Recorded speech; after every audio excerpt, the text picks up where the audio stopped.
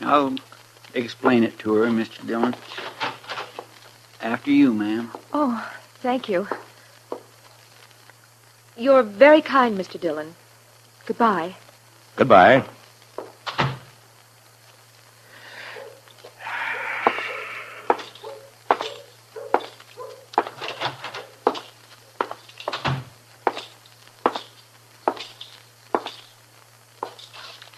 Jack? Wake up, Jack. I'm not asleep, Marshal. What do you want? The jail cell usually softens a man up. Not this one, Dillon. Not now or 20 years from now. Yeah, I know. You want something, or are you just making conversation? Your sister's in town, Martin. Kathy? Kathy's here in Dodge? She just left the office. She's looking for you. What'd you tell her? Nothing. Yet. Seems like a fine girl. You gotta get her out of here, Dillon. Don't let her find out. Get her on a train and get her out of here. No? Why? Maybe I'm no good, but there's no reason why Kathy should pay for it. It's got nothing to do with me. Then you won't help. You won't keep her from finding out? I don't know if I can, Martin. But I'll think about it.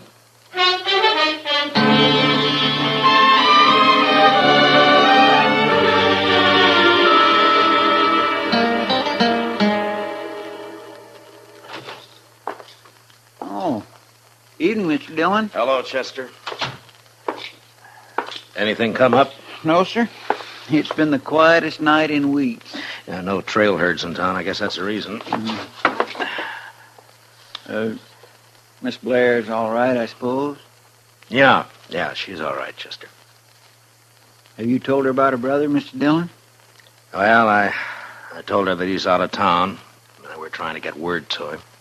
The truth's bound to get to her somehow, sooner or later. Yeah, I know.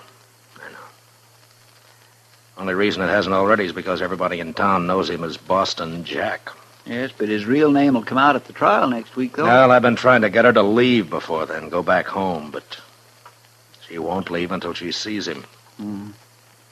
It's sure going to go hard with her when she finds out her brother's guilty of cattle rustling. And murder, and horse stealing. And this time we got a witness. Yes, sir. I don't rightly see how you can keep her from finding out, Mr. Dillon. Well... Come on, Chester, let's have a talk with Martin.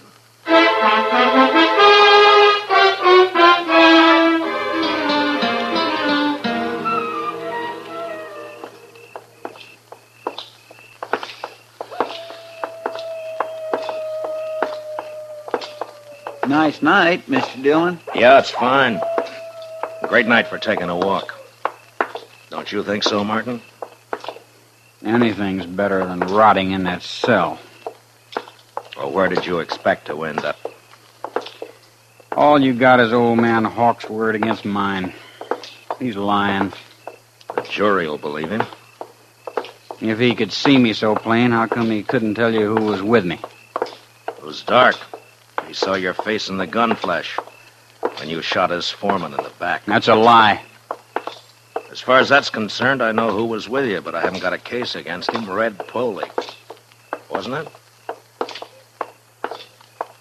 I wouldn't know. I wasn't there. Mm-hmm. Well, suppose we leave it to the jury. Here's the wood of Markham's place, Mr. Dillon. Yeah. All right, Martin, let's get it straight now. You're here because you want to keep your sister from knowing the truth about you. Now, we're going in there and talk to her. Then you're going back to jail. You know the story I'm planning to tell her. I know. I just want to make one thing clear. You are going back to jail. Chester will stay on the front porch and cover you through the window, and I'll be inside with you, also wearing a gun. Don't try anything foolish. I wouldn't want to kill you in front of your sister, but if it comes to it, I'll do it. You understand? Sure. I understand. All right, let's go. I'll be there at the first window, Mr. Dillon. The parlor's on the left. All right, Chester.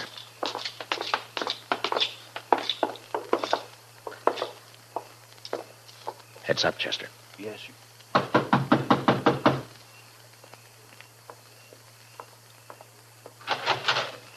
Good evening, Miss Blair. Oh, why, Mr. Dillon. I've brought you a visitor. A visit. Martin. Hiya, Kathy. Oh, Martin. Oh, Martin. Here now. Take it easy. Oh, it's been so long. Oh, Martin, why didn't you write? Well, you know how it is, sis. Say, maybe we could all go inside, huh? Oh, of course. Come on in. Come in. Oh, I couldn't imagine who was knocking. Mrs. Markham has gone to bed and... Oh, here. Sit down, both of you. Thank you, Miss Blair. Oh, Mr. Dillon. Where on earth did you find him? Well, I guess I better confess to you, Miss Blair. I knew all along where he was. What? The only trouble was I just couldn't produce him. Oh, I'm afraid I don't understand you. Well, you see, Martin's been doing some work for me. Sort of secret work, you might say.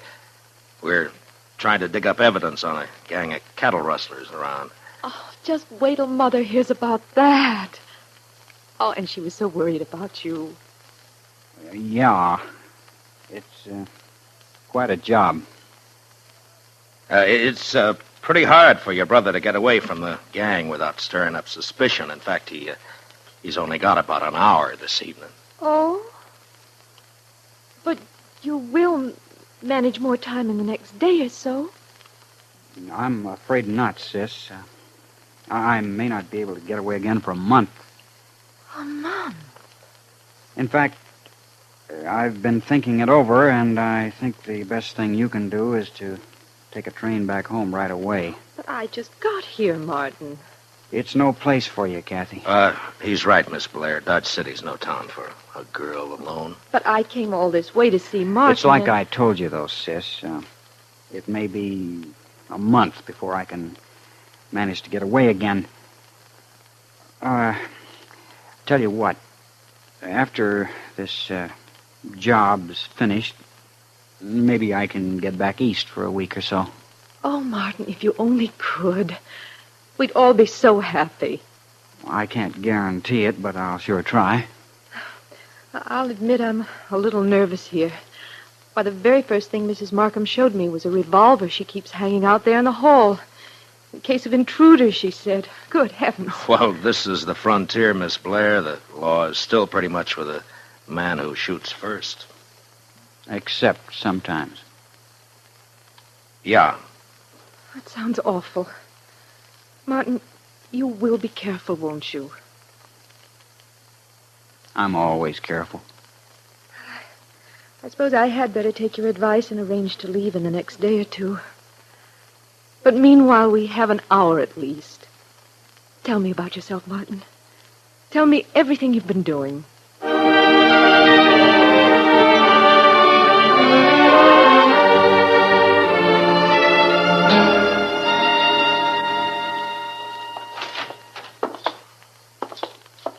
Say, it's cold in here, Mr. Dillon. Yeah, you better get a fire started, Chester. I'll take Martin back and lock him up.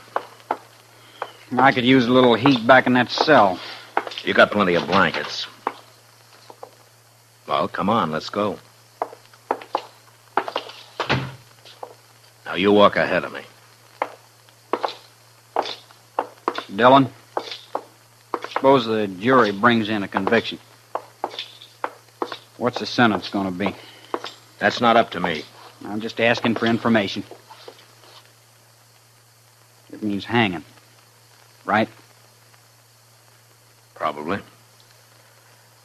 All right, stand right there while I open the cell.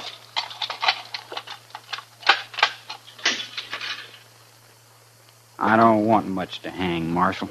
Nobody does. All right, Martin, get in. Slow and easy, Dillon. Put your hands up slow. Good. I'll keep 'em that way. Where'd you get the gun? In the hall at Mrs. Markham's. I slipped it under my coat when I was kissing Kathy goodbye. I'll take your gun now, Dillon. Thanks. Feels good to be holding a pair of guns again. You won't be holding them long. Maybe. One thing, though. If you take me again, you'll have to take me dead. Any way you want it. In a cell, Dillon. Come on, move.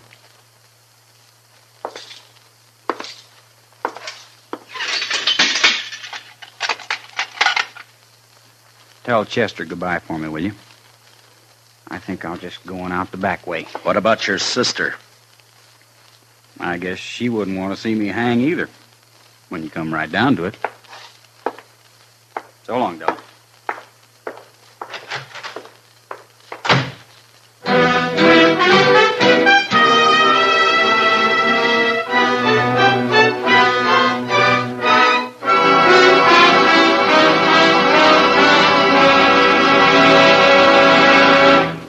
We will return for the second act of Gunsmoke in just a moment. But first, if you've ever had delusions of grandeur or a particularly soul-satisfying daydream, you'll understand the predicament of My Little Margie tomorrow night on CBS Radio. Convinced that she's a princess, My Little Margie, played by Gail Storm, gives her father, he's Charles Farrell, a royal pain in the neck. It's another comedy episode of CBS Radio's new Sunday night laugh program, My Little Margie, tomorrow night on most of these same stations. Now for the second act of Gunsmoke.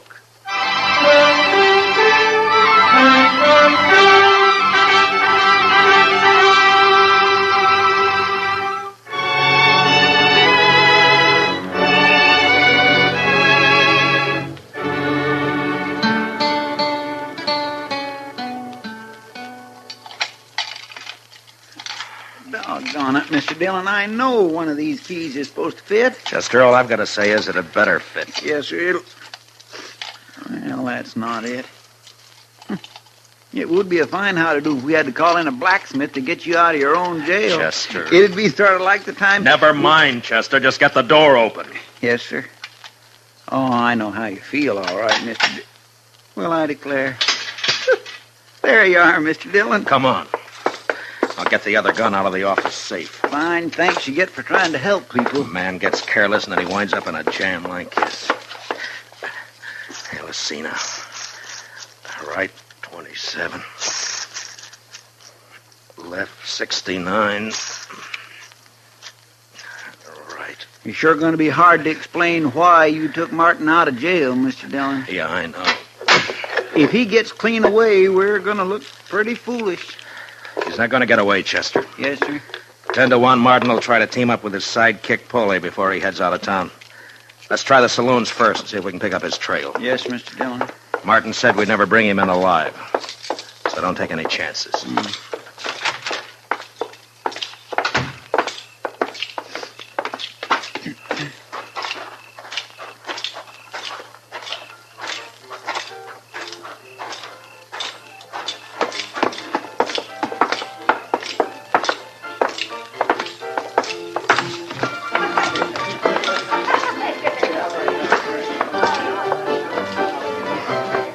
Well, sir, no sign of him in here, Mr. Dillon. Not unless he's in the back room. Let's walk over toward the bar. That's bad business, Chester. Martin's already shot one man in the back. We'll never catch him in the open, if he's got anything to say about it. Yes, sir, I've been thinking about that. Kind of makes a man's spine crawl. Hiya, boy. Heavenly day. You act as though you were caught robbing a bank, Chester. I've always suspected Chester of having a shady past, kid. Have a drink, man? No, we haven't got time. We can't stay. We're looking for a fellow. By the way, who went bail for Boston Jack? What do you mean? Well, he was in here about 10 minutes ago. He was in here, huh? Yeah, he talked to Red Poley, and the two of them left together. I thought he must You know where they went, Kitty? Well, no, Matt, I haven't got any idea, but they sure left here in a hurry. He broke out of jail, huh? There's 40 ways from Sunday they could have ridden, Mr. Dillon. Yeah, I know. But if they're not in Dodge, there's only one way they'd head. the Circle B. Yeah. Martin knows Hawks is the only witness I've got against him. Come on, Chester.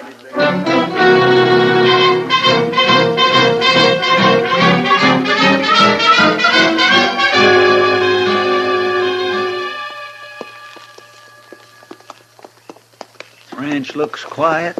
Yeah. Well, we've been making time. Maybe we outrode them. If they're even headed this way. Now, they better be. Hold it. Who's there? Somebody standing there at the side of the house. Yeah, I see. It's the Marshal, Matt Dillon. Is that you, Ezra? That's right. Come on up, Matt.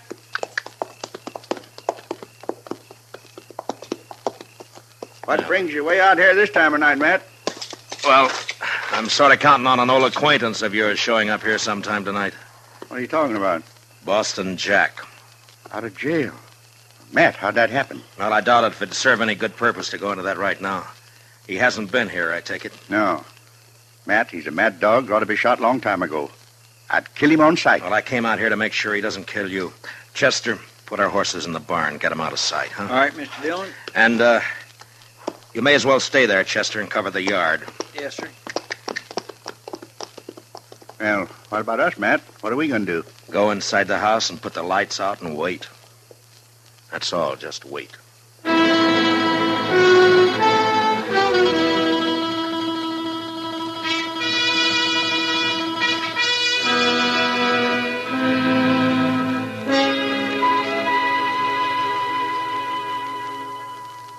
It's been 30 minutes, Matt. I think you're on a cold trail. I hope not.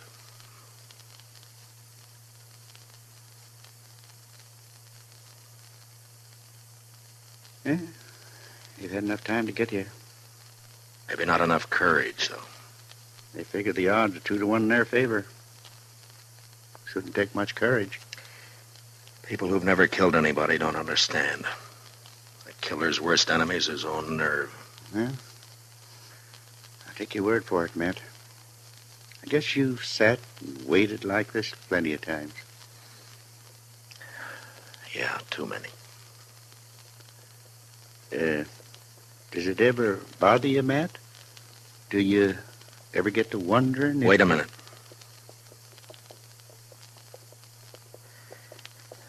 Well, there they are, Ezra. Where, Matt? Over there by the corral. You see? They're walking the horses into the yard. Slow and quiet. Yeah. Yeah, I see him. What are you going to do, Matt? Go out and call them? Oh, they'll fire from the dark without no warning. Yeah, I know. They're getting off their horses.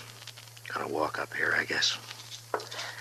All right, Ezra, stay in the house and keep out of this. Chester and I can handle them. Well, Matt, good luck. Thanks. Martin, Foley, you're under arrest. Dillon! Be careful, Matt.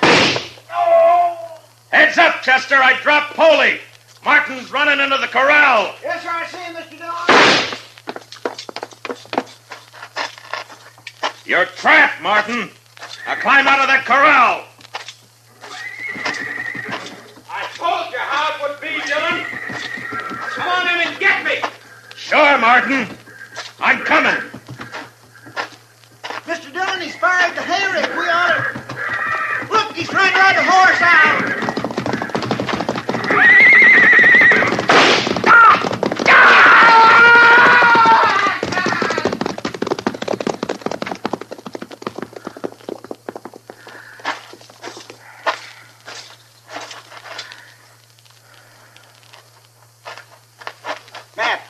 Matt, are you all right? Yeah. Yeah, I'm all right. Is he... You didn't shoot him, eh? No. He fell off right in front of the stampede. They went right over him.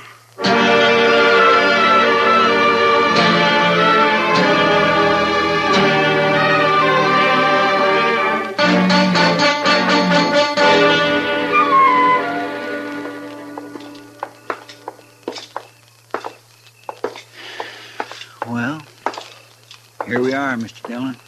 Yeah. Wait here for me, Chester. I'll go in and aren't you? I hope she believes me. Don't worry, Mr. Dillon. She will. I'll be out in a couple of minutes.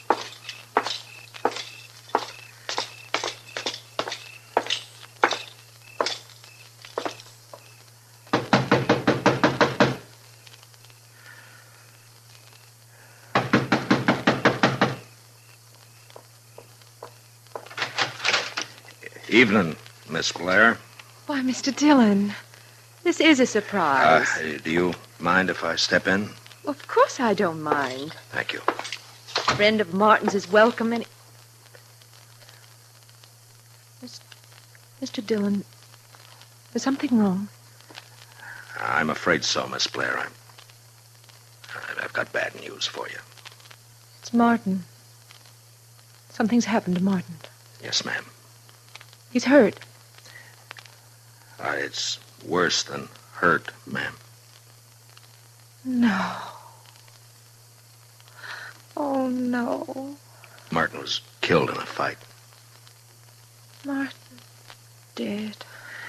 If it's any consolation, Miss Blair, he died hard with all the odds against him. Martin never asked for favor. He fought a good fight. That's something to remember. Martin has always been fine and clean. He was just restless. People didn't understand. No, I suppose they didn't, Miss Blair. But he died on his feet, fighting. I guess that's the way Martin wanted it. Yes, I think so, ma'am. I suppose Miss Markham's here. I wouldn't want to leave you alone. Yes, she's here. I'll be all right, Mr. Dillon. Well, I'll come by and see you in the morning. If there's anything at all I can do... You've been very kind, Mr. Dillon. I'm grateful to you. I'm sorry about this, Miss Blair. Marshal, I'll be leaving tomorrow. Yes. Goodbye. Goodbye, Miss Blair.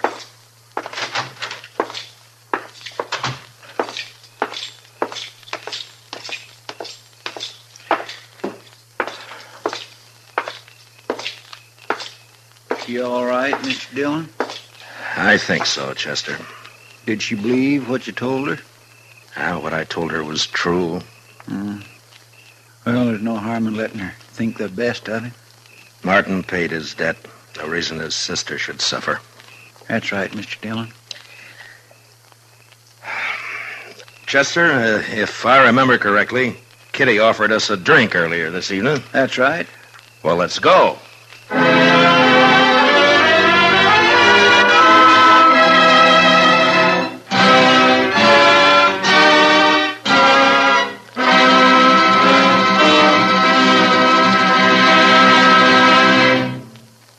Gunsmoke, under the direction of Norman MacDonald, stars William Conrad as Matt Dillon, U.S. Marshal. Tonight's story was specially written for Gunsmoke by Les Crutchfield, with music composed and conducted by Rex Corey. Featured in the cast were Gene Bates, Sam Edwards, and Ralph Moody. Parley Bear is Chester, and Georgia Ellis is Kitty. Gunsmoke is heard by our troops overseas through the worldwide facilities of the Armed Forces Radio Service. Join us again next week as Matt Dillon, U.S. Marshal, fights to bring law and order out of the wild violence of the West in Gunsmoke.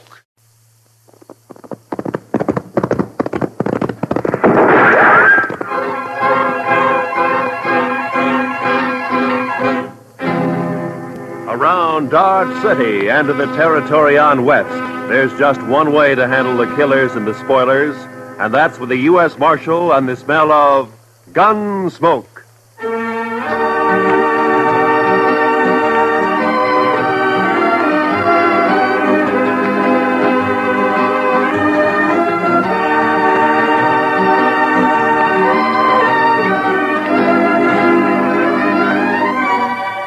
Gunsmoke, starring William Conrad. The story of the violence that moved west with young America. The story of a man who moved with it.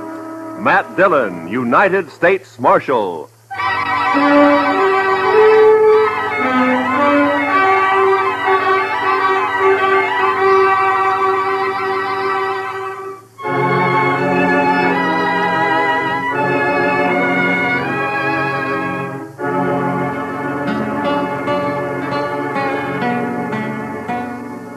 Let me go. Now, here. Mark, come on. Let me go. Well, what have you got there, Chester? Half bug, half kid, Mr. Dillon. I'll smack you flat on the Hold way. it now. You don't stop that kid. Now, hold it. You want me to take a strap to you? Now, hold it. You'd best lock him up somewhere, Mr. Dillon. It's safer that way. All right, Chester, just calm down. Now, you come over here, son. Sit down. Come on. Look out, Mr. Dillon. He's got hold of your gun. Okay.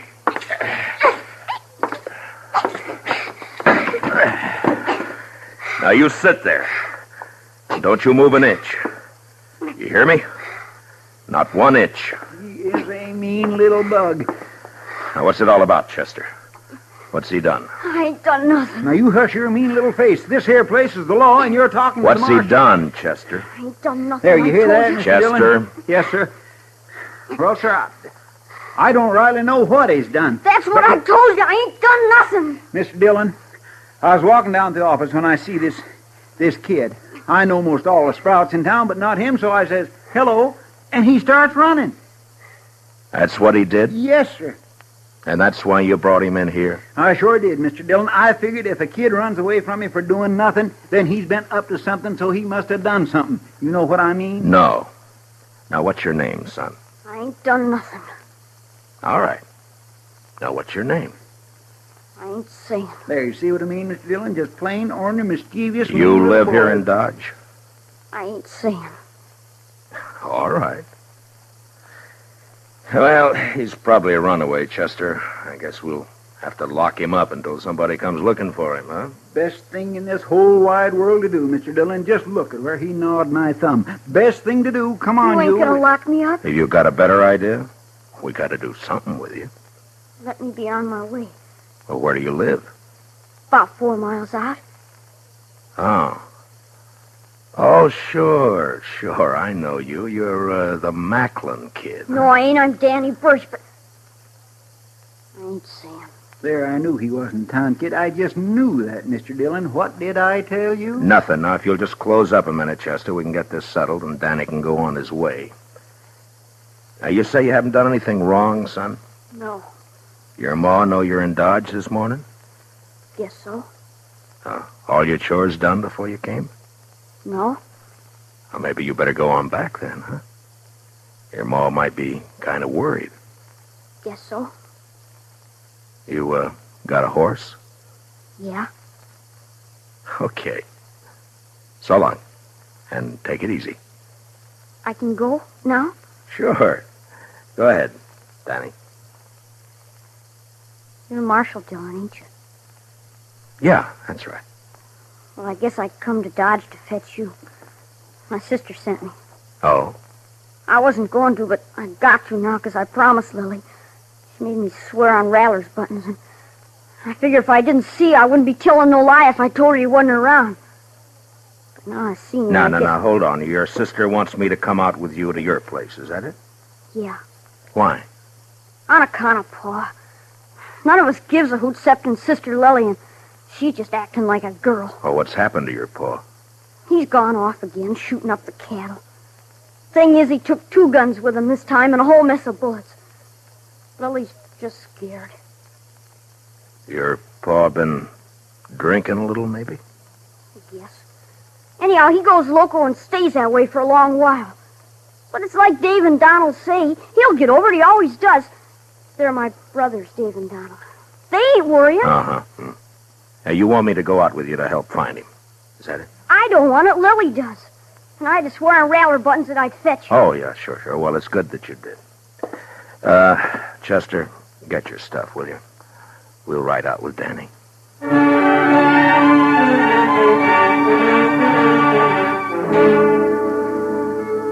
I didn't get anything more out of the boy on the way out to the Birch place. No one in town knew much about the family. They'd moved in about a year earlier, came up from the territories.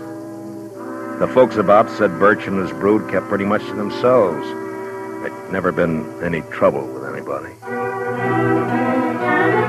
I looked at the boy riding his horse bareback. He was nice looking enough, but there was something the matter with his mouth. It was too hard. You could tell he wasn't a kid who did much smiling. Maybe with his paw acting that way, I didn't blame him. He sure rode his horse proud, though.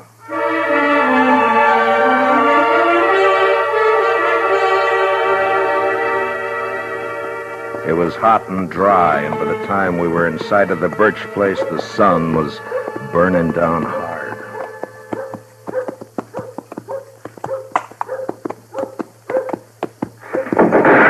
Oh. That'd be Donald, I figure. Yeah, there he is. Kid, get off on that horse and get over here. You're going to get yourself a licking. Lily made me go. It's not my fault. Do as I say.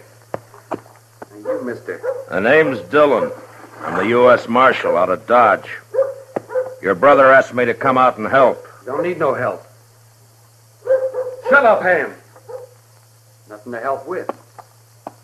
Danny, you heard. Put the horse away and get in the house. You ain't giving me no licking. Put up your gun. I'm coming over to talk. Come on, Chester.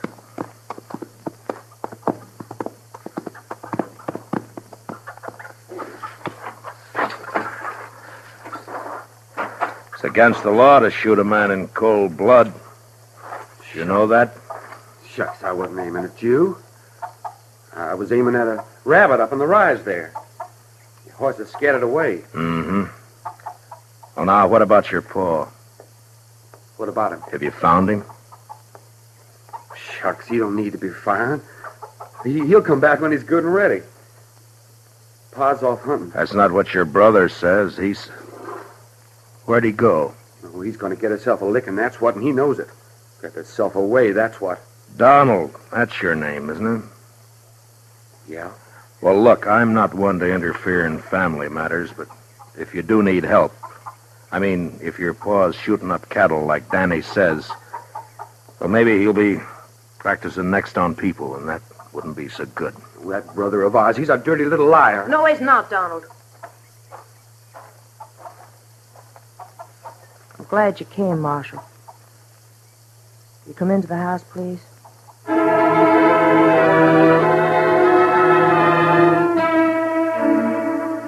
Chester and I followed the girl into the house. I knew it was the sister Lily. All the family I'd seen up to then had a great likeness to each other. Donald slouched in behind us and moved around the room nervous-like. It wasn't by rights a house, and it was too big for a cabin. I had the feeling that they'd put up boards and studs where the fancy took them, and the place just grew another room like a lizard's new tail. I don't know what it was, but I got a funny feeling. It was too hot, and something was wrong. All wrong. And the girl Lily looked square at me with hard eyes.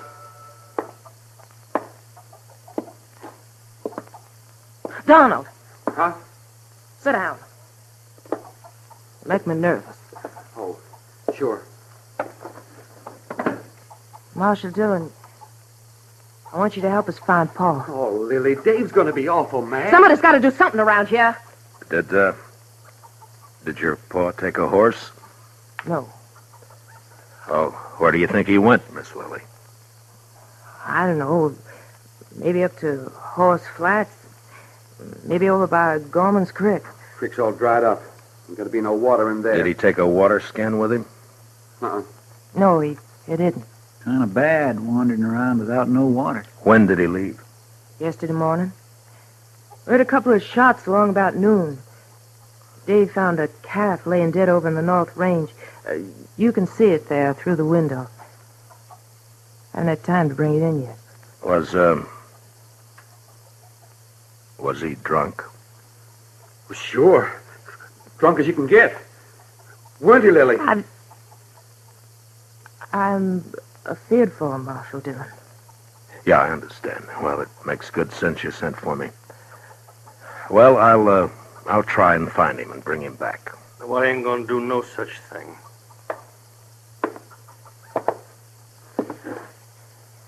You that Marshal fella out of Dodge? This is Marshal Dillon, Dave. My brother, Dave Birch. How are you? I told you, Lily. Told you, keep our business to us, not outside. It's got to be somebody else's business the way it is, Dave. And you know it. No such thing, Lily. I told her, Dave. I told her. I knew you was going to be mad. I figure the four of us, you and your brother here, and Chester and me, ought to be able to get him in before night. Now, mister, I told you we don't need you. Nor no one else. I'll be obliged you get off this property. Dave! Shut up, Lily. I'll see you and your fella there to the door, Marshal. I'm sorry, but if your paw's running around dangerous, it's my duty to find him. Donald. I got him. Get up slow, Marshal. And you, fella, reach up high. Okay, Dave. Take the guns. The younger brother, Donald, had got behind my chair, and now he was covering us with a shotgun. Dave took our guns. It was kind of crazy, and I almost wanted to laugh when I saw the kid, Danny, peeking in around the door. But then I saw his eyes, and there was the same thing in them. Hard, angry, as in the others. The girl started to say something. Then she shut up. Now get on your horses and ride back. And I don't want you out here again. This ain't no matter for the law, and you're trespassing. You're making it a matter for the law right now. You know that. Start walking. Them guns is U.S. property. Okay. I ain't no thief.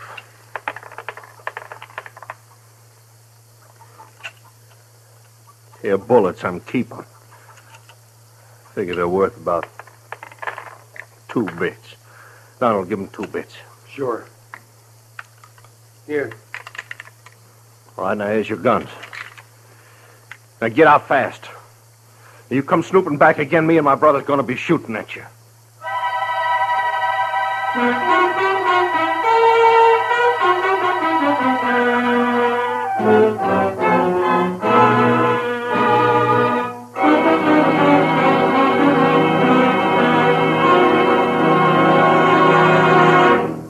We will return for the second act of Gunsmoke in just a moment. But first, for centuries, arthritis and rheumatism have plagued mankind. And it's only in the last few years that science has begun to find hopeful avenues to explore toward relief and cure. The Arthritis and Rheumatism Foundation, established in 1948, holds a yearly drive to obtain funds for yet more concentrated research. A contribution to this year's drive, sent simply Arthritis, in care of your local postmaster, will help this fine work to continue for the eventual benefit of everyone. And now for the second act of Gunsmoke.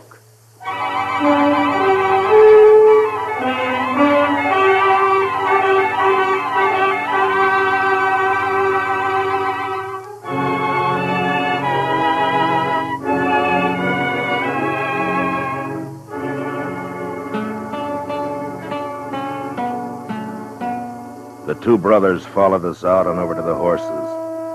As hot as it was in the house, it was worse in the open. The saddles were burning. There wasn't another word passed between the Birch boys and me. They just stood covering us. And when I looked back 100 yards or more off, they were still there. Well, sir, that's what comes of trying to do a kindness, Mr. Dillon. As far as I'm concerned, they deserve whatever happens. I can't make it out, Chester. You'd think from the way they talk they don't care what happens to their paw. Mean bunch of children. They probably don't. My, Mr. Dillon, you ain't even riled they pulled guns on us. I guess I'm not, Chester. You know, there's something awful wrong back there. Those boys don't look the kind to pull a gun. And the girl wanted to talk, all right, but they wouldn't let her. Just mean, that's all. Oh, you aim to go back, Mr. Dillon? It's like I said, Chester, if it's just a family affair, you and me don't belong in it. But if the old man's as drunk as he sounds, he could make a lot of trouble. No, we're not going back right now. We're going to have a look around this country for a spell.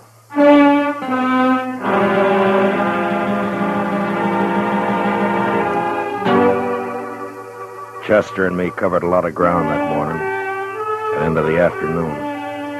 I had an idea that we might find Birch wherever we could find water. Without a horse, he couldn't get too far, and without water, he was going to get sick pretty quick. We rode over by Gorman's Creek, and then up to Horse Flats, and there was nothing. Along about 2 in the afternoon, Chester spotted a carcass lying off the trail. It was a cow. She'd been shot 3 times in the head. Could have happened this morning or yesterday. Uh-huh.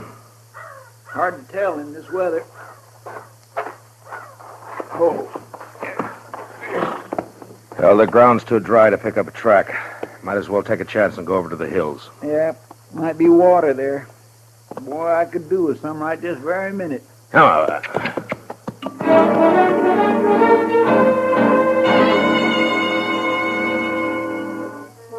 I got a funny taste in my mouth looking at that dead cow. When a thing dies natural or gets killed for food, that's one thing, but even an animal has a look about it when it's been murdered.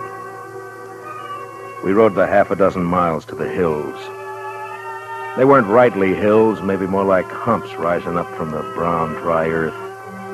And we could get a good view across the plain. There was a patch or two of wild oats up there, long turned to rust, and foxtails.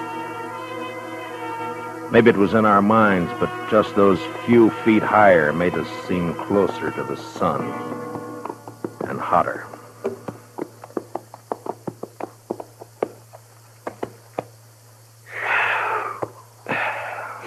You ought to be able to see if he's out there anywhere. Mr. Dillon, he'd be dead if he was. Man couldn't live a morning out there on foot. Well, I don't think he's going to find water up here. Now, look at that. Dry as a bone.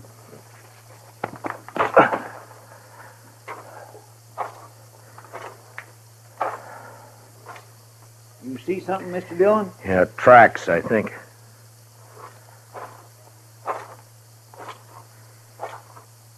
Yeah, he's been up here.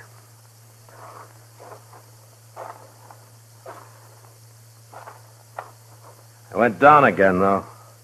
Over there. He sure made a long way on foot. Must be more than 8 miles from his place. Yeah.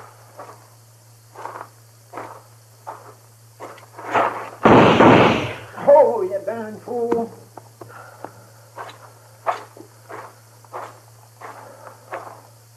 Rattler. Yeah, I saw. Blew his head clean off. I was afraid you was going to step on him. Well, we'll follow the tracks until they give out. Come on.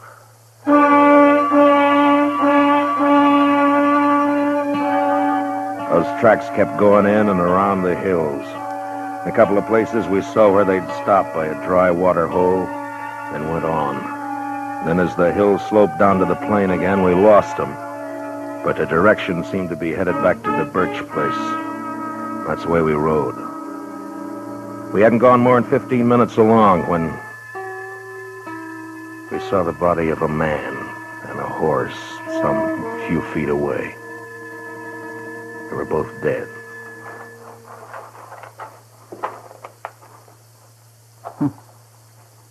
You wanted to make sure, didn't you, Mr. Dillon? Birch must have emptied his gun. Look at that. Isn't it Jack Mason, one of old man Gorman's hands? Yes, sir. That's who 'tis right enough. Nice fella, too. I knew him a bit. Get him on your horse, will you, Chester, and take him over to Mr. Gorman? Yes, sir, I'll do that. I'm going to go back to the Birch place. I'd rather come with you, Mr. Dillon. No, meet me there, huh? Yes, sir. And if you see Birch on the way, watch your step. Try not to kill him. But don't take any chances. No, sir, I surely won't.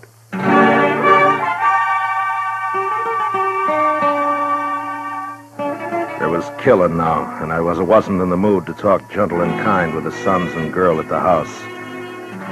It was the boy Danny that saw me first. He was sitting on the doorstep. He ran inside. And a second later, I saw Dave come out with a shotgun. I didn't give him a chance to make up his mind. Dave! Dave! What did you shoot my brother for? What happened to Shut up, kid. Get inside. Ain't nothing. your arms? Get inside now, you hear me? I'm sorry, but I'm not arguing with you anymore. Where's your paw? I don't know. He killed a man back on the plane away. You're a liar. Told you get in the house, kid. Now get. I'm staying. He's a liar. Pa never killed nobody. Where's Donald and your sister? Outlook. Mister, did he? He killed someone. Yeah. Jack Mason, one of Gorman's boys. Don't you say that. Don't you say Danny, it. get me some whiskey, will you? My arm pains. Yeah, I will. But you ain't gonna tell no lies about my pa. You tell me to quit, Dave. Where do you think he is? Donald Hurst shot up Horse Flats when they'd gone up there. And he must have doubled back from the hills. Listen, you told the boy to ride into town and fetch the doc out here. He'll take care of that arm. Okay. When my deputy rides in, Chester Proudfoot, tell him where I've gone, will you? Sure. Marshal. Yeah. Marshal, you gonna kill our pa?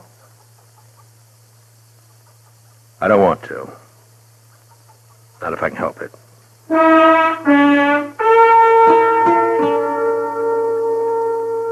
Over at Horse Flats, I caught up with Donald and Lily Birch. I told them about the killing. And a half-mile further on, the three of us saw the old man. He was crouched down on his haunches by a parched water hole, stripped naked. He was crying. It was a bad sound. And when I saw his eyes, I knew he wasn't drunk. There was no sign of his guns or his clothes.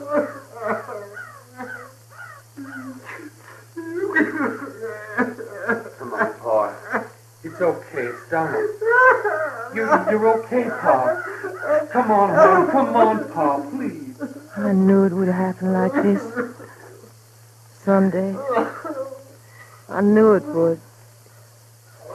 Boys figured it'd be shame on us all if word got out Pa had spells. Your brothers were wrong. Pa, please, will you? Pa. It was all right till after Ma died. And he started to act this way. That's why we had to leave our last place. People found out. Try to keep him home, but it weren't no good. Give your old Pa a cup of water. And your Pa's thirsty now. Come on, Pa. Get up. We're going to bed. Funny. Pa never took a drink in his life. We always said he was drunk when he carried on like this. Oh, People could figure a man drunk. I'm sorry, Miss Lily, but I'm going to have to take him in. I got to. Well, they do, too. I don't know. But he's done murder. It's my job to take him in. They'll hang you. I don't know. Maybe not. I don't know. Son, where's your brother? He didn't want to let you come out here alone. You're too young now. Where's your ma? She ought to know better now. Miss Lily, come over here. Oh, no, son. Now, I want you to listen to me. It's not my business, but will you let me give you some advice? Miss Lily? Huh? Now, you sell this place. I'll see what I can do to help. And you and your brothers go somewhere else and start afresh. You can get a good price for your land. You do that. It's best. Yeah. We'll go. I'm not saying you've got to. I'm saying it'd be better. It'd be better for the kid. He's seen too much of this. It's not good. You gotta teach him to smile again. Act like a kid again. You understand? You understand? Sure. I understand. Okay. I'll be taking him along now. We'll stop off at your place with some clothes. All right.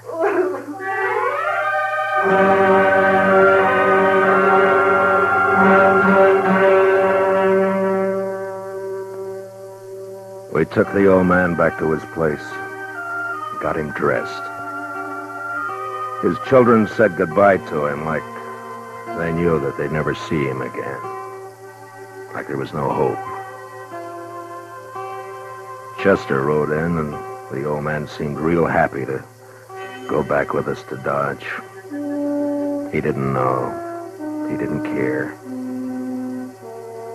On the way, we passed the Doc and Danny, riding out to take care of Dave's arm. Funny thing, the old man didn't even see the kid. He was prattling to us about the Indian Wars. The last I saw of Danny Birchie, he was looking back over his shoulder at his paw. And we heard him still crying a long way off.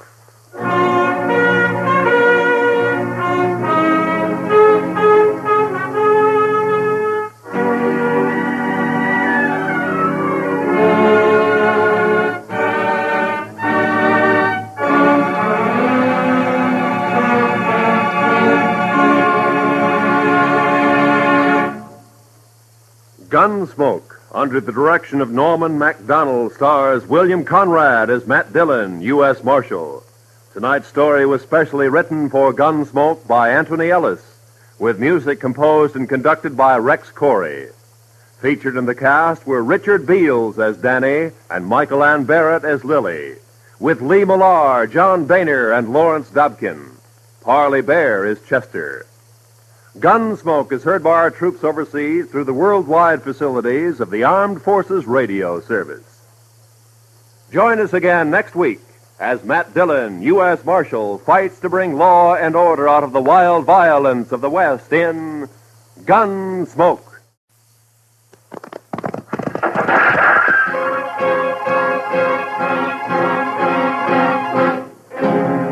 Around Dodge City and in the territory on West, there's just one way to handle the killers and the spoilers, and that's with a U.S. Marshal and the smell of Gunsmoke.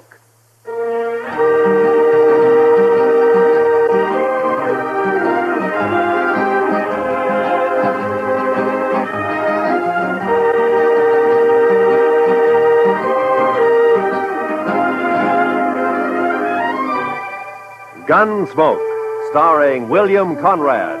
The story of the violence that moved west with young America. The story of a man who moved with it. Matt Dillon, United States Marshal.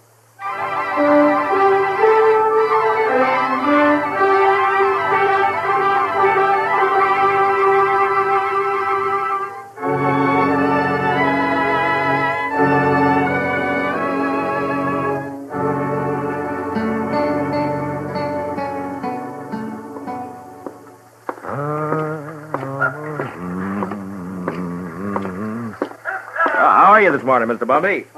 Oh, Marshal.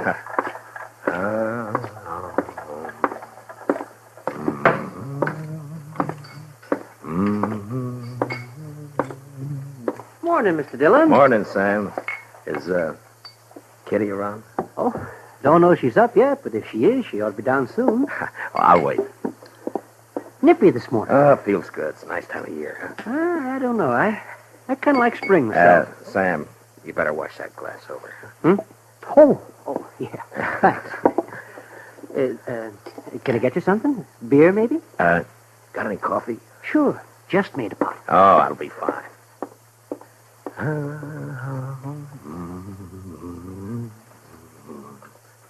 Her face is something wondrous. That's pretty, man.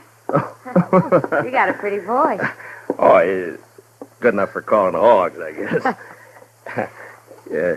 You just got up? A while ago. Why?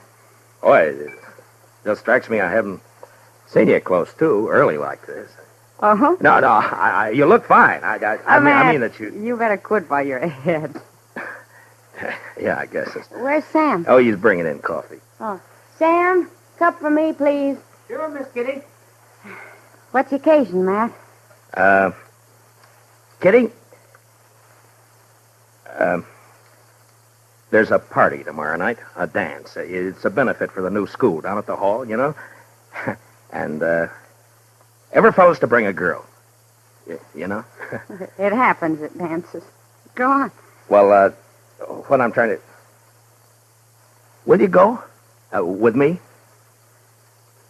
I'd kind of like to, Matt, but no thanks.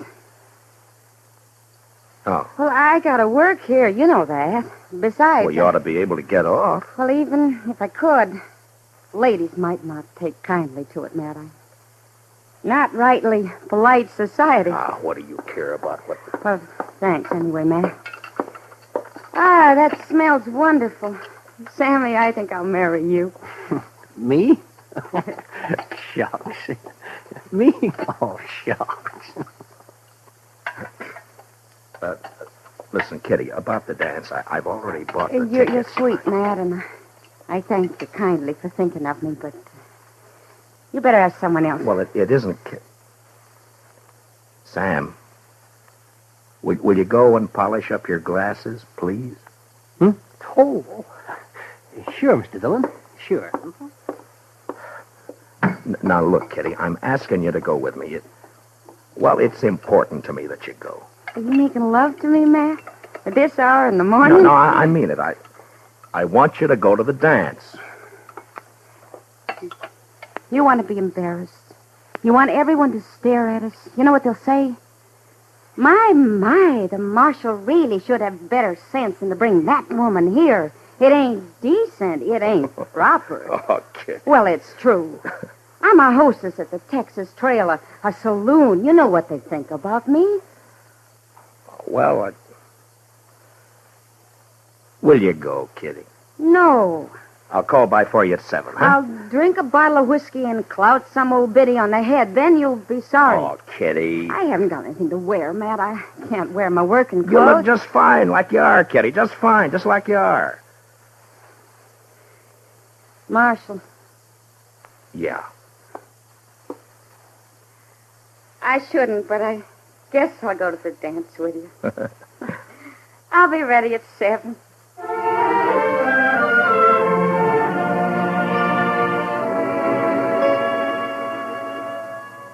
How do you talk about a woman like Kitty? The color of her hair, eyes, the shape of her leg, the way she spoke, thought.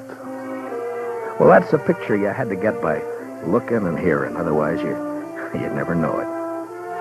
And I felt real good about taking Kitty to the party. The first time we'd really be out in company. And I liked the idea.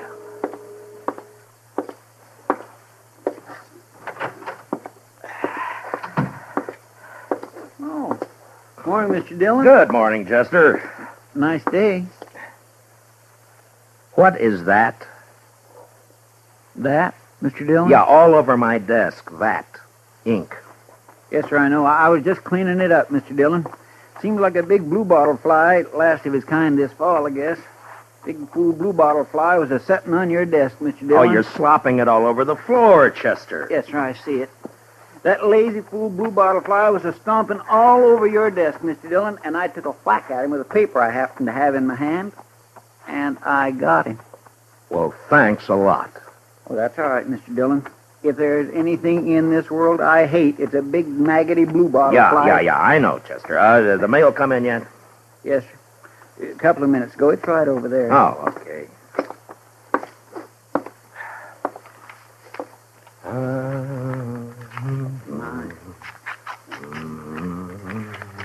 There. I think that should do it, Mr. Dillon. All right, Chester.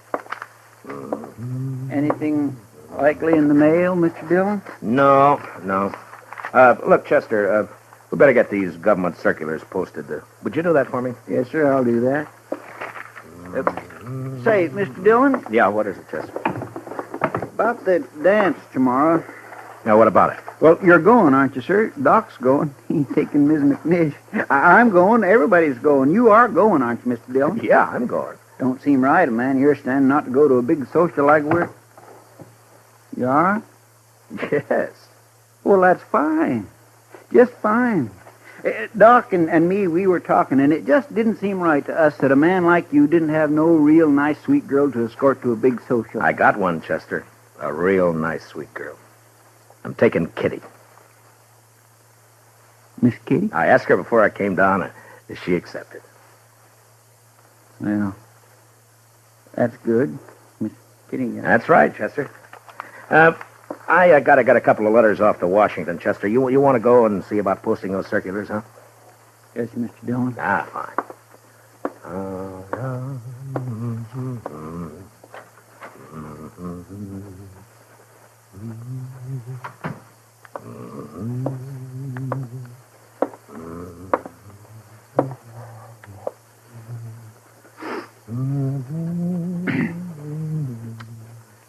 Mr. Dillon?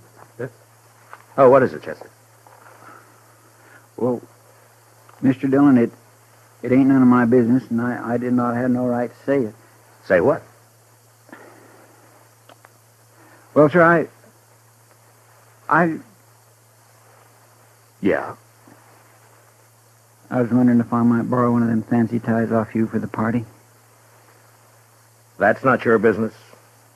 That's what you haven't got any right to say. Yes, sir. No, that's right. You're a liar, Chester. But you can borrow a tie. I thank you kindly, Mr. Dillon.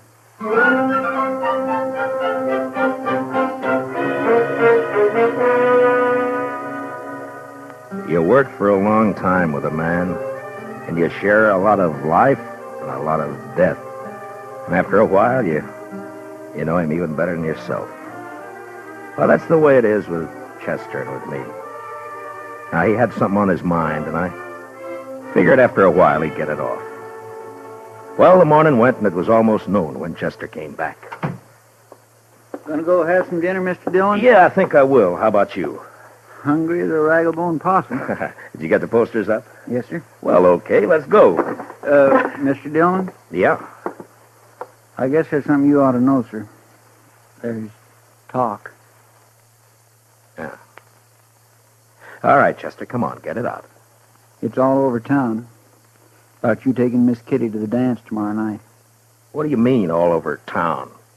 I only asked her this morning. Yes, sir, I know. Best I can figure, Sam over at the Texas Trail must have heard you and let it slip.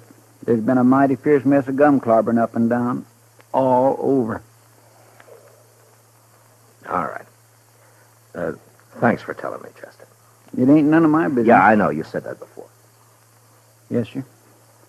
I surely did. Well, let's go get something to eat.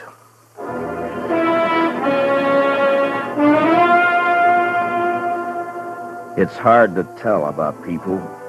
Maybe it's hard to tell about yourself because you come under that same heading, people. And when they're mean and small, there's not an animal to touch them. Chester and I walked down the street, and it didn't take long to hear and see what was going on. Some of the drifters leaning against the wall on the corner came right out with it. Morning, Marshal. I understand there's a Galentine's got herself a new beau. What did you say? Maybe you ought to look into it, Marshal. Folks are being downright rude. Mister, you're gonna... Come on, Chester.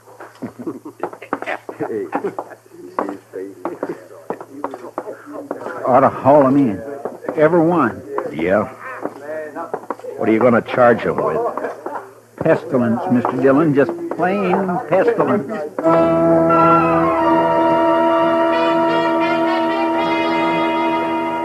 I knew better what Kitty had meant about the ladies of the town when a couple came out of Olivet's dry goods store.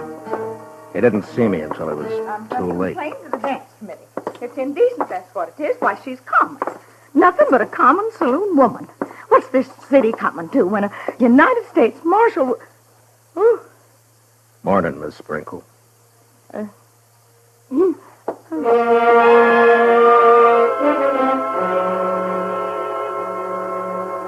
a man's born, They say he's blessed or cursed with a lot of things already in him. Take pride, for instance. Sometimes pride can be a curse. Well, maybe I had more in my share. Maybe it would have been a sight kinder if I'd not taken Kitty to the dance. But I did.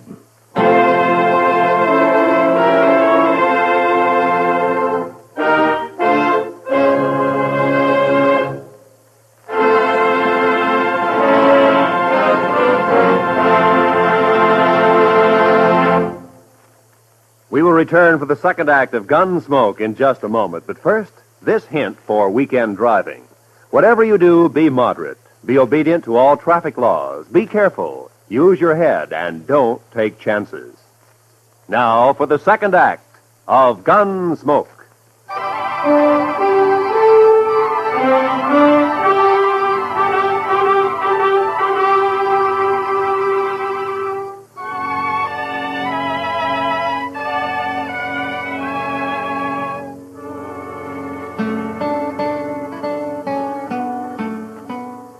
I picked up Kitty at the Texas Trail at 7 the next evening. She was waiting by the side door, and when I saw her, she kind of moved back in the shadows, almost as though she was ashamed for me to see her. Hi. Hello, Matt. Are you all set? Well, I guess so. Matt, are you sure? Hey, Kitty, you look fine. Yeah, you look just fine. Do you like it? Yeah. Yeah, I like it.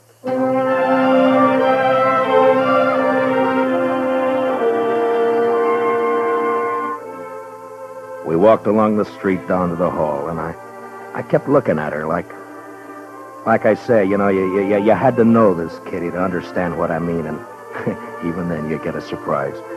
She was like a 17-year-old on her first date, and she was like all the women you'd ever known and loved, soft and innocent.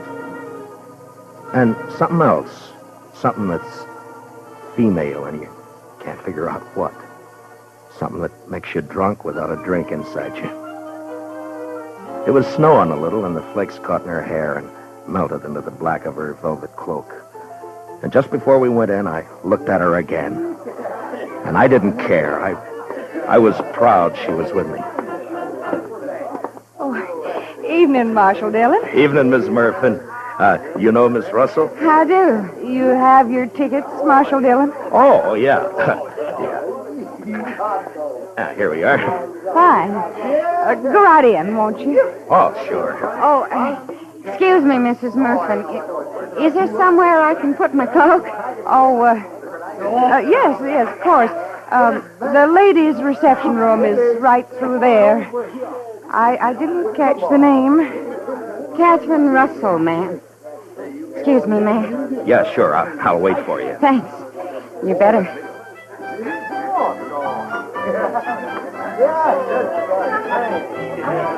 I could see them through the big open doors in the hall. They were all there. Faces flushed, smiling, happy, dancing. And all the women seemed pretty and the men handsome. And Chester was up on the platform calling the dance, and Doc was fiddling. And I was waiting for my dancing partner, Miss Kitty Russell.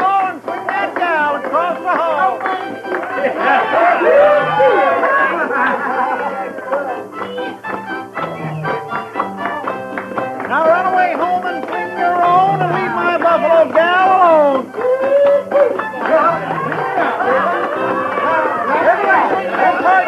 Then promenade all and around you go.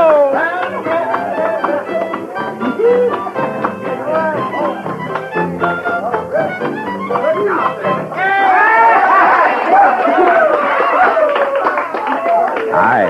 What took you so long? I'm sorry, Matt. I had a skirmish with one of the genteel females in there.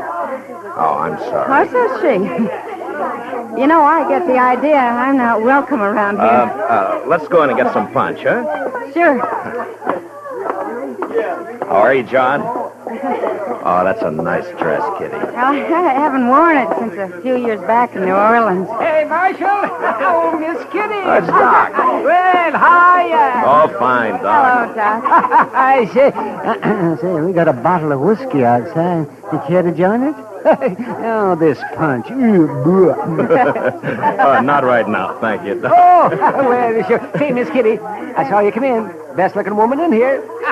Oh, there's lots of scratching going on. Thank you, Doc. If you see Mrs. McNish, don't tell her where I am, will you? Man gets kind of dry fiddling. Oh, well, so long. So long, Doc. Punch, Marshal Dillon? Kitty? I guess so. Mr. Sprinkle, have you met Miss Catherine Russell? No, I'm afraid I haven't. You got a short memory, Mr. Sprinkle. Huh? I could have swore it was you in the Texas Trail a couple of weeks back. Drunker than a hoot owl. Don't you remember I had to slap your face? I think... Edward? Edward? Yes, dear. You let somebody else take care of the punch. I want you to come with me. Well, I promised. I'm on the committee. Evening, Miss Sprinkle. I have no wish to speak to you, Marshal Dillon, or this woman you've brought with you. I will not have my husband serving such people. Aren't you being a trifle bad-mannered, Miss Sprinkle? How dare you say that? Well, aren't you? I suggest that you leave, Marshal. Emmy. You're not wanted here. Not with that woman you've seen fit to bring. Come on, Matt. I want to go. No. This is a public dance, Miss Sprinkle. Right now, you're trying to make it private. If you can't behave like a lady, I'll thank you to leave this lady's presence. What? Now, see here, Marshal. You can't talk like that to my wife. Hey, Kitty! What do you say, Kitty? Matt, please. I want to go. We're not going anywhere. We're staying. How about some music? All right now, folks. It'll be a waltz this time.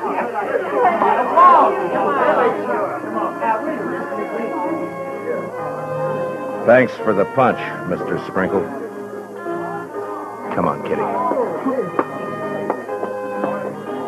I warned you, Matt. Now, please, will you take me out of here before something happens? Nothing's going to happen, Kitty. You and me are going to dance. Have a good time. That's all. You're acting like a kid. Matt, it won't work. I've seen this kind of thing before. May I have this dance, Miss Kitty? Please, Matt. You're being pig-headed and you know it. Let's get out. You refusing me, Miss Kitty? Oh, Matt.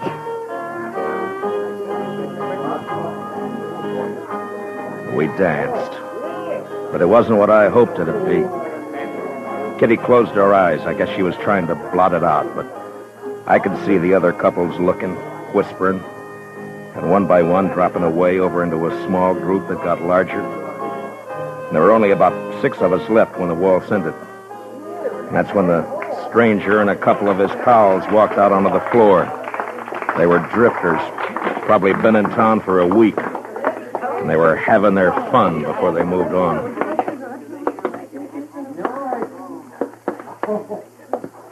Marshal, I got a painful duty. Yeah? The folks in this town seem real upset about you bringing that woman in here. What's your name? Oh, I'm just a fella.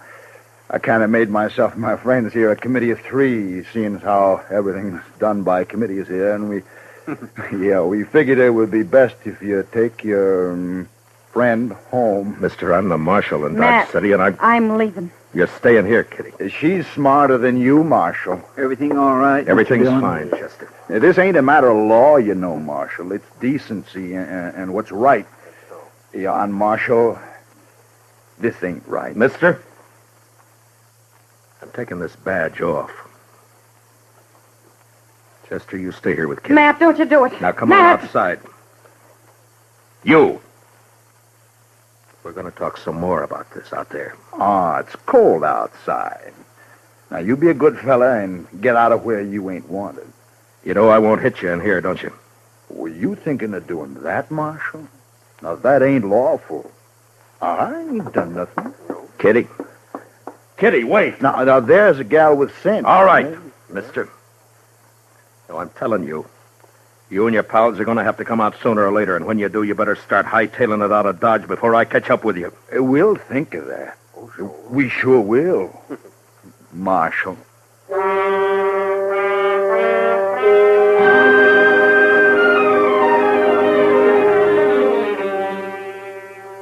Just 3 no-good drifters, hating the law, finding pleasure in trouble. Kitty had gone, and I went out into the street. It had stopped snowing. Just cold. Much colder. I went up to the Texas Trail. There was only 2 people in there. Some guy dead drunk on a table, and someone else standing at the bar, looking into the mirror at me.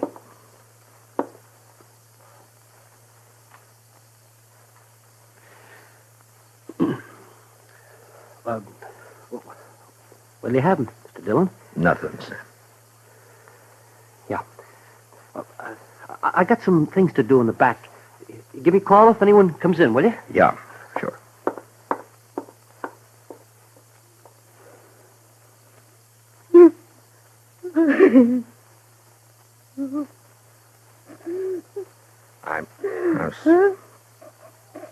I'm sorry, Kitty. Shut up. I'm sorry. Matt. Matt. Oh, Kitty. Oh, it's all right. Sure, it's all right. I'm so mad. I could... Yeah, I know. I should have known better. No, it was me, not you. No, it wasn't that either. It was all those polite ladies and gentlemen. Give me a kerchief, will you? Yeah. Here. Been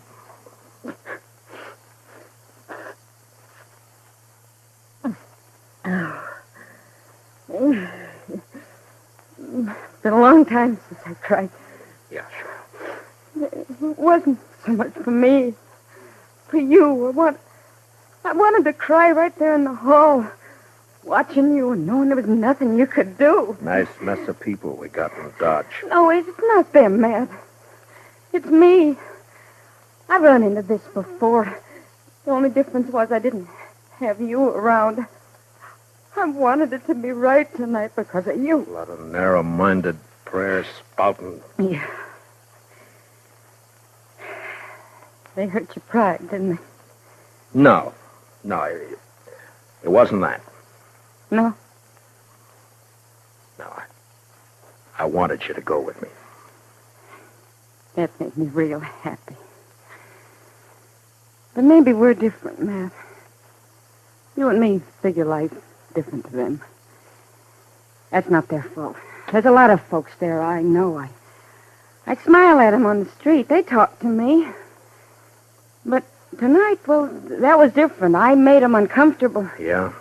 Well, I didn't do a bad job with you. Why, you can't look at it that way. And you can't go fighting the whole town either. There's 3 fellas going to get hurt. No, I don't want you to do that, Matt. Just let it go. Let it go, Matt. They don't mean nothing. You know what means something to me? What? That you asked me to go to the dance with you. I knew what was going to happen, but it was worth the chance. I thank you for it, Matt.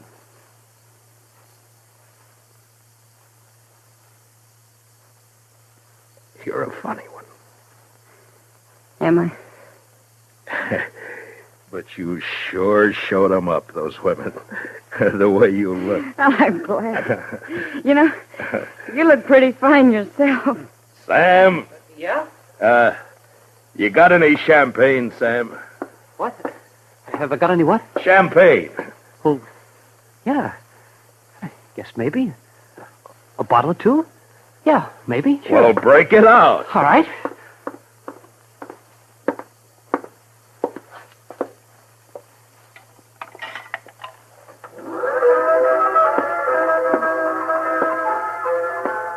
Miss Kitty?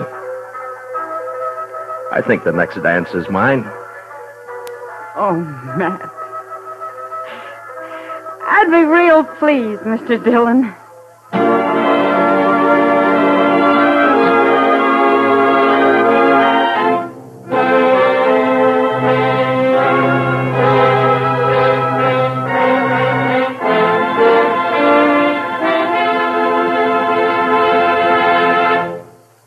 Gunsmoke, under the direction of Norman MacDonald, stars William Conrad as Matt Dillon, U.S. Marshal. Tonight's story was specially written for Gunsmoke by Anthony Ellis, with music composed and conducted by Rex Corey. Featured in the cast were John Daner, Vivi Janis, Bob Sweeney, Lawrence Dobkin, and Mary Lansing. Parley Bear is Chester, Howard McNair is Doc, and Georgia Ellis is Kitty. Gunsmoke is heard by our troops overseas through the worldwide facilities of the Armed Forces Radio Service. Join us again next week as Matt Dillon, U.S. Marshal, fights to bring law and order out of the wild violence of the West in Gunsmoke.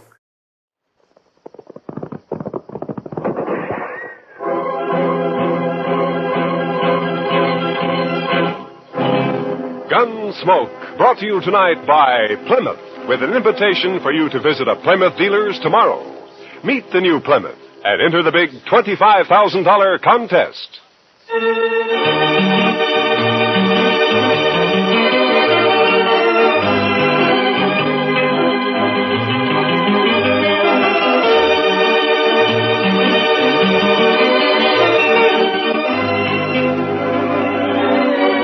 Throughout Kansas and in the territories on west, there's just one way to handle the killers and the spoilers.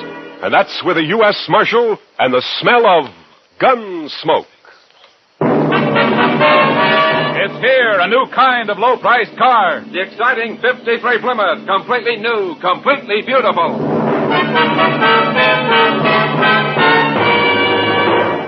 Yes, it's the new Plymouth for 1953. The first truly balanced car in the low-priced field. More glamorous lines, more powerful engine, more luxurious comfort. What a beauty. The new 53 Plymouth is lower to the road with a lot lower look. New color schemes and two-tone color harmonies available in all models. How does she travel? Man, Plymouth puts out the best ride in the business. Smooth as sailing, even in the back seat. And the Plymouth engine's been stepped up to 100 horsepower for pickup with plenty of flash. Visibility? Say, there's a one-piece curved windshield, a new type with no troublesome distortion, and you sit chair height in a Plymouth, so you get the full benefit of Plymouth's new down-sweeping hood. You really see right down in front of your car. Bigger side windows, too, and a huge wraparound rear window, so everyone gets a view as big as all outdoors. The new 53 Plymouth's an exciting car, any way you look at it. A great advance in car value at no advance in price. In fact, 4 new Plymouth models actually cost less than last year. So don't put off seeing it. Meet the new 53 Plymouth at your nearby Plymouth dealers. If you go in tomorrow, you may win one free in the big Meet the New Plymouth contest.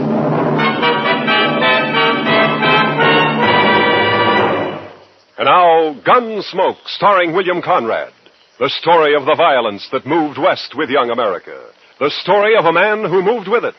Matt Dillon, United States Marshal.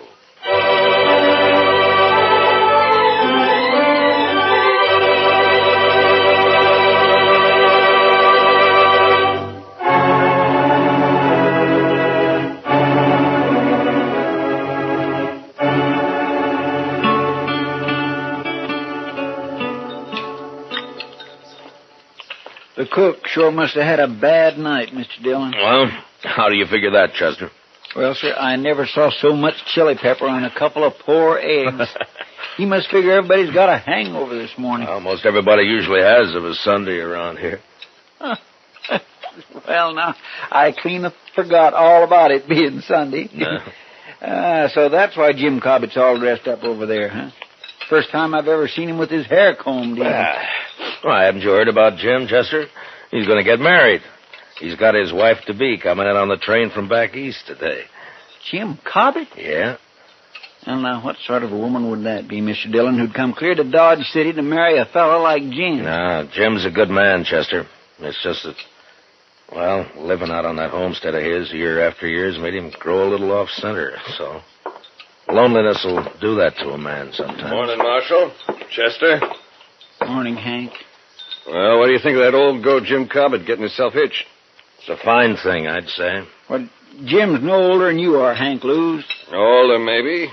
A lot less respectable. Now you're talking your usual nonsense, Hank. Am I, Marshal? What about Jim's first wife who disappeared off of that place he had up north on Hackberry Creek? Just plain disappeared, she did.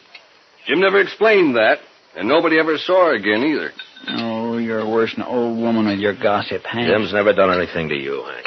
Nothing except stake his homestead on the only spring south of the Smoky that didn't dry up. Cheated me out of it, that's what. He filed his claim 2 weeks before you did, Hank, and everybody knows it. Sneaked into town, that's what he did. Sneaked into town, behind my back. Still telling your lies, ain't you, Hank Lewis? Now, you keep away from me, Jim. Keep away. I've never bothered you, Hank.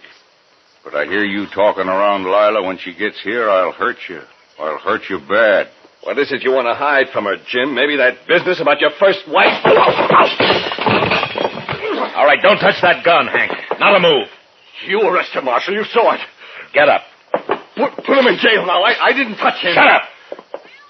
Now, you're just lucky you weren't killed. Now, you get out of here and stay away from Jim.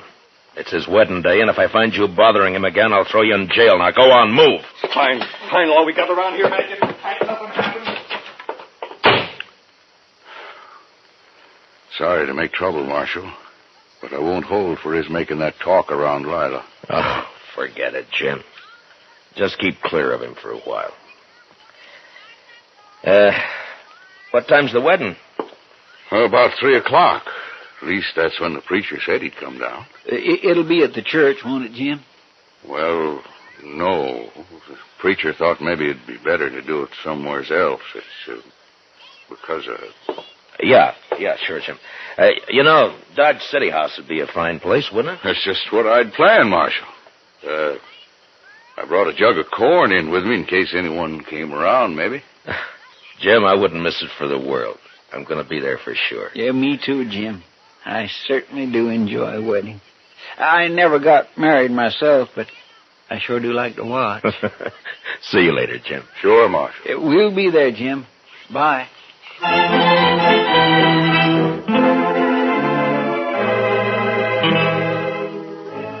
Jim's bride, Lila, turned out to be a handsome, high-strung woman with nervous black eyes and a manner that bespoke a gentle breeding and background.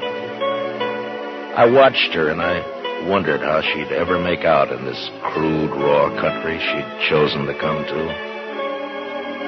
It was never mentioned how she and Jim had got together, but the few friends who gathered for the wedding didn't care. We were all pleased that Jim finally had a wife to break the loneliness that he'd set upon himself for so long. And after the brief ceremony at the Dodge City House, we told him so. Well, it's about time, Jim. If you don't mind my saying so, ma'am, you should have filed on him long ago. Why, yes. I mean, of course. Open the jug on the table there, Si. It's good corn. Well, thank you, Jim. My throat is mighty dusty. Help yourselves to the liquor, boys. Thank you. Well, congratulations, Jim. And Miss Cobbett, my best wishes to you, ma'am. Thank you, Marshal Dillon. Now, you make Jim bring you to town and see us once in a while. He never came in much when he was alone out there. Oh, I'm sure he will, Marshal. I sure hope so, ma'am. Help yourself to the jug there, Chester. Well, thank you, Jim.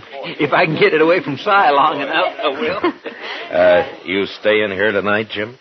Well, no, Marshal. I brought the wagon on account of Lila here, and it's a slow way of traveling. Take a day and a half at best. But where will we sleep tonight, Jim? Oh, I've got some blankets, Lila. We'll be fine. You mean out on the prairie? Well, sure. We'll bed down in the wagon if you're afraid of snakes. Oh, snakes can't get to you if you're in the wagon, ma'am. But what about everything else? Indians? No Indians have been seen around here for months, I know. Oh, no, you're wrong, Jim. A man from Walnut Creek told me he run into some Pawnees a couple weeks ago. Only about a dozen, though. Pawnees? Well, they didn't bother him, did they, Si? No, they didn't, Marshal. Yeah, you see, Lila? Well, they didn't bother him because he saw him first. He hid himself under a bank in the creek. Are there many Indians around? Oh, no, very few, man. Well, the Army's been after him pretty steady ever since them crows raided the Gillette place. The Indians been making themselves scarce the last few months. What happened at the Gillette place? They had a little trouble, that's all, Lila. Little trouble. They killed Bob and rode off with Mrs. Gillette and the child, that's all. Oh, no. Si, why don't you go get yourself another drink, huh? Yeah, well, I was just thinking about doing that. Well, no, I suppose it'll be easier on Mrs. Gillette once she learns to talk Crow, but still, it's a hard life on a white woman, suddenly being made a squaw. Oh. The jug's almost empty, Si. You better hurry, huh? By golly, hey, fellers, I got another swatter coming up. Liquor's working on the side, Lila. Don't pay no mind. Jim, is it true what he said about that poor woman? Now, Lila, don't you fret about that. Is it true? I want to know, Jim. Yes. Jim, if you stayed in Dodge City tonight, well, you could start out before dawn tomorrow, and maybe No, Marshal. Jim thinks it's best we leave tonight. There's nothing to fear, Lila, but if you'd rather stay, we can... No, we'll go, Jim. If you'll excuse me, I'll go change into something more suitable. Goodbye, Marshal. Goodbye, ma'am. We'll see you in Dodge City real soon, I hope. Of course. I'll be down shortly, Jim.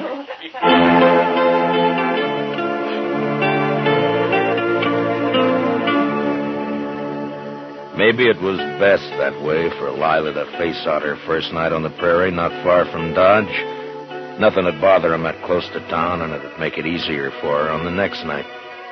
And they left. And that's all we heard about them for, a month or so.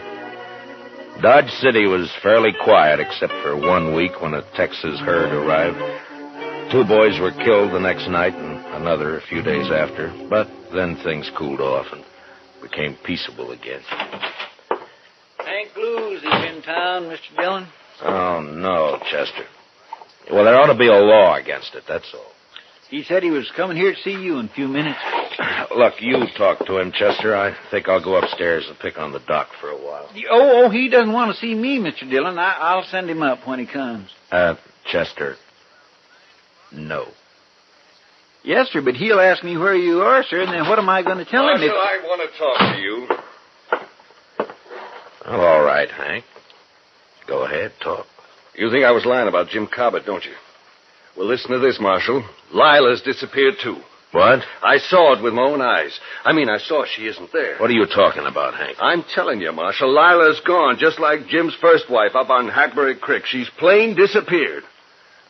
Well, go on. Well, I got a runty bay mare that's always running off, and I rode by Jim's place to see if he'd seen her.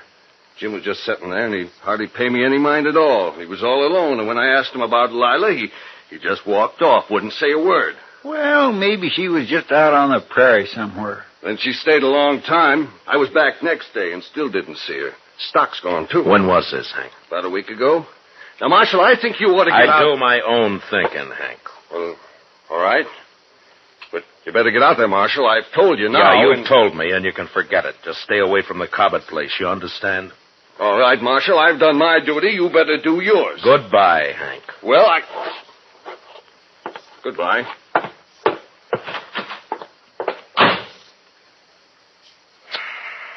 What are you going to do, Mr. Dillon? Only thing we can do, Chester. Go saddle our horses, will you? I got some things to clean up around here. Yes, Mr. Dillon.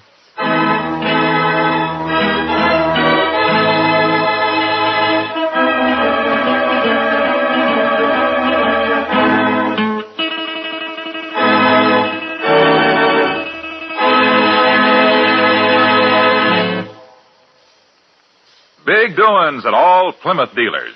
Tomorrow, go in and meet the new Plymouth, the new kind of low-priced car. And enter the big $25,000 Meet the New Plymouth contest. All you do is look her over, compare, ask questions. There'll be people on hand to explain the new body design, new type suspension, new springing, how they combine to give you a ride that's unbelievably smooth. The first truly balanced ride in the low-priced field. Believe me, you'll be enthusiastic.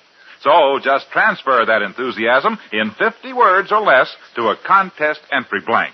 tell what you like most about the new, truly balanced Plymouth for 53. That's all there is to it. And you may win a 53 Plymouth or one of hundreds of cash prizes. But entries must be mailed by Monday midnight. So hurry. Get an official entry blank containing all the easy rules tomorrow when you go in to meet the new 53 Plymouth. Now, the second act of Gunsmoke.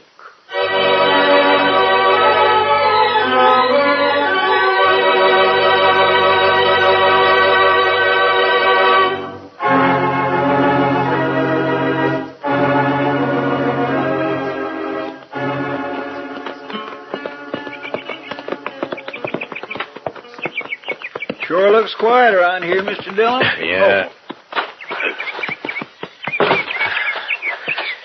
Yeah, come on. They're probably inside.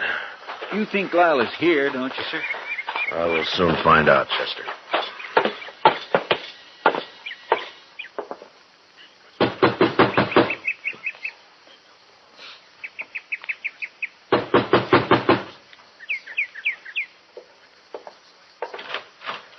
Hello, Jim. Hello, Marshal. Chester? Hello, Jim. Come in.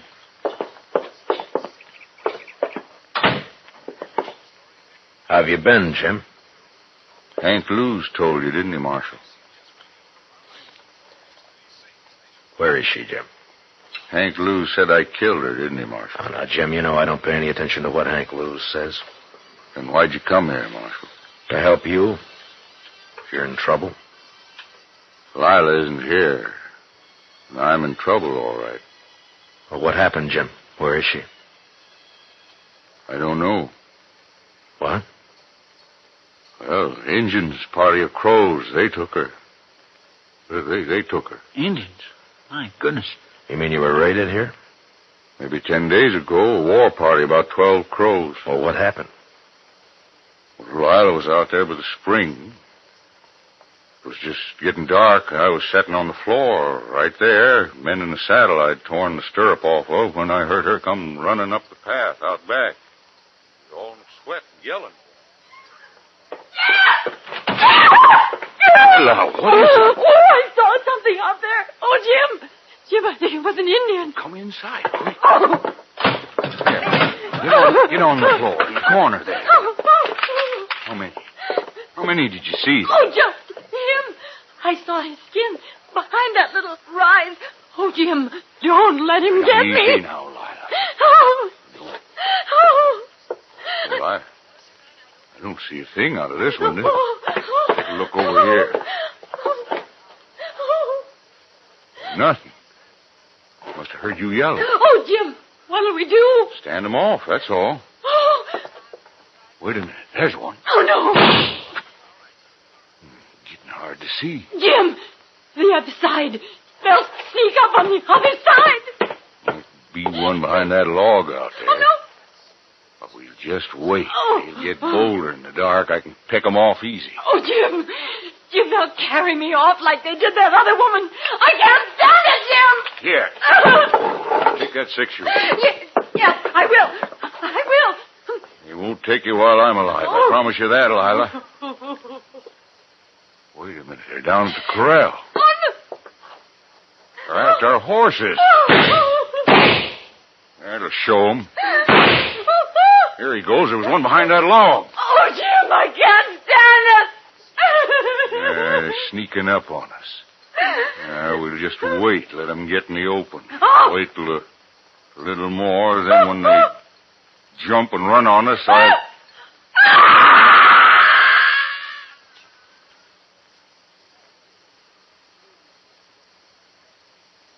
Oh. Go on, Jim. What happened then? Yeah. What'd they do when they rushed you? Well, one of them must have got in the window behind me. When Lila screamed, I was knocked out, and when I come to, the Indian was gone. Lila was gone, too. Were you shot, Jim, or what? No. The Indian must have got behind me somehow and clubbed me, that's all. Did you try to follow him? How could I, Marshal? They run off. The horses stole them. Yeah, I see. Anyway, I was out a long time. There wasn't a sign of anybody when I come to. Well, they could be in the Rocky Mountains by now. We'd never find them. I'll report this to Colonel Jenkins at Fort Dodge, and he can spread the word through the Army post. Thanks, Marshal. I'm sorry, Jim.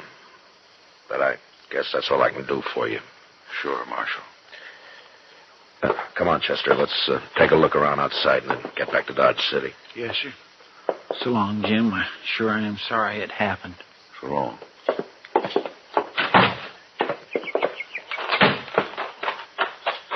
Jim's pretty broke up, Mr. Dillon. Yeah. That's terrible. And her a squaw now. Yeah. My, aren't those pretty, Mr. Dillon? What? Hey, that bunch of columbine there, growing right in a row. I think I'll just put one in my hat. No, wait a minute, Chester. Huh?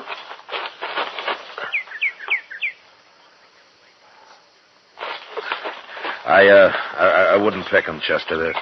They're too pretty to pick, huh? Well, all right, sir. Jim's stock is gone, all right. Mm-hmm.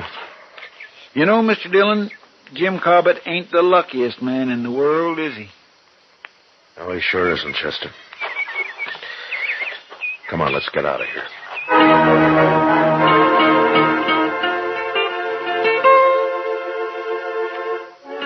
It was the day after we got back to Dodge City that the trouble started, as I expected it would. Chester spread the story about the Indians kidnapping Lila Cobbett, and it wasn't long before some of the men began to question it. And a group of them, headed, of course, by Hank Lewis, came to see me. Marshal, we want to know when you're going to arrest him. Hank, it'd be better if you'd let somebody else do the talking. Your record against Jim Cobbett's pretty strong. Marshall's right, Hank. You always did talk too much anyway. I want justice done, that's all, and I mean to get it. Oh, shut up, Hank. Marshal, Hank sort of talked us into thinking you don't aim to do anything about Jim Cobbett. Is that true? Well, what's your idea, Merritt? Well, go out there and arrest him and find Lila's body if you can. You think Jim murdered her, is that it? Looks that way. You sure don't believe his story, do you, Marshal? No, not all of it. Jim did her in just like his first wife, that's what. It's a sure thing, Marshal. No Indians would have stolen the woman and left Jim lying there without scalping him. Indians just being made that way. Merritt, I don't know what happened out there, but I'm going to find out. Then what are you waiting for, Marshal? The doc. The doc? What's he got to do with this? Miss Prilifew had a baby this morning. The doc was up all night, and he's sleeping today. We're going to ride out to Jim's tomorrow. Well, I don't know what you need the doc for, but we'll wait and ride out with you. You won't ride anywhere, Hank. When I need a posse, I'll ask for it. I don't want a single man of you anywhere near the Cobbett place. Is that clear? All right, now get out of here. I got work to do.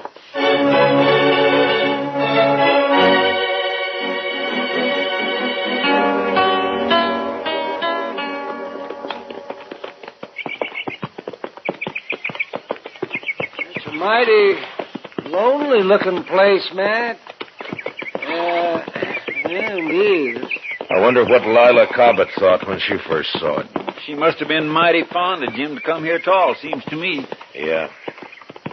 Well, I hope Jim's still there. Isn't that him there? Down by the corral there, isn't it? Oh, yeah.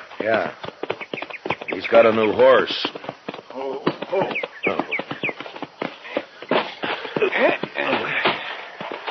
Hello, Jim. What are you doing here, Doc? I had to bring the doc, Jim, to perform a sort of autopsy. Autopsy? On Miss Cobbett. It's necessary, Jim, or I wouldn't do it. Marshal? Now, don't do it, Jim. You wouldn't have a chance. No. Take his gun, Chester. Yes, sir. All right, Jim, let's you and me go on into the house, huh? I don't imagine you want to watch this. Well, where is it, Matt? You want to tell him, Jim? Over there, under that row of columbine. Well, So, that's why you wouldn't let me pick any, Mr. Dillon. I watered the ground a lot to make it hard. It was a good job, Jim. Come on, let's go in the house. Shovel's out back of the corral. I'll get it. Well, all that water and it didn't do any good. In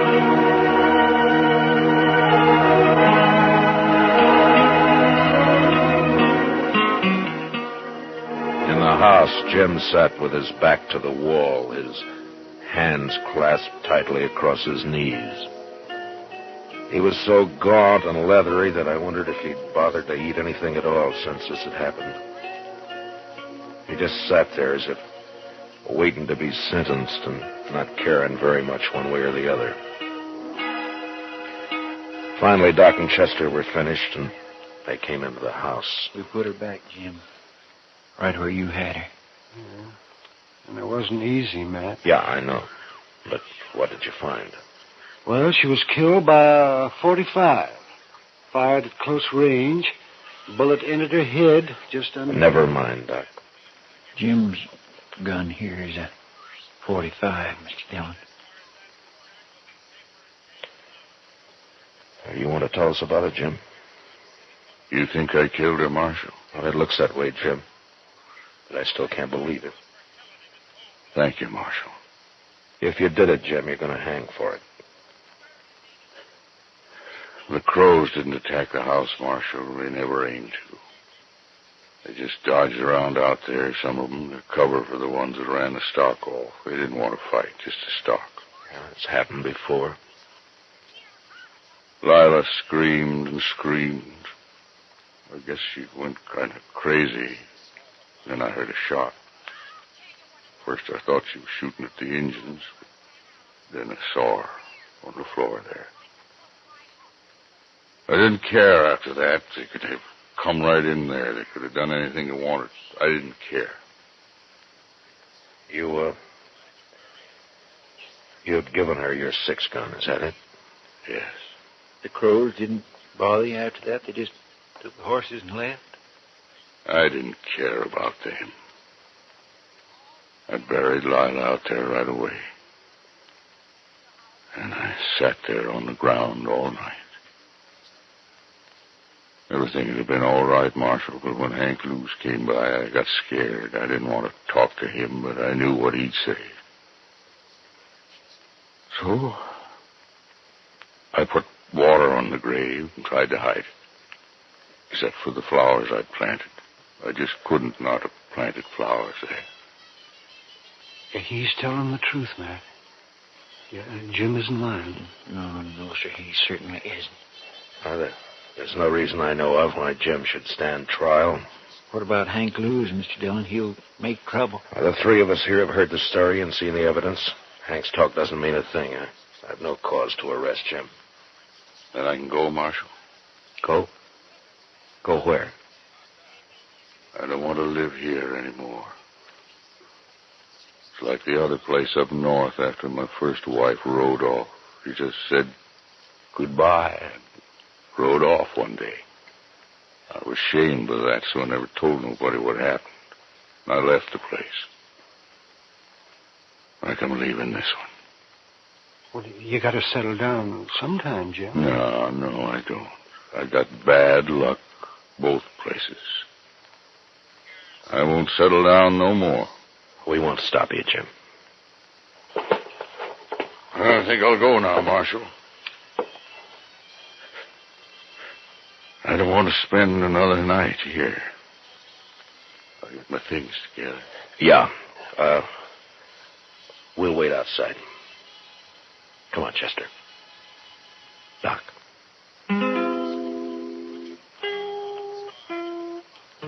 A half hour later, Jim was packed and ready to go. Silently, he shook hands with each one of us and then mounted and rode off.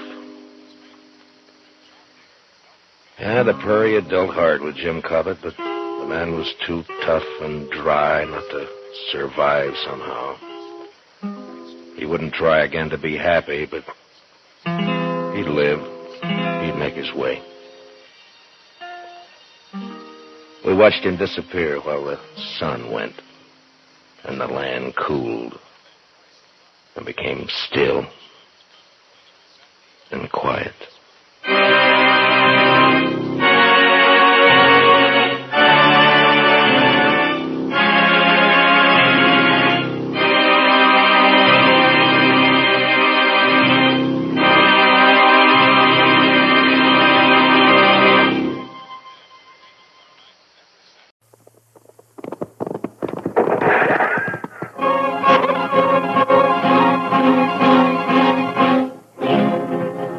around Dodge City and in the territory on west, there's just one way to handle the killers and the spoilers.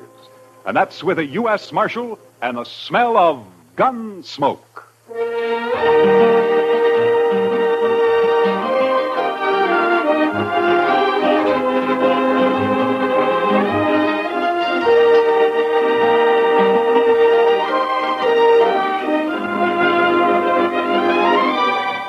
Gunsmoke, starring William Conrad. The story of the violence that moved west with young America. The story of a man who moved with it. Matt Dillon, United States Marshal.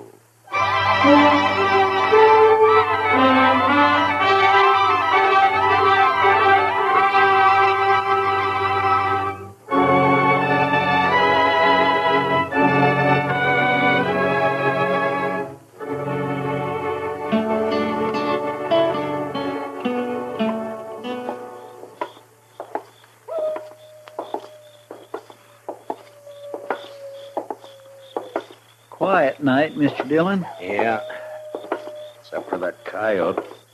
He's wailing his head off out there. Mad at the moon, I guess. Or in love, maybe. Oh? Yes, sir. The way I've noticed it, any time you find a man or an animal out squalling around in the dark, it's usually love. Yeah, but this one sounds kind of mournful, Chester. Well, sir, love is mournful sometimes, Mr. Dillon. Yeah, so I've heard. Matt? Uh, Is that you? Oh, good evening, Miss Morley. How have you been, Matt? Oh, fine. Fine, thank you. You, down here on Front Street this time of night alone? I'm looking for Red Lawson. He's a new man, works for Al. Al's meeting him sometime after midnight, and they're going out on a cattle buying trip. I want to talk to him first. You satisfied? Well, it's just that this is no place for a woman alone, Miss Morley. Maybe you better go home. There are other women down here. They belong here, Miss Morley. They work here. Oh, don't be so stuffy, Matt. And call me Ava for once. Everybody else does. Well, your husband might take exception to that, Miss Morley. Now, you're blaming me for what happened before, aren't you? I'm not blaming you for anything, Miss Morley. I didn't tell him to get into a gunfight over me. Wasn't my fault. I didn't say it was. Chester, you better see that Miss Morley gets home, all right? Yes, sir. I can get home by myself. My, she's pretty as a picture. It makes you wonder. Yeah, maybe you were right, Chester. With a woman like that, love might be kind of mournful.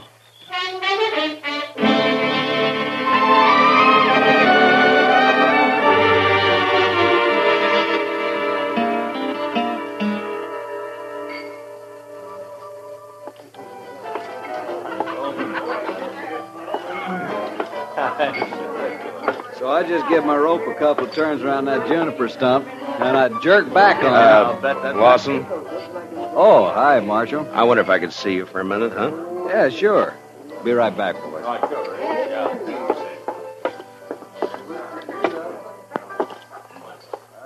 What's on your mind, Marshal? Lawson, I just ran into Miss Morley in the street outside. You did? Yeah, I suggested she go home. She's got no business being down here this time of night. It might be a good idea if you'd tell her that, huh? Seems to me that's up to her husband. Look, you're new here, Lawson. I guess you didn't know Fred Curtis and the Santa Fe Kid. I heard about it. A couple of fools, as far as I can see. Yeah, I guess they were. After they met Miss Morley. Hey, look, Marshal. What's your stake in this? I got no stake. What Miss Morley does is her own business, as long as it doesn't cause any trouble. I'm just trying to keep her peace, that's all. I feel kind of sorry for her, that's all. Al treats her like a dog. Uh-huh. Fred and the kid used to talk the same way. Like I said, a couple of fools. I'm not. I hope not. See you around, Marshal. Yeah, sure. Oh, I would think so. Sure. Hi, Kitty. Could I speak to you? Oh, sure, Matt. Excuse Excuse me, boys. I'll be back. All right. You hurry back now. What, Matt? Kitty, has Al Morley been in tonight? Oh, no. I haven't seen him, Matt. Should he have been around? Oh, not necessarily. He and Lawson are riding out around midnight on a cattle buying trip. I just thought they might be meeting here. Oh, well, not yet anyway. Jesse Wells would know what their plans are, though. Jesse Wells? Yeah, the bartender down there at the end, the young one. You know him. Oh, yeah, sure. Why would he know? Well, he's going along. Al asked him to help out. They're going to follow the Lazy Bee roundup. Try to get in ahead of the buyers from Chicago. Oh, yeah.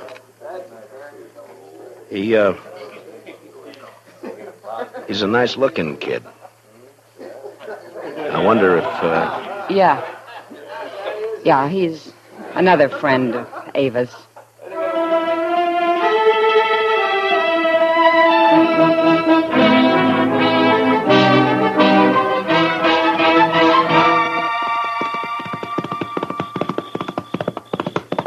Oh, boy. Hold it.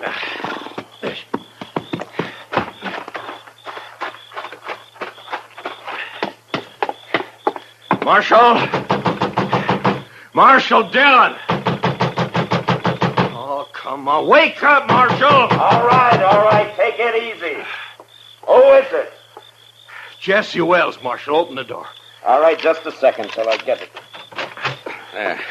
What's the trouble, Wells? Al Morley, Marshal. And you better get your horse, because we got to ride back out there. Out where? What happened? Buffalo Flats. We camped there to wait for the roundup crew. And Al's dead, Marshal. He's knifed in the back. Did you do it? No. It was Red Lawson. He knifed Al and he stole the money we were going to use to buy cattle. What in the world is going on, Mr. Dillon? You better saddle up, Chester. We got to ride. What's the trouble? The usual. Nothing new but the names. Seems Red Lawson turned out to be a fool in spite of himself.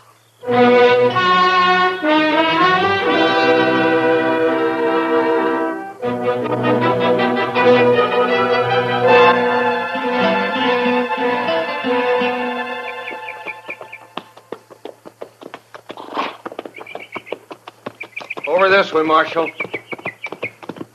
Camp is right there by that plum thicket. Right. Be daylight in another 20 minutes. Hello, boy. Oh. He's laying over there by the bushes. Yeah, I see him.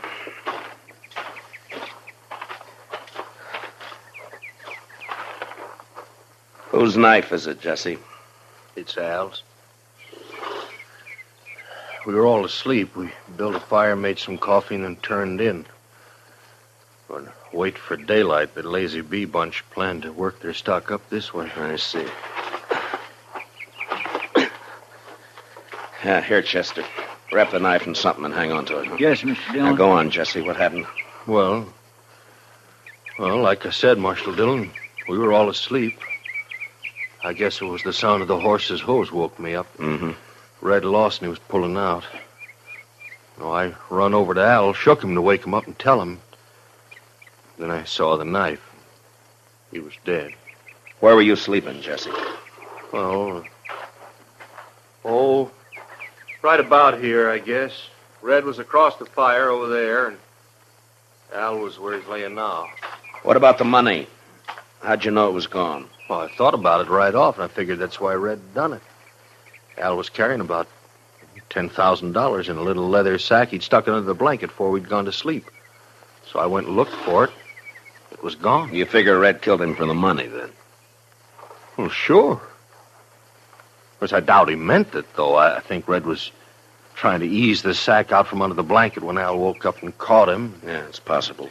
Be light enough to start tracking him in a few minutes, Mr. Dillon. Yeah, sun's poking up over there now. Looks like it's going to be a clear day. Which way'd Lawson head out, Jesse? East. Seemed to be following the wagon tracks. Odds are bad, Mr. Dillon. He's got quite a start on us. Yeah, too much of a start. Well, let's load the pack mule, Chester. I think we'll ride back into Dodge and then take the train from there to Abilene, then work back from the east. Say, that's a good idea. Lawson probably won't be expecting anybody ahead of him.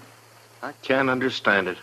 I just can't understand how anybody could do a thing like this. It sounds like a meadowlark, Chester. Yes, sir. He just flew into those bushes. Red seemed a pretty nice fellow as far as I could tell. It's a funny time of year for a meadowlark, isn't it? Guess $10,000 was just too much temptation, huh? Oh, some of them hangs around all winter, Mr. Dillon. That sure sounds a lot better than that coyote howling. All right, Chester. Get a hold of his feet. Let's load him up.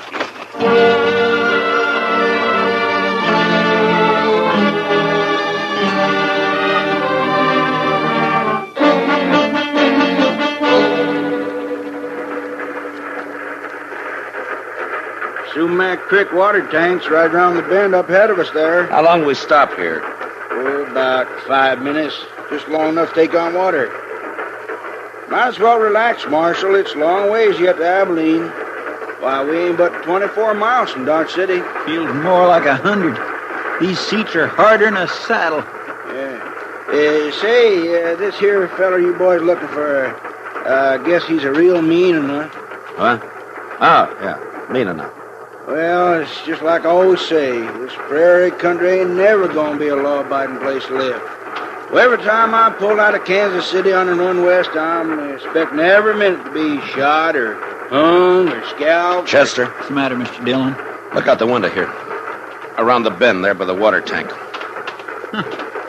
Looks like we don't have to go to Abilene. Oh, yeah. There's some fella waiting to catch a train, I guess. You boys recognize... Is he the one? Yeah. His horse is tied there by the tank. Must have decided on a quicker way of traveling. Yeah, it looks that way. All right, Chester, he won't be expecting us. Let's get out in the vestibule and then drop off and take him as soon as the train stops. Yes, sir. Hey, Marshal, whatever you do, don't let him get on this train. Just keep the passengers away from the windows. In a way, it's too bad, Mr. Dillon.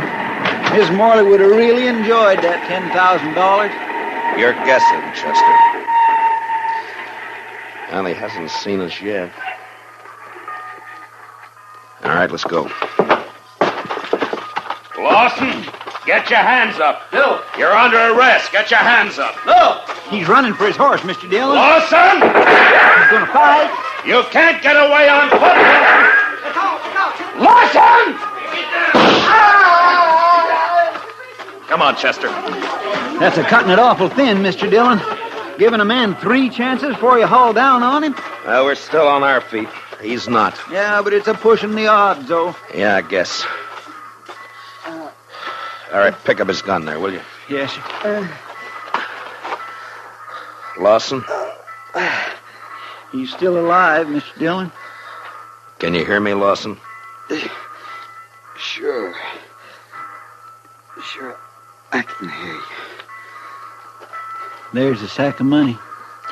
Looks like it fell out of his coat. Yeah, I see it.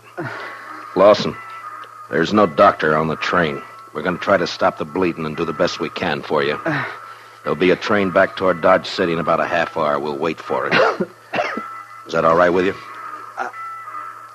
I don't have any choice, do I? No, I guess you don't. You made your choice last night. Was she worth it?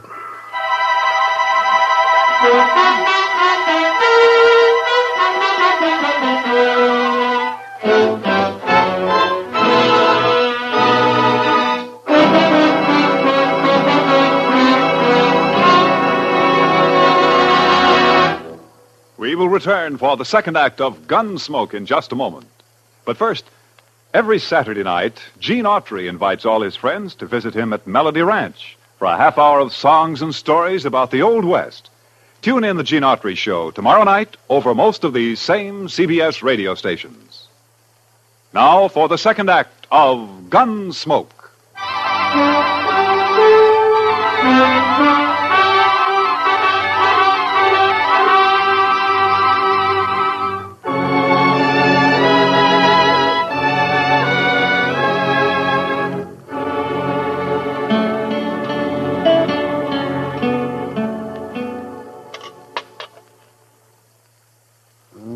Let me see now. Oh, yeah. Oh, that's a bad one, Matt. Yes, I'd say the bullet's lying right in against his heart. I just tried to wing him, Doc, but we were both moving. You can't always call him, you know. No, I guess not. Well, I'm afraid that's about all I can do for him, Matt. It's not enough, is that it? He won't live an hour. Yeah, I wish he was conscious. I want to talk to him. Well, the stimulant might take effect, and then again might not. With this kind of a case, you never know. What is it you're after, Matt? Ms. Morley? Accessory before the fact? She could have been. Mm-hmm. Well, I'm a broken down old man, Matt, but if that woman rolled her eyes at me just once, well, I do not know. I just might. Matt. Yeah. Lawson? Lawson, can you talk? Can you hear me, Lawson? Yeah.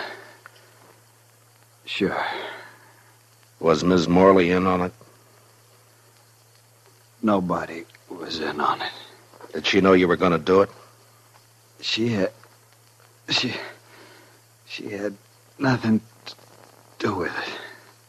Was she going to meet you somewhere later? She had nothing to do with it. It was my idea. Nobody else. Lawson. Lawson, listen to me. You're dying. Do you know that? Yeah. Yeah, I know. I can feel it. She wasn't in on it. All right. That's the way you want it. At least Al won't treat her like a dog anymore. What do you mean? I mean, a dead man can't bother anybody. Al? You ought to know you killed him. No. No. What? He was asleep. I took the money and rode away. And they were both asleep. I didn't touch him. You're telling the truth. I swear I didn't kill him. I only stole the money, and I didn't get... Well, guess I was wrong, Matt. The bullet was closer to his heart than I thought. Yeah. And I was wrong about something myself, Doc. I thought this was the end of it. Now it's wide open again. Wide open.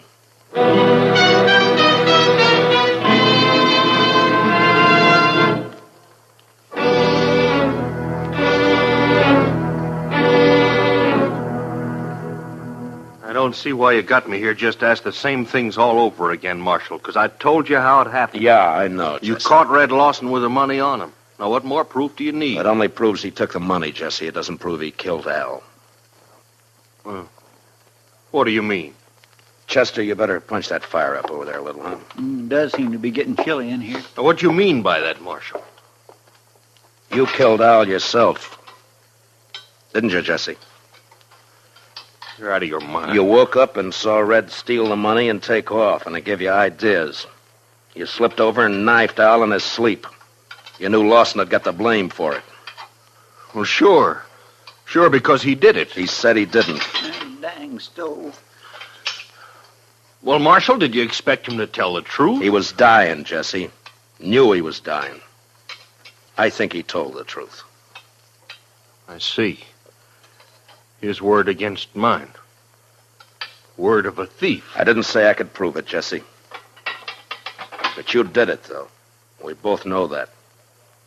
And sooner or later, I'm going to get you for it. Chester, I think it'd draw better if you'd open the damper.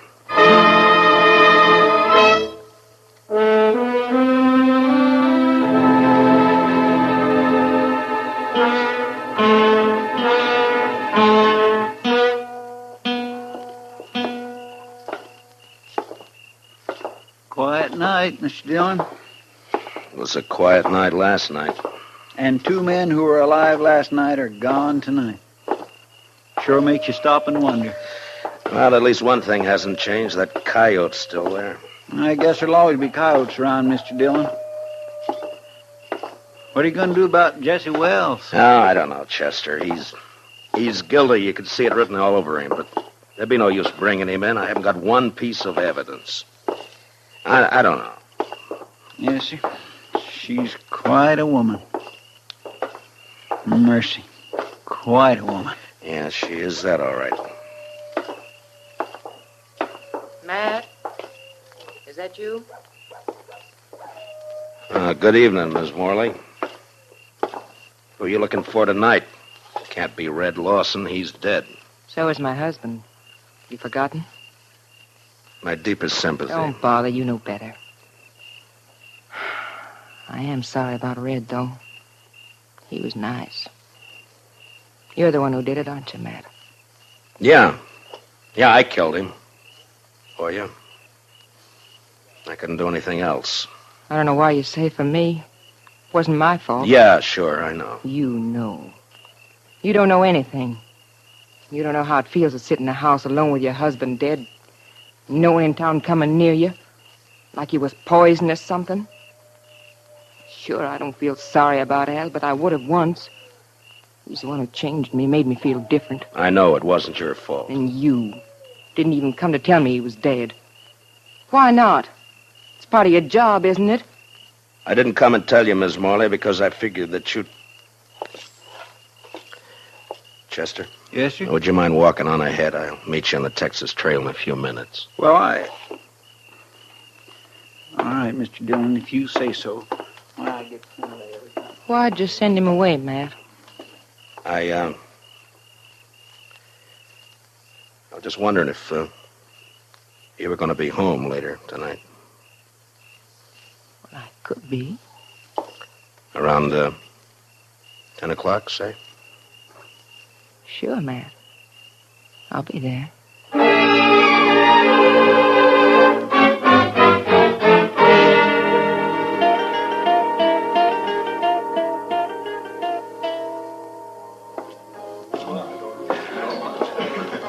Well. Hiya, Kitty. Chester and I were trying to think of some way to rescue you from Ava's clutches. Only one thing, though, Mr. Dillon. I wasn't sure you wanted to be rescued. Kitty, has Doc been in tonight? Oh, I haven't seen him, Matt. Chester, will you see if you can find him and have him meet me here? Yes, sir. Right away, Mr. Dillon. Kitty, Yeah. I wonder if you'd help me with something.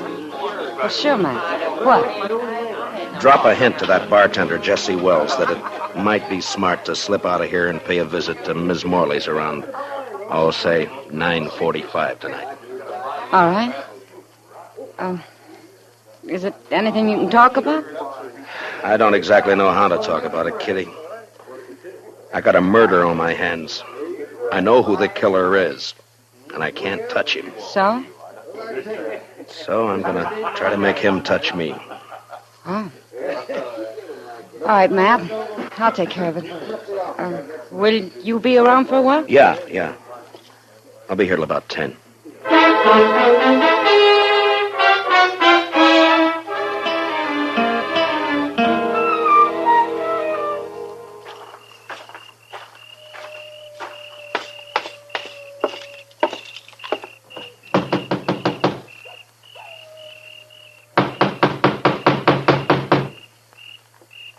Who is it?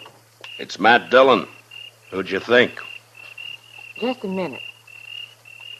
Well, hurry up. Let me in. All right, Dillon, come on in.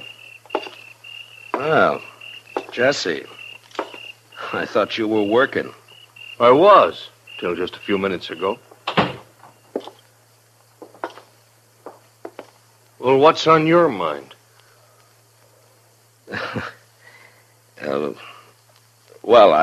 I think Mr. Dillon probably wants to ask me some questions or something. Yeah, I do, as a matter of fact. Jesse Wells, for instance. What? You didn't tell me he was going to be here, Ava. Well, What do you mean she didn't tell you? Wait, Ava, what about this? You were expecting him. You knew he was coming. Of course you knew I was coming. You and Matt Dillon. For how long? And what kind of a fool does that make me? I'm afraid you were born a fool, Jesse. That's why she picked you. She's so wonderful you said if only Al didn't stand in our way. I didn't tell you to kill him. I didn't mention it once. You didn't have to. Just kept dropping hints, leading me on. And all the time you and Matt Dillon. She's too smart for you, Jesse. You should have realized that. Yeah. And instead I played right into your hands. Both of you. How, Jesse? Killing Al, getting him out of your way, giving the two of you a clear field. You're under arrest for murder, Jesse. What? Oh, you'd like that, wouldn't you? Both of you would. Sit around and laugh about it while you're waiting for me to hang. I said you're under arrest. Now hand over your gun. No, you don't, Dillon. You're not going to carry it that far. You're not taking me in for something both of you wanted me to do. Hand over your gun, Jesse. You want my gun, you got to take it away from me. Get away from the door. Oh, sure, I'll get away from you. Hold it, Mr.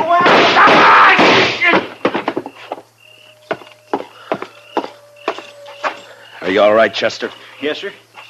It was close, but he missed me. Well, you two didn't miss him.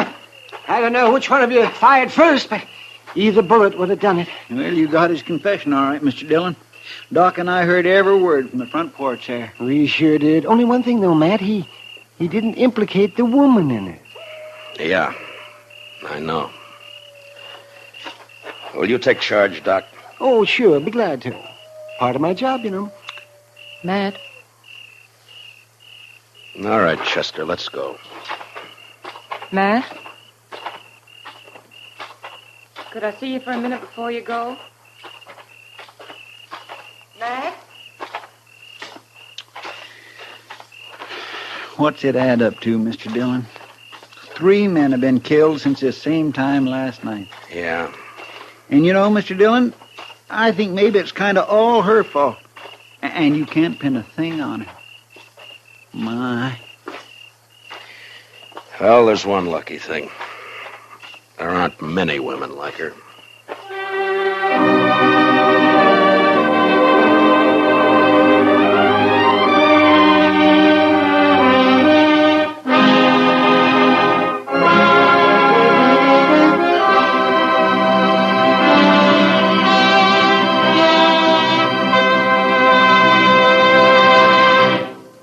Gunsmoke, under the direction of Norman Macdonald, stars William Conrad as Matt Dillon, U.S. Marshal. Tonight's story was specially written for Gunsmoke by Les Crutchfield, with music composed and conducted by Rex Corey. Featured in the cast were Lillian Bayef, with Harry Bartell, Lawrence Dobkin, and Jack Crucian. Parley Bayer is Chester, Howard McNear is Doc, and Georgia Ellis is Kitty. Gunsmoke is heard by our troops overseas through the facilities of the Armed Forces Radio Service. Join us again next week as Matt Dillon, U.S. Marshal, fights to bring law and order out of the wild violence of the West in Gunsmoke.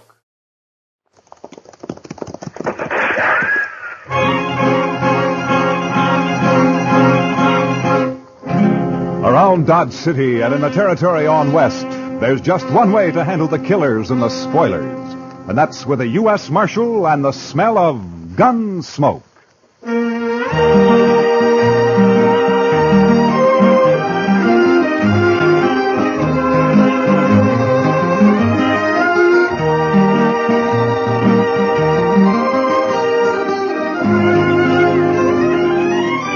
Gunsmoke, starring William Conrad. The story of the violence that moved west with young America. The story of a man who moved with it. Matt Dillon, United States Marshal.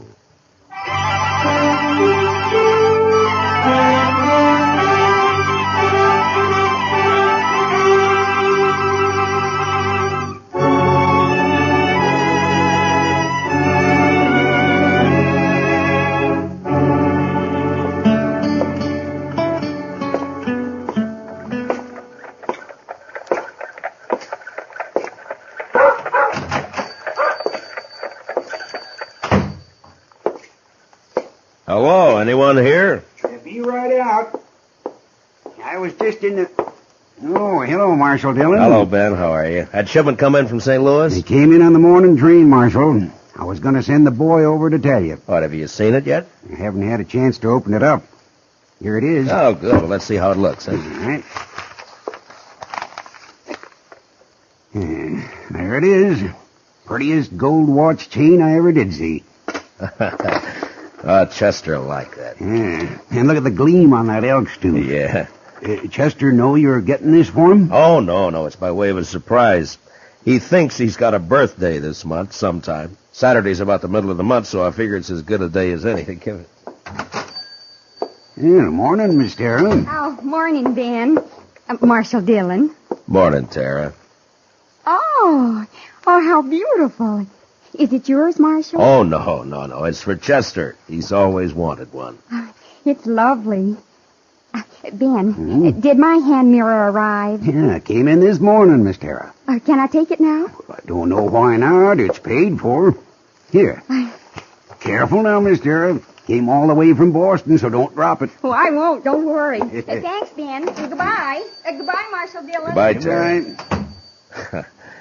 That's a mighty pretty girl, Ben. Yes, sir. Yeah. She's blossomed out since I saw her last. Well, what owe you, Ben? Oh, be just about $4, Marshal. $4, huh? Yeah. There we are, $4. Thank you, Marshal. And give Chester my regards. I'll do that, Ben.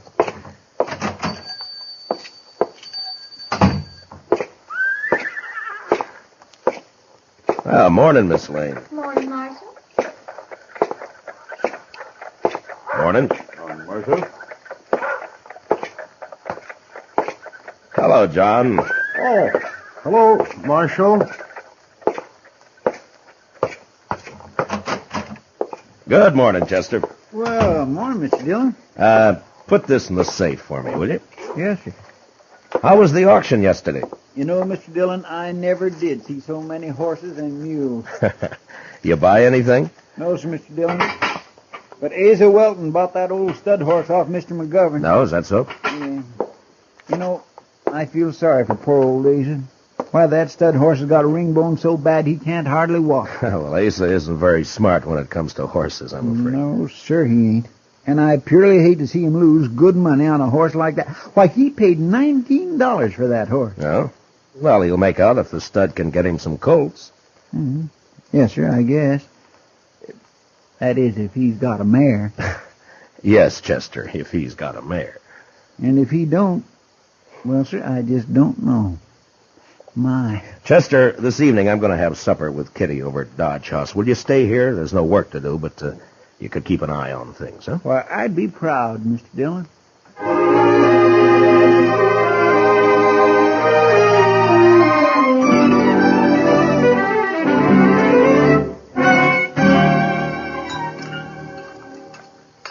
More coffee, Kitty? No thanks, Matt. Yeah. You, mind if I smoke? Oh, those are the longest cigars I ever saw. Well, if it bothers you, I Matt, will have... 6 nights a week at the Texas Trail, and you think I'd mind one cigar? Go ahead. Okay. Matt. What? There's something been troubling me. Oh? What's that? Well, I wanted to have supper here so we could talk. Well, what is it, Kitty?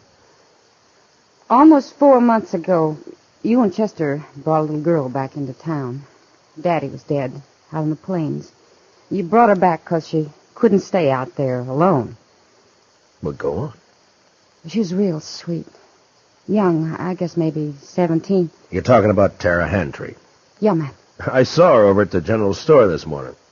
What about her? Well, she's hanging around the Texas Trail, Matt. I see her there all the time. Afternoons, evenings.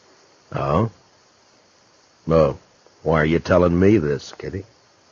Well, it's no place for a girl.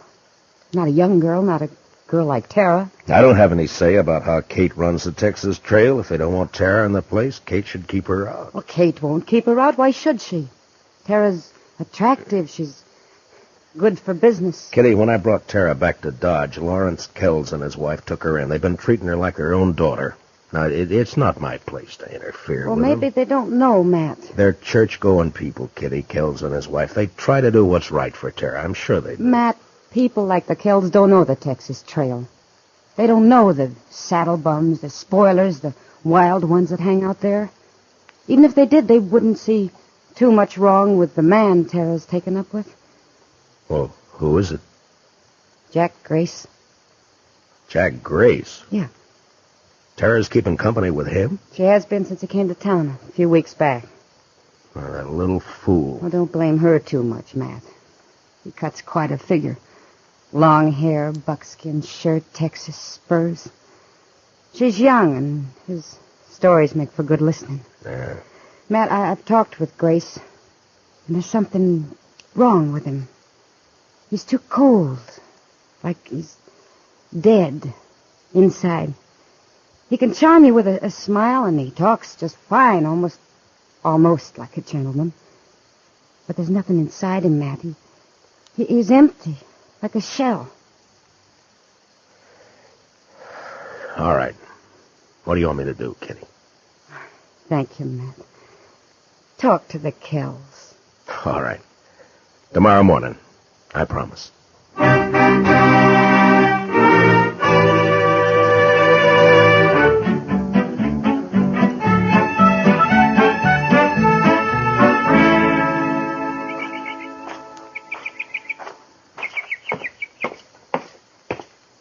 Morning, Marshal Dillon. Good morning, Tara. We're having some lemonade. Won't you join us? I came looking for Mr. Kells. They're both down at church, getting ready for the social tomorrow night. Marshal Dillon, have you met Mr. Grace? Mr. Grace? I know of you, Marshal Dillon. Down around Waco, several of the boys speak of you. No? What did you want to see the Kells about, Marshal Dillon? Maybe I could help you. I think I should talk to them, Tara. It's a matter of business. About Mr. Kells' business? The buffalo hides? No. It's another sort of thing. I better come back, Tara. They'll be home later? Well, you know how these church socials take planning. It may be late. Yeah, well, I'll come back then. Sorry you won't join us, Marshal. Thank you anyway, Mr. Grace. I'll walk you to the gate, Marshal. Oh, fine. I'll be seeing you again, Marshal Dillon? Maybe, Mr. Grace. I know why you came here today, Marshal. I know why you wanted to see the Kells. You do, Tara? It's about me and Jack Grace, isn't it? This isn't the time to talk about it, Tara. It's a fine time to talk about it. Now, look, The Tara... busybodies in this town sent you over here. They don't like my keeping company with Jack. Isn't that right? They're not busybodies, Tara. They're people who are fond of you.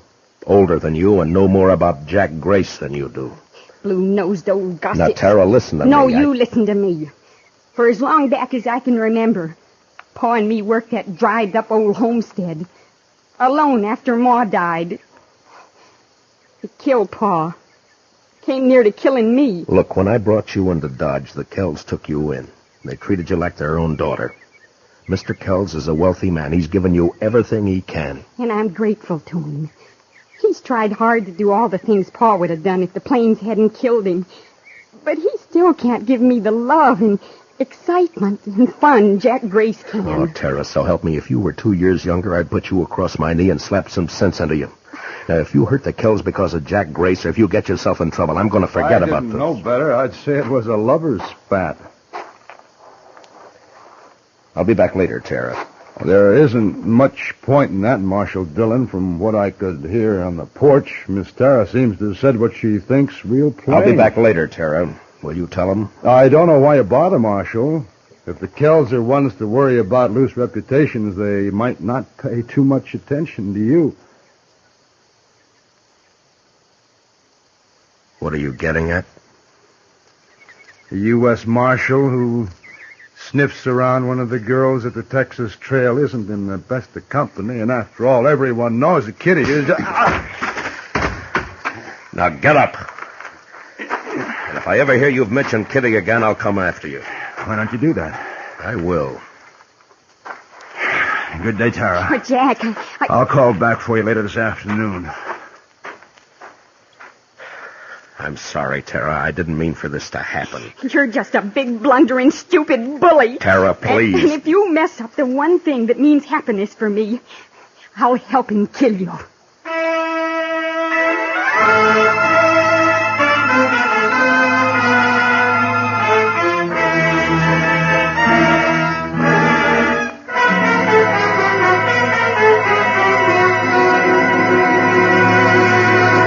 We will return for the second act of Gunsmoke in just a moment. But first, missed reminded? Then mind you don't miss CBS Radio's Mr. Chameleon on the first of his new Friday night broadcasts tonight on most of these same CBS radio stations. Now, the second act of Gunsmoke.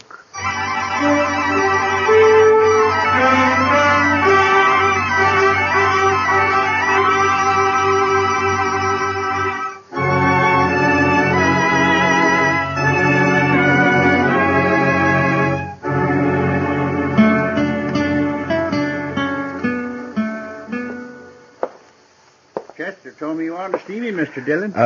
Yes, Mr. Kells. Won't you sit down, please? Yeah, sure. Hope it won't take too long. Gretchen and I are in charge of the box store tonight, you know. Wouldn't want to be too late. Well, it may take a few minutes, Mr. Kells. It's important. Oh? It's about Tara. And Jack Grace. You know about it, then? I've known about it ever since she came to town 3 weeks ago. They met, heaven knows where or how, and she's been seen him most every day since. You know where she spends her time? At the Texas Trail. Yes, I know. Gretchen and I have tried every way we know, Marshal Dillon. We've both talked with Tara, but she's young and headstrong. I don't know what to do. I think she'd run away with him if we interfered again. Mr. Kells, as Marshal, this is no affair of mine, but as someone who's fond of Tara and... Well, I wish you'd try talking with her again. Well, we'll do everything we can, I promise you that. Perhaps Grace will get tired of her and leave Dodge. Perhaps. Well, anyhow, you know I'll sure try. Yeah. Well, thank you very much for coming over here, Mr. Kells. Sure, Marshal. You're going to be at the social tonight, aren't you? Oh, sure. Chester and I'll be there. Chester'd be real upset to miss it. Good. We'll see you there. Okay, fine.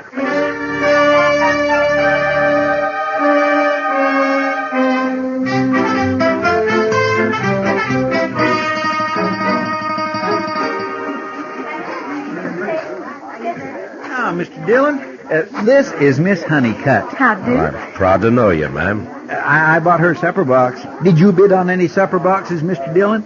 No, Chester. I was late getting here. Oh, so. That's a pity. Now, what do you do for supper? Oh, I'll make out all right. Well, there's really enough for the three of us, Marshal, if you'd care to join us. Well, thank you, Miss Honeycutt, but I'm looking for Mr. and Ms. Kells. Oh, they're not here yet. The parson was asking for them a few minutes ago. Mr. Kells was to have auctioned off the suppers, but they didn't come, so we went ahead without them. Oh? You sure you won't join us, Marshal? No, thank you, ma'am. I'll just wait for the Kells. Perhaps I'll walk back toward their place and meet them on the way. Well, all right, Mr. Dillon. Miss Honeycutt and I'll be right over there if you need me. I don't think I will, Chester. You just go ahead and enjoy yourself. Real pleased to meet you. Nice to have met you, Miss Honeycutt. Mind that bench, Miss Honeycutt. Yes, thank you.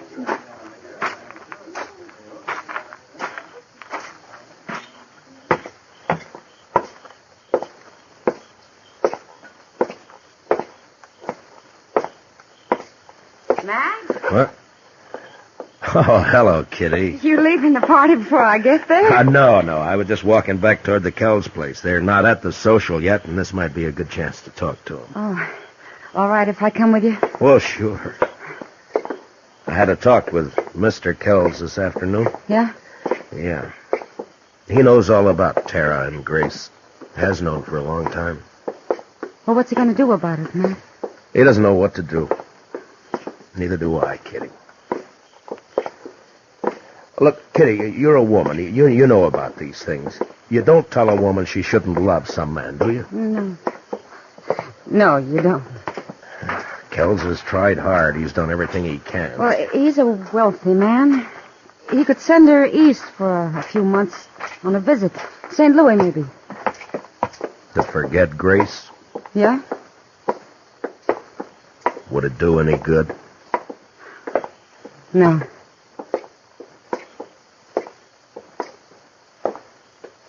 Oh, there's the house. It's dark. Maybe we passed them. No, I don't think so. Here. Oh, thanks. Thanks, Matt.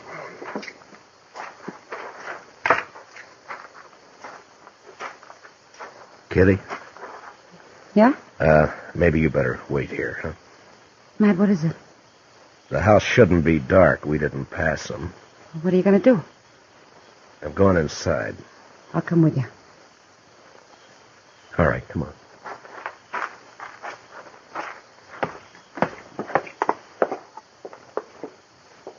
The door's open.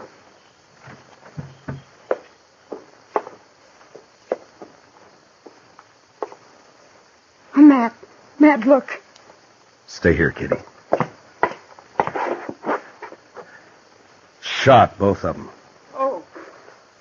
No wonder they were late for the auction. Kitty, go back to the church social. Find Chester. Have him meet me at the jail. Tell Doc to come over here. What are you going to do, Matt? I don't know. Look around, maybe. Why this? What for? Who knows why people kill, Kitty? Money, maybe. I don't know. But who'd do it, Matt? Who'd kill the Kells? Someone who hated him enough or thought they had something he wanted. Bad. Real bad. Grace? Will you please get Chester and Doc? Yeah. Yeah.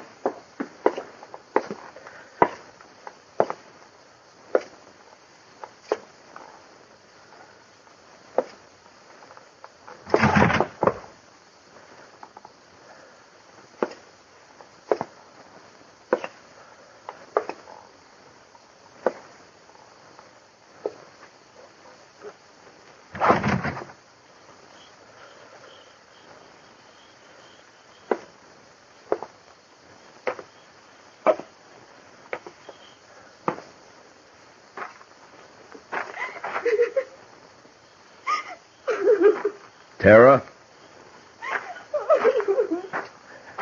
Tara, are you all right? It's Matt Dillon, Tara. Are you hurt bad? Who did it, Tara? Do you know? Yes. Yes, I know. Well, who was it? Was it Grace? Oh, Matt. Matt. What happened, Tara? Tara.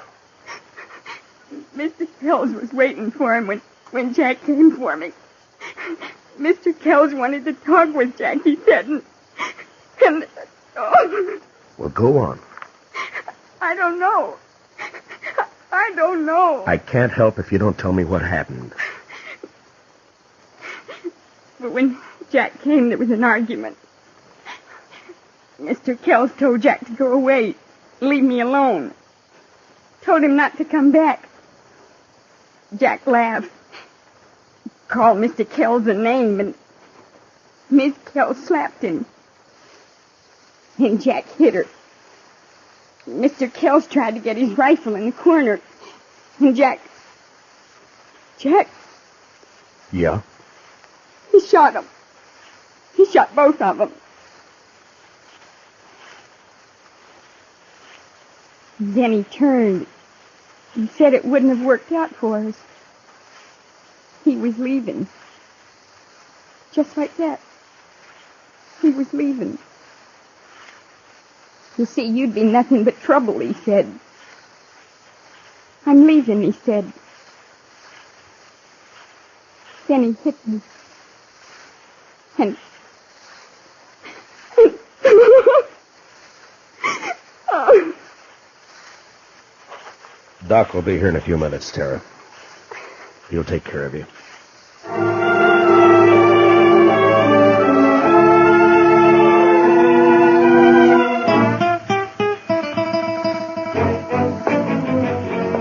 You want me to go with you, Mr. Dillon? No, you stay here. Get me that Winchester, will you? Yes, sir. Here you are. Thank you. How do you figure to trail him at night, Mr. Dillon? I don't. I'm taking a guess, that's all. You know where he's going? Like I say, it's a guess. I won't be back to Texas. He's wanted there. Might be Abilene. Ben Thompson would cover for him there. You'll have an hour or more start on him, Mr. Dillon. Yeah, I know, but I figure to take the back country and ride hard. Maybe he'll cut his sign by morning. You'll be riding 3 miles to his 1. I'll take the buckskin. He can last. Yes, sir. Don't you want me to follow you? I should be back by tomorrow night. You stay here and help Kitty and Doc with everything. And take good care of the girl. She needs help. Yes, sir. Good luck, Mr. Dillon.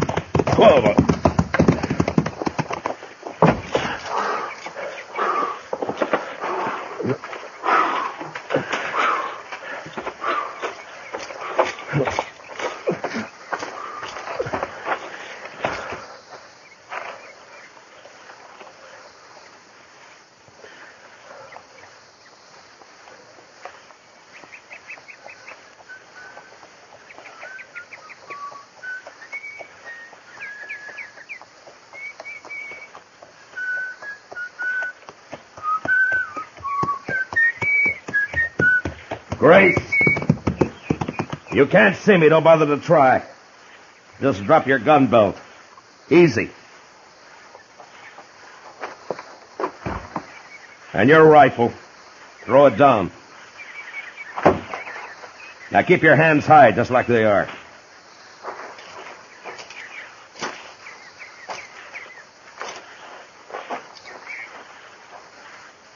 You travel fast, Dillon.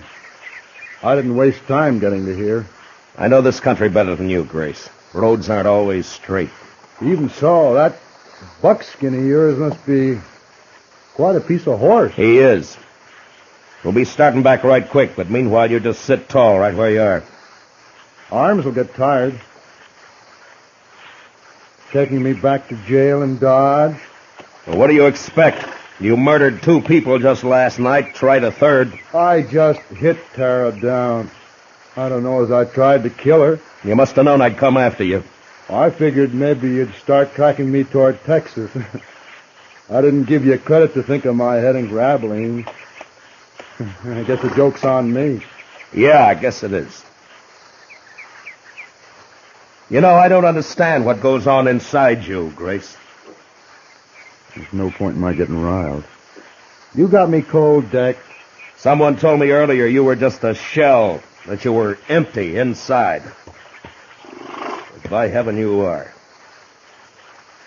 You're crazy, Grace. Just mean, pure crazy. It's you doing that talking, Marshal. Please yourself. In a way, it's all Tara's fault, I suppose. Well, it wouldn't have worked out anyway, like I told her. All right if I light up? Marshal? All right, but watch your moves. My makings are in my boot. Don't, Grace!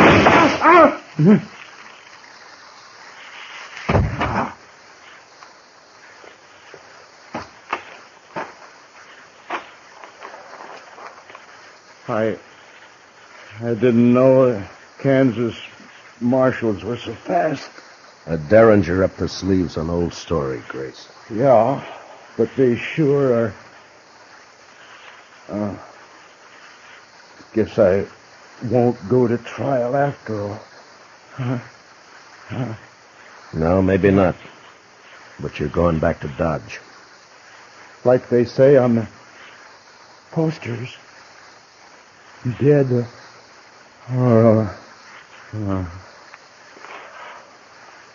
Yeah. Dead or alive.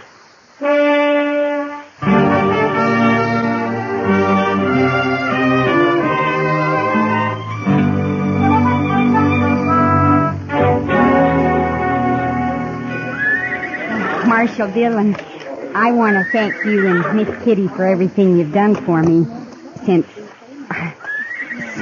Sure. You got everything in the stage, Tara? Yes, Miss Kitty. It's a long trip, Tara. You sure you won't change your mind?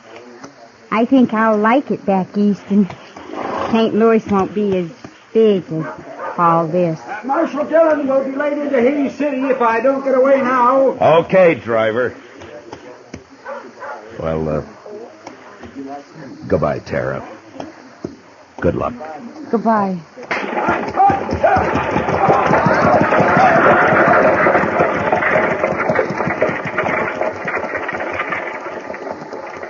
Well, Matt, she's gone. Yeah. I don't blame her for wanting to leave, Kitty. The West took nearly everything she loved. Her ma and pa, and the Kells. And her true love? Huh. Jack Grace? Jack Grace is no good, but Tara gave him her heart. And she never got it all back. Perhaps you're right, Kitty, but Tara's young. She'll mend. Will she, Matt? I hope so, Kitty. I truly do.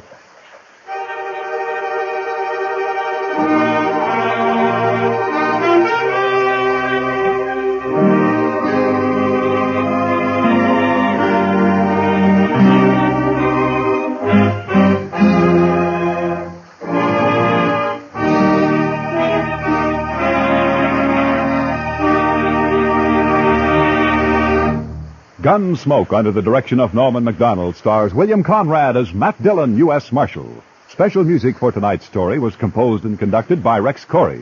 Featured in the cast were Sammy Hill as Tara and John Daner as Jack Grace, with Ralph Moody, Joe Duval, and Vivi Janis, Parley Bear as Chester, and Georgia Ellis as Kitty. Gunsmoke is heard by our troops overseas through the facilities of the Armed Forces Radio Service. Join us again next week as Matt Dillon, U.S. Marshal, fights to bring law and order out of the wild violence of the West in Gunsmoke.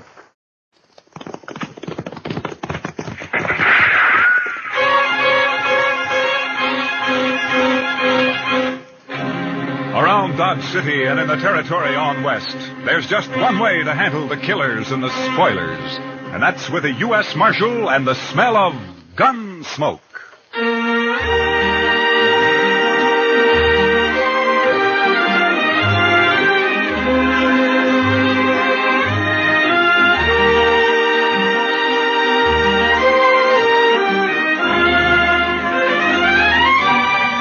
Gunsmoke, starring William Conrad. The transcribed story of the violence that moved west with young America. The story of a man who moved with it. Matt Dillon, United States Marshal.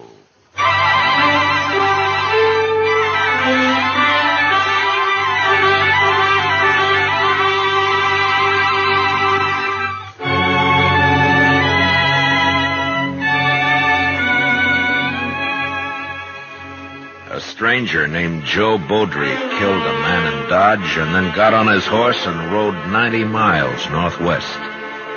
He made it across the Smoky Hill River before his horse played out and fell behind a small knoll. Beaudry put a knife in him and settled on to wait.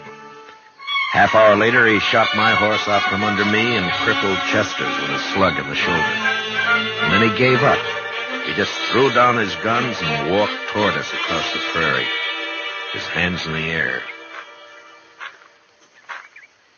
You think it's a trick, Mr. Dillon? I don't know, Chester, but if he makes a move, I'll kill him. Yes, sir.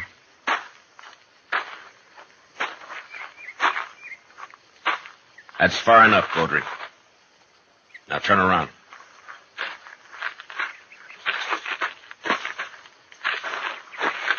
I ain't armed, Marshal. No. You know, I'm curious, Beaudry. Why didn't you shoot it out? I don't want to kill anybody, Marshal. You killed a man in Dodge. He went for his gun. I had to. Some of the witnesses say he didn't. Oh, sure. Friends of his. I heard him. That's why I lit out. Man looks guilty when he runs. You should have stayed and faced it. Now, what there. kind of shake could I get in a strange town, Marshal? Everybody be against me. The law protects you if you're innocent. You'll have to stand trial now anyway. Well, maybe I made a mistake, but I'm still alive. Yeah, and a long way from Dodge. Say, by gracious, that's right. How are we going to get back, Mr. Dillon? Well, we crossed the Overland Express route about 5 miles back. We'll just walk to the road and wait for a stage, I guess. Yeah, but the stage don't go up to Dodge from here, sir. Well, we'll take it into Fort Donner. Maybe the Army will lend us some horses there, and we can turn them back at Fort Dodge. Marshal. Yeah.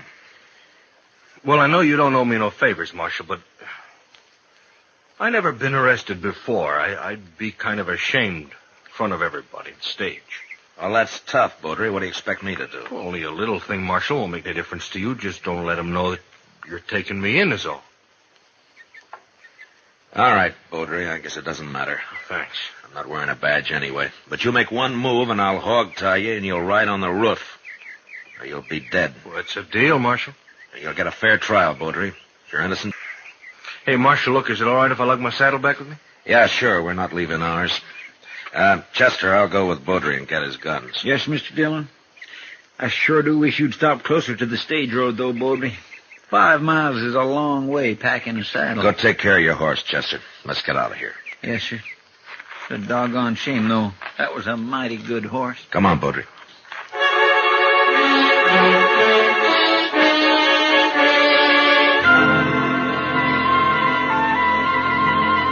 I sure hope the stage hasn't gone by already, Mr. Dillon. Why don't you get off your back and look down the road, Chester? Well, I declare. Looky yonder, it's a-comin'. And it's painted bright red, too, Mr. Dillon. Hey, what if they don't stop for us, Marshal? Road agents don't usually carry their saddles. The driver will notice that if he's awake. Driving a 6-horse hitch ought to keep him awake. Yeah, but not sober.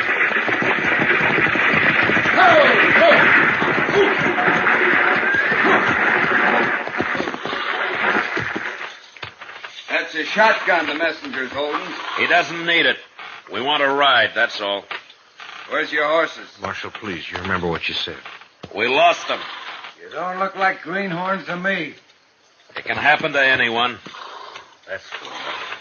The one in the middle ain't even armed. Pick 'em up, Hank.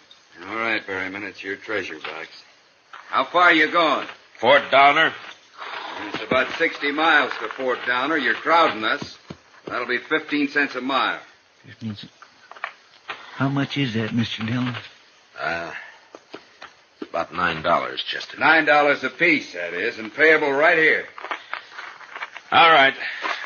It's high, but I can't argue with you now. Here you are. 20, 5, 6, 7. All right, mister. Get in. I don't know how the passengers are going to like this, though. You got room for a couple more in here? Anybody can't keep his horse ought to walk home. There's room for 2, maybe, but not 3. Oh? Take a look for yourself, mister. Yeah, I guess you're right. Chester? Oh, now, sir, I can't... I don't want Baudry on top. You'll have to get up there, Chester. Well, I guess you're right, sir. But I think you fellas ought to charge us less if I can't ride inside. The Overland stage guarantees a ride, mister. Comfort's the passenger's problem. Get in, Baudry. Yeah. Now get fixed somehow. You've held us up long enough. Give me a hand.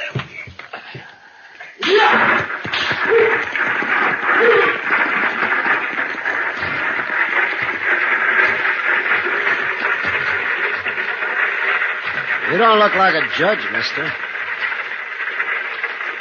I'm not a judge. Well, you must be important somehow. We order these men around, and that fellow on top there calls you sir. Dillon? Well, let's just say that I'm sort of the boss of this outfit, mister.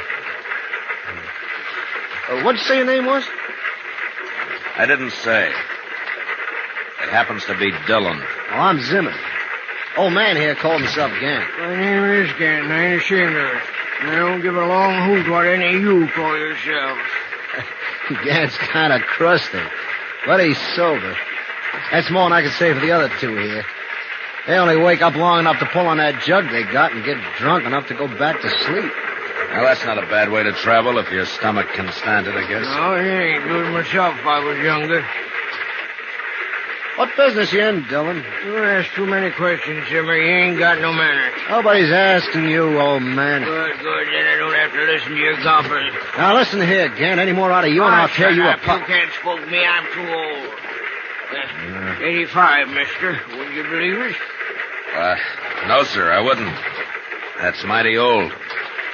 You sure don't look it. I knew Meriwether Lewis, mister. Met him in St. Louis when he and Clark come back from the Pacific. Now who's doing all the talking? Leave him be, Zimmer. There's no harm in passing the time. Look, mister. You may be the boss of these other fellas, but you don't run me. Nobody's trying to run you. Just take it easy. Don't pay him no mind, Dillon. He's just nervous about something. What are you driving at, old man? We'll be at Monument Station in about an hour, Dillon. Spend the night there. Hope the chow's improved. Last time I was there, all I had was fat pork. One passenger says, I never eat fat pork. So the cook told him, well, then just help yourself to the mustard.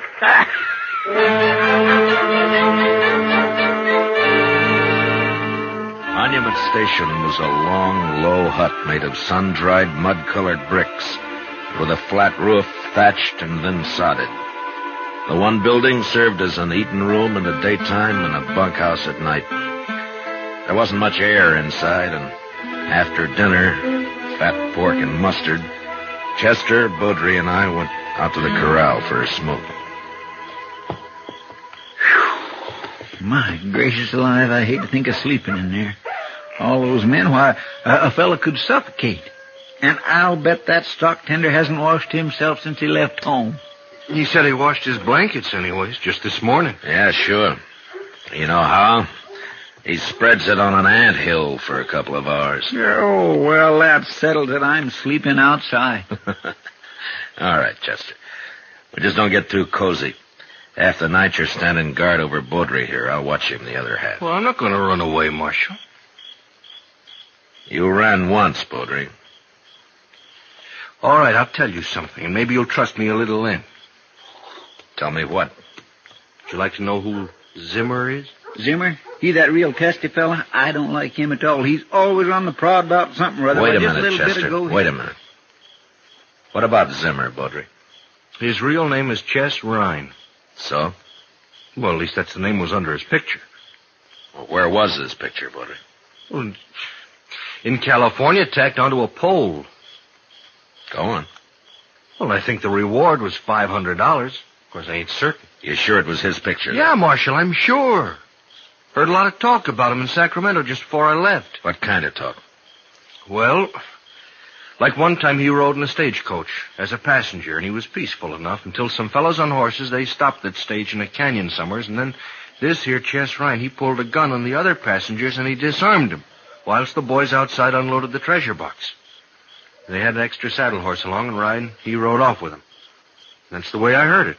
Seems to me he went to a lot of trouble. Sometimes the passengers give road agents as much fight as the driver and messenger, Chester. They feel safe because they're inside. Yeah, and that's what Chess Rhine figured. What, are you going to arrest him, Marshal? I can't arrest a man without cause, Beaudry. You may be telling the truth, but I don't know that for sure. I can check on Zimmer when we get to Fort Donner, but all I can do to Lynn's keep an eye on him. Well, this stage will be robbed long before it gets to Fort Donner, Marshal. Yeah, maybe, but not without a fight. Thanks for telling me, Beaudry, and for your sake, I hope it's the truth. If it isn't, you're going to be in more trouble than you are now. All right, keep an eye on him, Chester. I'll be back in a few minutes. Yes, sir.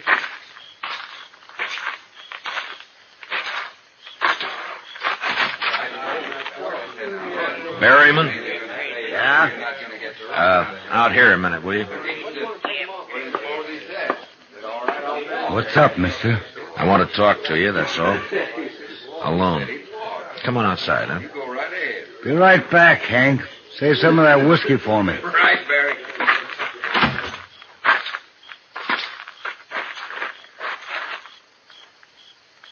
What's on your mind, mister? How long you been an express messenger, Berryman? 2 years? Not that it's any business of yours. Did you run into any trouble in that time? Some? Why? I just want to know if you can handle yourself, that's all. You want to find out? Look, Berryman, you know my name. It's Dillon. I'm Matt Dillon. I'm the U.S. Marshal out of Dodge. Dillon. Yeah, I think I remember seeing you there. Good. Now tell me this. You carrying much in that treasure box of yours? The messenger who brought it as far as Pond Creek said it was $50,000, unsigned currency, mostly. Mm-hmm. Something up, Marshal? Well, maybe. Tell me, what's the best place for a holdup between here and Fort Donner? Well, Willow Bend, I expect. Man on a horse could keep hidden there till we were right on top of him. All right, tell the driver to whip those horses through Willow Bend as fast as they'll go. Chester will be on the roof to help you, and I'll sort of organize the passengers inside. Well, now if there's going to be a holdup, Marshal, you Well, should... I don't know, but we'll play it safe. And, by the way, Berryman, don't let on inside there about this, huh? Or, who I am. All right? Okay, Marshal. Thank you. Good night, Berryman. Night, Marshal. Oh, Marshal. Yeah? We got a jug of station whiskey inside if you want a drink. I don't think it'd do much good. I've heard of that stuff freezing solid on a cold night.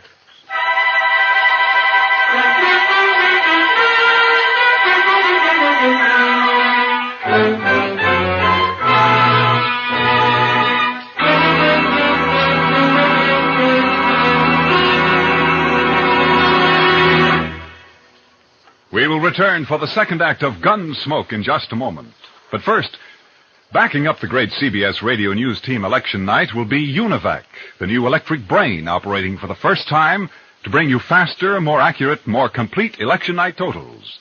November 4th, starting at 8 p.m. New York time, CBS Radio reports the election returns from coast to coast.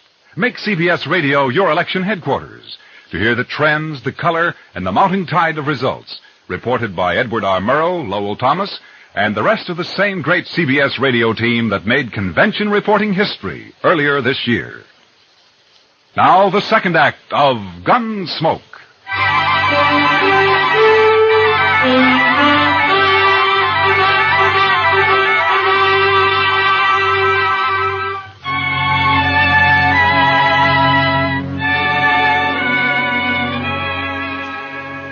Next morning, just after sunup, the stage left Monument Station.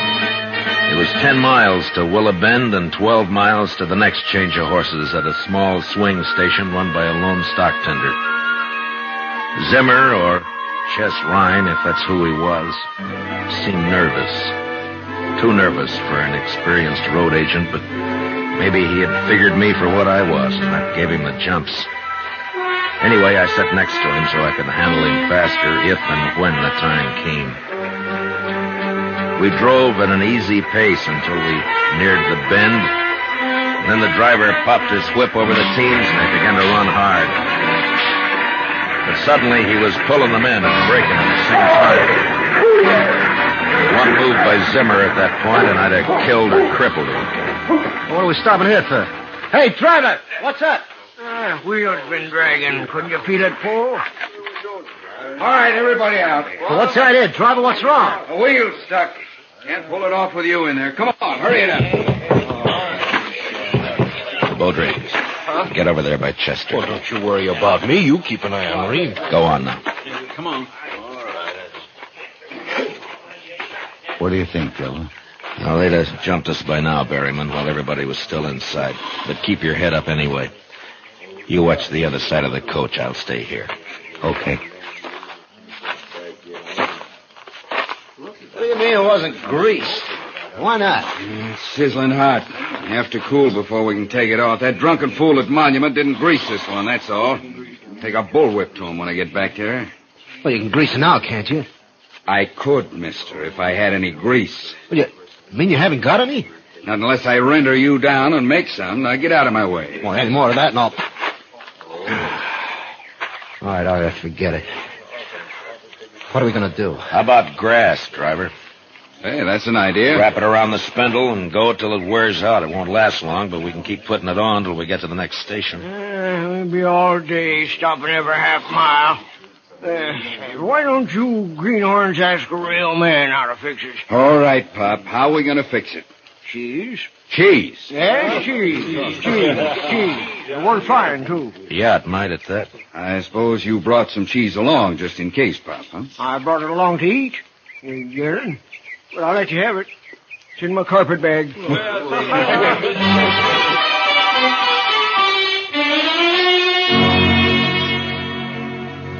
Old Gant's cheese worked fine, and we left Willow Bend without more trouble. I began to figure Baudry for a liar, but he just sat there, staring out at the prairie, and said nothing.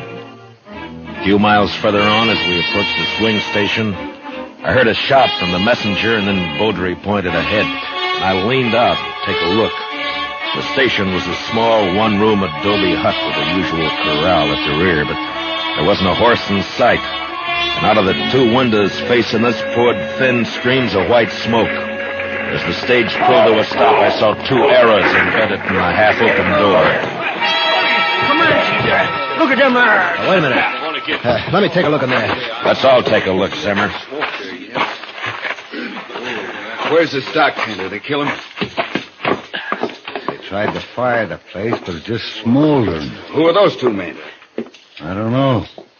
But this one's still alive. Well, that's the stock tender. But who are those two? Never mind them. They're dead. Scalp. Indian sure must have surprised him, sneaked right up. All right, Berryman, let's get the stock tender out of this smoke. Take his head there. Yeah. They scalped him, too. And he ain't even dead. Never mind that. Just pick him up easy.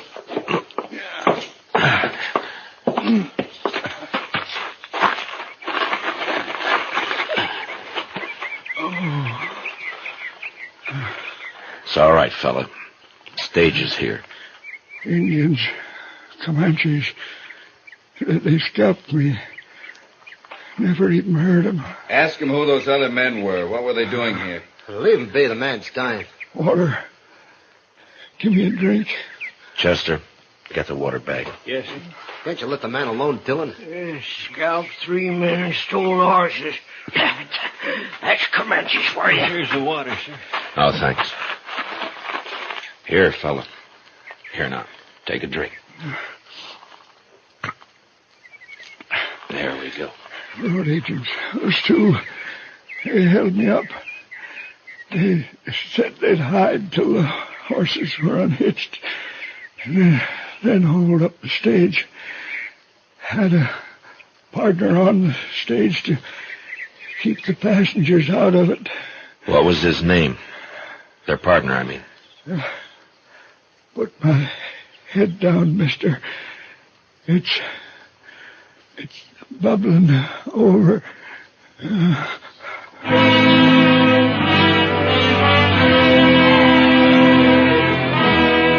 stock tender's eyes clouded up and went blank as I lay his head back.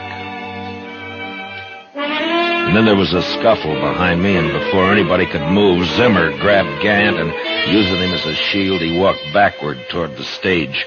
The old man stopped struggling when he felt Zimmer's gun in his back, and the rest of us just stood there watching, helpless. First man draws a gun, Gant'll die. You gave yourself away, Chess Ryan. Take it easy, man. Take it easy. This fool's nervous. Shut up. You, driver. Lead those teams down the road a piece, and then come back here. Jan and I'll take the stage alone. Come on! You better do what he says, driver. He's scared enough to shoot. Guess I better.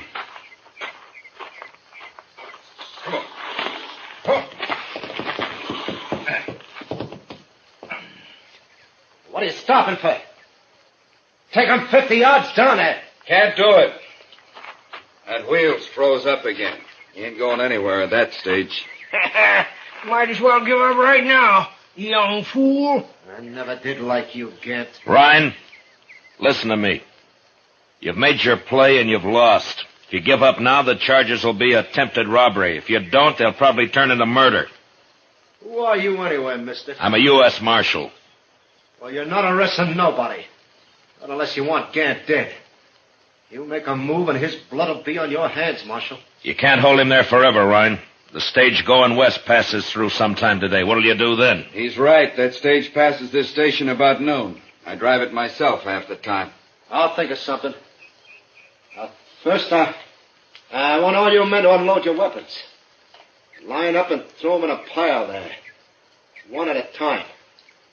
Would you even start to try anything, and I'll blow a hole in the old man. You think you would, Mr. Dillon? He's so nervous now, it's a wonder he doesn't do it by accident, Chester. I get going, don't stand there. One at a time now. And use 2 fingers to do it. All right, man, you better do as he says. Now? Go ahead. Easy. All right. Next man. Baudry. Yeah? You're the only man who might There's stop mine. this. How? Pretend to join him. You trust me that much? I have to. Okay, Not easy now. 2 fingers. All right. Next man. Ryan. Hold it right there, Poultry. Well, I'm not armed, Ryan. Look. But you know why?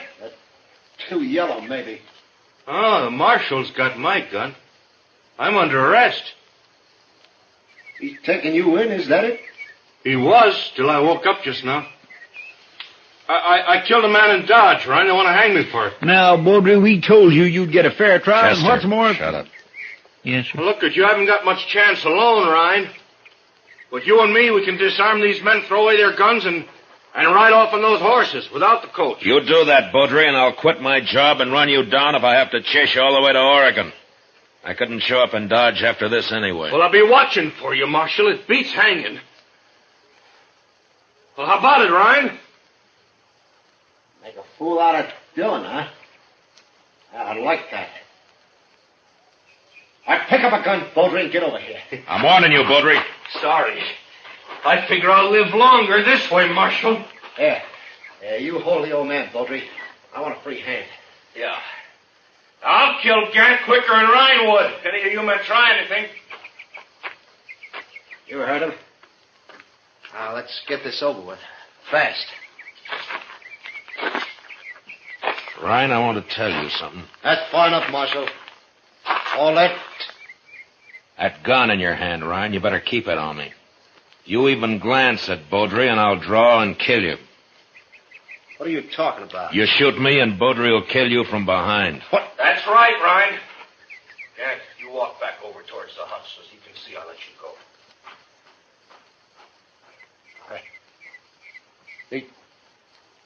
He'd trick you, too. But I can still kill you, Marshal. Yeah, that's right, Ryan. You can still kill me. But I'm paid to die. I settled that in my mind when I took this job. It's only a matter of time. But what about you, Ryan? You ready to die? You can't do this. I'm doing it, Ryan. I'm doing it now. I'm going to walk right up to you, and you're going to give me that gun. Stop, Marshal. Don't. Your spine if you shoot, Ryan. Let me have the gun, Ryan. Easy, No. Ryan. Now! Did he hit you, Mr. Dillon? No, he waited a second too long. Worked, Marshal. Well, you worked. Yeah. Yeah, you did fine, Baudry. I'm going to remember it. Yeah. Now, give me back that gun.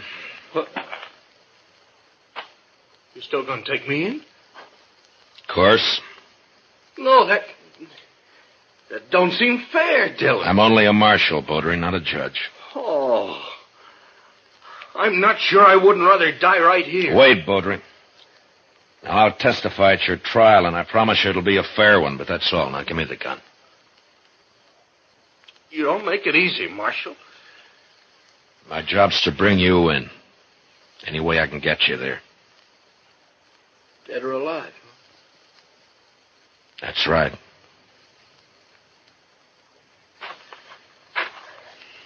Here's the gun. Thank you.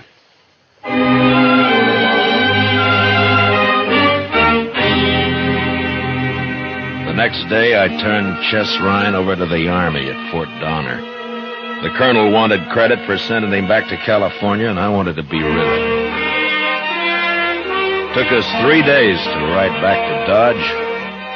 On the way, we got to be real good friends with Joe Baudry. I wouldn't let him have his gun back.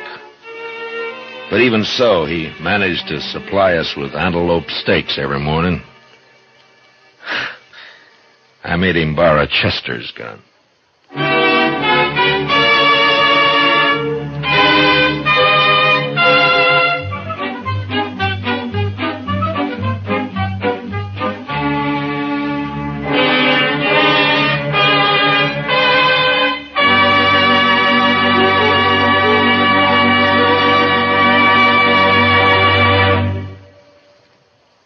Gunsmoke, transcribed under the direction of Norman MacDonald, stars William Conrad as Matt Dillon, U.S. Marshal. Tonight's story was specially written for Gunsmoke by John Meston, with music composed and conducted by Rex Corey. Featured in the cast were Lawrence Dobkin and Lou Krugman, with Vic Perrin, Junius Matthews, Jim Nusser, and Ralph Moody. Parley Bayer is Chester. Gunsmoke is heard by our troops overseas through the facilities of the Armed Forces Radio Service. Join us again next week as Matt Dillon, U.S. Marshal, fights to bring law and order out of the wild violence of the West in Gunsmoke.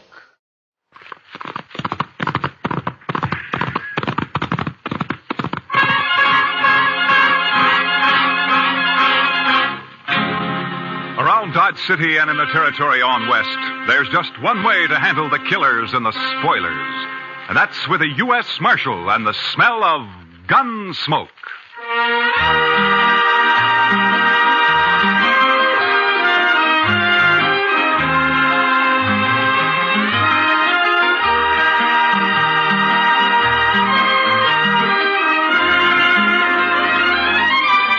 Gunsmoke, starring William Conrad. The story of the violence that moved west with young America. The story of a man who moved with it. Matt Dillon, United States Marshal.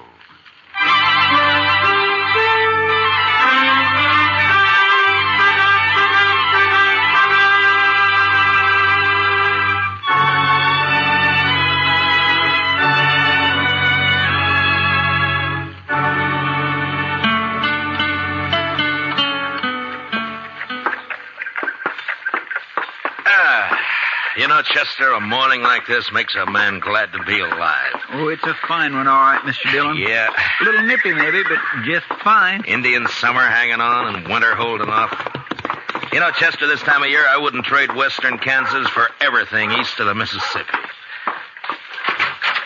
Oh, good. Pedro's got a fire going. I built the fire, Marshal Dillon. Oh, good morning, Caleb. I've been waiting in his jail office for a full 2 hours. What time do you start work, Marshal? You know Caleb Andrews, don't you, Chester? Oh, yes, indeed. How are you, Mr. Andrews? Marshal, I have an order here from the U.S. District Court. I believe it's your job to serve such orders. Yeah, it is. I don't get them often, though. Order of foreclosure and eviction on Ed Blake.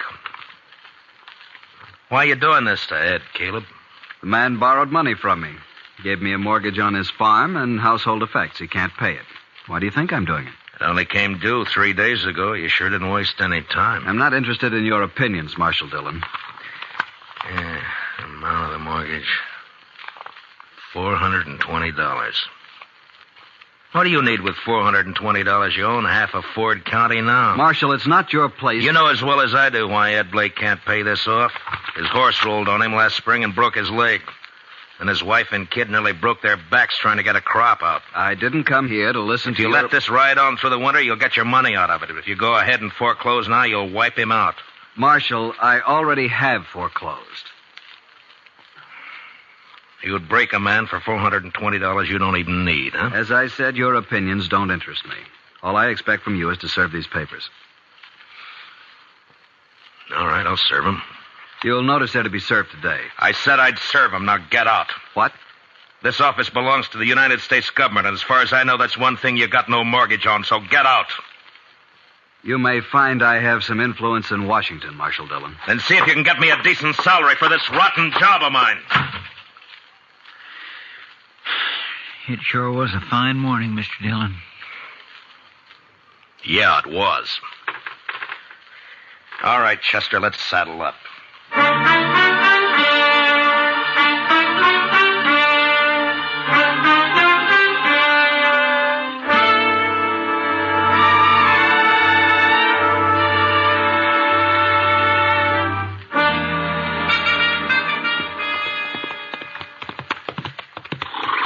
This is one job I surely wish we didn't have to do, Mr. Dillon.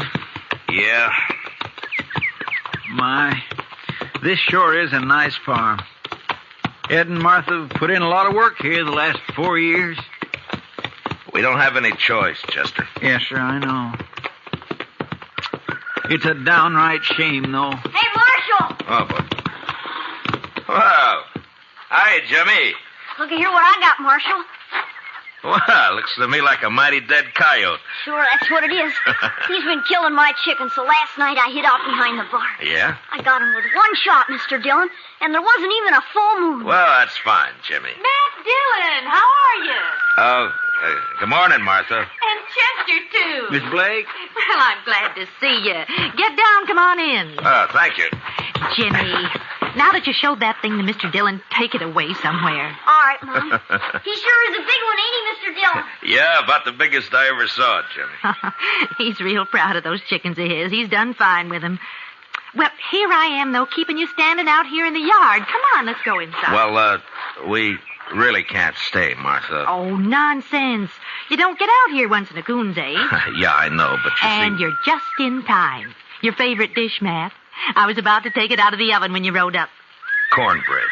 Buttermilk cornbread, huh? That's right. Ed's not here, but you will say, won't you? Well, Martha, I'd like to, but, well, we just can't, that's all. The thing is that,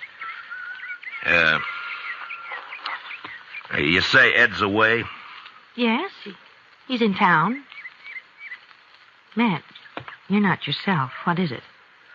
Well, I suppose I ought to talk to Ed about this, but maybe it'll be better if he hears it from you. Here's what? Martha, I got a court order here. It has to do with that mortgage of Caleb Andrews. It's an order of foreclosure and eviction and sale. No. Oh, no. Here it is. We were so sure he'd extend it. He knows what happened, why we couldn't pay it. We were sure he'd extend it. Well, he won't. I talked to him. Matt, how long before we have to get out? 5 days. So soon. You were right, Matt. It is better that Ed hears it from me. Coming on top of everything else, it'll... Well, I can't let it break him. I just can't let it break him. Martha, if there's anything I can do, you let me know, huh? Matt, I don't blame you for this. I understand. Well, come on in now and have some cornbread with us. Well, I couldn't. I'm sorry. Thank you anyway, Martha, but I just couldn't.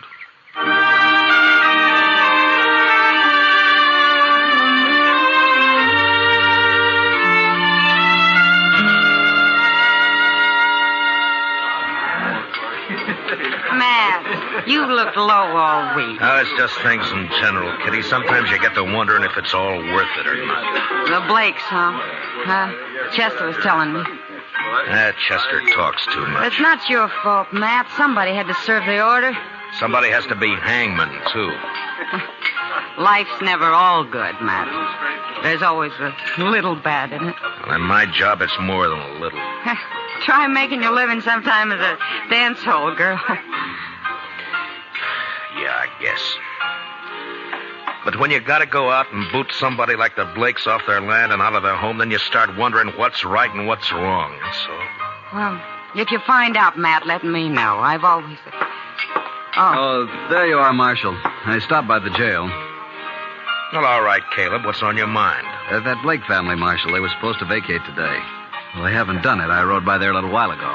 According to the court order, they got until sundown. But they haven't made the slightest preparation to... Marshal, I believe I'd prefer to discuss our business elsewhere than in the presence of this...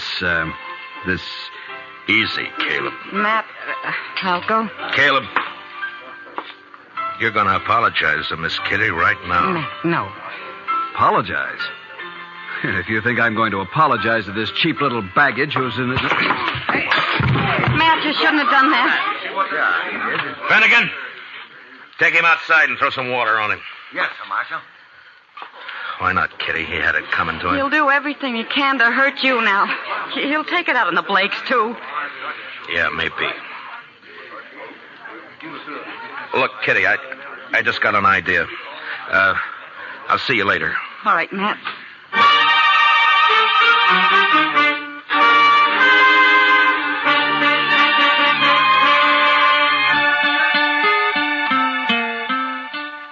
But, Matt, the mere fact a man runs a bank doesn't always mean he's got a free hand in everything he does. A bank has stockholders, a board of directors. I've got to listen to him. I think they'd approve the loan, Clem. Another thing, Caleb Andrews is the biggest account I've got. If I crossed him by taking this loan you suggest, Matt, he'd break me. I see. All right, Clem. Forget it. Matt, I realize I'm under obligation to you. You saved my life that time the James brothers held me up. Saved the bank, too, in fact, but... That was part of my job, Clem. There's no obligation. I was just asking you as a friend to help out another friend. Matt, I'd like to do it, but I just can't. Don't you see? Yeah, sure, Clem. I see. Just forget it. Gotta think of my wife and the 2 girls. Yeah, of course you have. It's not that I don't want to help. I understand, Clem. I really do. Forget it.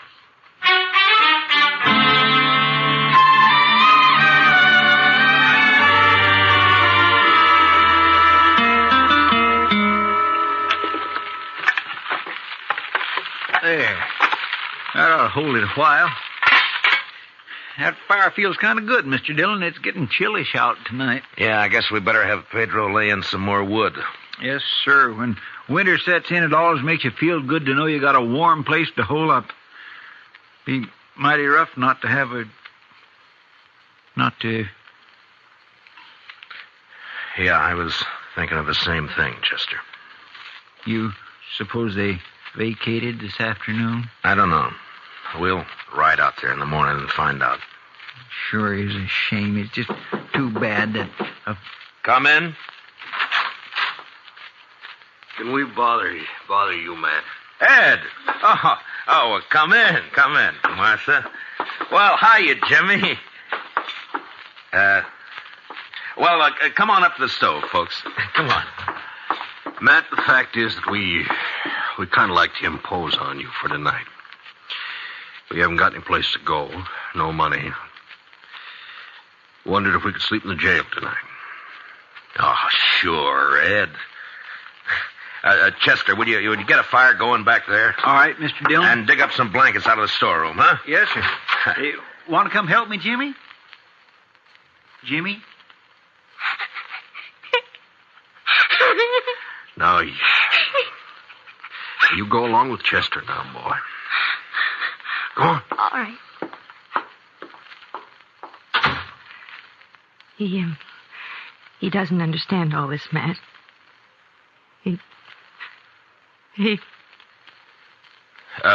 Ed, we may as well get your stuff out of the wagon, I guess. Well, there ain't any wagon, Matt. We walked into town. 6 miles? With that leg?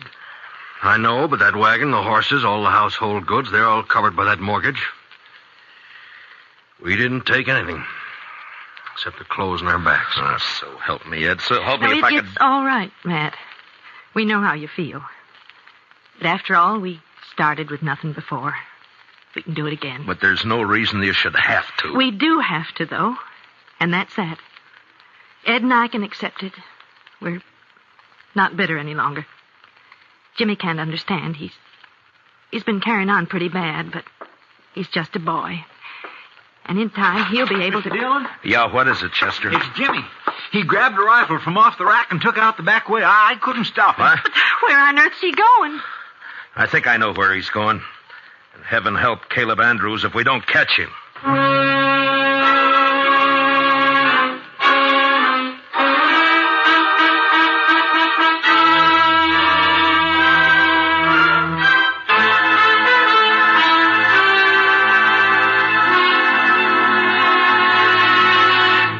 We will return for the second act of Gunsmoke in just a moment.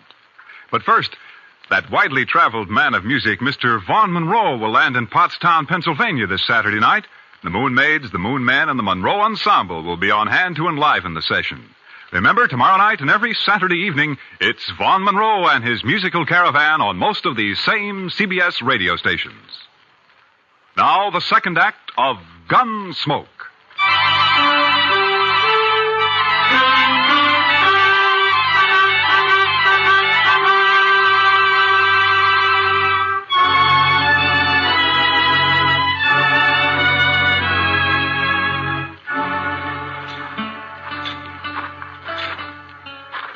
That's Mr. Andrews' house there on the corner. Looks dark, Mr. Dillon. Yeah, he may not be home. I sure hope he isn't. No sign of the boy around. Reckon he broke in the house, Mr. Dillon? Maybe. Anyhow, it's 10 to 1. This is where he headed for. His mother said he was real upset about it, and it's just like a kid. Chester? Hmm? There's somebody back of that tree up there on the left. Yeah. Think it's him? I don't know. Just keep on walking. Yeah, it's him, all right. I can see the moonlight on the rifle barrel. Will we try to rush him, Mr. Dillon? Well, not unless you're thinking of suicide. I'm going to talk to him, Chester. Jimmy? It's me, Matt Dillon. Go away, Mr. Dillon. Better go away now. Don't bother me. I can't do that, Jimmy. You're a friend of mine, and I figure you're waiting here to do something that you'd be sorry for, and I can't let you do that. Nothing you can do about it, Mr. Dillon. I got a gun here, and I'm going to kill him. You go away now and leave me alone. Jimmy, I know how you feel. I don't like Caleb either, but killing him's no answer. You folks feel bad enough already. Think how it would hurt him if you did. Stop, Mr. Dillon. Now stay where you are. Don't come any closer. I have to, Jimmy. It's my job. So if you're going through with this, I guess you'll have to kill me first. No, Mr. Dillon. Now stay back. I'm sorry, Jimmy. I don't have a choice. But you do. No. I couldn't shoot you, Mr. Dillon. You know that. Sure.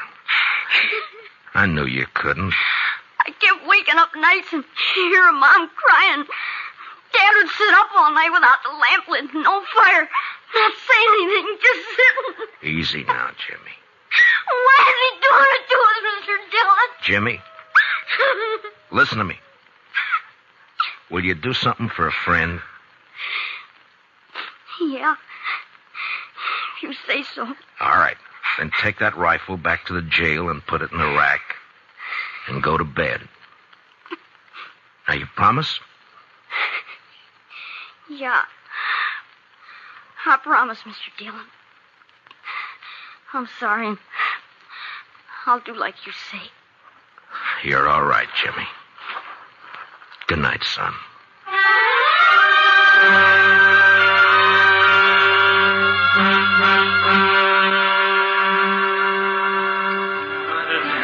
I could have told you Clem Bates wouldn't do anything, Matt. He wouldn't dare. He'd be scared Caleb would take his money out of the bank. Yeah, that's about what he said. I don't know, Kitty. I've done everything I could possibly think Oh, of. the worst of it is everybody in town's just as scared of Caleb as Clem is. I doubt if they'll even have the nerve to bid against him at the sale. Yeah, I know. He'll probably get the place at not much more than the amount of the mortgage. $420. Matt, I've seen more than that change hands across a poker table here in one deal. You think that's all it takes? I beg your pardon, Miss Kitty. Oh, of course, Jack.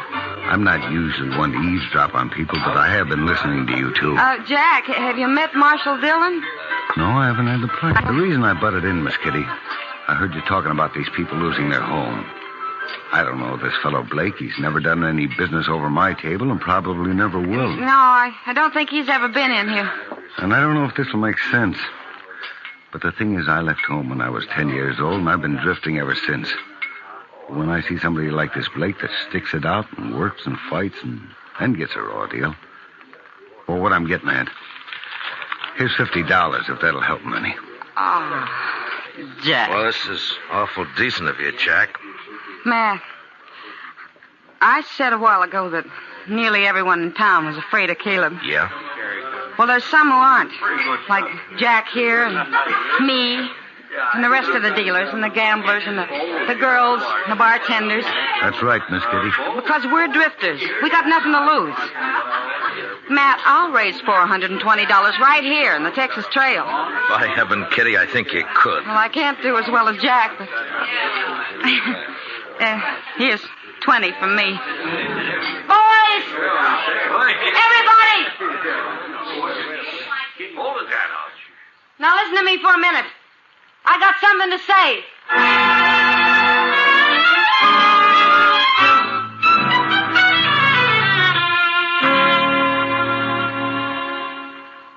He's sure taking his time getting here, Chester.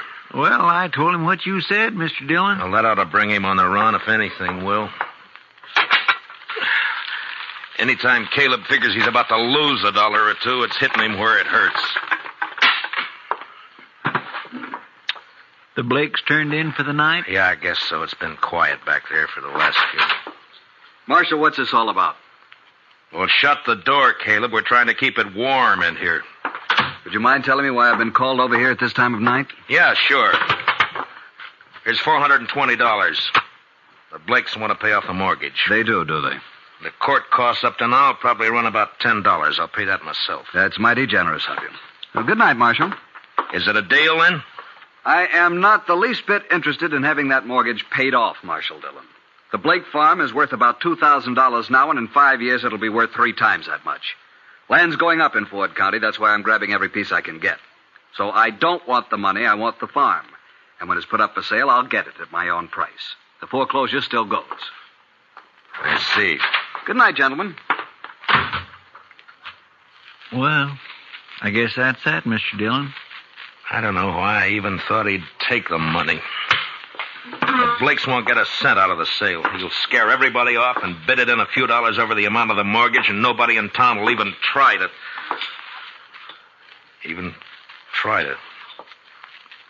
Try to what, Mr. Dillon?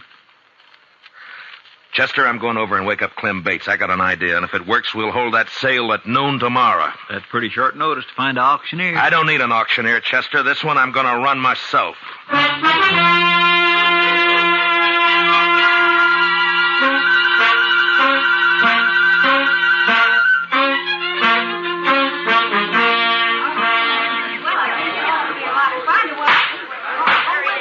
All right, everybody. All right. Now, all of you know what we're here for. This is a foreclosure sale of the property and household effects of Edward and Martha Blake, ordered by the court at the request of that fine-spirited, good-hearted public benefactor and friend and neighbor of us all, Caleb Andrews. Marshal Dillon, I refuse to tolerate this. Caleb, I think we better get one thing straight right now. The law tells me I got to conduct this sale, but the law doesn't tell me what I got to say while I'm conducting it. Get on with it. Get on with the sale. All right. Now, the first item I'm offering is a breadboard. Ms. Blake tells me she's used this for nearly 10 years. That's a lot of loaves of bread, a lot of years. As you can see, it's pretty badly battered up. I doubt if it'd be worth much to anybody unless they were used to it. Suppose we started at 50 cents. Is there anybody here low enough to bid 50 cents for Mrs. Blake's breadboard? How about you, Caleb? I'm not interested in the item. Get on with the sale. Anybody else?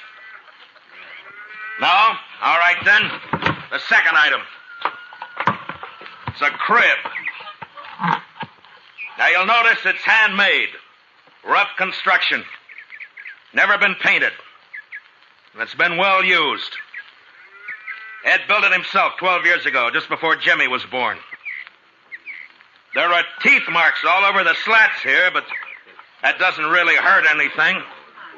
There are Marshal Dillon, may I suggest you lump the household effects together and offer them as one bulk item? I'm sorry, Caleb. I'd rather offer them one at a time. Yes. Unless, of course, you'd care to waive all claim to the household effects and withdraw them from the order of foreclosure. I waive the claim. The household goods are withdrawn. Now get on to the house and land. So ordered. Now, the item offered is 160 acres of tillable land, a 4-room house, and a barn. I won't read through the description. You all know the property. It's a good farm. The amount of the mortgage is $420, held by Caleb Andrews. All right, the bidding's open. What am I offered? $450. I have $450 from Caleb Andrews. Do I hear another bid? Oh, the farm's worth $2,000. You're going to let him have it for $450? How about another bidder? Mr. Dillon? Yeah, what is it, Chester? Well, I've been thinking some lately of getting me a little place like this and settling down. I'll bid $1,000. I have $1,000. Do I hear another bid? It's a trick. He doesn't want this place. $1,000. Going once. $1,200. Caleb Andrews bids $1,200. What do you say, Chester? Well, sir, I think I kind of like this farm. $1,500. This is ridiculous. The bid is $1,500. Going once. Going twice. $1,600. $1,600 from Mr. Andrews. Chester? $8,420. He never had that much money in his whole life. Do I hear another bid? Oh, what do you say, Caleb? Do you think I'm a fool? Going once, going twice. Sold. The Chester Proudfoot for $8,420. The buyer will come forward and complete the sale. Don't you worry none about me, Mr. Andrews. I got it right here. There's $8,000 in $500 bills, and here is the $420. Where did you ever get that much in cash? Well, I save my pay, Mr. Andrews. Then, of course, I drink just mostly beer. It adds up after a while. Caleb, I guess $420 of this is yours. And that takes care of the mortgage.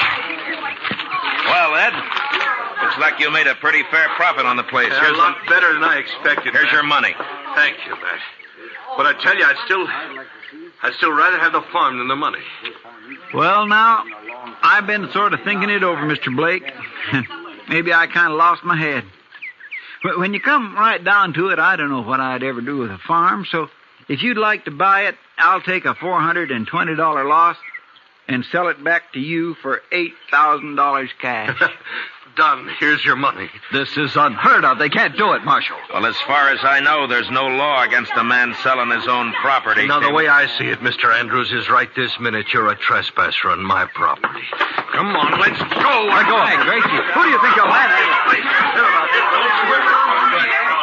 Chester, you better get that $8,000 back to the bank. Clem Bates is probably worrying himself into a breakdown for fear somebody will find out that he let us have it. All right, Mr. Dillon, I'll see you in town later. Yeah. Oh, Matt, I don't know how we can ever thank you for what you've done. Not me, Martha. Thank the bunch that work at the Texas Trail. You know, they're bums and drifters, most of them. But when Kitty told them the story, they really came through. We'll pay it back, Matt, every cent of it. And, well, that girl, Kitty, I guess I've said some hard things about her in the past, but... Matt, will you ask her to come out to dinner some afternoon? What? I'd like to thank her myself. Sure, Martha. I'll ask her. And I think she'll appreciate that more than you'll ever know.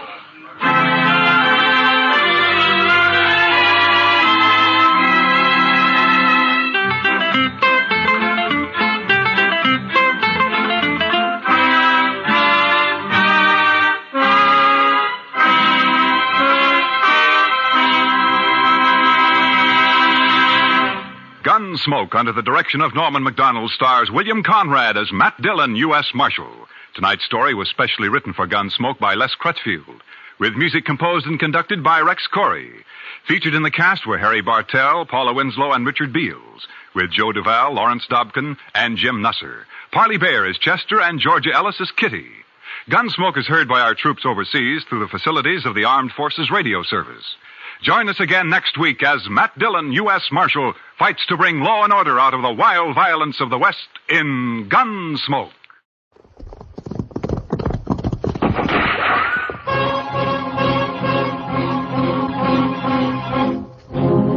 Around Dodge City and in the territory on West, there's just one way to handle the killers and the spoilers. And that's with a U.S. Marshal and the smell of Gunsmoke.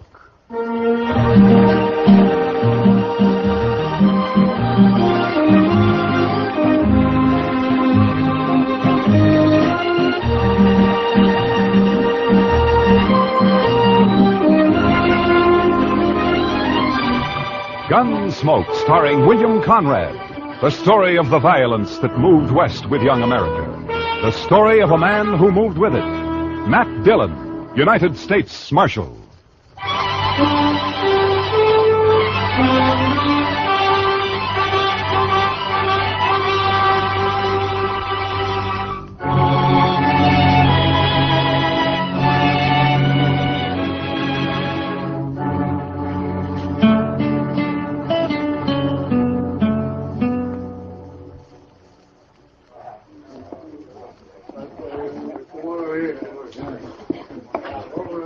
Well, what's the rush, Miss Kitty? Come on, sit down and have a beer with us, Kitty.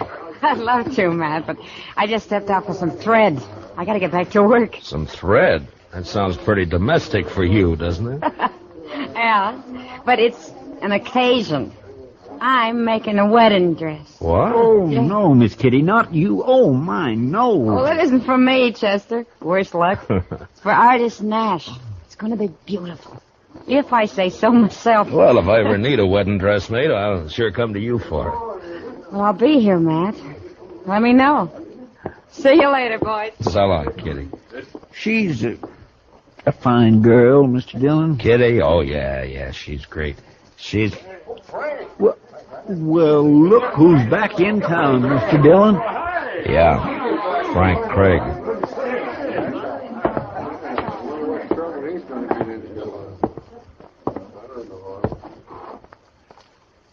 Hello, Marshal. Frank, I never expected you to come back. I don't know what to say to you. You might say welcome home. Yeah, I might. At least you're honest, Marshal. Sure. Where have you been for the last year? Out west. Wyoming, to be exact. My sympathy for the peace officers of Wyoming. Man can change, Marshal. Grow up and get over his wildness and start to think about settling down. Some men can. Well, I'm one of them. I don't aim to cause any trouble, Marshal. Came back here to marry Artis and take her with me, that's all. You heard from her since you left? She's pretty as ever. She'll pass. The man in Dodge was crazy about her. She was my girl from start to finish. Things can change, Frank. She's still my girl, Marshal. Ben Martin might differ with you. Ben Martin? Mm-hmm. That bull-necked plowboy? He never had a chance in... What are you saying, Marshal? You don't aim to cause any trouble, you're saying, yet you just happened to roll into town 3 days before Artis is due to marry Ben. You're claiming you didn't know about it, huh? Artis wrote me a farewell letter, Marshal. It doesn't make any difference. Like I said, she's still my girl. She's not marrying Ben or anybody else. Not while I'm alive. And like I said, Frank, Ben may differ with you. I used to chase him home crying when we were kids. I don't think he'll chase that easy now. Ben took over the Circle Bar B. He's got 25 boys riding for him. He's a big man around here. Swings a lot of weight. Marshal, I said I wasn't looking for trouble, and I meant it. I came back here to get Artis, that's all. If any man tries to stop me, I'll kill him. I'll see you, Marshal. Chester, see if you can find Ben Martin. Have you meet me over at the jail office.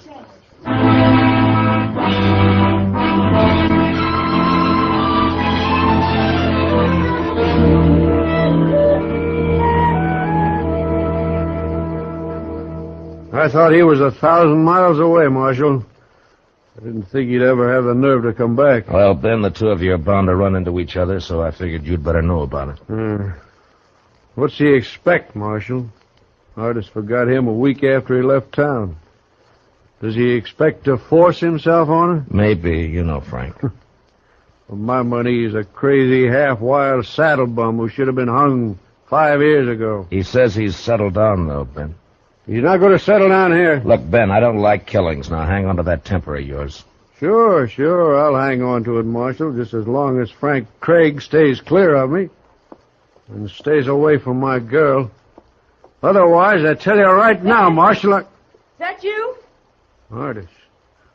We're in here, honey. Come on in. Someone said you were here at the jail. Evening, Mr. Dillon. Miss Nash? I'm sorry if I interrupted anything, but... Ben, you know who's in town? Yeah, Frank Craig. That's what we were talking about, honey. He says he's come back for me. take me away with him.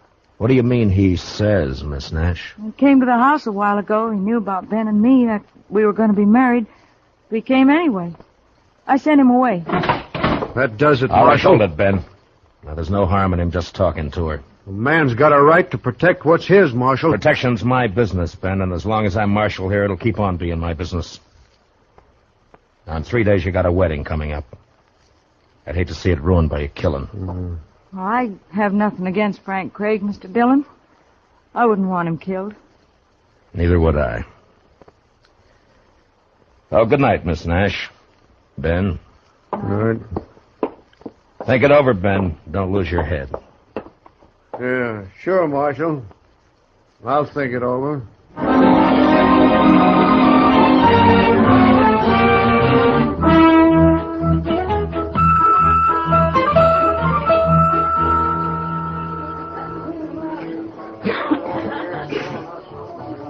How long are we going to have to keep on riding herd on Frank Craig, Mr. Dillon? Oh, just till he and Ben meet face to face and have their say, I guess. My, that Frank Craig sure is a fancy dresser. Silver spurs, red silk handkerchief, yellow boots. Well, now, here's the Marshal, right on the job. Hiya, Doc. Well, Matt, I hear we got ourselves a nice little killing coming up. You hope we have him. Oh, no, it's not the fee. It's a romance of the thing. Yeah, sure. Young man comes back in the West, sees girl, finds she's on the point of marrying somebody Chester. else.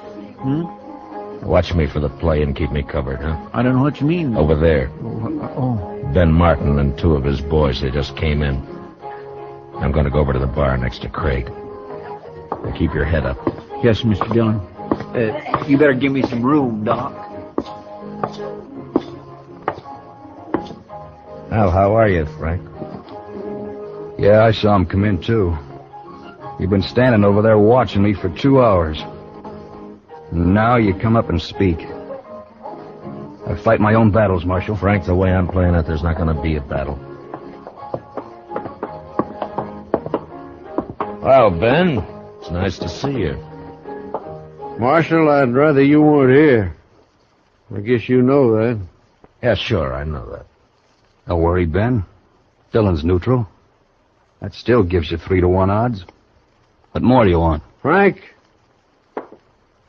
we don't need you in this town. You were gone for a year and we got along fine. So if you climb on that horse of yours and ride out again, we'll still get along fine. My girl won't, Ben. You haven't got a girl in Dodge City, Frank. Sure I have. And I want to thank you for looking out for her while I was away. As far as she's concerned, you're still away. I might as well warn you, there are a couple of my boys on guard at her house armed with rifles. Ben, I never needed a guard to hold her. If you come within 50 yards, they got orders to kill you. You'll be there from now until the wedding. Oh, yeah. That wedding. I'm afraid that's been called off, Ben. You see, Artis and I have other plans. We got a wedding of our own coming up. Well, you dirty darn! Now, if either one of you draws, he's drawn against me. I wouldn't draw on him, Marshal. I feel kind of sorry for him. So help me, Shut up, Marshal, both of you. I'm gonna... Now, you both had your say. And each knows how the other one stands. Well, here's my stand. If Ben wants to keep a guard at her house, it's all right with me. You've had a fair warning, Frank, so stay away. I wish he would try to bother her. And on the other hand, Ben, Frank's got as much right to the run of the town as you or me or anybody else. Sure, as long as decent citizens hide their valuables. You can't go by rumors, Ben. Nobody ever proved a case against him, you know that. Piece of stout rope would prove I wouldn't try it, Ben. If you and your boys want a drink now, go on over to the Longhorn. Stay out of the Texas Trail here from now on. You, Frank, stay clear of the Longhorn. You're quite an optimist, Marshal. Yeah, maybe so. Well, are you leaving, Ben? Yeah. I'll be seeing you, Frank. Come on, boy. Frank, you got nothing to gain here and everything to lose. Miss Nash has made a choice, and whatever was between you once is water down the river. Why don't you pull out? Because she's still my girl, Matt. I know, and she knows, too. You wait and see.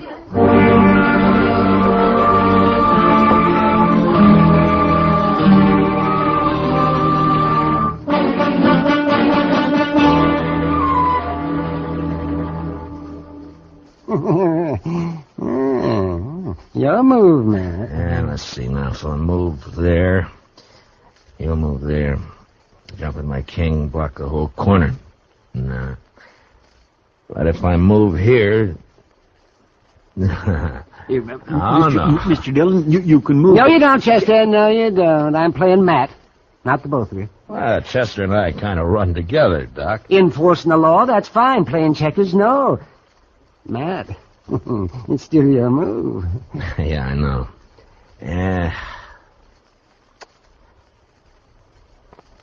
All right. There. Oh, well, I'll be... That's the move I was going to tell you to make, Mr. Dillon. Thanks, Chester. Doc, you're beat. Let's call a game. Yeah, you sneaked up on me. That's what you did. You snuck up on me. Oh, well, that's all right, then. It sure is a quiet night. I figured one of them two would make a play before this. Yeah.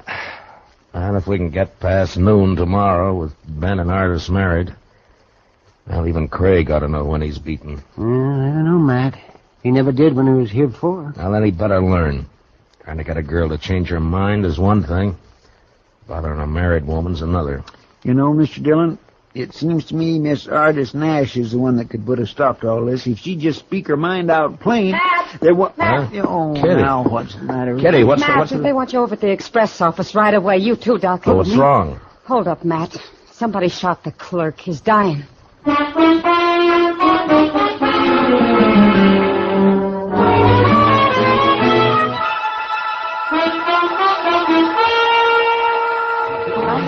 you let me through here, please? I'm sorry, mister. One side, please. Yes, one side, please. All right, stand back now. Give us some room here. Can you get through, Doc? Yeah, Matt, I can get it.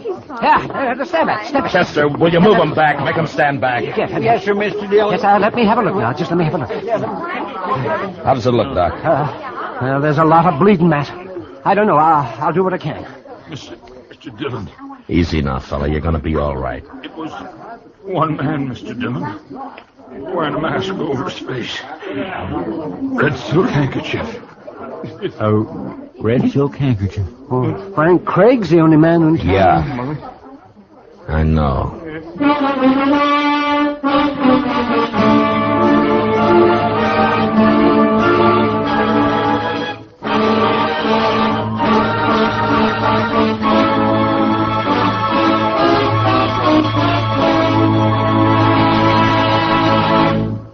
We will return for the second act of Gunsmoke in just a moment.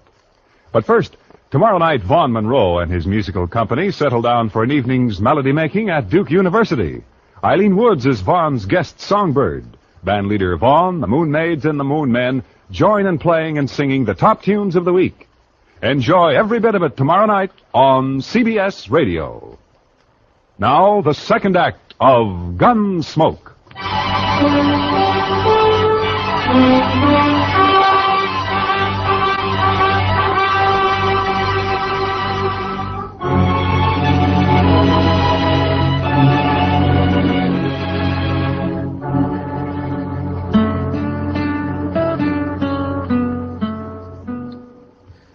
It's pretty late, Mr. Dillon.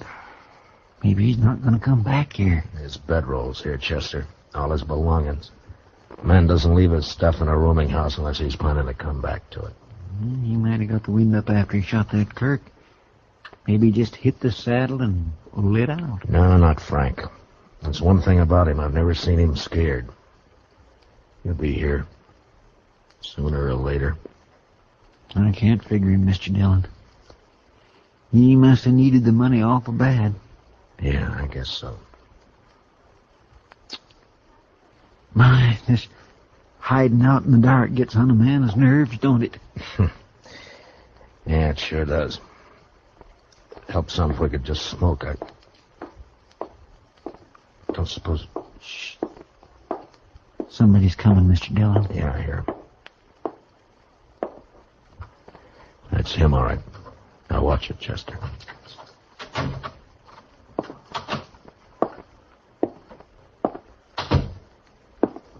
All right, hold it, Frank, and don't move. It's Matt Dillon. Thought it might be somebody else. Light the lamp, Chester. Yes, Mr. Dillon. Frank, I understand you left the Texas Trail right after dark. Nobody's seen you since. Where you been? Just friendly conversation, Marshal, or is this official? It's official. Then I guess you won't answer that. I see you're still wearing that red silk handkerchief. Any reason why I shouldn't be? Marshal, what's it all about? Murder? If that express clerk dies... I asked you, what's it all about? Where's the money, Frank? The way I seem to get it, somebody held up the express office and shot the clerk. You're accusing me. I didn't do it, Marshal. Where you been? Sorry, Marshal. You're under arrest, Frank. No, I'm afraid not. See, that would ruin all my plans. You better lay your gun on the table over there. I'm sorry, Marshal. Some other time. Look out for the lamp! Grab him, Chester. Don't shoot, but grab him. Oh, he went through the window, Mr. Dillon. Never mind, Chester. Grab a blanket. Let's get this fire out before it burns the whole place down. Come on!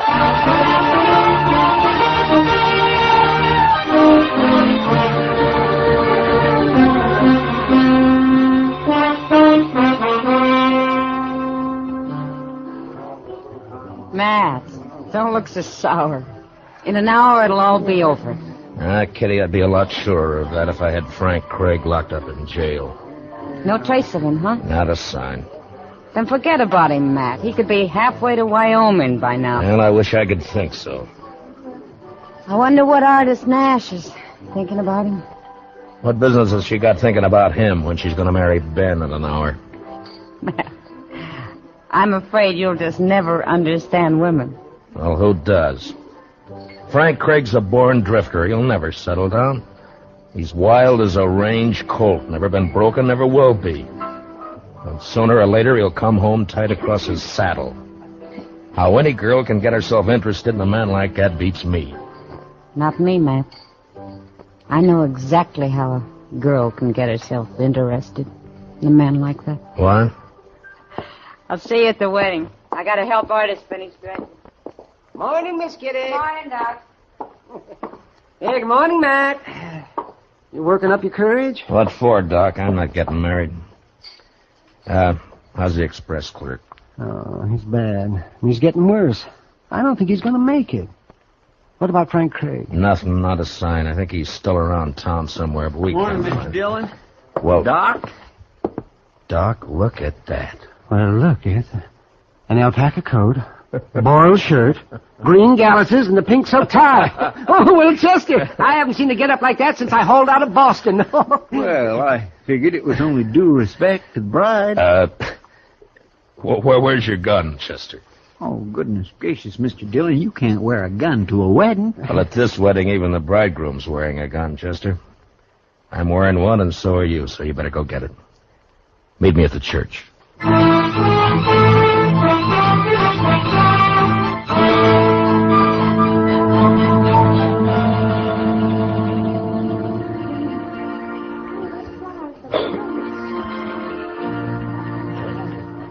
Mr. Dillon, she is so pretty, I wish I was marrying her myself. You better forget it, Chester. Ben's got enough worries as it is.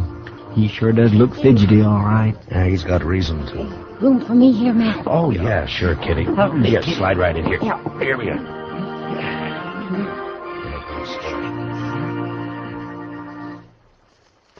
My dearly beloved friends and neighbors, it is the privilege of all of us to be gathered here together in the sight of the Lord and in the presence of one another for the purpose of uniting this man and this woman in the bonds of holy matrimony.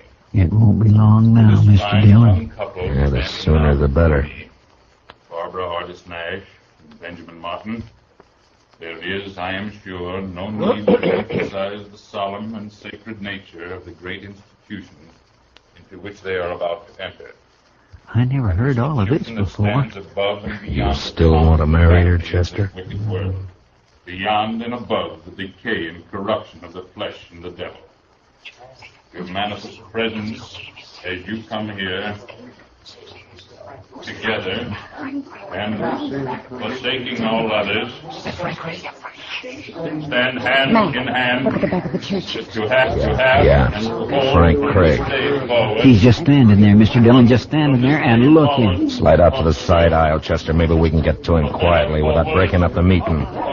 I think it's already broken up now. Hardest fainted, Mr. Dillon. She fell right on the floor. Yeah. Come on, Chester. Pardon me. Would you let me through, please? I'm sorry, lady. Would you... One side, please. He was right here by the door. Outside, Chester.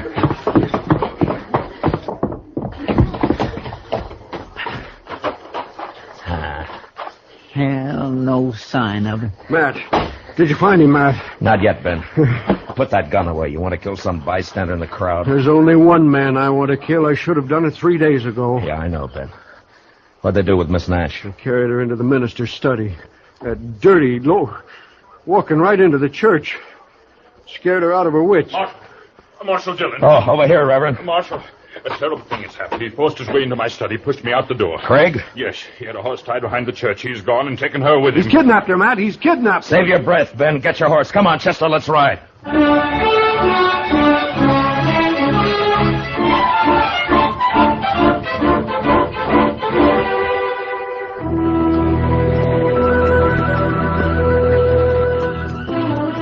never did think we'd get back to town, Mr. Dillon.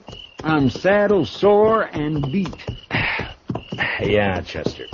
100 men hunting him, and he slipped past all of them. I swear I just can't figure it. Any trace of him, Matt? Not a sign, Kitty. Some of the boys are still beating the riverbed south, but I don't know. Guess he kind of made fools of us, Mr. Dillon. Yeah, I guess so, Chester.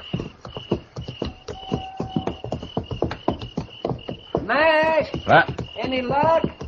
Yeah, sure, Doc. All bad. Yeah, mine too, Matt. That clerk died a half hour ago. So now it's murder, Mr. Dillon. Yeah. Now it's murder. Hello, boy. Well, let's go into the office and get out a bulletin.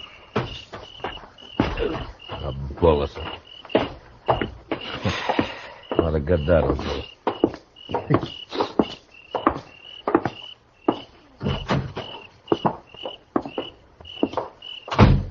Light the lamp, will you, Chester? Yes, sir.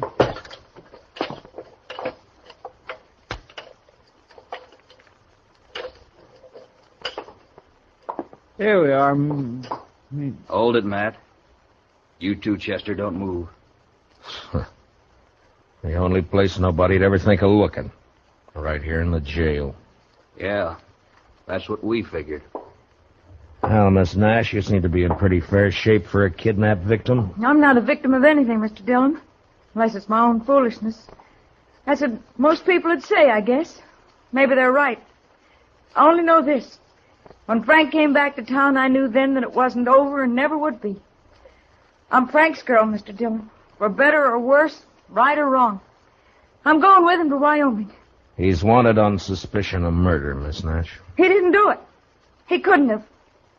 He was with me when it happened. What did you say? He slipped past Ben's guards and came to see me. That's why he wouldn't tell you where he'd been. He didn't want to get me in trouble. He's telling the truth, Marshal. Yeah, maybe. Mr. Dillon, you might ask Ben Martin what happened to my red silk scarf. I missed it right after he came to see me that afternoon. Go on. He didn't do it for the money. To ruin me once and for all. If we were lying, we wouldn't have come here, Mr. Dillon. Yeah, it makes sense, all right, but it... Chester, who rode up out there? It's Ben Martin, Mr. Dillon. Think he's coming in here. Where's your horse, Frank? The corral back at the jail? All right, go out the back way. Get it and head for Wyoming. Take one of my extra horses and leave it at Bison Flats. You can buy another horse from the Indians there. Matt, I don't know how we can ever thank you for... Never mind that. Just get going before I change my mind. And, good luck to both of you. Thanks, Mr. Dillon.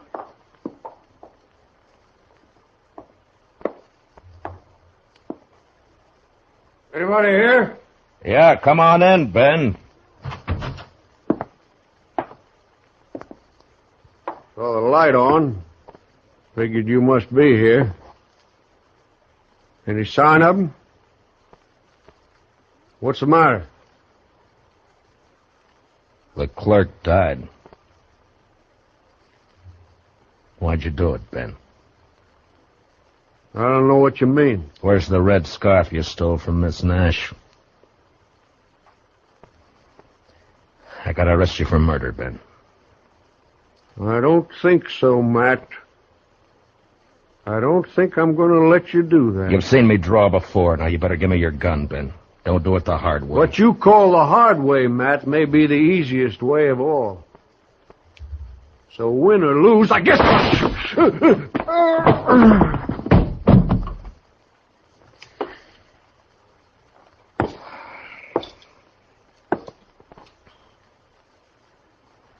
Something fell out of his pocket there. Yeah.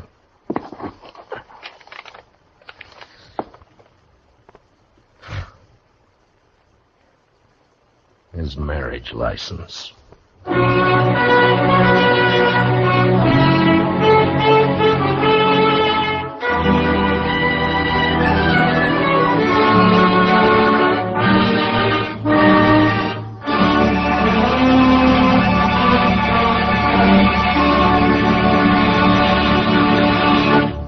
Gunsmoke, under the direction of Norman Macdonald, stars William Conrad as Matt Dillon, U.S. Marshal. Tonight's story was specially written for Gunsmoke by Les Crutchfield, with music composed and conducted by Rex Corey. Featured in the cast were Herb Ellis, Vivi Janis, Tom Tully, and Barney Phillips. Parley Bear is Chester, Howard McNear is Doc, and Georgia Ellis is Kitty. Join us again next week as Matt Dillon, U.S. Marshal, fights to bring law and order out of the wild violence of the West in Gunsmoke.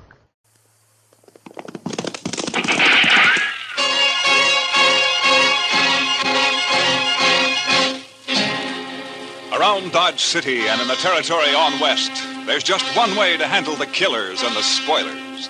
And that's with a U.S. Marshal and the smell of Gunsmoke.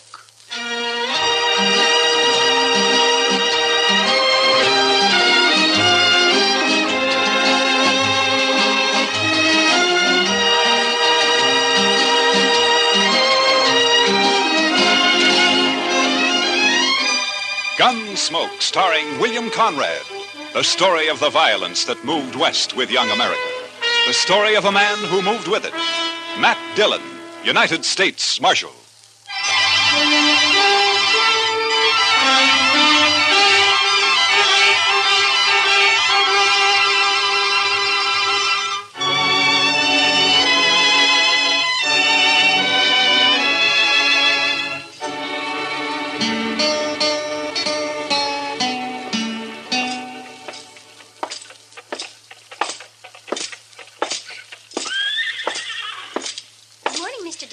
Morning, Miss Ida Mae.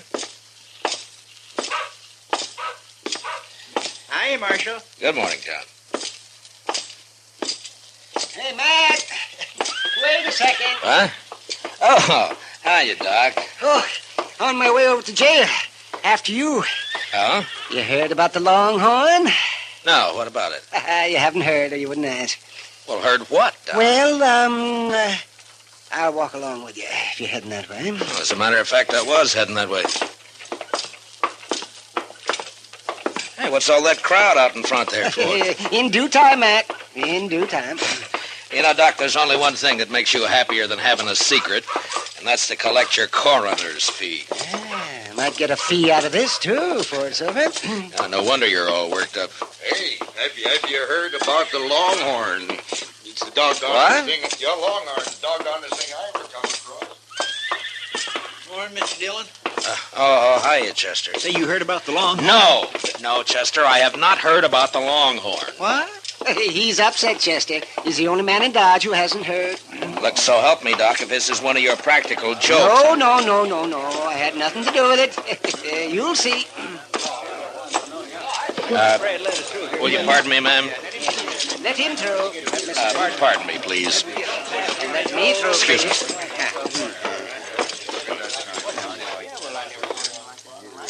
Well, Mr. Dillon? What do you think of it, Matt?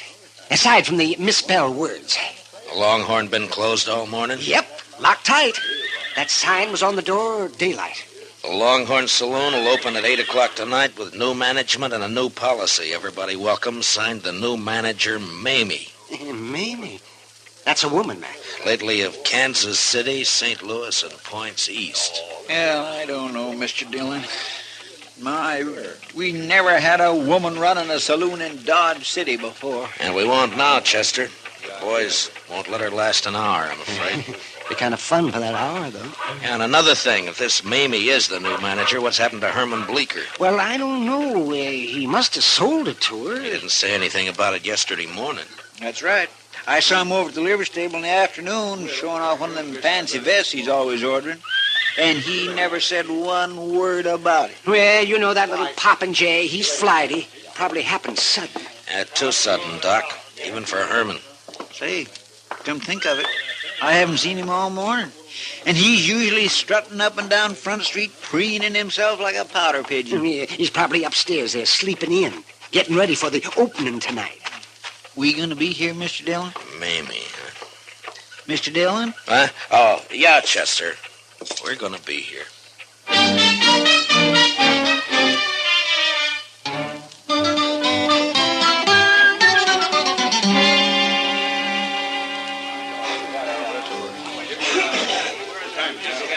I'm sorry, boys, but she's upstairs. Said she'd be down about 8 o'clock, and that's all I know about it. Now, if you want to order anything, let's hear it. And if you don't, just shut up. Say, the boys are acting kind of rambunctious, Mr. Dillon. Yeah, she'll wish she stayed in St. Louis and points east. Say, Matt, I was talking to the bartender. I asked him what she looks like, and he said if he told me, I wouldn't believe it. Now, the fella I'd like to talk to is Herman Bleecker. Yeah, well, nobody's seen hiding here him. You know, Matt, I'm beginning to wonder, too. Howdy, strangers. What? Welcome to the Longhorn. I'm Mamie, the new owner. Mamie? My gracious sakes alive. 190 pounds if she weighs an ounce. Yeah, that bartender was right. I wouldn't have believed it. Boys, it looks like we're going to be doing business together, so let's get things straight right in the beginning. Now, in the first place, the minute you stick your foot inside that door, you're on my stomping ground. I'm the boss of this shebang, and don't you ever forget it. When I tell anybody to hop, he hops. Is that clear? Now, tell you what, I aim to give the squarest deal in town. All the liquor here is going to be aged over 30 days, and the dancing girls aged under 30 years. The liquor is straight, and the girls are graceful. There's only 4 aces in every deck, and the cards only read from the front side. You'll get a fair shake for your money, but there ain't going to be no fandangling.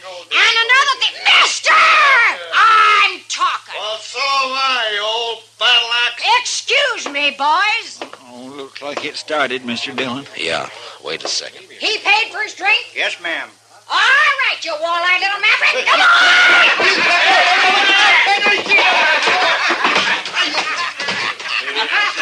Throw his head out after him.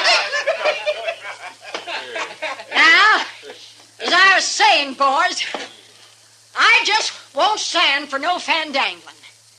Now, maybe some of you figured I was wearing this six-shooter for a decoration.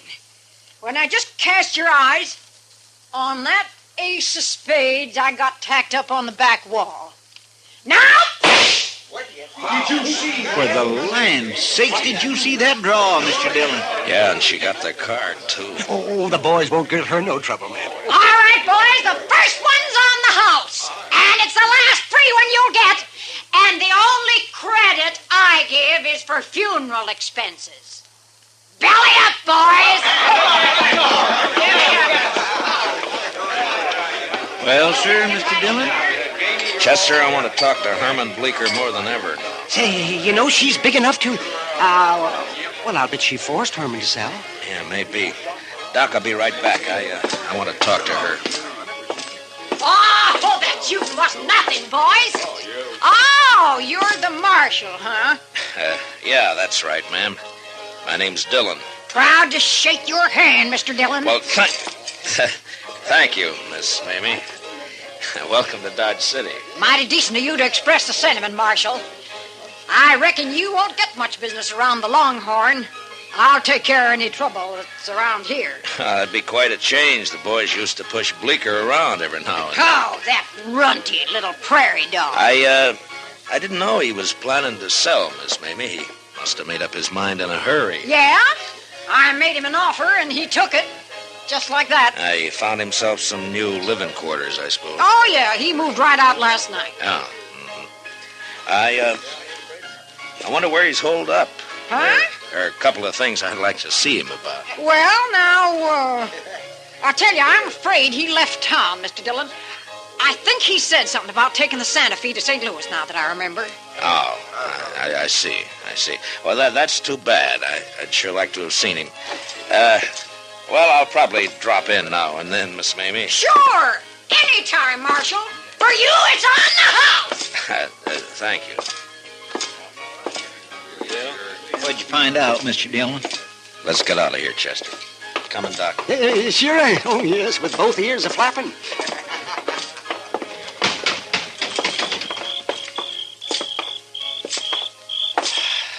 Well, boys, what do you think of her? Oh, my gracious, Mr. Dillon, I sure would hate to meet her in the dark. Oh, why, she's got a voice like a buffalo. Ain't it awful? It just itches your ears, don't it? Why, the woman's a human monstrosity. I still haven't seen Herman. Huh. What'd she say, man? She says she thinks he left town. Oh, Chester, I want you to check all the rooming houses and hotels along Front Street.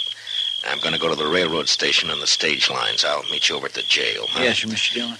Say, Matt, I think Herman keeps a horse over at the livery stable. Yeah, I thought of that, Doc. I wonder, would you be good enough to look into that for me? Why, sure, be happy to. You know, Mr. Dillon, she is an awful straight shot. Yeah, Chester. I know.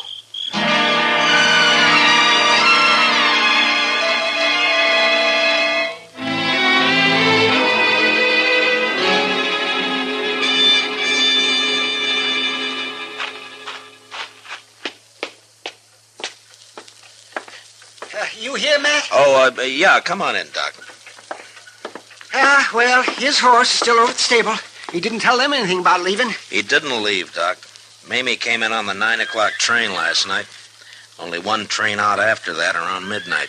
He wasn't on it. And he didn't buy a ticket on the stage either. Yes, see, now what did I tell you? Matt, that settles it. Yeah, of course, he may have moved into one of the hotels. Oh, sir, Mr. Dillon, I'm afraid he didn't. Oh, what'd you find out, Chester? That nobody in this town has seen Herman Bleecker since around 9 o'clock last night. Matt, I knew I'd get me a fee out of this, one way or the other. Well, don't spend it yet, Doc. What? Buenos noches, señores. Oh, Manuel. Come on in. Come on in. Gracias, señor Dillon. Well, what's on your mind? Pues, señor, I was at the railroad depot when I hear you ask about the little one, el señor Bleecker. No? And the other, the señora. Oh, there is much woman on that one. Well, there's no argument there, Manuel. Señor, last night I have seen something which is strange. No? I am come home very late, 1 hour, 2 hours before dawn. I was visit a friend, you understand? Yeah, I understand. You see, I am walk home in much hurry, and it is very dark, señor, when at once I see this lantern in the arroyo behind the Longhorn Cantina. Oh, a lantern, you say? I am think, what is this? So I wait, and this lantern is come toward me. And when it is close, Oh, this woman who I have no see one like her. Oh, what a scare. Well, what was she doing in the arroyo? I do not know, but is one thing I forget. She has carried something in her hand. Well, what was it, Manuel? A shovel, senor.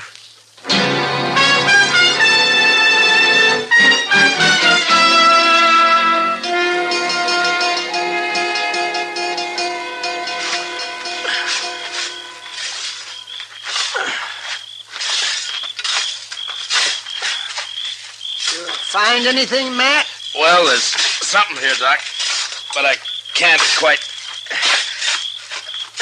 Hold the lantern over here, will you, Chester? Yes, sir, Mr. Dillon. I found something here, if I can just get it loose. Lantern all right, Mr. Dillon? Can you see what it is? Yeah, it's fine, Chester. Yeah, I got it. Oh. It's a boot. Yeah, here's the other one. Yeah. All that fancy stitching. Matt, those are his. I've seen them on him. Yeah, so have I, Doc. Yesterday, in fact. Here, take him, Chester. Yes, sir. There's a bundle of some kind here. Oh, you found the body, huh? No, it's clothes, I think, Doc. Let's have a look. Yeah. That's all there is, too. The hole doesn't go any deeper. It's hard pan on the bottom there. Hold the lantern down, Chester. Let me get this unwrapped. I'm not so sure about that coat, Mr. Dillon.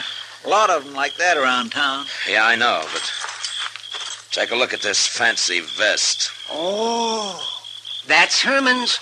Nobody else in Dodge City'd ever wear a thing like that. Well, from the looks of it, he won't be wearing it again.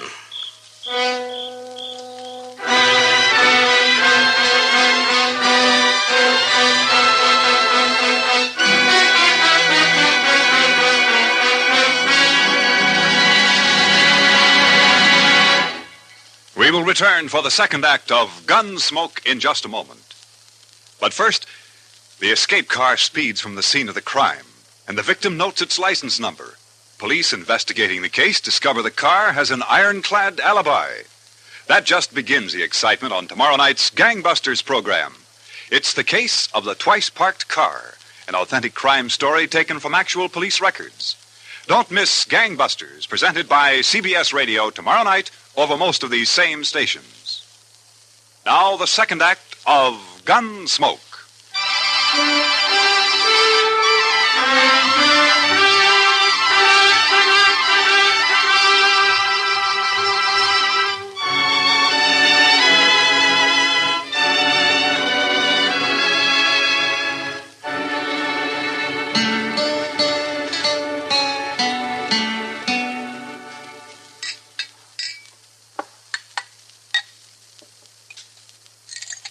How you coming, Doc? Now, don't rush me, Matt. Don't rush me. I haven't made one of these blood tests in years. If you ask me, I don't see any use in making one now. Well, let me see. Pour the precipitant into here. What other kind of blood could it be except human? Doc, I only want to be sure, that's all. All right. Let me see. 5 drops of the sulfate. You sure look uncomfortable, Matt. Well, how would you like to try arresting that lady, Doc? Not my job to arrest her. All I'm doing is stopping up these loopholes Matt's trying to wiggle out of. Well, that's real decent of you, Doc. Real decent. No, sir, Matt, I don't recall you ever being in such a predicament. Oh, of course, I remember the night you shot it out with the Barkley boys over in the Alafraganza. There were 3 of them, and you did not turn a hair. And then that other time when you got dry gulched by the Platte River gang. All right, Doc, all right. But this is different. If I go to arrest that woman, she's just crazy enough to start a gunfight. Oh, it's a problem. It's a problem, all right. Now, let's see. We'll just shake this up and warm it a bit.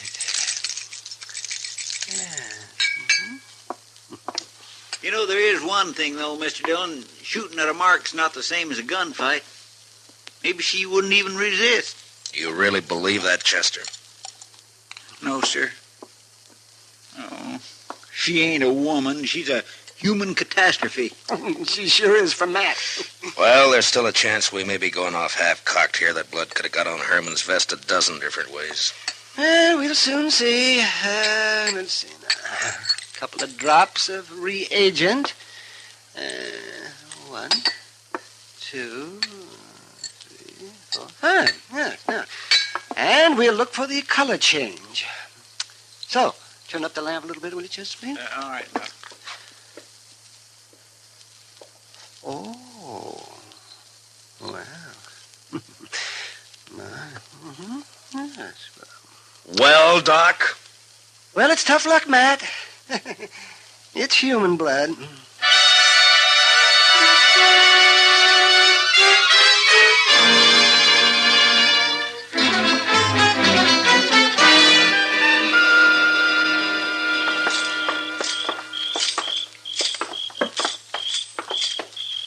Hey, Matt, I thought we was going over to the Longhorn to talk to Mamie.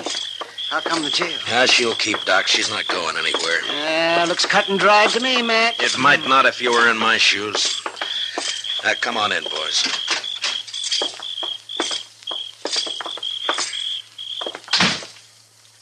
You know, Mr. Dillon, when I talked to the barkeep, Finnegan, he said that when he showed up this morning to open the saloon, that woman was already inside waiting for him.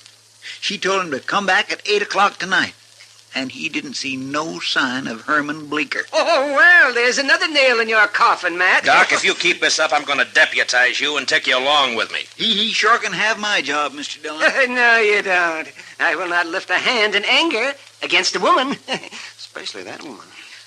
Keep thinking we could still be wrong. Oh, real diehard. Look, now suppose Herman hurt himself some way. How? And he wanted to get away by himself and recuperate. Where? And suppose he didn't want anybody to know about it. Why? So he decided to stay with some friend. Who? And, well, maybe... Come on, Chester, let's go.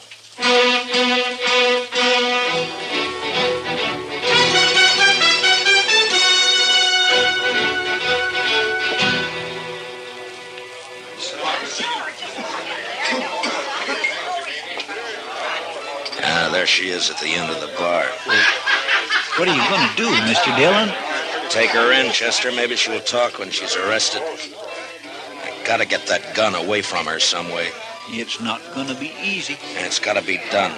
I've never drawn a gun on a woman yet, and I'm not starting now. If I could just manage to...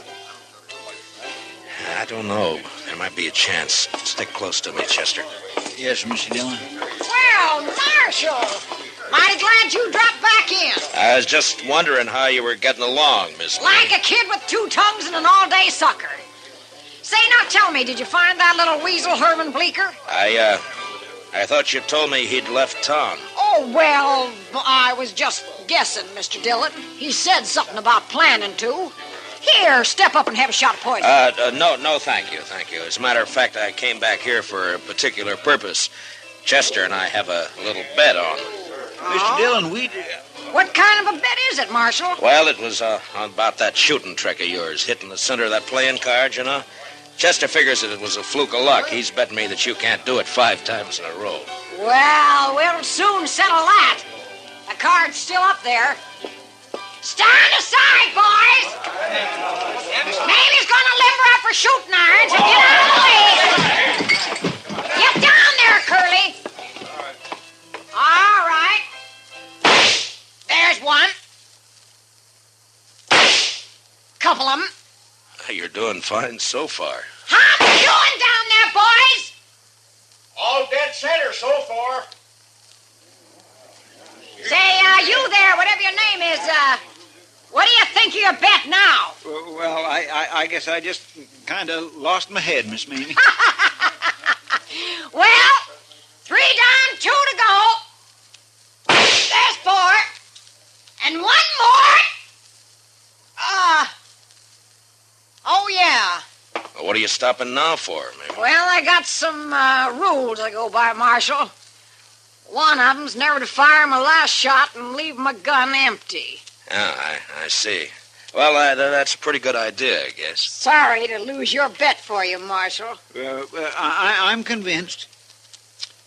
Well, I guess that didn't quite... Chester. Miss Mamie, I guess you're not a gambler yourself, huh? Who says so? I'll take a fair bet at even odds any day of the week and twice in Philadelphia. Well, in that case, I'll make you one. I got a pretty fair gun here. Or at least I thought so till I saw yours in action. Well, I'd say yours every bit as good as mine. Well, then how about a bet? Your gun against mine on the one-cut high card, huh? Well, now, how? I didn't... Of course, it's all right with me if you'd rather back out on it. Who's backing out? You got yourself a bet, Mr. Dillon. Finnegan! Shuffle us a deck. Okay, Miss Mamie. It's a better a fight. Mamie never backs out. There you are, Miss Mamie. Now, who goes first, Mr. Dillon? What? Ladies, always. All right. If you're a friend, Lester'll cut him for us once. It's Chester. Never Miss mind. Chester, Cut the cards. Yes, sir. Ma'am. Now, let's see what we've got. Jack of spades. That's not bad. Plenty good, Marshal. Plenty good enough to beat anything you can... King of diamonds. All right. I'm beat. Fair and square. You won yourself a gun. Thank you. Here, Chester, will you take it? Yes, sir. And now the handcuffs. Here, now! Maybe you're under arrest. Why, you, of all the sidewinds and double-crossing backhanded... Mamie! Now, you're going to stay fastened to me until I get you in a cell, so you might as well make the best of it. Why, you... And as far as that's concerned, you'll be safer in jail than out of it once word gets around. People here in Dodge City thought a lot of Herman Bleecker. That little sawed-off groundhog... That's no excuse for killing him in cold blood. What? You heard him, Mamie. You killed me. Bleecker! This is the biggest night of my whole life. To hear somebody finally shut Mamie up and make her like it. The marshal's a gentleman, you little weasel. He knows how to talk to a lady. And to hear you say how much the town thinks of me, Mr. Dillon. What's this all about, Herman? Well, I'll tell you what it's all about. Yes. This little grubworm ran out on me in Cincinnati 3 years ago. Like to broke my heart. I've been hunting him ever since, and last night I found him. I wailed the living daylights out of him. Yeah, he looks like it. But why did you bury his clothes? Mr. Dillon, would you want to be married to a man that dressed like that? She pretty near murdered me, though, Mr. Dillon. I've been up there in bed all day, just too bruised and embarrassed to hobble downstairs. Oh, we had our ups and downs, Marshal, me and Herman. You know how it is. Yeah. Chester, give me the keys to the handcuffs, will you? Yes, sir. I got them right here in... Well, I guess they're over in the... What's the matter, Chester? Oh, Mr. Dillon, when we were digging out there, guess I must have lost them.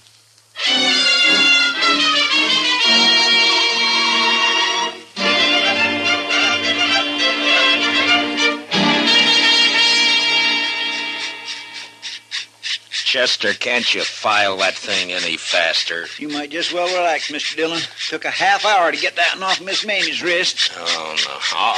All right, but just hurry. I'm filing as fast as I can. What? Mamie gave me this bottle of Irish here to make the waiting a little easier. And it's Jameson's. Oh, well, fine, Doc, fine. Chester, let that go for a minute, huh? And open it up. Yes, sir, Mr. Dillon. Can you imagine it, boys? Little Herman Bleecker married for years to a woman like that. I don't want to imagine. Oh, I'd get nightmares. Here you go, Mr. Dillon. Oh, thank you, Chester. Doc? Oh, thank you. Well, gentlemen, here's to the weaker sex. Mr. Dillon, which one is that?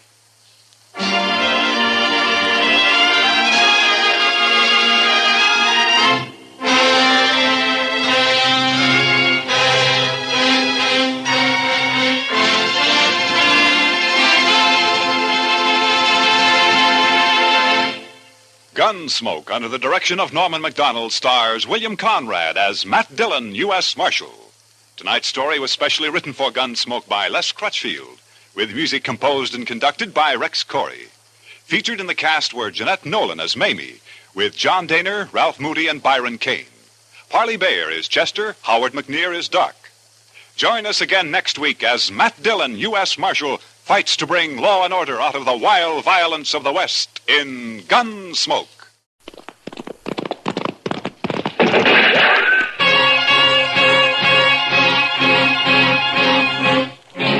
Around Dodge City and in the territory on west, there's just one way to handle the killers and the spoilers, and that's with a U.S. Marshal and the smell of gun smoke.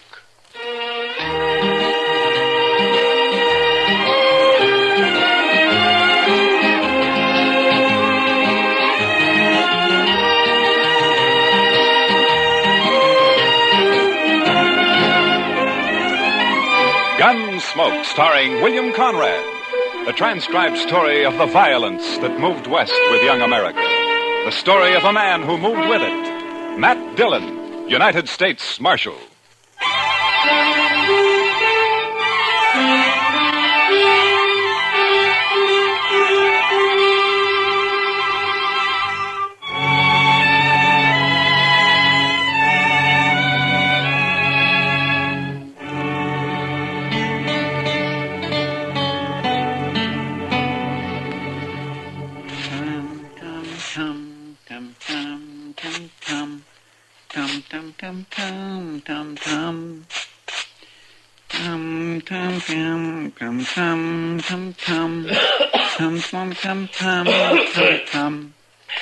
Chester, do you have to do that? You're just stirring up a lot of dust. Well, cleanliness is next to godliness, Mr. Dillon. Yeah, I know, Chester, but all you're doing is getting it off the floor into the air. Man can hardly breathe in here.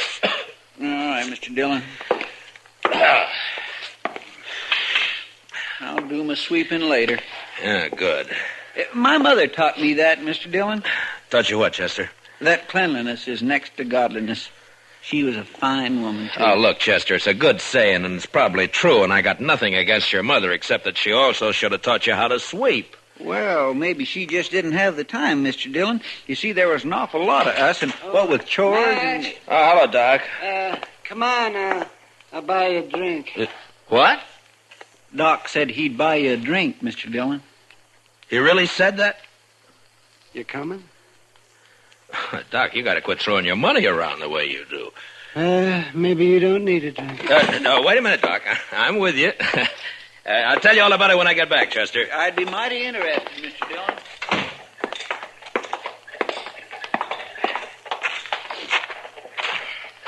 Oh, sure be glad when it gets winter again. Why, Doc? You'll just complain about the cold, then. I suppose.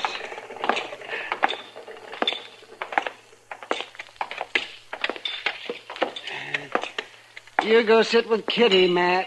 I'll bring a bottle of Irish over. Okay, Doc.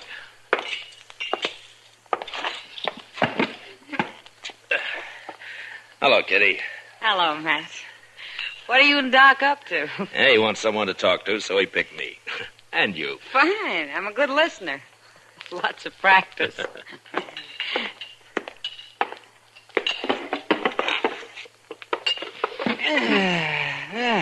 Nice.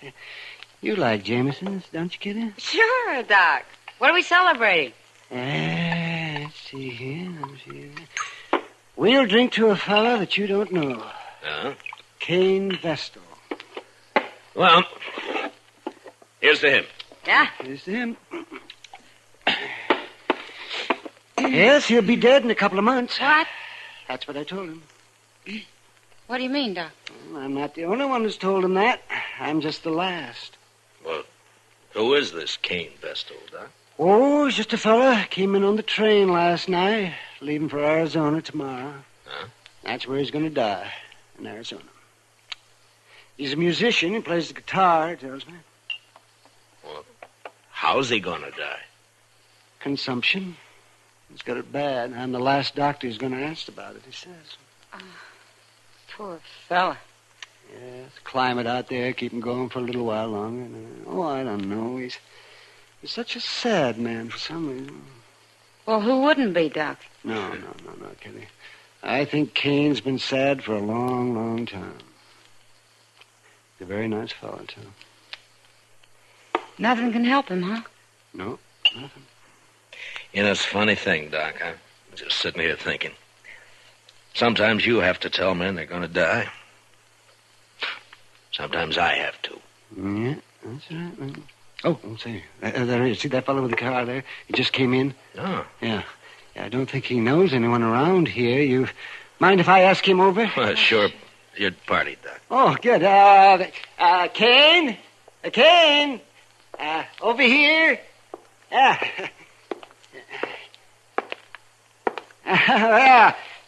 Sit down. Sit down. Kane, this is Kitty. Hello, Kane. Kitty. This is Marshal Dillon. Hello, Marshal. Pleasure to meet you. Just a minute, yeah. There we are. Have a drink. Well, thank you, Doc. This your first trip west, Kane? Yes, Marshal, it is. Well, where are you from? No place in particular, Miss Kitty. I seem to spend most of my life on the Mississippi River. I thought you were a musician. I am. I was hired to ride the river boats and play my guitar for the passengers. Oh. Well, at least you've had a constant change of scenery. After 20 years of going up and down that river, it got pretty familiar, Marshal. Well, Kane, I knew a young fella back in St. Louis before the war, and he was learning to be a river pilot. Say, I wonder if you ever ran into him. Name of Clemens, Sam Clevens? No, Doc, I don't believe I did. Oh, he was a very amusing fella. He was just chock full of stories. You leaving Dodge tomorrow, Kane? I'm headed for Arizona, Miss Kitty. No reflection on Dodge, though. If you hit a place out there called Tombstone, I wish you'd look up Virgil Earp for me. Tell him I sent you, huh? Thanks, Marshal. I'll do that. Say, Kane, I wonder, could I ask you a favor? Well, certainly, Miss Kitty. Anything at all. Well, would you play something for us? I had an idea that's what it'd be. Anything in particular? Oh, play something you like, Kane. Another girl I knew used to like this one.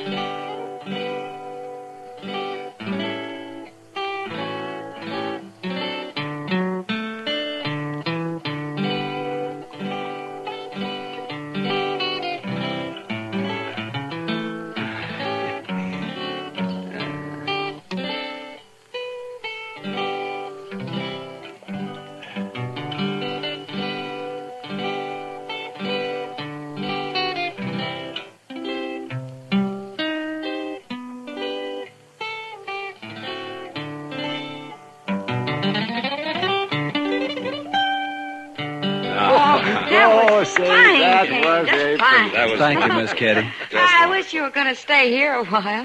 Maybe you could teach me to play like that, huh? It'd be a pleasure, Miss Kitty. But I'm afraid I won't be around for long.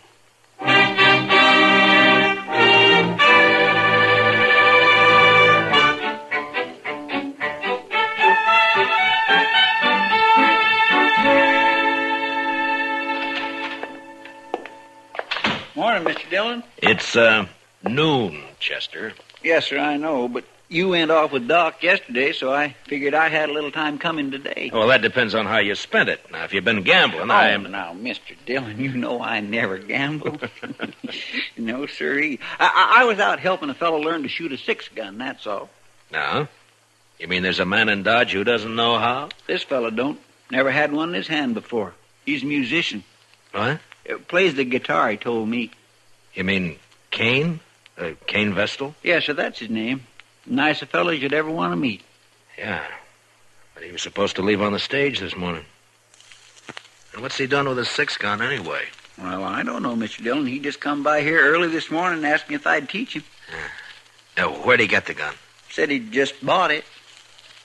Anything wrong, Mr. Dillon? No. It just doesn't add up somehow, that's all. Oh, well, he won't cause any trouble. He's not the sort.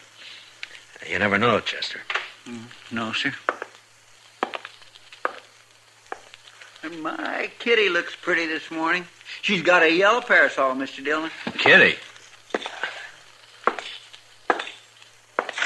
Oh, I think I'll go see her for a minute. I'll be right back, Chester. Yes, sir, Mr. Dillon.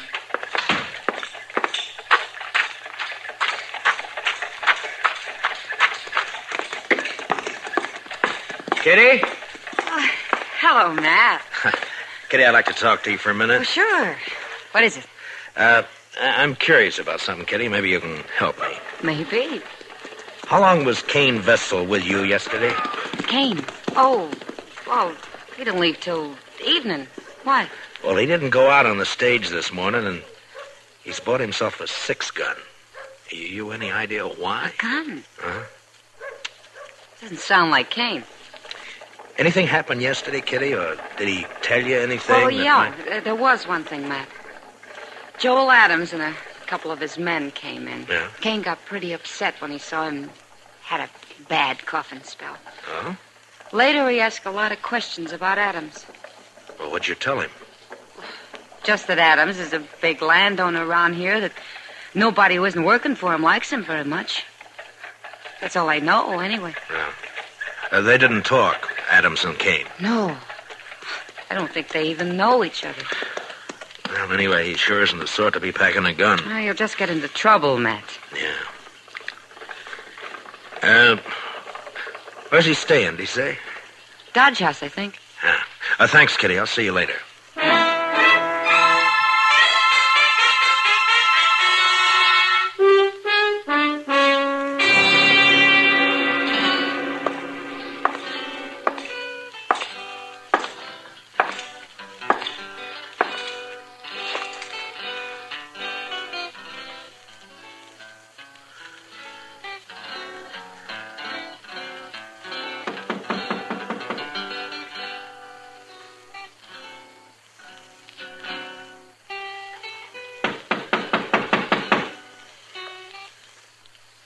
Come in.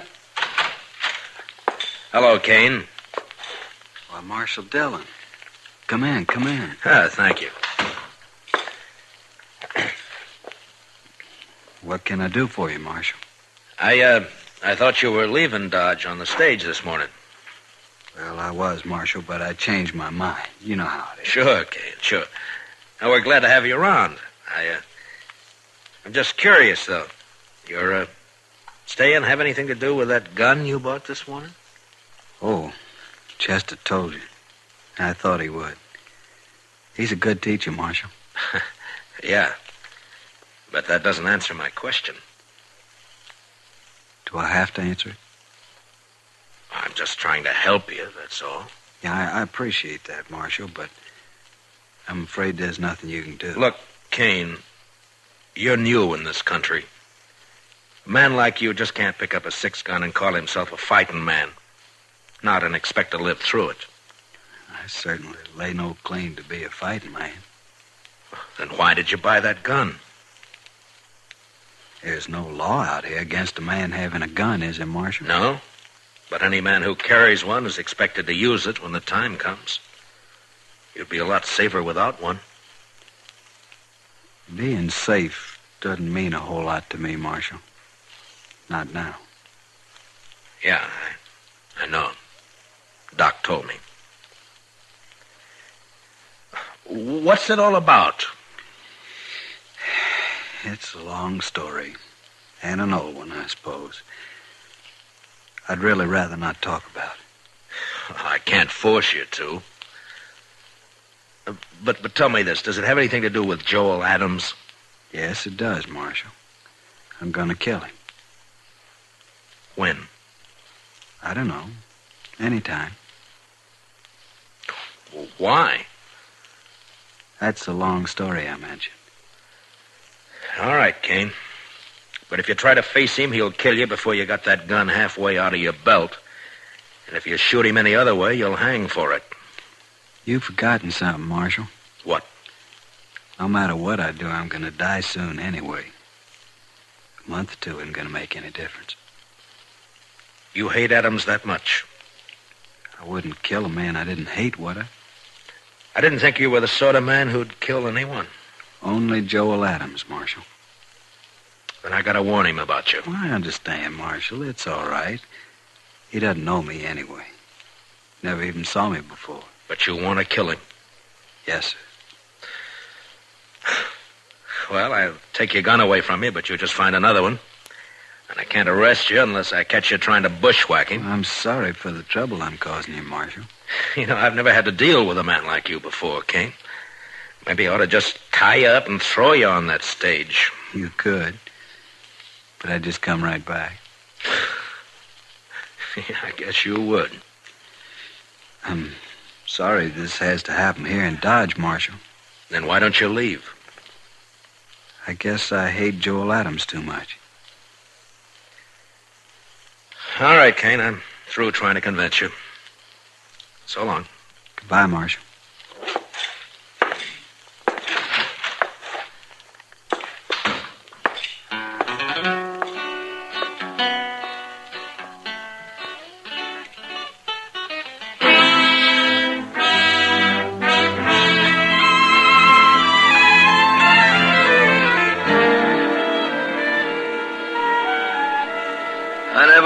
Kane Vestal, Marshal. I never saw him before last night. You must have known him somewhere, Adams. You're trying to make me out a liar, Marshal.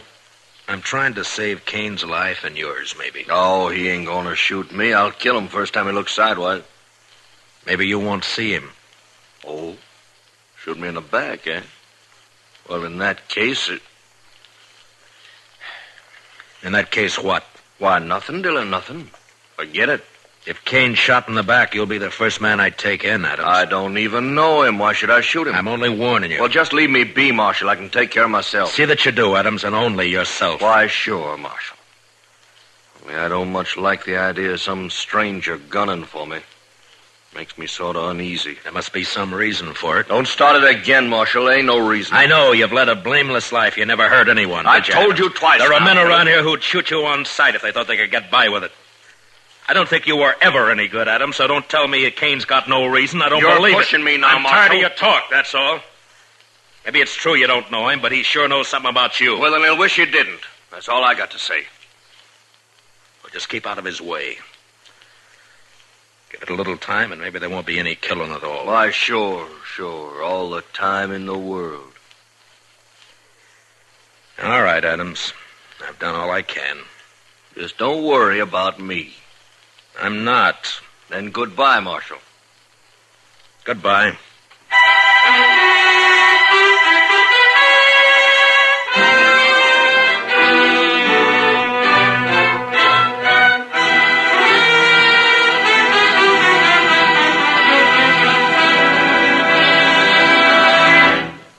We will return for the second act of Gunsmoke in just a moment.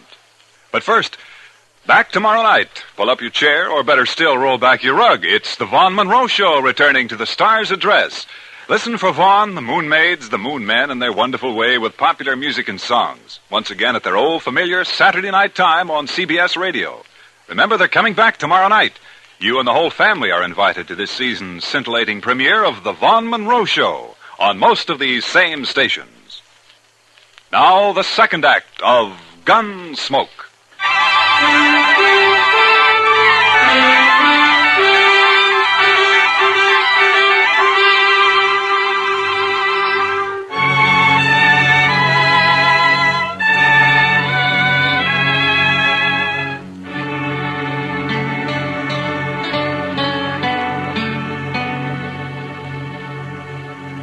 Sure is quiet around town tonight, Mr. Dillon.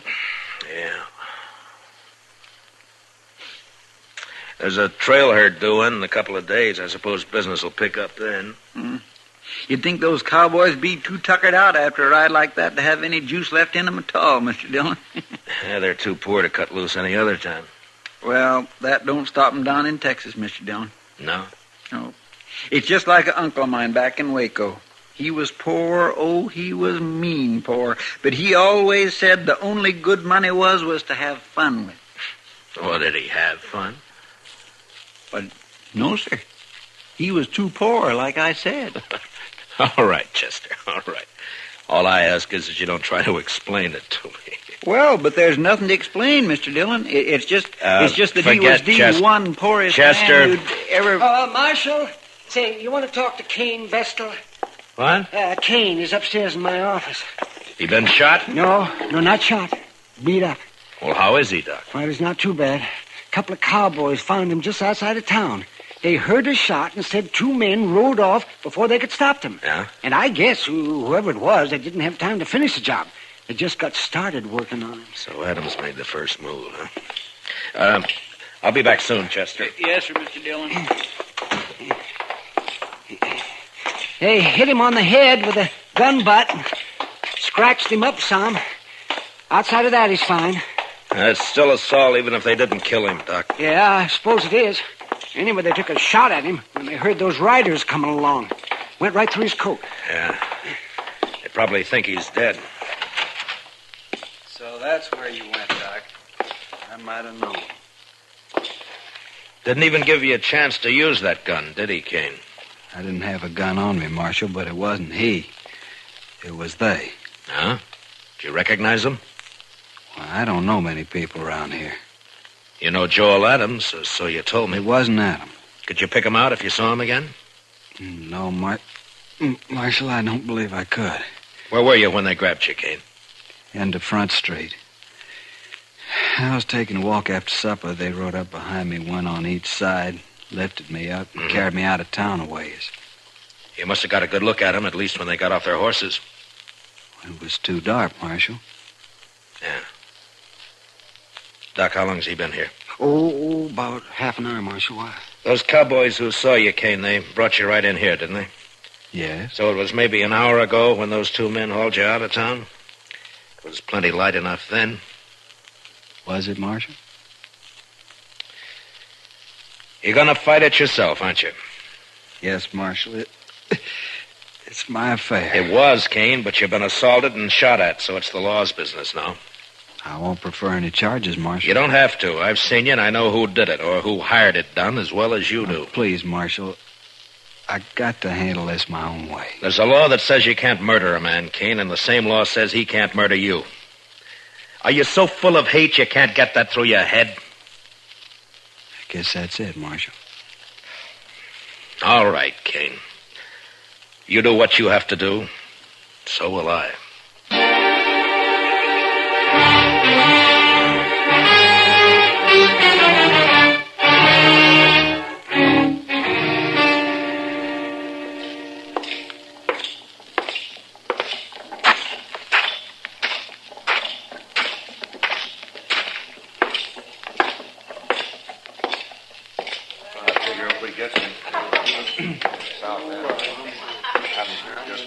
Hello, Adams. I've been looking for you. That's late, Dillon. Can't you see me tomorrow? It's not even midnight. That's early for you. You see how this marshal's always trying to get me on the prod, boys? That's right. These boys of yours play pretty rough themselves, Adams. Meaning? Didn't they tell you? Tell me what? What they did to Cain Vestal? They did not kill Cain Vestal, and you can't prove it. No, Adams, I can't. Cain isn't even dead. What? You know, I'm curious, Adams. Why'd you think he might be? Why, somebody said he got himself hurt. Joel Adams. You arranged this, Marshal. You know I didn't.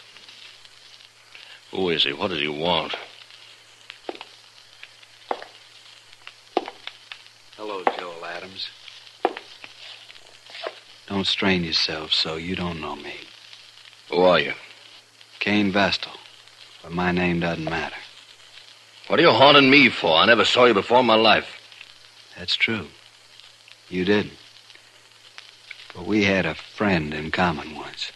A friend? Who? Julie Travis. What about Julie? You were a riverboat gambler then, Adams, and you had money and fine clothes and a way with women, especially young girls. Julie was only 16 at the time. Never mind all that. So she went away with you to be married, you told her. Oh.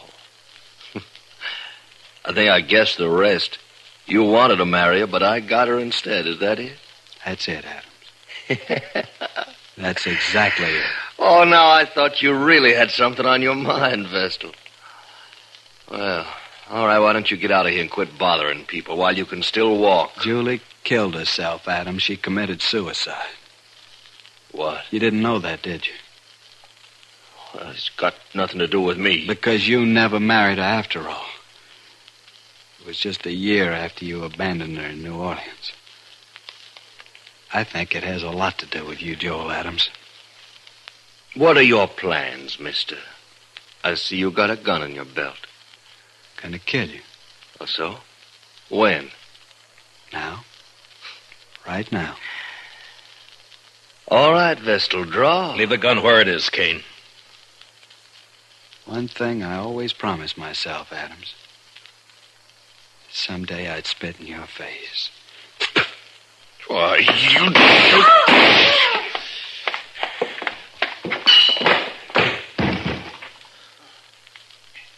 Give me the gun, Adams. There. He's dead. Well, he was going to kill me. You heard him.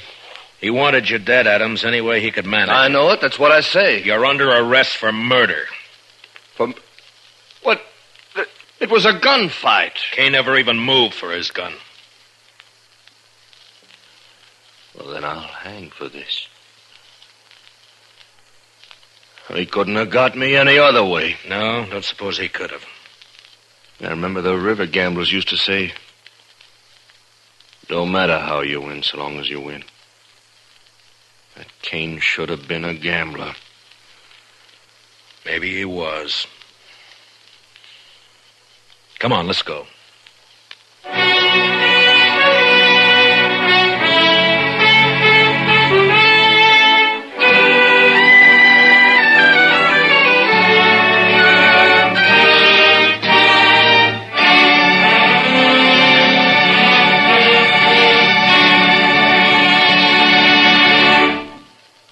Gunsmoke, transcribed under the direction of Norman MacDonald, stars William Conrad as Matt Dillon, U.S. Marshal. Tonight's story was especially written for Gunsmoke by John Meston, with music composed and conducted by Rex Corey. Featured in the cast were Harry Bartell with Georgia Ellis and Larry Dobkin. Parley Bayer is Chester, Howard McNear is Doc.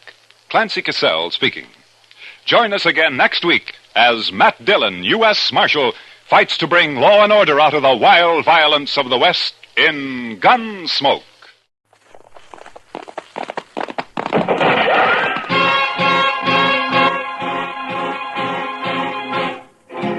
Around Dodge City and in the territory on West, there's just one way to handle the killers and the spoilers, and that's with the U.S. Marshal and the smell of Gunsmoke.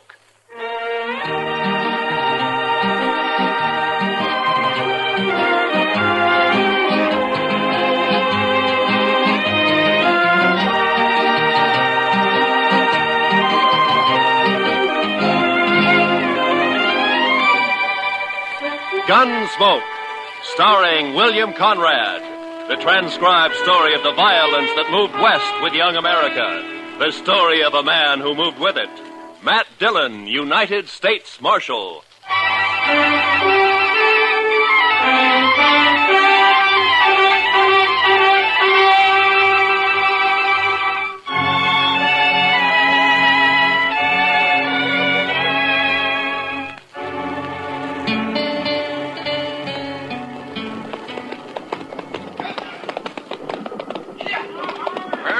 River, Mr. Jackson. Dry as a bone. Our last hope of water for the herd. Not quite, Pecos. Cottonwood Pond is just over the rise ahead of us. Well, it may be dry, too. Bet they haven't had a rain on the prairie for 6 months. It won't be dry. I've been bringing cattle up here to Dodge City for 12 years.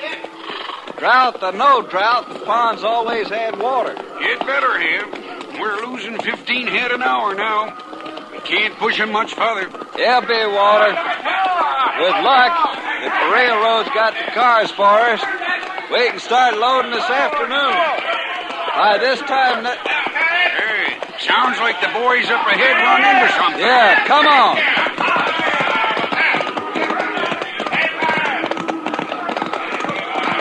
There's a pond, Pecos. Plenty of water. Yeah, I guess you were right. Wonder why the herd's piling up. They ought to be stampeding for that pond. You think you have to... Hold up, Pecos. A barbed wire fence. Somebody's fenced off the pond. Mr. Jackson, it looks like we've got a fight on our hands.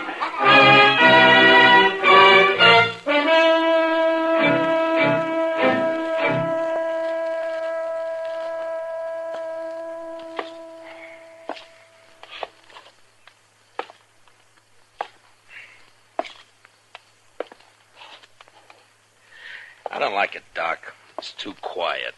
When things get too quiet in Dodge, it always means a blow-up's coming. Just sit down, Matt. You're just getting yourself a case of nerves. You've been a law officer too long. Shot at too many times.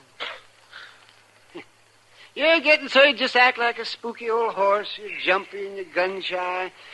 Hand me those forceps. Oh, yeah. You mean this? Mm-hmm. Thank you. Now, you take me, Matt. I don't rant and rail against fate. I just sit back and take what comes. Yeah, sure, Doc. Mm-hmm. If I get a patient, fine. I steal him blind. And if I don't, well, I keep my hand in setting a broken leg on a dog. Yeah, there. That splint ought to hold him. Matter of fact, I could use a fee or two. Not planning to shoot anybody, are you, Matt? Yeah, if this drought doesn't break, I'm in the mood to shoot myself. That's a bad one, all right. I don't think I've ever seen the prairie as dry as it is this year. Oh, there you are, Mr. Dillon. Well, come on in, Chester. I've been looking all over for you. We've got trouble, Mr. Dillon. Huh? Trouble? Old man Howard just sent a rider in. A trail drive's pulled in from the Big Bend. They're threatening to cut his fences so they can water the cattle at Cottonwood Pond. Well, there's your blow-up, Matt.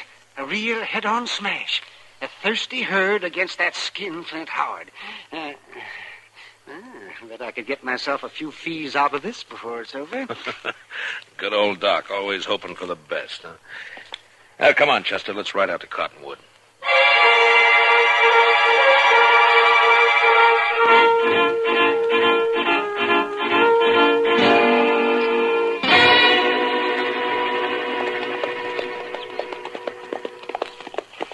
Dyke Howard had no call to fence that pond, Mr. Dillon. There's enough water there for all the trail herds in the next 10 years. That's on his ranch, Chester. He's got a right to fence his own range. Got a right, maybe, but no decent rancher would take advantage of it. Howard's mean. Just downright mean. I think it's more than that, Chester. It's the old business of making $2 grow where $1 grew before. I think Howard figured on something like this when he strung that fence last month. But the trouble is that we... Look yonder, Mr. Dillon. Huh? Must be 50 or 60 riders facing each other across that fence. Yeah. Looks like a couple of armies. Well, that wouldn't be the first range war that started over water rights. Come on. All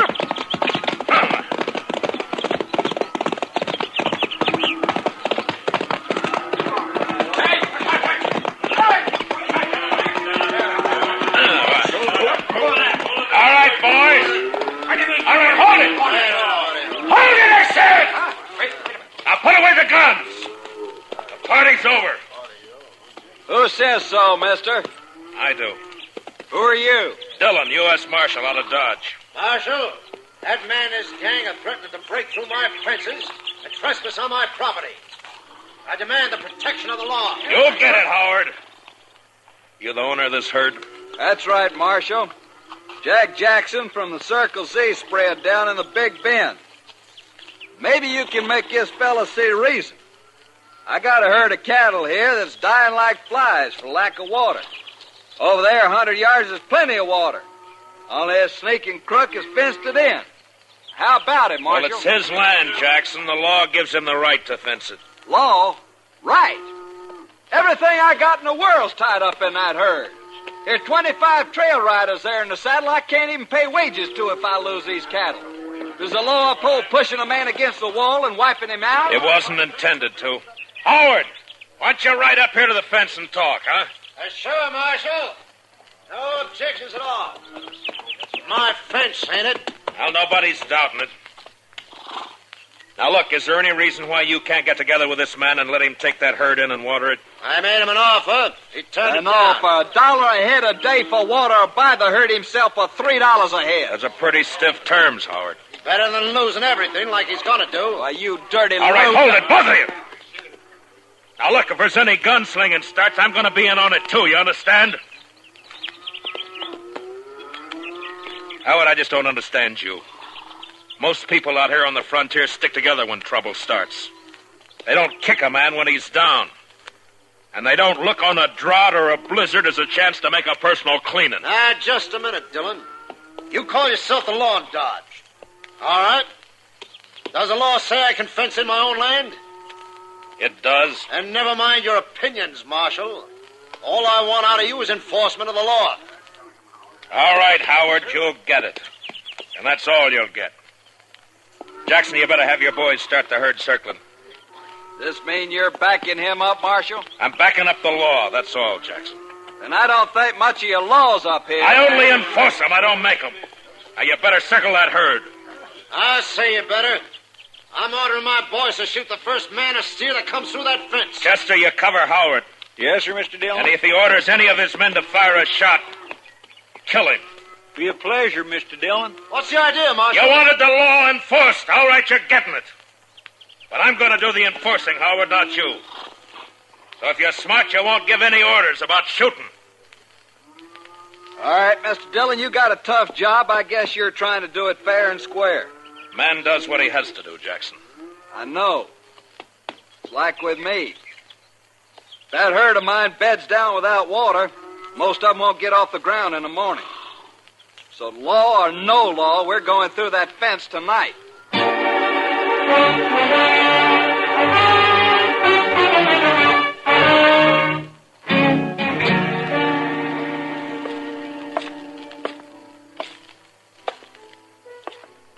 Matt. Huh? Oh, hello, What's the matter? Bad liquor or a busted steak? Neither. How are you? Eager. But you've probably noticed that before. Seriously, though, what's wrong? Plenty. One of the bloodiest little range wars you ever saw is just about to break. Out of Cottonwood Pond, I heard about it. Did you hear, too, that I'm back on the wrong side? Here, pull a stool up to the bar. Harry, a drink for Mr. Dillon. No, thanks. I can't stay, Kitty. I gotta try to round up some deputies, and try is probably about as far as I'm gonna get. Old Ton will be siding with the Texas boys against Howard. And against me. Maybe you ought to switch sides, Matt. Oh, sure, I oughta. I know, but I can't. If I started making my own rules, it'd mean the end of law and order in Dodge City. Yeah, I just can't do it, Kitty. Much as I'd like to. Well, not for me to say. You're the one who has to decide. Yeah, Chester. What'd you find out? Mr. Hightower down at the railroad depot checked clear through to Topeka. They can't get enough cattle cars here to load that herd out before day after tomorrow. Well, that's that. It's an outside chance anyway. Yeah, I just can't do it, Kitty. Much as I'd like to. Well, not for me to say. You're the one who has to decide. Yeah, Chester. What'd you find out? Mr. Hightower down at the railroad depot checked clear through to Topeka.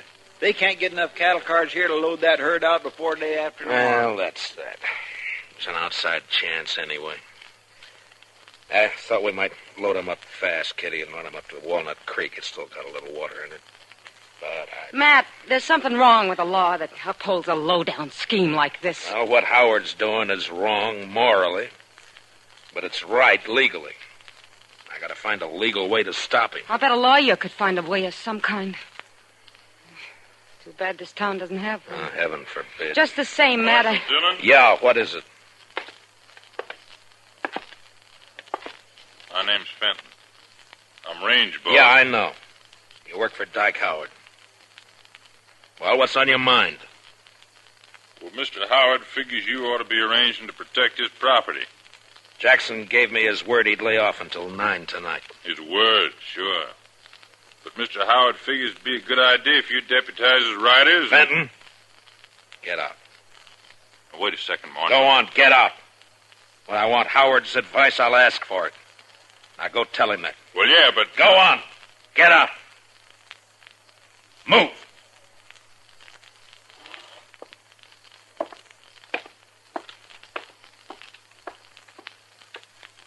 Deputize his riders. Sure, he'd like that. Well, it just may come to that, Mr. Dillon. I couldn't get anybody else. You know, I ought to throw this badge away and go out there and help Jackson cut that fence. Matt, I still think what you ought to do... I know. I ought to get a lawyer. Well, Kitty, the only lawyer Dodge City ever saw was that young fellow from Boston who died here last year on his way... Hey, what is it, Matt?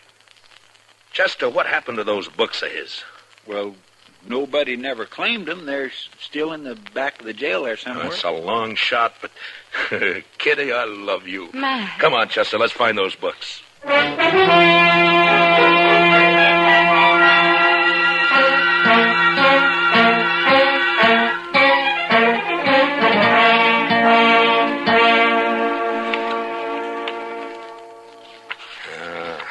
don't know, Chester.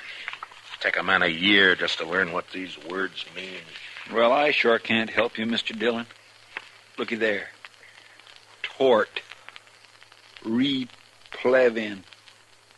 Statutory malfeasance. Why don't they write the laws out in English? There'd be no work for lawyers. The only thing that might do it is this one. I'm not too sure what it means. Evening, Matt. Oh, Doc, come on in here, will you? I figured I'd bring you a little courage for the battle. What? Might be snakes out at Cottonwood Pond. It's very thoughtful. Yes, sir. Calomel and Irish whiskey. No doctor west of the Mississippi ought to be without him. The calomel's for the women, you understand? Yeah, sure. Mm-hmm. Of course, a bottle of Jameson might not cure a patient, but it sure makes him enjoy his illness. Yeah. Look, Doc, you've been to school. At least I guess you have. Oh, well, I browsed through a couple. Well, listen to this now, and tell me what you think about this paragraph right here. This? Well, let me see. A schedule of territorial ordinances and judicial precedents. Handbook for local administrators. Well, I didn't go to law school, man. No, but you've read books, and you know big words. Now listen to this.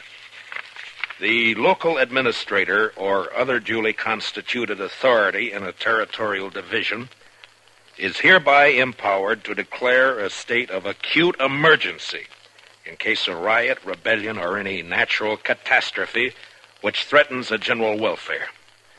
Now, Doc, would you say I'm a duly constituted authority, huh? Well, Dodge City, I guess you're about the only authority. Yeah, now, would you say this drought we're having is a threat to the general welfare? Well, I've never seen a worse one, but... All right, now listen to this.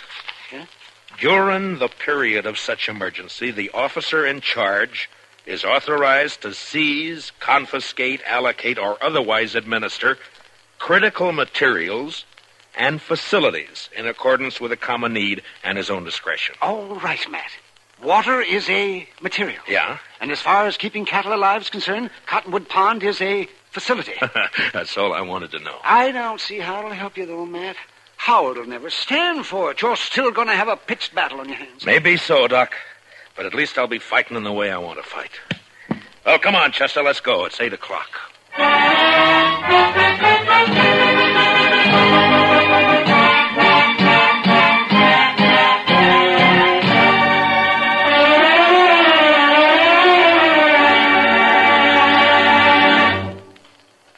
We will return for the second act of Gunsmoke in just a moment, but first, you personally can help to make sure America has an impregnable fence against invaders along all its borders by volunteering as a ground observer to watch the skies for unidentified planes.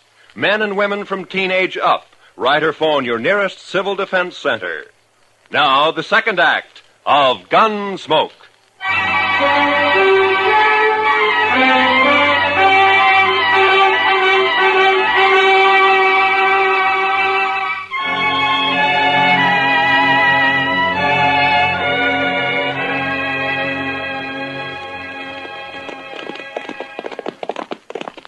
That's dark now. Must be pushing 9 o'clock. Hope they don't jump the gun on us, Chester. I figure Jackson will stick by his word, Mr. Dillon. If Howard lets him. You know, we might get a break in this drought if that storm comes this way. No, I'd say it's only heat lightning. All thunder and no rain. Well, if it goes on a few more weeks, this prairie will be dried right down to the nubbin. All right, hold it. Pull up them horses. He's right there by the fence, Mr. Dillon.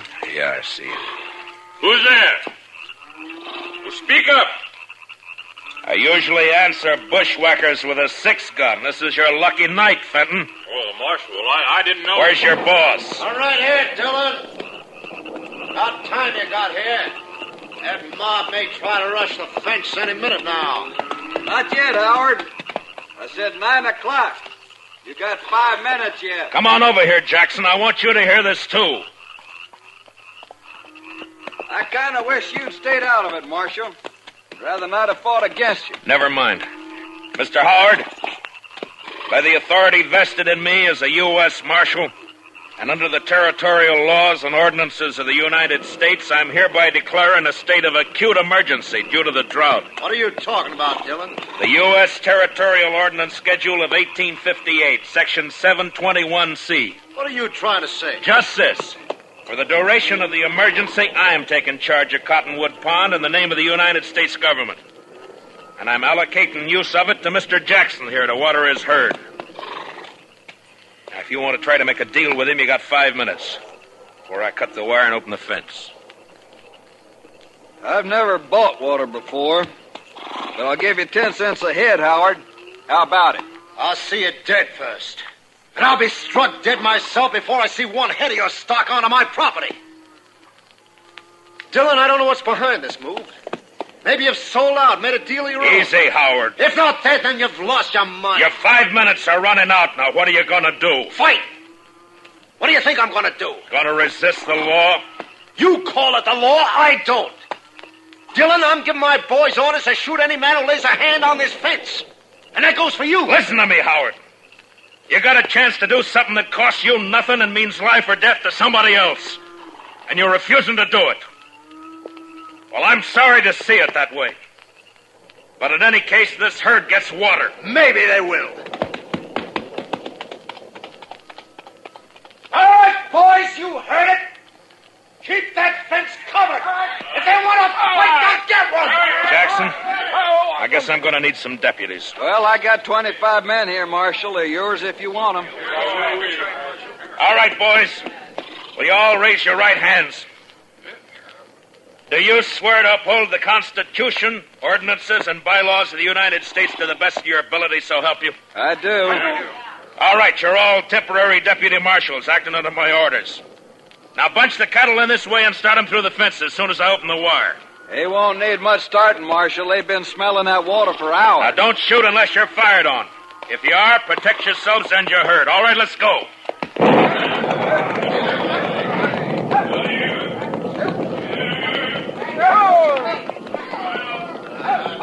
Hey, Gus! Keep those flankers closing them in toward the opening here. If they crowd on that fence, they'll cut themselves to rebel. Right, boss.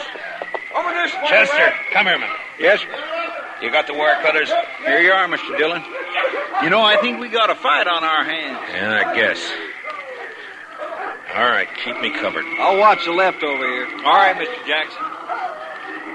Well, there's one strand. They're cutting the fence, Mr. Howard. All right, fire at the flash, Chester. Yes, sir. Oh, my gracious, I wish there was a moon. There's one more strand. I spotted him. And here's the last one. Now. All right, boys, the fence is open. Bring them through. Come on through, boys. Come on.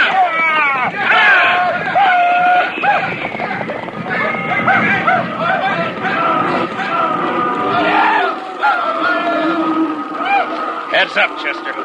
They won't give in this easy. Yeah, you can hear them out there, but you can't see for the dust. Yeah. Wind's coming up off that cloud. Well, come on. Let's try to find Howard.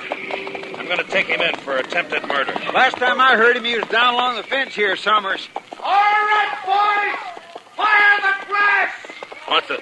Look. Look at them torches, Mr. Dillon. They're setting fire in the grass. Yeah. As dry as it is, they'll start the whole prairie blazing. Jackson! Get your herd through the fence. They're trying to stampede it. It'll take more than fire to turn those cattle away from water. I guess you're right. Look, send as many of your boys as you can to help me. We got to get that fire stopped and fast.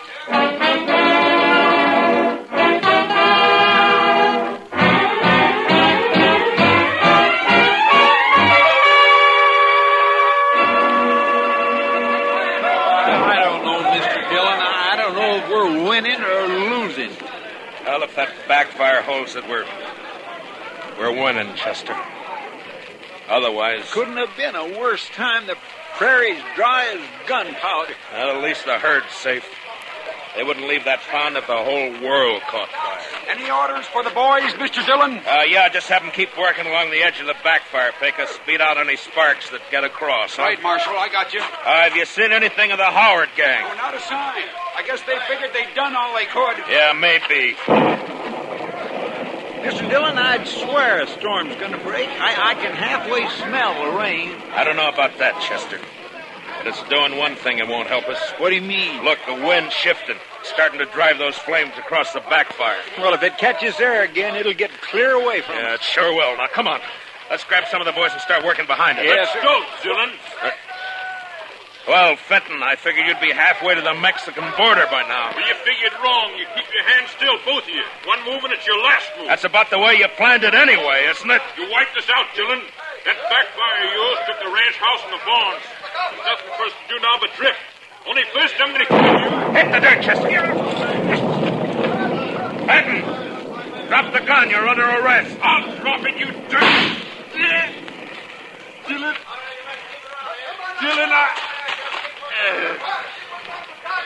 Well, you warned him, Mr. Dillon. Yeah, it doesn't matter much now. Look, Chester. Yes, sir. It's jumped the backfire. With that wind driving it, it'll burn the whole prairie from here clear to the river. And Dodge City along with it. Not a way in the world of stopping it either. There's the shot, Marshal. You all right? I'm sick at my stomach, that's all. Dodge City's gonna burn, Jackson, and there's nothing we can do.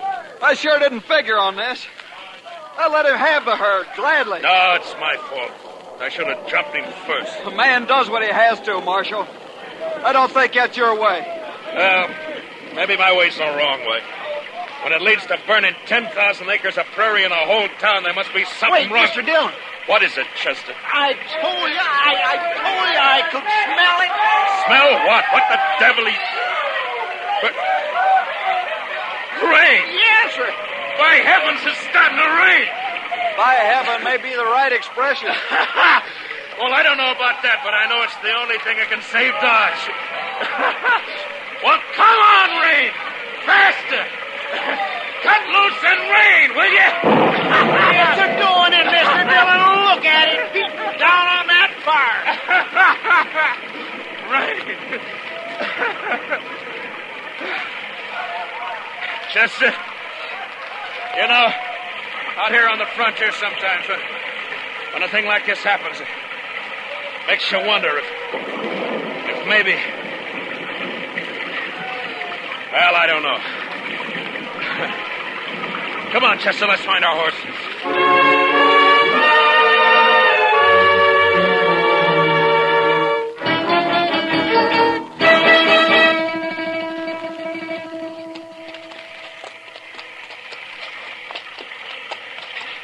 It's sure not letting up any, Mr. Dillon. No. We're still quite a ways from town. Let's swing over along the bluff, Chester, and find a place to wait it out for a while, huh? That's what I was hoping you'd say. Come on. Well, it took a long time to break loose, but it's sure making up for loss. Wow! I never saw lightning this big before. Usually lets up once the rain starts. I guess it's just a freak storm anyway. What? Off your horse, Chester. Flat on the ground. I saw it flash, Mr. Dillon. It come from that lone cottonwood tree. Yeah. It's a bad spot. He's got cover and we haven't. Well, I guess we found out what happened to Mr. Howard.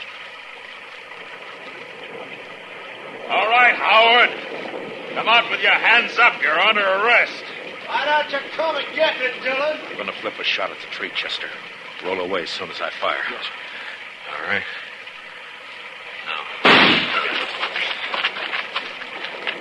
Smart, Dillon. You're not smart enough. That was close. There's enough light for him to see. He's got all the odds. If he keeps it up, he'll get us sure. Maybe we might just well rush him, Mr. Dillon. We haven't got much to lose. It's an outside chance, Chester. And he's bound to get one of us. Yeah, but this way it's both. Yeah, I know. All right. We'll go in on the count of 3. Fan out and move fast. Yes, sir. And, good luck, Chester. Same to you, Mr. Dillon. All right. 1, 2, 3.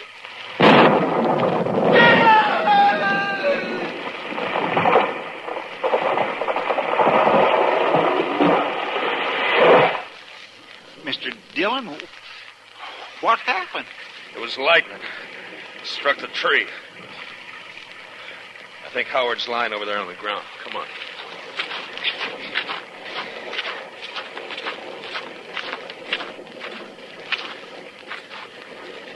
Yeah. He's down, all right. He said he'd be struck dead before he'd ever give in. Well, he was. By heaven, I don't know. The second time tonight. You know, Chester, I think I'm going to change my ways.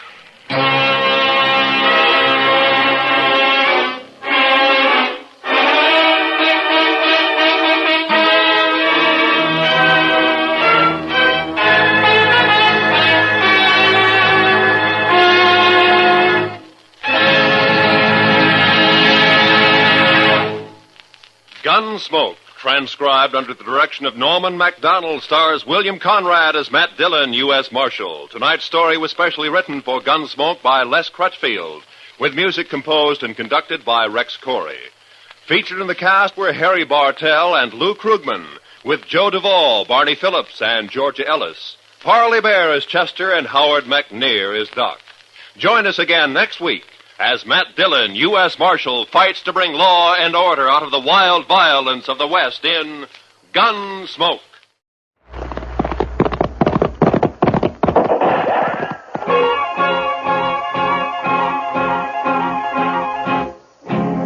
Around Dodge City and in the territory on West, there's just one way to handle the killers and the spoilers, and that's with a U.S. Marshal and the smell of Gunsmoke.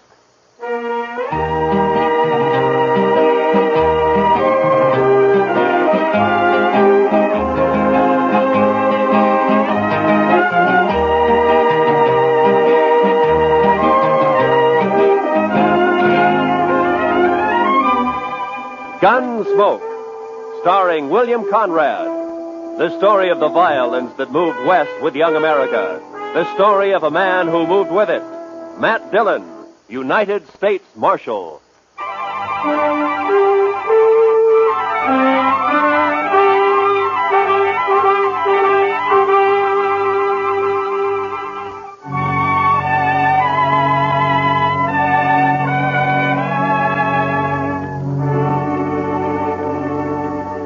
They told us a man we'd been looking for, a murderer, was in a cow camp on the North Fork of the Canadian River, about 100 miles south of Dodge.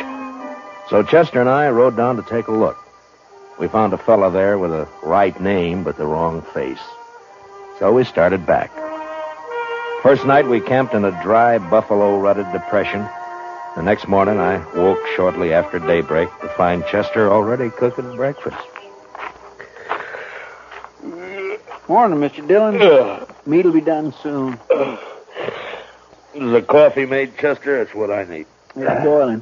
I didn't make much, though. I thought I'd better save our water. You know, Chester, I'll bet right now the doc's back there in St. Louis, holed up in some fancy hotel and still asleep. That's quite a thought, sir. Yeah. Him right in the middle of St. Louis and us way out here on the prairie. I'll bet he's even got sheets on his bed. I wouldn't be surprised, Mr. Dillon. Doc said this was one vacation he was going to splurge on.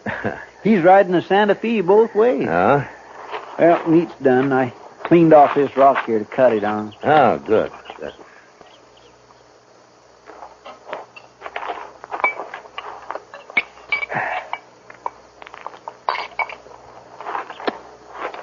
Oh, you got it warm anyway, Chester. Well, now, meat shouldn't be overcooked, Mr. Dillon.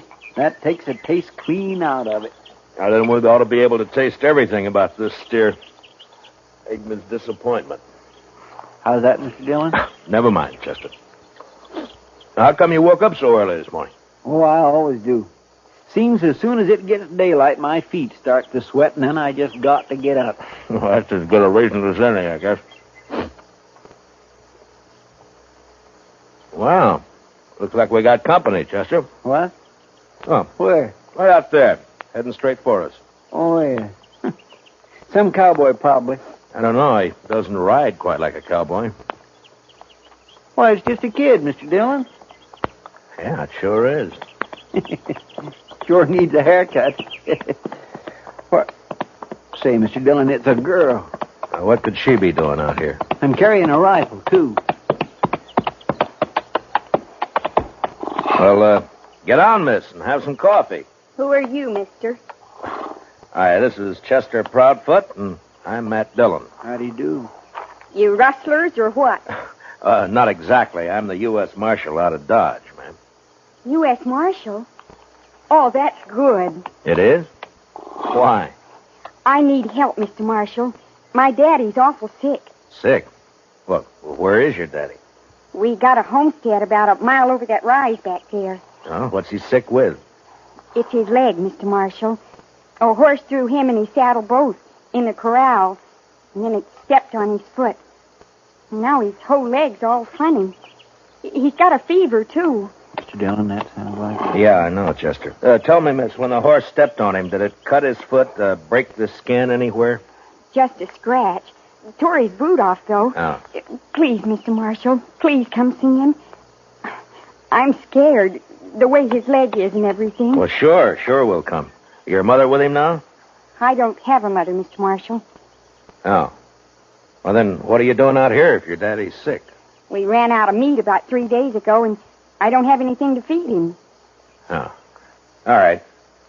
Chester, I'll write back with what is your name, anyway? Tara Hantry. Oh. I'll be 16 next January. Well, that's fine. We'll go back to the Hantry place, Chester. You scout around for some meat. All right, sir. And if you don't find any antelope, shoot the first calf you see. Anybody's calf. I'll do it, Mr. Dillon.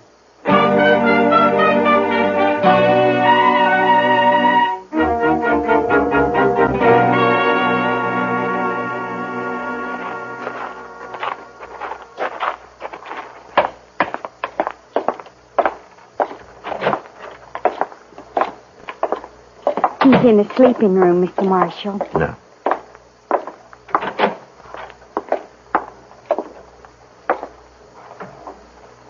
Daddy. Daddy, I found a man, and he's going to help us. And, Daddy, he's a marshal, a U.S. Marshal. Matt Dillon, Mr. Hantry. How you feeling? Dillon? I've heard of you. You're from Dodge, aren't you?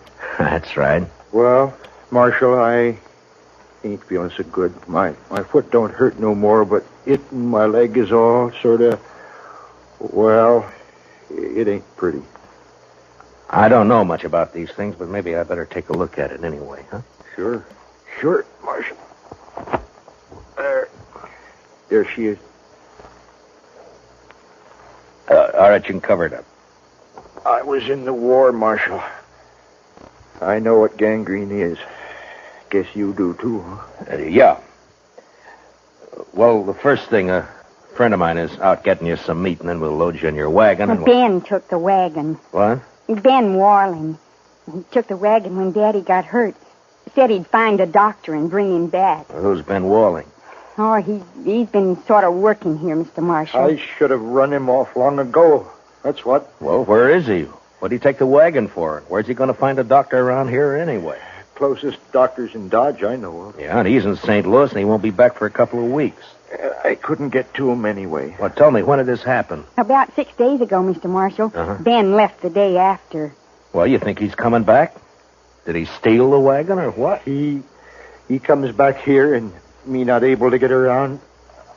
I don't know what I'll do. I ought to take a bullwhip to him. Now, take it easy, Mr. Hand. Take it. He won't cause any trouble, so don't you get all worked up.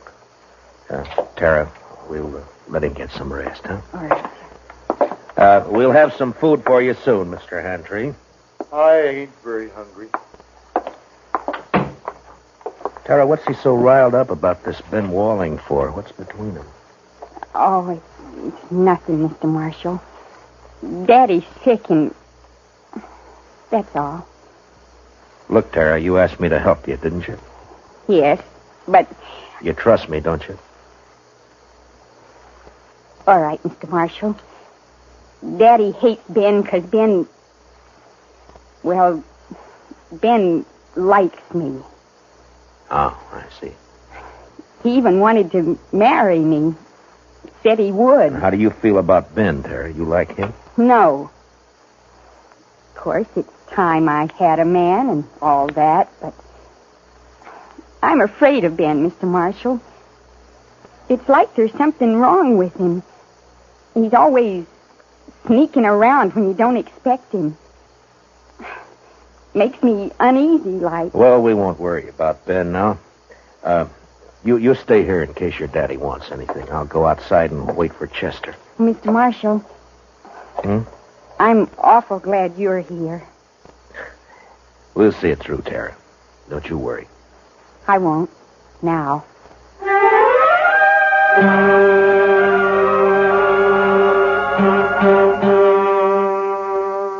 I went outside and walked over to the small corral that stood nearby. There I rolled a smoke and looked out across the flat distances of the prairie. And I wondered how anyone could survive in all that emptiness. Handtree lying on his bed back there in the house. He wouldn't survive. The prairie'd got to him all right. And its vast loneliness had put him out of reach of any help. And Tara, what could she do out here in this endless land of grass? I was glad to get my mind off it when Chester rode in with an antelope across his saddle. We hung it on the corral, dressed it, took a hind quarter into Tara, and we went back outside and sat down. Yes, sir. She's a plucky girl, Mr. Dillon. Yeah, fine girl, Chester. Yeah, but this Ben fella, I just don't understand his going off with the wagon like that. Well, it doesn't matter much now. Handtree won't last more than a day or two, anyway. It's that bad, is it? Yeah, blood poisoning, Chester. As soon as it reaches his heart, he's done for. Well, isn't there any way to stop it? Yeah, sure. Cut his leg off. Oh. Too bad Doc isn't here. Yeah. Would that stop it, Mr. Dillon? Cutting his leg off, I mean? I don't know, Chester. I don't know. Maybe too late anyway. Well, I sure wish we could do something for him. I don't take to just sitting around and waiting for a man to die. Well, nobody does. It isn't right somehow. That poor fella and Tara. Why, Mr. Dillon, that girl will go crazy out here all alone. All right, Chester. What do you want me to do about it? I'm not a doctor. Now shut up. Well,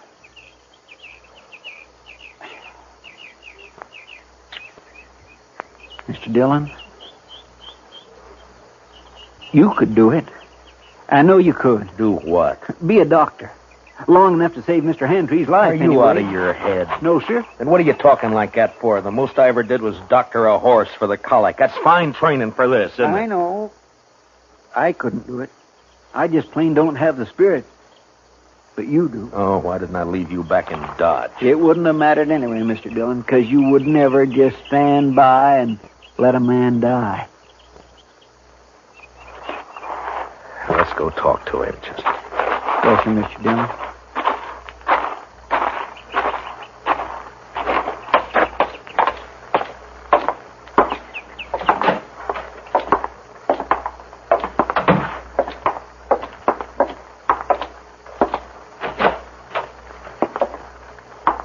Daddy's fever's worse, Mr. Marshal. I'm going to get some more water. How do you feel, Mr. Hentry? I don't feel much, Marshal. Outside of burning up. I've been trying to tell Tara I just can't last long with blood poisoning. She's just got to figure on it. Well, that's what I came to talk to you about. I guess you know the only thing that'll give you a chance. I know. I've been thinking about it. But I couldn't ask any man to do that. You didn't ask me. Well, it's up to you, Mr. Hantry. I'll try it if you're willing. Only thing is, I won't know much about what I'm doing. I seen it done in the Union Army, Marshal. I could tell you some things. All right. The only thing is, Marshal, I don't know I'd be much use around here with one leg. Well, you'll have to decide that for yourself. I know. You could move to town, Mr. Hantry, you and Tara. That's it, Tara. If it was just me, I wouldn't do it, but I can't leave Tara alone. Now, if I can help it, I can't. All right, Marshal. Let's do it. You're a brave man. No, Marshal. I just don't have any choice. Come on. Let's get it over with. You got any liquor in the house? There's a jug of corn out in the kitchen. Get it, Chester. You can start drinking it while we're getting everything else ready. Tell Tara to start boiling a lot of water. Yeah. I'll talk to her in a few minutes. I'll be right back. Now, I want you to tell me everything that you know about this, Mr. Hantry. First, I'll tell you what you'll need. Mm-hmm. There's a straight iron out by the corral somewhere. Yeah. You can heat it in the main room fireplace. Right. What else? Tara will find some cloth for bandages. And the rest of the stuff you can get in the kitchen. Uh-huh. The only thing worrying me is what'll we use to tie off the arteries with? Plain thread won't hold. Well, maybe some thin strips of rawhide. No, they'd soak through. You got to have something. I know. At least I think it'll work. What about horsehair? Oh, that's it, Marshal. Pull it off the tail. It'll work fine. Here's the jug, Mr. Hantry, and I brought you a cup, too. Pour me some. I want to get good and drunk. Here you are, Mr. Hantry.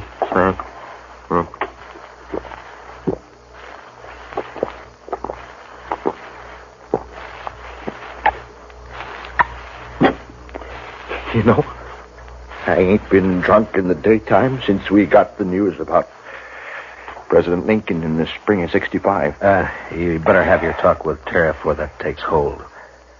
Ask her to come in, will you? Come on, Chester. We got work to do. Yes, sir. Good luck, Mr. Hantry. Thanks.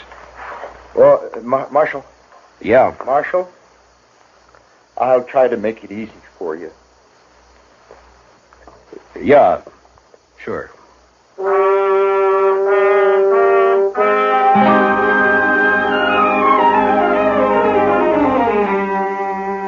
Shortly after noon, I operated. Whether it was the corn whiskey or his own hard courage, I don't know, but Hantry never whimpered. Chester stood outside the door and brought me whatever I needed. Tara waited in the kitchen, boiling more water and thinking her own thoughts. Maybe it was harder on her than any of us. Toward the end, Hantry mercifully passed out.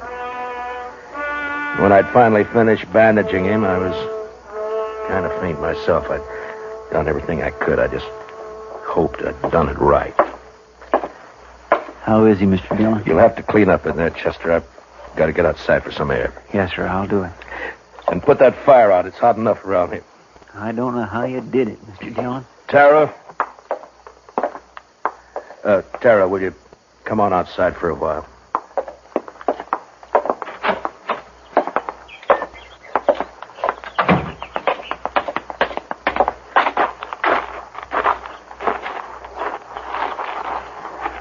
Is Daddy all right? Is he all right, Mr. Marshal? It's all over, Tara. We'll just have to wait and see now.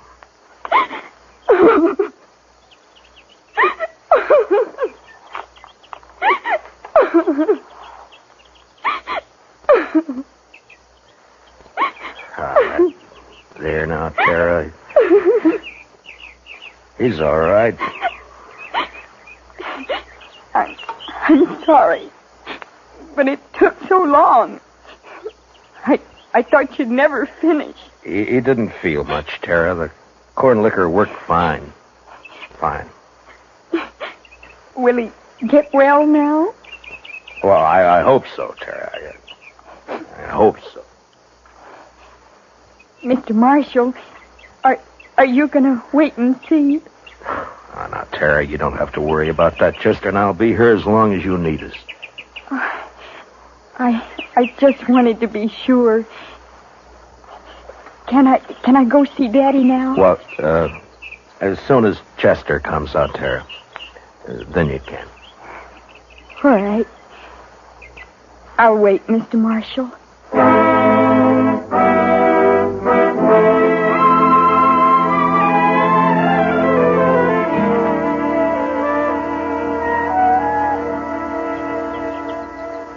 It beats me, Mr. Dillon, how he can just lay there so quiet and peaceful. It's only been 4 or 5 hours, Chester. The liquor hasn't worn off yet. He drank nearly the whole jug. No, he needed it. Say, Mr. Dillon, look yonder. Huh? Somebody coming with a wagon. Oh, yeah. It's probably that Ben Walling they were talking about. I'll bet that's who it is, all right. Wonder what he'll have to say for himself. Ah, you'll think of something, Chester. His kind always do. You recognize him?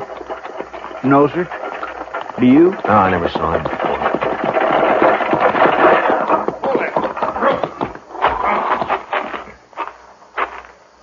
Hello? What are you doing here? You Ben Walling? How'd you know? The Hantrees, they've been wondering about you. Oh, yeah, sure. How is old Hantry, anyway? He's all right. He is, huh? You've been gone a long time, Ben. Where were you? I don't know you, mister, but you sure ask a lot of questions. You can answer them one at a time. Now, where were you? Who are you anyway, mister? I'm a U.S. Marshal. Ain't no U.S. Marshals around here. There is now. Generally, I'm in Dodge. Your name Dillon? It is. What are you doing here, Marshal? Tara ran into us, asked us to help. Seems the only able-bodied man around here took off in a wagon. I went to fetch a doctor. Is anything wrong in that? Not at all. Where is he? Well, first night the horses ran away, and I've been chasing them ever since. I didn't catch him till this morning. And then I've been gone so long, I thought I'd better get back to you right away. I was worried about Tara and old Hantry, of course. I see. Well, you better get your horses unhitched, Ben. You can see Tara later. She's in with her father now. Gonna be all right, huh? I was kind of worried about that foot. Looked to me like it might have poison in it.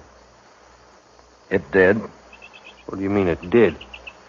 I took his leg off about noon today. You what? Mr. Dillon did it all by himself, just like a regular doctor. Oh, but how'd you know what to do? You might have killed him. Somebody had to do it, Ben. It's a sure thing Tara couldn't. You're blaming me, ain't you? Well, I did everything I could. Didn't my fault those blasted horses run off. Antray's pretty sick, Ben. I wouldn't bother him for a day or two if I were you. Oh, I won't bother you. Oh, now look, Marshal. You can leave now. I'll handle everything here. We'll leave. As soon as Hantry's able to take care of himself again. All right, stay as long as you like. I don't care. Mr. Dillon? Yeah. I think that Ben is a no-good liar. You're right on both counts, Chester. I'll tell you something else. You see that saddle over there? Well, that belongs to Mr. Hantry. Yeah, I know. I looked at it this noon. Somebody cut the cinch strap on it. Cut the cinch strap? Mm-hmm. No wonder that bronc bucked him in the saddle off both. Well, do you think Tara did it? Oh, my goodness gracious, no, Mr. Dillon. Tara'd never do a thing like that to her own... It was Ben, wasn't it? That'd be my guess. He figured the old man would get hurt, maybe killed. Why, sir? So he'd have a free hand with Tara. Why, that low down...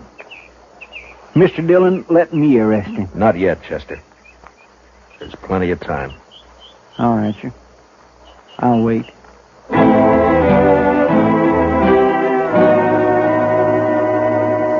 There wasn't as much time as I figured. Hantry had a bad night, and by morning he was so weak he couldn't lift his head. I tried to take his pulse, but I could hardly find it. Maybe I'd operated too late. Maybe the poison had already moved up into his body. I didn't know. I had no way of knowing.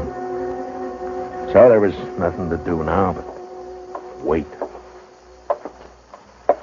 Want some more coffee, Mr. Dillon? Yeah, thank you, Chester. We'll fill it up, huh?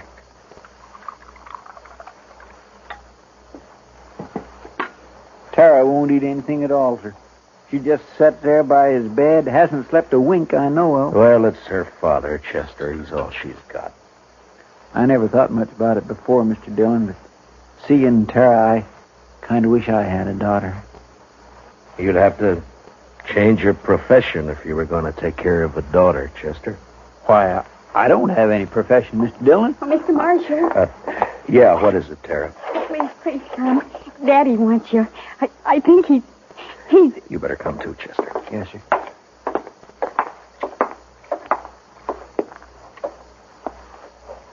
It's Matt Dillon, Mr. Hantry. Can you hear me? Marshal, I can't hold out no more. Now, don't say that. Keep fighting, man. You'll pull through. No, Marshal. I'm gonna die. Oh, Daddy. Daddy. Tara. It's about Tara, Marshal. Don't leave her here. Ben Walling, he's no good. He'll try to keep her. Now, don't you worry about Ben Walling, Mr. Hantry. I promise you he won't get anywhere near Tara. Now or ever. Thanks, Marshal. He's a bad one. Tara can't stay here alone. She can't work this place. It's a bad way to die. Not knowing. Now, I want you to listen to me. Listen to me now. Yeah? I promise you something else, too. I'll take care of Tara. I'll see she's all right. I'll see she's cared for. Now, I promise that. I thank you, Marshal. I sure. Where's Tara? Daddy, I'm right here. Daddy. Tara. Come on, Chester. Daddy. Daddy.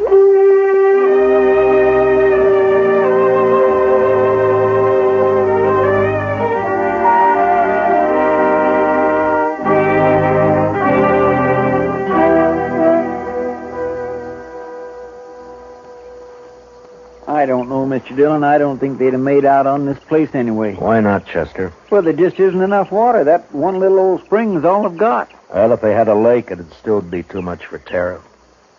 What are we going to do with her, Mr. Dillon? I don't know, Chester. We'll have to think of something, though. My, I wish she'd come out of that house. I don't like it, her in there breaking her heart. Give her a little time, Chester. She'll be all right. Don't you move a finger, either one of you. Well, Well, you're mighty careless with that rifle, Ben. Don't get smart with me, Marshal. I know what I'm doing. And what would that be? I heard you in there. Heard you promise to take Tara away. I was right by the window. I heard it all. You got a curious way of courting a girl, Ben, trying to kill her father. Yeah, and I saw you yesterday looking at that saddle, but I didn't kill him, Marshal. You did. That's a lie, Ben Walling, and you know it. shut up. I won't shut up. If we'd have just got here sooner, Mr. Dillon would have saved him, that's all. Well, it's too bad you got here at all. Because you're going to die for it.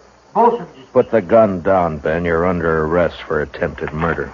You stay right where you are, Marshal. You know, I have an idea you've smelled powder before, Ben, and that you're afraid of it. Marshal? I have an idea that's why you tried to get Hantry like you did instead of facing him. Stop her. And right now you wish you didn't have that rifle at all, don't you, Ben? Because I might have to shoot you for it, huh? No, don't, Marshal. Give me that.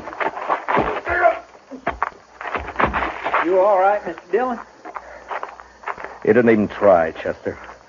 Rifle went off when I knocked it aside. That's all. He was scared to death. Well, I didn't feel exactly comfortable. Well, tie him up and keep an eye on him. I'll go see Tara. Yes, sir, Mr. Dillon.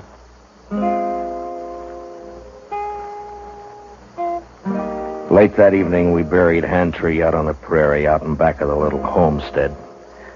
They would die now, too, and fall apart without him. The next morning, we loaded everything we could get into the wagon. With Tara beside me, we started out for Dodge. Ben Wallen never said a word. Chester led his horse, and they rode along ahead of us. I had plenty of time to tell Tara all about Dodge and how there were some good people there and how we'd find her a home and a family. She sat there, tight-lipped. She didn't say much, but she never once looked back.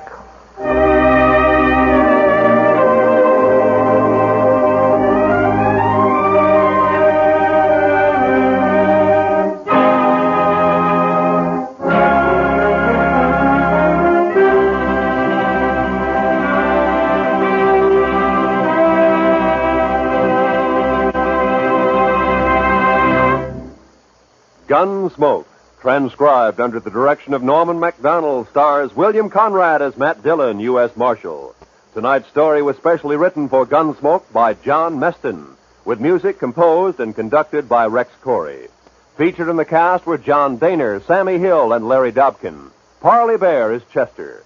Join us again next week as Matt Dillon, U.S. Marshal, fights to bring law and order out of the wild violence of the West in Gunsmoke.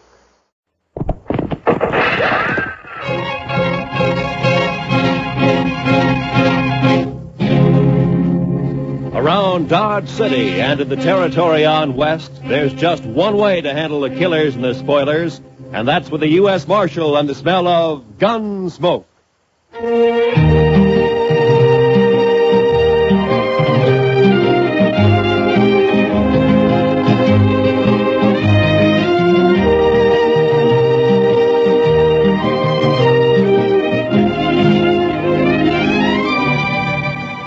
Gunsmoke, starring William Conrad.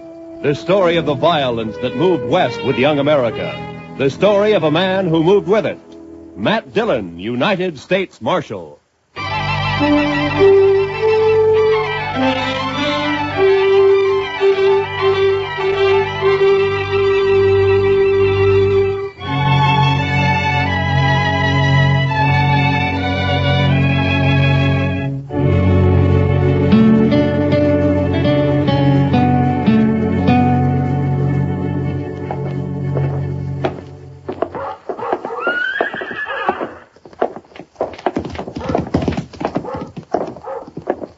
There it is.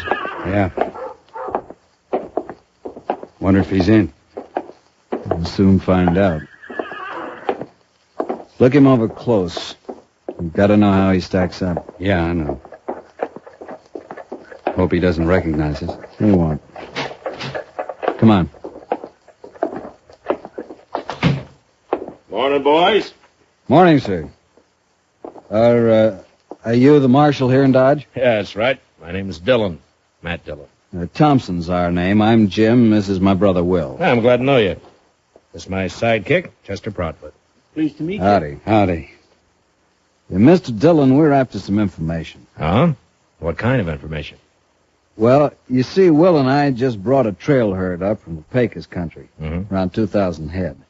We're holding them downriver a few miles. Oh, toward Walnut Creek? Yeah, I guess that's what they call it. You see, we plan to drive them on up toward Wyoming and put them on grass for a couple of months. We got thinking we might sell them here if we could get a fair price. Well, you shouldn't have any trouble. The market's good right now. So we've heard. And the only thing is, we don't know any buyers here. We were wondering if you might have an idea or two. I see. Well, let me see. I suggest you go talk to Clem Bates. He runs the bank down the west end of Front Street. Clem Bates, huh? Yeah, he'll know of any buyers that happen to be in town. Might even buy the herd himself if it's in good condition. Well, we'll go right down and see him now, Mr. Dillon. And much obliged to you, sir. Forget it. Coming, Will? Yeah. It's been a pleasure talking to you, Marshal. Thank you. Same to you. Goodbye. Well, they seem like a couple of nice men, Mr. Dillon. Yeah. Couple of strange ones, Chester. Wonder what they're here for. Why, to sell a herd of cattle. You heard what they said. Chester, when's the last time a trail driver came in here and asked me where to sell his cattle? Well, I don't recollect that one ever did before, but all the same... Of course not. They go to the bank or one of the saloons. They don't come to the jail. Then why do you figure the Thompsons did? Well, I got an idea they might be sizing me up. I think that's the kind of information they wanted. But why? I don't know. Maybe they're planning something they think I might interfere with. What do you say we ride out to Walnut Creek and find out if they really got a herd, huh? All right, Mr. Dillon, whatever you say. That older one, Jim. There's something familiar. I can't quite place it. Thompson brothers, huh? Well, come on, Chester, let's ride.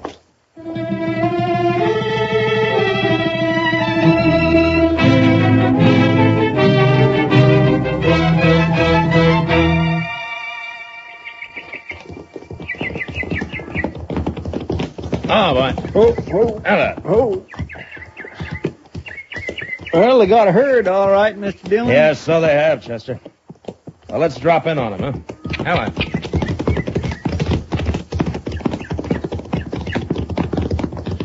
Smoke's coming up behind those willows. Must be their camp. Yeah, I guess so. These cattle are carrying a Circle Bar T brand. I never heard of it. It's like the Thompson brothers, Chester. I never heard of them either. At least not by that name. Camp looks deserted, Mr. Dillon. Yeah, Right way out! Somebody coming out of the wagon there. Yeah, he must have been asleep or... Well. You fellas better turn them horses around. Hello, Houston. Dillon, I didn't recognize you. Well, now that you have, why don't you put the rifle down? Well, sure, Marshal. I got no quarrel with you. You used to figure you did. Well, How long you been working for the Thompsons, Houston?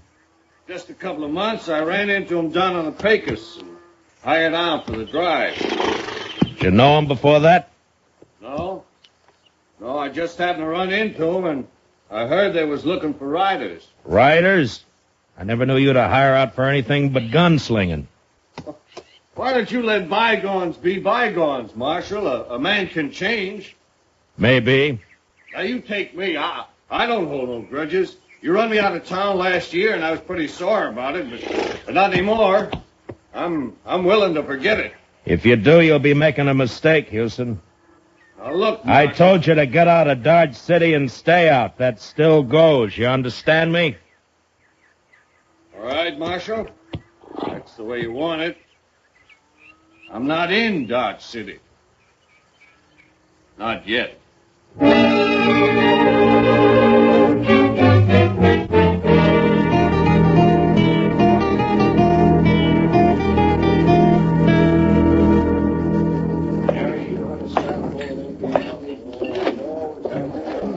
They don't seem to be in here, Mr. Dillon. Yeah, we'll wait, Chester. They will be sooner or later. Well, it was a real dull day up until now. Hiya, Kitty. Good to see you, Matt. Chester. You're on your own. What? Stick around, though, huh? All right, Mr. Dillon. See you later, Miss Kitty. All right, Chester. You like a drink? Not now, thanks, Kitty. I was looking for a couple of strangers in town, the Thompson brothers. Oh, yeah. They were in earlier. Seemed very pleasant, quiet, real polite. Mm-hmm. People aren't always what they seem to be, Kitty. Well, are they mixed up in something, Matt? I don't know. Well, then what do you mean? I don't think their name is Thompson. And I don't think they came here to sell cattle. But they brought a herd in, Yeah, Matt. I know that. But I'm pretty sure I've seen that older brother somewhere before. Somewhere, sometime. You're suspicious of everybody, aren't you, Matt? Are you going to start that again? All right. But you got the wrong attitude, you know. You miss a lot that way. Yeah? Yeah. Someday you're going to miss... Over here at the Oh, bar, there they man. are now. I came in with Clem Bates. Will you excuse me, Kitty? Sure, Matt, sure. When you're through, come back. I'll be here. All right, Kitty, I'll see you. Hiya, Clem.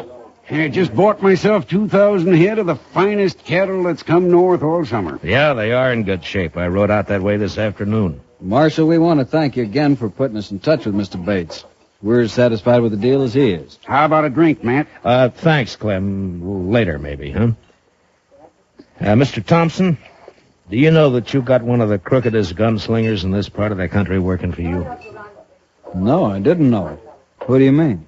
Man who calls himself Houston Jack. Houston Jack? Is he back in town? Well, not back in town, exactly.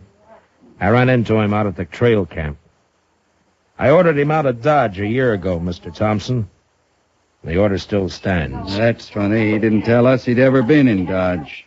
Well, I thought maybe he didn't. That's why I figured I'd better let you know about him. I'm glad you did, Marshal. Of course, with the herd sold, we'll be paying the boys off tomorrow, and that'll be that. Then back to Texas. The sooner the better. Well, meantime, there's nothing to prevent us from having a sociable drink or two. Holly, set 'em up over here. Mr. Dillon? What? Oh. Will you boys excuse me a minute, Sure, please? go right ahead. Sure, Marshal. What are you going to have, Will? Yeah, what is it, Sammy? Could you spare me $1, Mr. Dillon? I need a drink awful bad. Oh, Sammy, you know what always happens? First it's one drink, and then it's 10. And I always end up by having to run you in. Oh, not this time, Mr. Dillon. Well, what's the matter, Sammy? Them fellas you're with, you know 'em, Mr. Dillon? Well, their name's Thompson. They're brothers. Oh. No, that's not their name. Well, then what is it? Gotta get out of here, Mr. Dillon. Wait a minute, Sammy. What the devil are you talking about? No, nothing, Mr. Dillon. Honest, I just remembered something. I gotta go right now. Well, how about that drink? Some other time, Mr. Dillon. Thanks a lot. I'll remember it. Oh, goodbye, Mr. Dillon. Here, what's wrong with Sammy, Matt? Did he smell a drink somewhere? Yeah, he must have. I don't know what you said to him, Marshal, but he sure went out of here looking like he'd seen a ghost. Well, Sammy's seen a lot of different things at different times. Maybe he did see a ghost.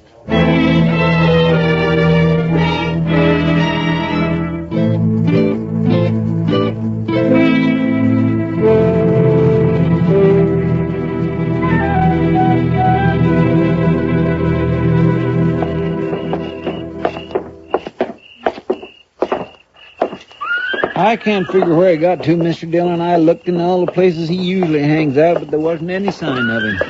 Well, the ways of a drunkard and the ways of a woman, Chester, they're beyond all human knowledge. Yes, sir, I guess they are, Mr. Dillon. There's one thing certain, though. As blurry-eyed as he is, Sammy recognized those Thompson brothers. And that's more than I can do. Well, maybe there's nothing to recognize. Maybe you just think you've seen them before. Yeah, maybe. Well, there's no use going back to Texas Trail. That's one saloon Sammy will stay clear of. I just don't know where to look, Mr. Dillon. I'll swear... Wait a minute, Chester. Oh, Thompson's coming out of the saloon. No, I mean across the street. There's somebody by the corner. By heaven, that's Sammy. Yes, and he's got a rifle. I got you, boys. Sammy, you fool! Over there for the corner. Come on, Chester. He must have been crazy, Mr. Dillon. He must have been out of his mind. Yeah, I guess. One side. Let me through here, please. Let me through. Will you let us come through? Sammy. Mr. Dillon, could use that drink now. Thought I'd get the reward.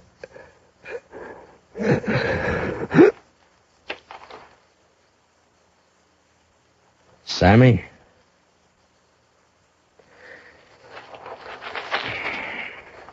Is he dead? Yeah. We sure hated to do it, Marshal. We had nothing against this man, didn't even know him, in fact. But I guess you saw what happened. Yeah, I saw it. He threw a rifle on you, tried to kill you. You couldn't do anything else. I can't figure it, Marshal. My brother and me didn't have no quarrel with this fella. Well, Sammy drank a lot. He wasn't always in his right mind. But you won't be held. It was out-and-out self-defense. Thanks, Marshal. Thanks a lot. Come on, Will, let's get out of here. Yeah. Well, it's too bad, Mr. Dillon. Sammy never meant no harm to anybody. He did to the Thompsons, Chester. I can't figure it. Why did he do it? Because he recognized them, I guess. Say, did you see them draw after he fired? Yeah. Yeah, I saw him. They're fast, Mr. Dillon. Matt, What? Oh, Kitty. I heard him down the street calling for Doc. He was hurt. Sammy got himself killed. Oh, poor little guy. Yeah. Matt, you got trouble, too. What do you mean? Houston Jack's in town. What? He's over at the saloon now, looking for you. Matt, he says he's gonna kill you.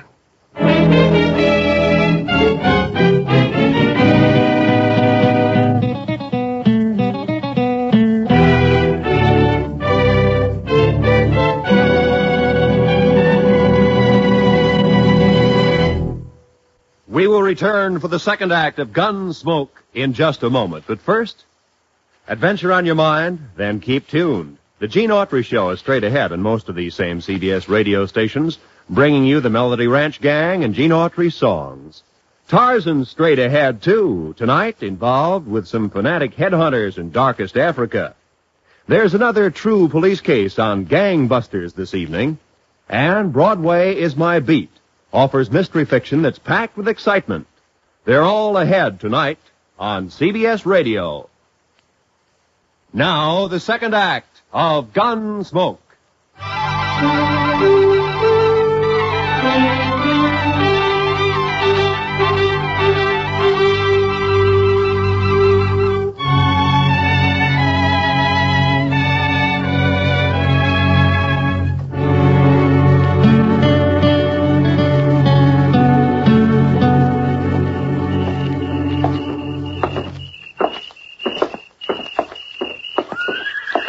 I just can't figure it, Mr. Dillon. I never thought Houston would have the nerve. Well, it's like a lot of things tonight, Chester. None of it bigger. Mr. Dillon, you don't suppose he's going to set you up for the Thompsons? No, they got their horses and left. They're not in here. Well, we'll soon find out. Come on. Watch the boys at the tables, Chester, and keep them off my back, huh? Yes, sir, Mr. Dillon. Maybe I wanted to leave town just at that time. I'll tell you one thing for sure. There wasn't that tin-horn marshal that made me do it. You notice he's staying plenty clear of me. Hello, Houston. Dillon, you got nothing on me. I told you to get out of town, didn't I? I know, but you still got... I told you to stay out, didn't I? Yeah, but you had no right. What do you think you are? Why'd you come back? That's my business. Mine too, maybe. You're under arrest. Stay back, Dillon. I'm warning you. You can't keep backing off forever, Houston. You'll have to stop sometime. I said you're under arrest. I heard what you said. I got ears, Dillon, and I know how to... He's bolted out the door, Mr. Dillon. He's getting away. Be careful, Matt. He could be waiting outside. You drew, Mr. Dillon. Why didn't you shoot? Because you didn't draw. You can't... There he goes. Oh, come on, Chester.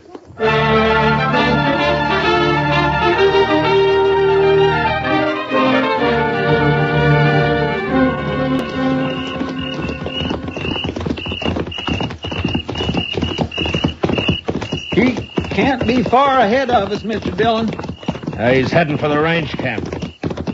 I still can't figure it, Mr. Dillon. It just don't add up. Chester, so help me if you say that once more, I'm... What's the matter, Mr. Dillon? Pull up. Come on. Oh. Now. What are we stopping for, Mr. Dillon? He's getting farther away every minute. Chester, I owe you an apology. You're right. It don't add up. Well, it's just a way of talking I have. I didn't intend... No, I mean it, Chester. Everything Houston Jack did tonight, it doesn't add up at all. He knew I'd jump him if he came into town. He's tough, but he's not that tough. He's not the kind of a man to force a gunfight just for a chance to show off. Yeah, but there wasn't any gunfight, Mr. Dillon. No. He turned tail and ran. That's not like Houston either. He'll be a laughing stock from here to the Pecos. Well, it's like I said, it just don't add... I forget what I was going to say. Chester, suppose the Thompsons wanted to get us out of town for a while, huh? You mean they put Houston up to that dido so's we'd chase off after him? Well, there's only one way I know to find out. Come on.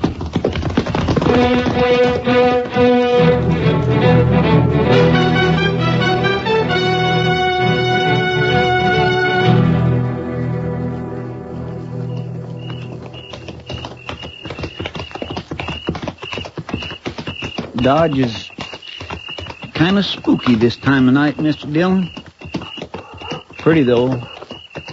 All shadows and moonlight. Yeah. Man could do a fair job of shooting tonight. My. Sometimes I think Kitty is right about you, Mr. Dillon. Meaning? No heart. Maybe not, Chester. No offense, Mr. Dillon. Oh, forget it. You know, Chester, there's something about moonlight connected with those Thompson brothers. I wish I could remember what... Chester, don't look. Just ride straight ahead. Keep riding. There are 4 horses tied over there by the bank. Uh-huh. So that's it. One of them's been run. He's wet. I can see it in the moonlight. Houston must have circled back. Him and the Thompsons. Yes, but what about that 4th horse, Mr. Dillon? It's probably Clem Bates. They'd have to have him. The vault's locked at night. All right, around the corner now. They may be watching from the front windows. The Thompson brothers. I wouldn't never have figured them for a bank holdup. Yeah, well. All right, we'll leave the horses here. Slip back to the side entrance. Yeah. Ho, ho.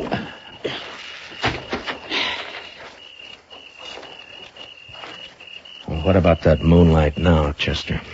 Well, I guess it's bright enough a man could do a fair job of shooting tonight.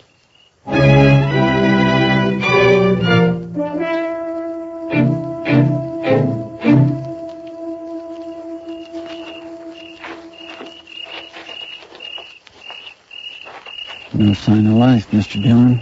Yeah. They're in there, though. Side door's open. Maybe one of us sort of climbed. I came from the door. Come on, Chester. All right, get flat against the wall. They'll have to show themselves to fire at us. Say, Mr. Dillon, I think they shut that door. Yeah. All right, let's move in easy. Yes, sir.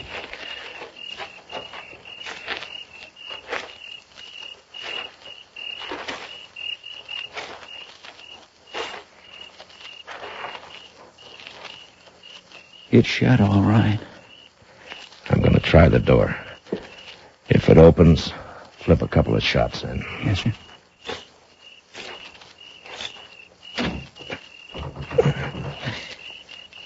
It's bolted.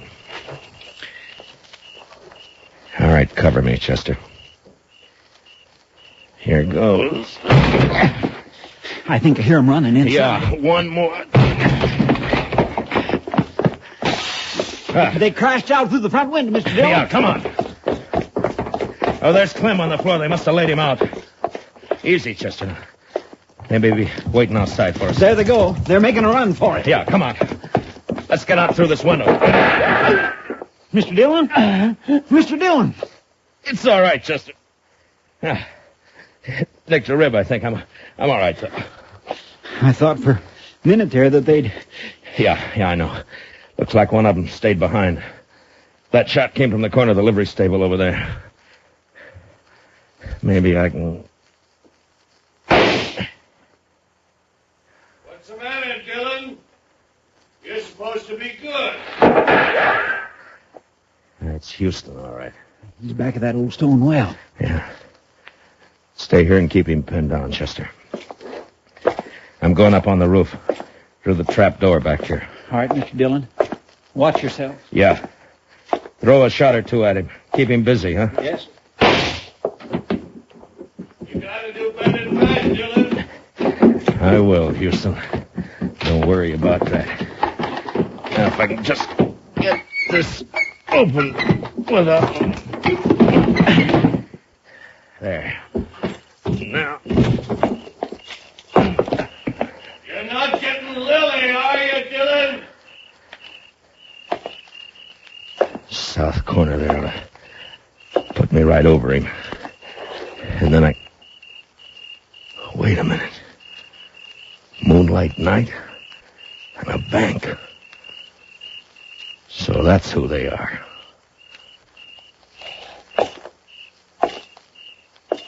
Houston! Dillon, where are you? Up here.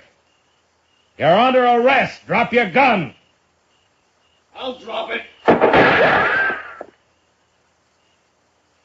Last chance, Houston. Your last chance. All right, then. So long, gunslinger.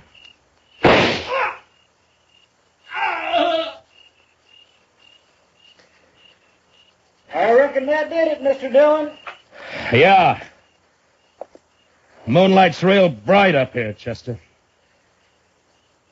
All right, Chester, I'm coming down. You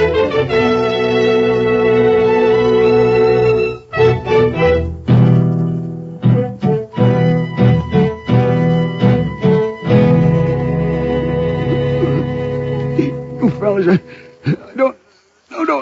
Mr. Bates is coming, too, Mr. Dillon. Yeah, he's not bad off. They must have slapped him with a gun barrel on the way out. Clem, can you hear me? Matt? Oh, Matt, thank you. Chester, get that chair over there. Yes. Here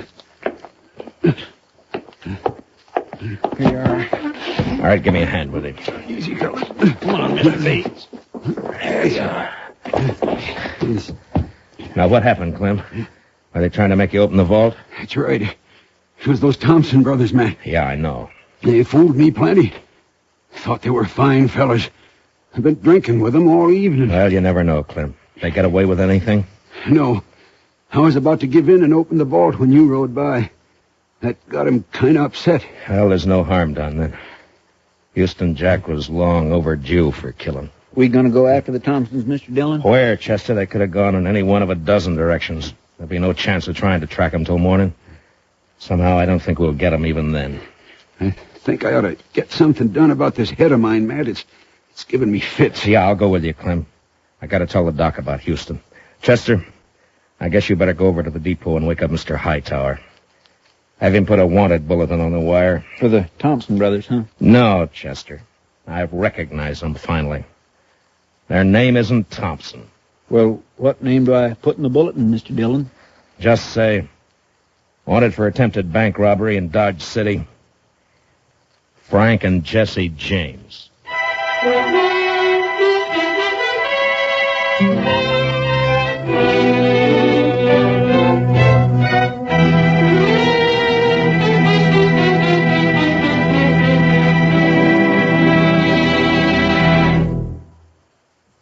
Gunsmoke, under the direction of Norman MacDonald, stars William Conrad as Matt Dillon, U.S. Marshal. Tonight's story was specially written for Gunsmoke by Les Crutchfield, with music composed and conducted by Rex Corey.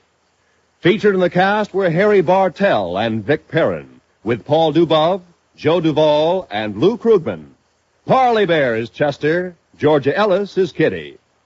Join us again next week as Matt Dillon, U.S. Marshal, fights to bring law and order out of the wild violence of the West in Gunsmoke.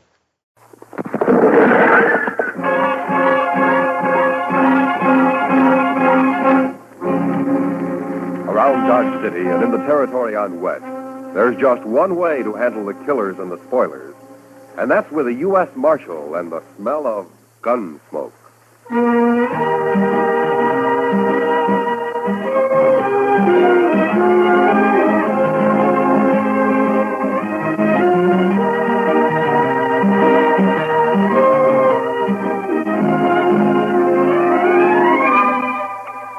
Gunsmoke, starring William Conrad. The story of the violence that moved west with young America. The story of a man who moved with it. Matt Dillon, United States Marshal.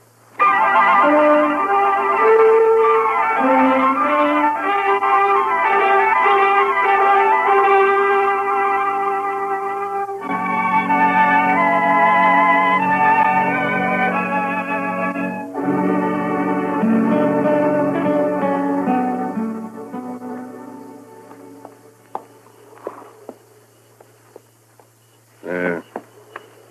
Rope's ready. One of you men lead that horse over here.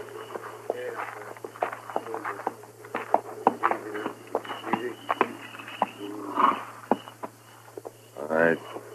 Let me get this noose around your dirty neck, and you'll be swinging in no time. There. Not too tight, is it? I wouldn't want you to be uncomfortable. That's enough of that, Cam. What? Who said that? I did. I said it. Rice Stewart. What's the matter, you turning yellow? Get this over with, Cam. Why devil him? If that's what he is, that's why. Shut up. I'll take care of you in a minute. Rice, you got anything against my hanging this murderer? Just don't devil him, that's all. Get it over with. I'll do it my way. It's my brother he shot, isn't it? And in the back, too.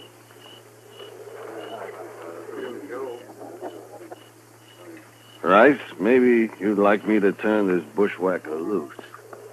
Is that it? Oh. Well, ask him his name. Nobody's even asked him his name. You hate this night. All of you. I was in on a lynching once, and I swore I'd never be in on another. Well, I guess the joke's on you, isn't it, fella? Look, I hear you laugh again, Cam, so help me, I'll shoot you. Maybe you shouldn't be here, Rice. How can you hang a man you don't even know his name? What do I care what his name is? So long as he pays for murdering Job. What's your name, fella? What do you care? You don't want to stop him. You just want it off your conscience, that's all. Tell me your name. It's Billy Saxton, that's my name, Billy Saxton. How's it sound? Billy? Why'd you kill Job, pal? That's enough talk. What difference it make? He killed him, and that's all I need to know. Yeah, what do you care? He's gonna hang me anyway. Sure I am. Right now. Billy, I got a rifle. I'll end it for you when we ride off. You won't have to strangle for long. Thanks, mister. Thanks. Get back, Rice. I'm going to slap that horse out from under him. You ready? That's for you!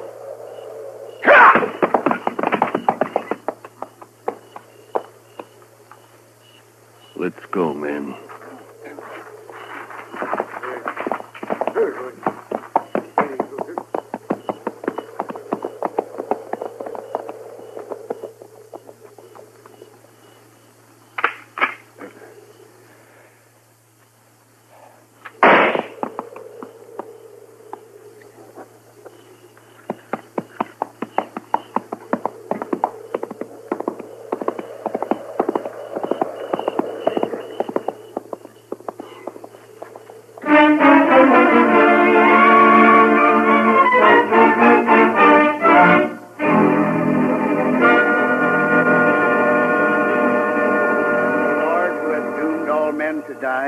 But has concealed the hour of their death, grant that we may pass our days in the practice of holiness and justice, and that we may be able to quit this world in the peace of a good conscience. Amen. Amen. May Job Powell rest in peace. Amen. Amen. Go ahead, boys.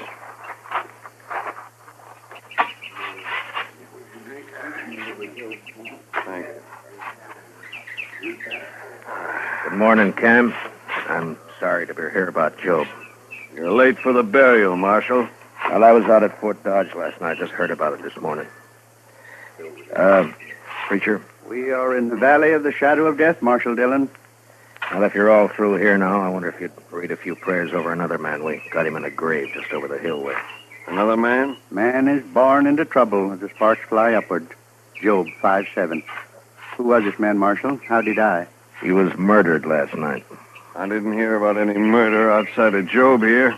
Where was this shooting, Marshal? It wasn't a shooting. It was a lynching. I just buried my brother, Marshal. Billy Saxton shot him in the back. Aren't you using the word murder a little loose around here? Only the law can hang a man without it being murder, Cam. The law's too slow sometimes. You know something about this? All I say is that he shot my brother and he deserved hanging. Hanging, maybe. Lynching's a different matter. What difference it make? He got what was coming to him. He had a fair trial coming to him, like any man. For example, Cam, I'll try to see that you get one. What? If you're guilty of leading that lynch party. Well, say it out, Marshal. You accusing me? I got no evidence. And you won't get any. There isn't a man in the country who'll stand still for bushwhacking. Saxton got his due, and that's that. Maybe. All right, come on, preacher. Let's bury him. Whoso sheddeth man's blood, by man shall his blood be shed. Genesis 9:6. Show me the grave, Marshal.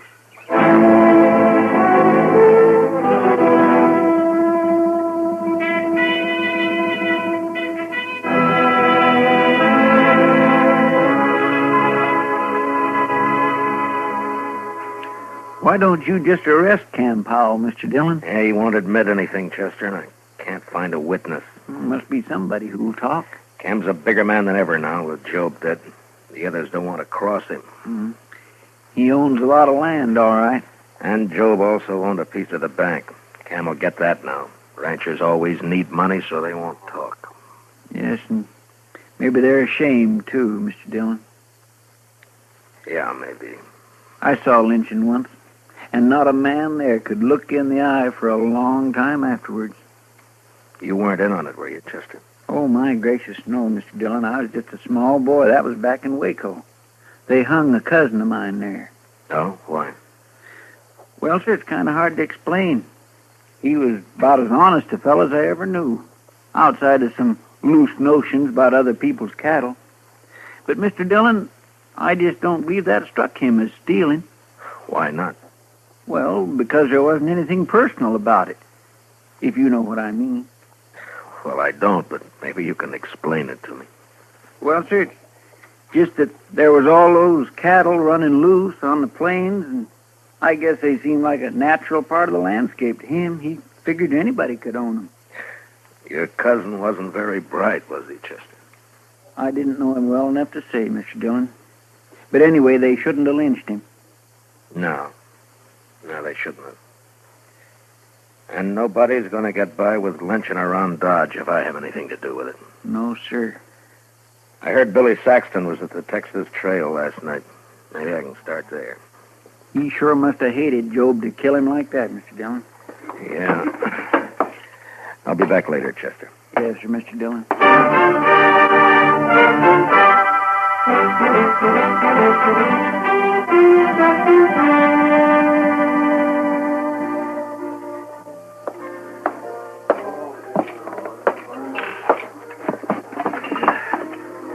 Hello, Kitty. Hello.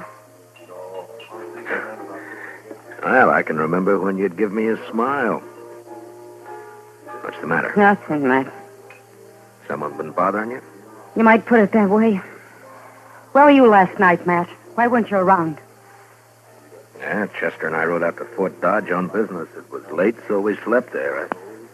I thought this town could go one night without trouble. You sure thought wrong, didn't you? You're upset about the lynchings, I did. That's it.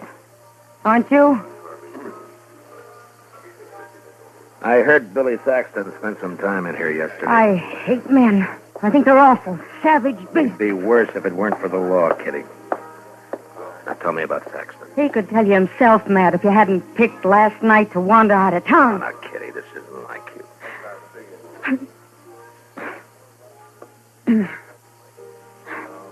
I'm sorry, Matt. He seemed like such a nice kid. Where was he from? I never heard of him around here before. The Dakotas, somewhere.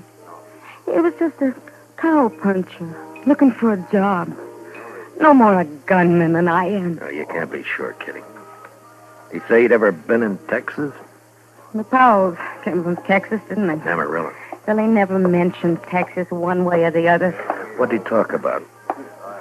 Horses, mostly. How he'd like to have a little spread of his own someday. And a woman. I see. And he'd talk nice about it. He wasn't like these hard cases around here. Anything else? Cam Powell was in this morning. Told me not to talk about Billy, especially to you. No? What'd you say? I told him I'm not afraid of him, but maybe you are, so why didn't he warn you against talking to me? That pleasing? I also told him if I was a man, I'd kill him. Who else was in on it, Kitty? I don't know. One thing, though. Rice Stewart came in here last night. Must have been afterwards. He sat over there in that corner and got drunk all by himself. Real drunk. It's not like Rice. No, but maybe he was in on it and couldn't stand himself afterwards. Maybe that's why he had to get drunk. Well, I'll go see him. Anyone who was there would be in trouble, too. Wouldn't they, Matt? Yeah. But I have a feeling Cam really headed this thing, and if I can prove it, I'll have him up for murder. I'll keep my ears open, Matt. Thank you, Kitty. I think I'll ride out to the Stewart Ranch. Rice isn't a man who can lie with much conviction. Good luck, Matt. Yeah, I'll see you later.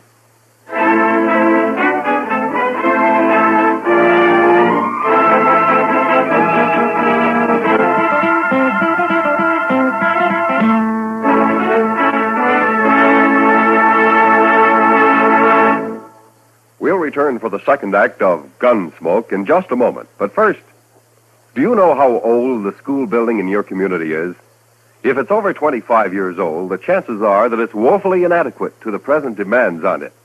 Join with the groups in your community working for better school conditions. Remember, better schools build a stronger America. Now the second act of Gunsmoke.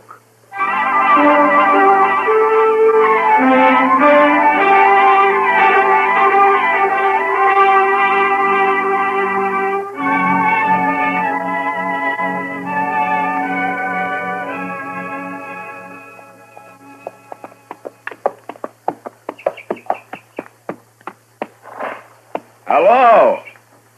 Anybody around? Get down, Marshal. I'm coming out of the sun. Well, thank you, Miss Stewart. Got a pot of coffee on the stove, Marshal. Oh, thank you, ma'am, but I'd like to find Rice first. Anything wrong, Marshal? No, I'd just like to talk to him. Rice come home real late last night, and he was awful drunk. First time in years. If you'll forgive me, Miss Stewart, I'd better find him. All right. Guess I'd rather Rice told me about it himself. Must be something up. Cam Powell was by earlier. Hasn't been around in months. Where'd you say Rice was, ma'am? Hasn't strayed far from the house today. Keeps coming in for coffee. Think he's drunk a gallon already. Well, I'll be back for some myself in a little while. Sure, Marshal.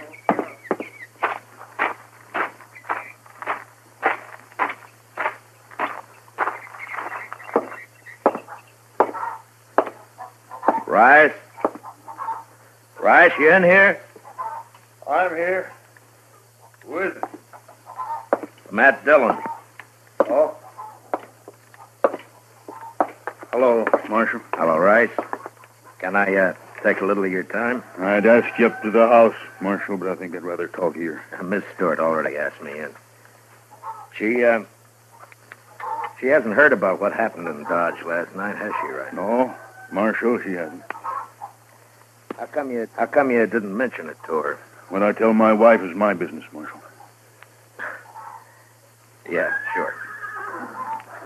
But you know, she's bound to hear about it later. Maybe she'll wonder why you didn't tell her right off. That's still my business?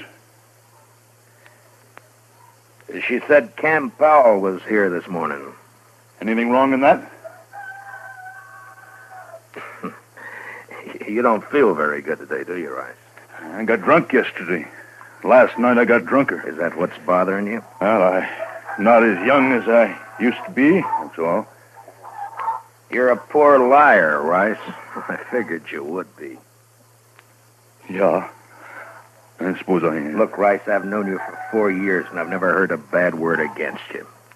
But yesterday you were a little drunk and got mixed up in something you're ashamed of now. Cam Powell's threatened you if you talk about it. Isn't that right? That's right, Marshal. Well, have you decided what you're going to do about it? I don't know, Marshal. I just don't know. Well, then maybe I'm wrong about you. Maybe you know better than Cam and the rest of them. It's done with now, Marshal. Why can't we just forget it? We just can't forget a lynching, Rice. That'd make it too easy for the next one to happen. I'll kill the man that starts another one. And why are you going to let Cam get by with this one? Well, by heaven, I'm not. I should have stopped it then. I don't know what was wrong with me, but I'll face up to it now. What do you want to know, Marshal? Where were you when Job got shot? At the Longhorn. About 6 of us were having supper. Job went down the street for some cigars, and then we heard a shot out back, and we run through the kitchen and found the cook outside holding Billy Saxton. Mm-hmm. He'd shot Job when he passed the street end of the alley. The cook see it? Oh, she said he did. Then what happened? And Cam, he went crazy when he found Job was dead. I don't know, Marshal, but before I knew it, we'd slipped out of town with that boy. Cam hung him on that little tree about a half mile down the road. Yeah, I know. I cut him down. And that cook, that Hank something or other, I remember he grabbed Saxon's gun when we run out back. I can't get it off my mind. Nobody ever even looked at the boy's gun to see if it had been fired. Cam just hung him on the cook's word for it. Mm-hmm. All right, Rice. Thank you. Will you be a witness if I need you? I'll see you through now, Marshal. All the way. Oh. I feel better already. All right.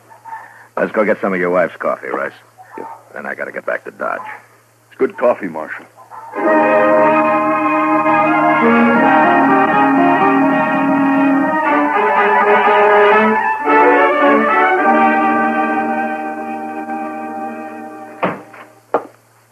Chester? Chester? Chester, where are you? I'm out back, Mr. Dillon. I'll be right in.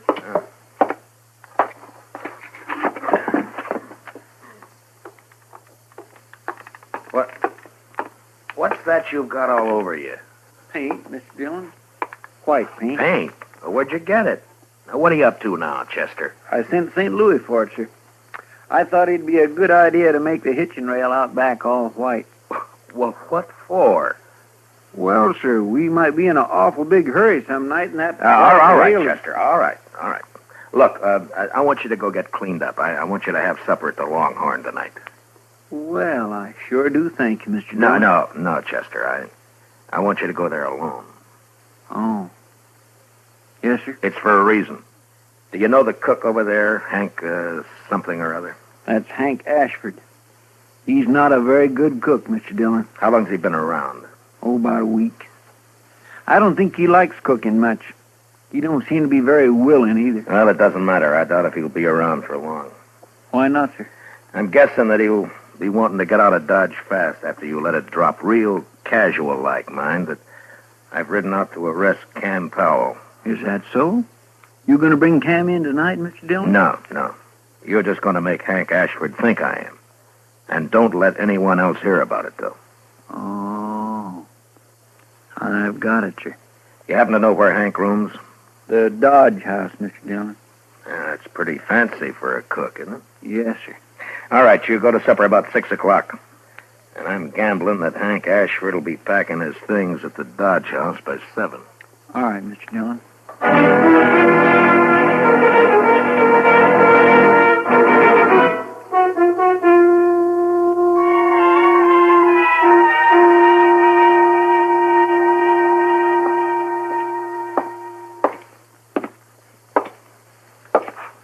Oh, evening, Marshal. Evening, John. Hope you're not looking for a room. We're all filled up.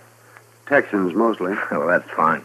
What room's Hank Ashford got? 310, Marshal. Top of the stairs, straight down the hall. Uh-huh. Hey, you been up to anything? Looked to be in a mite of a hurry when he come in. He's here now? Went upstairs just a couple minutes ago. Yeah. Something up, Marshal?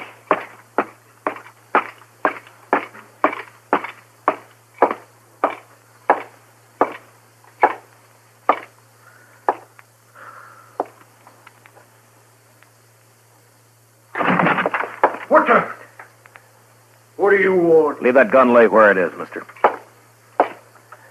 Here, I'll just put it in my belt. Less likely to get you in trouble that way. You're the marshal, ain't you? You leaving town, Hank? Yeah, I am. Why? I'm tired of cooking, that's why. You got Billy Saxton's gun up here, Hank? What? Or shall I tear your stuff apart and find it myself? No, it's in that drawer there. Yeah. But I wasn't at that lynching, Marshal. I can prove I wasn't. Yeah, I'm sure you weren't.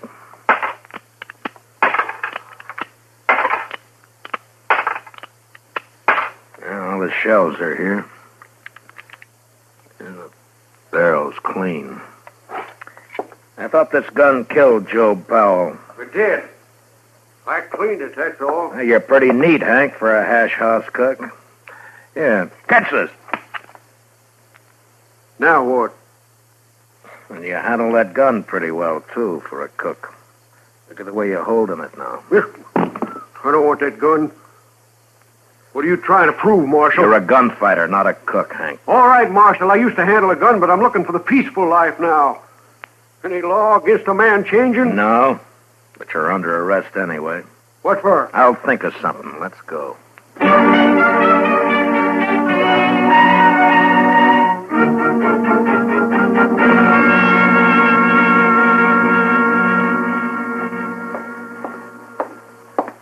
Hank wouldn't eat any breakfast, Mr. Dillon. Yeah, that's too bad. He says he won't be here long anyway. They all say that, don't they? Yeah, he may be right. I see Cam Powell coming across the street for him right now. You going to let him go, Mr. Dillon? Well, we'll see. All right, Marshal. What's the bail on Hank Ashford? There's no bail at all, Cam. What do you mean, no bail? You can't hold a man like this. I'm not holding him. You mean he can leave? Anytime. And what'd you arrest him for in the first place? Oh, let's say, suspicion. Suspicion of what? Well, drunkenness? He wasn't drunk. No, but he might have got drunk. You're pretty high-handed with that badge, aren't you, Dillon? You tell me, Cam. You ought to know about being high-handed. We're wasting time. Turn him loose. I want to get out of here. I'll get him, Mr. Dillon. Hank's a right handy man to have around, huh, Cam? What does that mean? Well, he can cook. Probably turn his hand to most anything. Sort of a jack of all trades, isn't he? I wouldn't know, Marshal. Thanks for bailing me out, Cam. I didn't have to bail you out. You're free. Is that right, Marshal? That's right, Hank. So go on, enjoy yourself. Yeah, I sure will. And I'll start by having a drink. Come on, Cam, let's see if the Alfraganza's open. Mr. Dillon? Yeah. You think Hank shot Joe Powell, don't you? Well, that'd be my guess, Chester. And why'd you let him go? No evidence. They lynched the only witness. But I've made him a little nervous now. He'll get real jumpy with the help of some liquor. Well, what good'll that do, sir? They just might hang themselves, Chester. With a prod or two from me.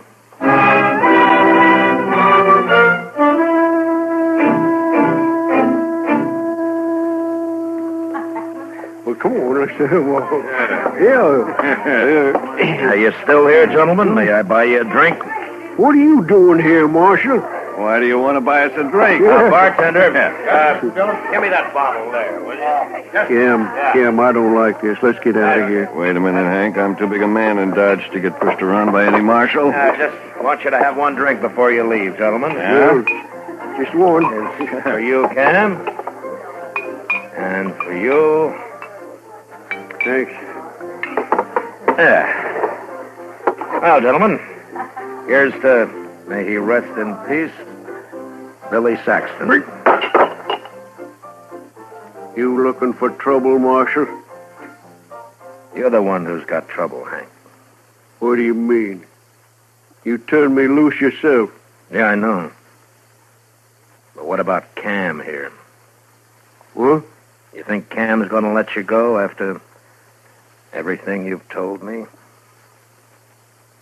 What'd you tell him, Hank? Nothing. He's lying. I told him nothing. And what are you talking about, Marshal? Just that I've got about all the evidence I need, Cam.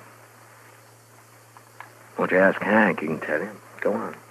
Hank, if you cross me, I'll see you die for it. You believe him, do you? Well, go ahead. You didn't have the guts to shoot your brother yourself. Shut up. Who are you going to hire to shoot Shut me? up, blast you. Shut me up. Shut You're me drunk, up. man. Use your head. You got us in enough trouble already. I have. If you'd let me shoot that boy when he stumbled on me, would have Stop been it. all right. Stop it. Stop you may it. be rich, Cam, but you sure ain't smart. I'm going to kill you, Hank. Well, draw on me and I'll have 2 pals tomorrow. All right, hold it, both of you. We've heard enough. Well, there you are, Hank. Marshal's heard all he needs. You're done for now. Yeah? Well, I shot a marshal in Trinidad once. Don't see why I can't shoot one in Dodge. Don't try it, Hank. Why not, Marshal?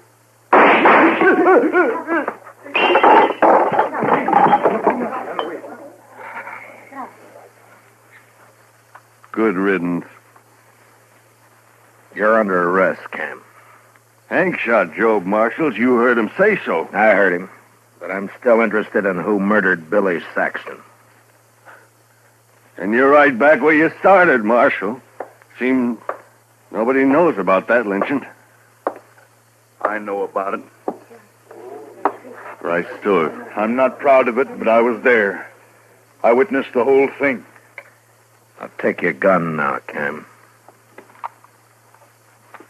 I guess you win, Marshal. Nobody wins this time, Cam. And maybe the next time anybody gets an idea about lynching a man around here, they'll think twice. Now, you lead the way.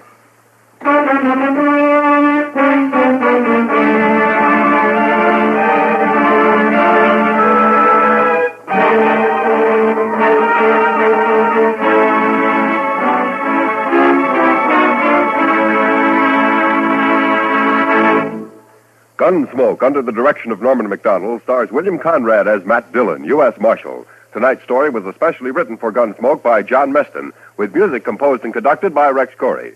Featured in tonight's cast were Paul Dubov, John Daner, and Tom Tully, with Joan Danton, Ralph Moody, and Lee Millar. Parley Bear is Chester, and Georgia Ellis is Kitty. Join us again next week as Matt Dillon, U.S. Marshal, fights to bring law and order out of the wild violence of the West in Gunsmoke.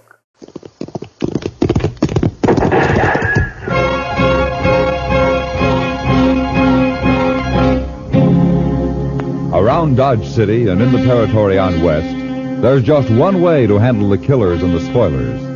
And that's with a U.S. Marshal and the smell of gun smoke.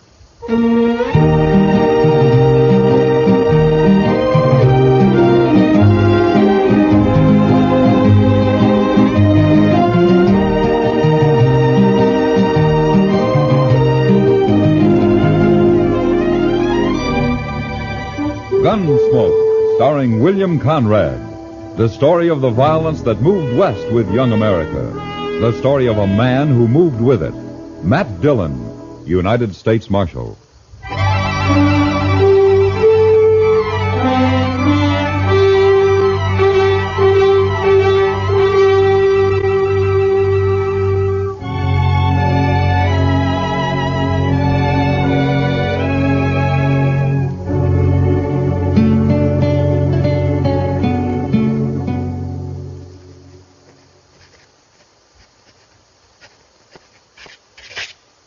There. Report's finished, Mr. Dillon. Good. You better go on home now, Chester. It's getting late. Yes, sir. Oh, what about these new Dodgers? I'll just leave them there. I'll look them over. What's the matter, Mr. Dillon? We got company at the back door.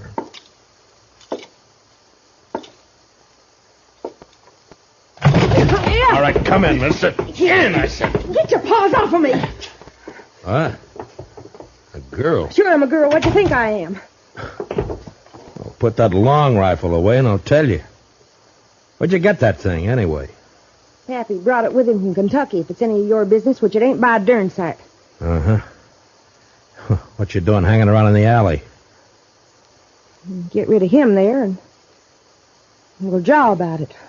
Huh? I see. Chester?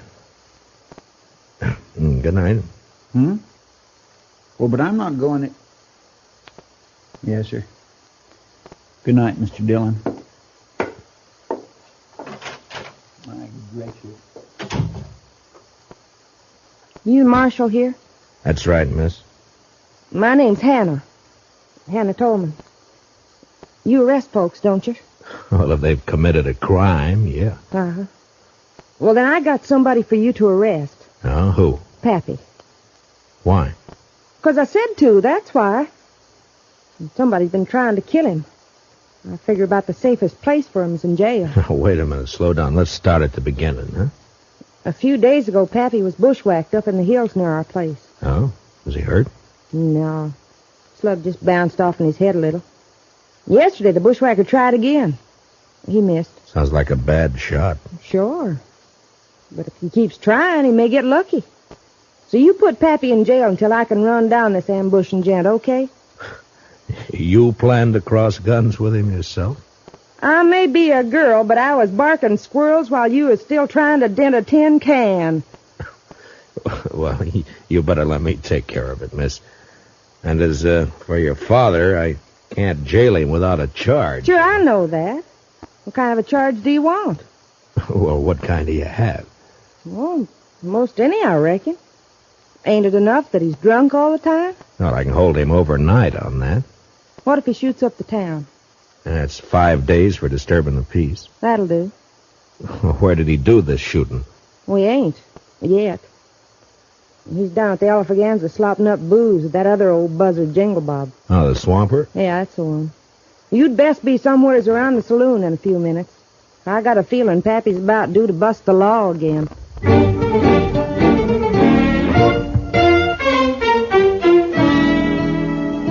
Her story didn't make much sense, but there was something about the mountain girl's gleaming black eyes and the set of her pretty but stubborn face that made me go to the Alfreganza. At the bar, I ordered a glass of rye and watched two bewhiskered old-timers trying to outlie each other over a rapidly emptying bottle. Yes, Jingle Bob. You just wait and see. Ted Tolman's gonna have the biggest darn horse ranch in Kansas come spring.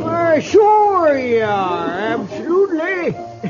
And me, why, I reckon I'll just buy up this here saloon. Oh, you're lying. Well, sure I am. Ain't you? What's my money was spending, ain't it? How many times I gotta tell you I'm getting rich? Pappy, are you drunk? If I ain't, I've been wasting a sight of time. Now leave me alone, daughter. Go home where you belong. I'm going. Only come over to tell you, man bet me $10 you couldn't shoot out that lamp on the first shot. What's that? Oh, give me that rifle. All right, hold on. That's enough of that. Stay back, son. What? What's going on? Now, go collect your $10, daughter. Yeah, Pappy. But I think the marshal here's a-fixin' to arrest you. Huh? Ain't you, Marshal? Yeah, I guess I am. All right, come along, Jed. What is Come on. What? Get your hands Come off me. What? I never...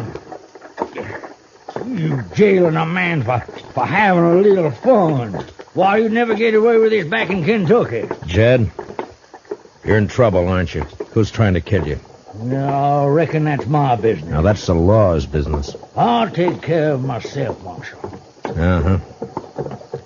Back in the saloon there, you mentioned having money and getting more. So?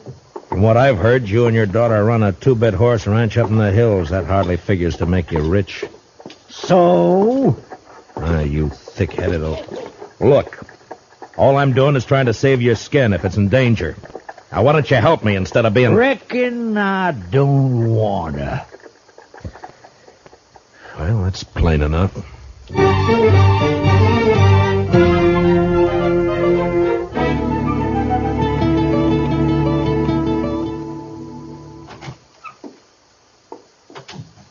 Morning, Chester. Morning, Mr. Dillon. You better take a look at this new Dodger. Huh? Wanted for robbery and murder?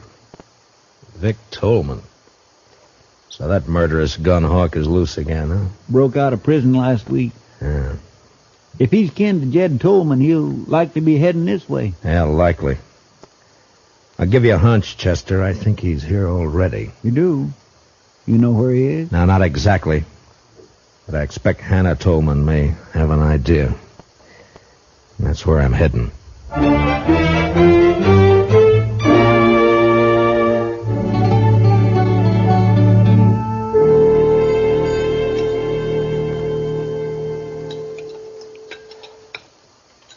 Now, that's what I like to see. A man-sized appetite. This wonderful corn pone. I'm a good cook. Been cooking for Pappy ever since Ma died 10 years ago. Huh? You take pretty good care of it. Somebody has to. Pappy's kind of shiftless. Reckon he'd starve if I didn't feed him. Only things he cares about are wild horses and booze. In a pinch, he'd give up horses. You know, you're quite a woman, Hannah. You're pretty, brave, and with more courage than most men I know. Too quick, Marshal. What? You're sweetening me up for some reason. Not that I mind, you understand. I'm partial to a strapping fella like you. And Pappy's always after me to get hitched up. Says it ain't fitting for me to be 22 without a man. Oh, you're still young. Not the mountain folk. I'm an old maid. And I'm agreeable for some sweet talk. Only I don't trust yours. What are you after, Marshal? All right, Hannah. I only want the truth. About what? Where's your father getting this money he's spending? I wish I knew. Who shot at him? I don't know, but I'm aiming to find out. Where's Vic? Where's he hiding, Hannah? Who? Vic Tolman, your brother. Or maybe he's your cousin. Brother. Where? I don't know. Hannah, be sensible. Vic's a murderer. Vic's my kin. We Tolmans don't turn on each other. If you shelter him, you're guilty of... Marshal, I reckon you just wore out your welcome.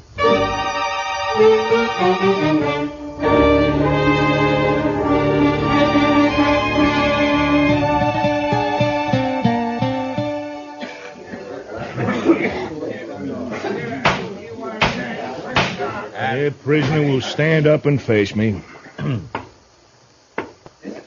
Jed Tolman, you've been found guilty of disturbing the peace. Sentence of this court is 5 days in jail or $100. 100? Well, Judge, ain't that a mite steep just for... $100 or 5 days. I ain't got that much on me. But I can get it if you let me go. Just a minute.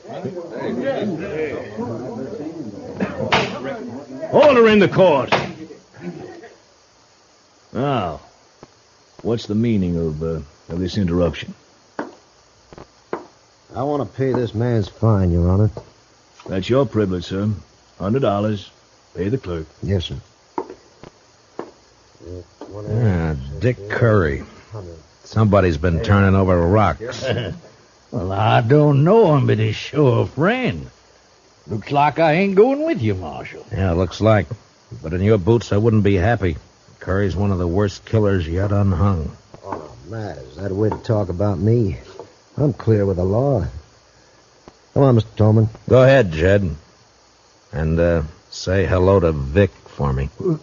Vic? Oh, no. Mr. Curry. Is that true? What's the difference who put up the 100? Come on. No, not if it's Vic. No, you can't make me. I said come on. Marshal, don't let him take me. Oh, shut up and come on before Curry. Stay out of this, Marshal. I don't think so. You paid his fine. You didn't buy him. He's going with me, Matt. Don't try to stop me. I can't imagine anything that'd give me more pleasure. You don't like living, do you? Very much. Now, just any time you feel like it. No, not here, Matt.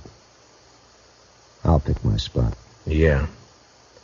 I'll try not to turn my back on any dark alleys. Do that. And Tolman, I'll be seeing you again.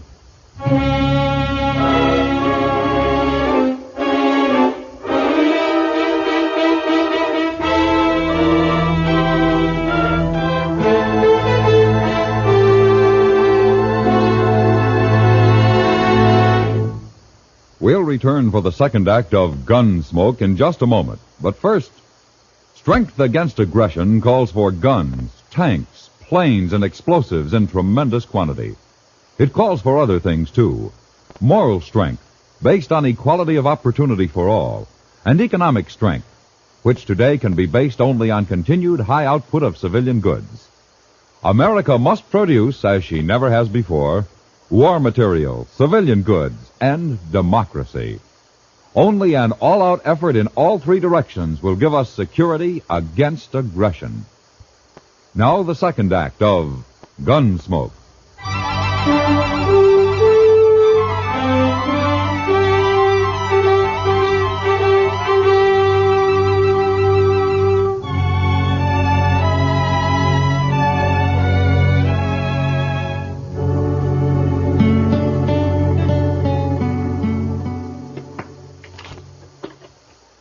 Some stud, Marshal? Why don't we play while we wait? No thanks, Jingle Bob. You needn't wait with us. Jed's my friend, Mr. Dillon. Sure. Maybe I can't help him none, but at least I can share whatever the trouble is. Understand? Mm-hmm. Now, Jed here is a lying old ringtail drunk, but me, well, when a man is down to scrubbing saloon floors just to get the liquor that'll keep his nerves from shaking apart, he's grateful for any friendship that's offered. Don't move. Curry, get his gun. Sure thing. You recognize me, Marshal? Yeah, that's how that... Yeah. Vic Tolman. There are Dodgers out on you. You're a cool one, Dillon. Too bad we're on opposite sides of the fence. Yeah, it's too bad. Real pity. Now I'm going to enjoy this job. What job? Well, don't you know? Vic's taking his paw away from you. But you won't mind. You'll be dead. Curry, you stick here and take care of these two. Jed and I'll go on ahead. Oh, son, I don't want to go nowhere. Now, Paul, don't rile me. You're going with me. None of you are going anyplace, Vic. Check.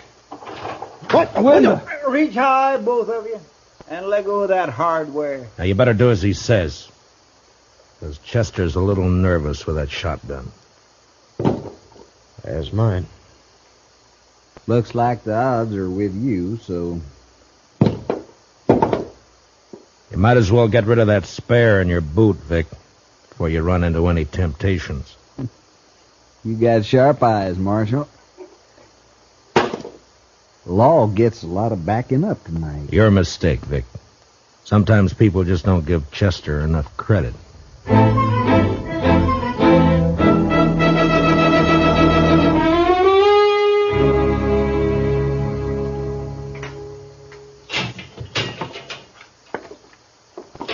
Chow time. Beefsteak, fried potatoes, stewed corn. Marshal, I must say you run a nice jail, don't he, Curry? Don't mind Curry. He's a little depressed about last night. You still run a nice jail. Something on your mind, Marshal? Mm-hmm. Yeah, a couple of things. Such as? Oh, such as your father spending money he hasn't earned, claiming to know where he can get more. Paul's sure a terrible liar. Mm-hmm. Such as him getting shot at twice and refusing to talk about it. Or help me investigate. Paul's a little bashful, too. Yeah. Such as his being afraid of you. I guess Paul's getting old, little dottery. Yeah. Then, of course, there's you. Well, now you're on my favorite subject. Go on. Well, you're a killer and a thief, but you're cool and smart. Smart enough to educate yourself. Had lots of time to read in the pen. Lots of time. You're gonna have more, but not much more. But you're gonna hang for those guards that you killed. Maybe. Curry, ain't you gonna eat that? Mm-mm. Now, go on about me being smart. You're smart enough to know the most dangerous place for you to go after you escaped was here. Well, it looks like I ain't as smart as you think. It depends on what reason you had for risking coming here. Boy, that's sure good coffee. First jail I was ever in where the coffee was fit to drink. Oh, thank you. Okay, Marshal. Now, just what was my reason? Reason was money.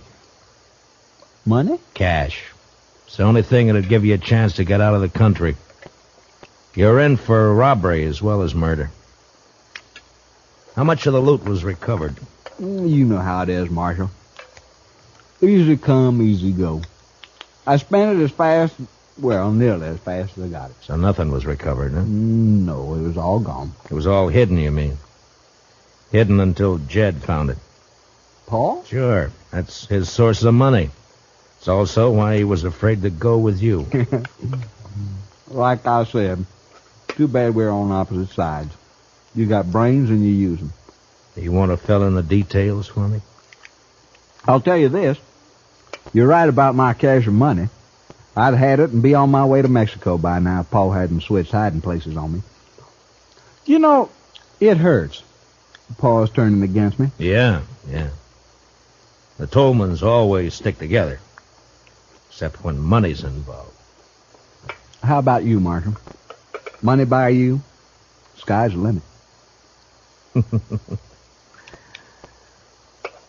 I'm sorry. Mm-hmm. Well, I figure not. Well, been a nice chat. Want to take you straight? Hurry, give me a hand. All right, back up, Curry. That's it. And tell Vic when he wakes up to take it easy. Or he won't live to be hung.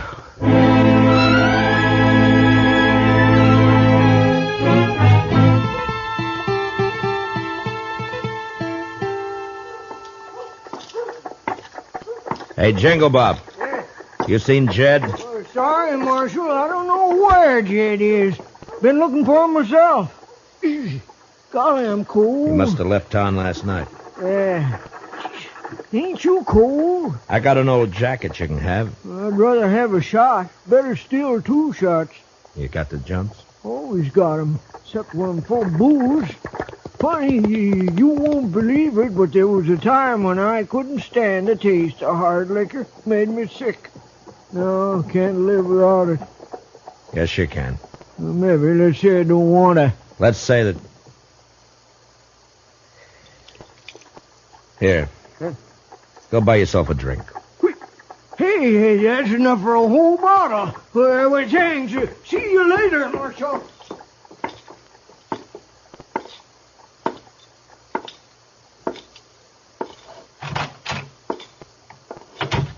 Supper time, Chester. Chester, you all right? The prisoners? Gone. Hannah Tolman slipped him a gun. They made me open up the cell, and Vic slugged me. Well, I know where they'll go. Please, Mr. Dillon, take me along. It was my fault they escaped. All right, Chester. Ask Doc to put a quick patch on that head, and we'll go after him together.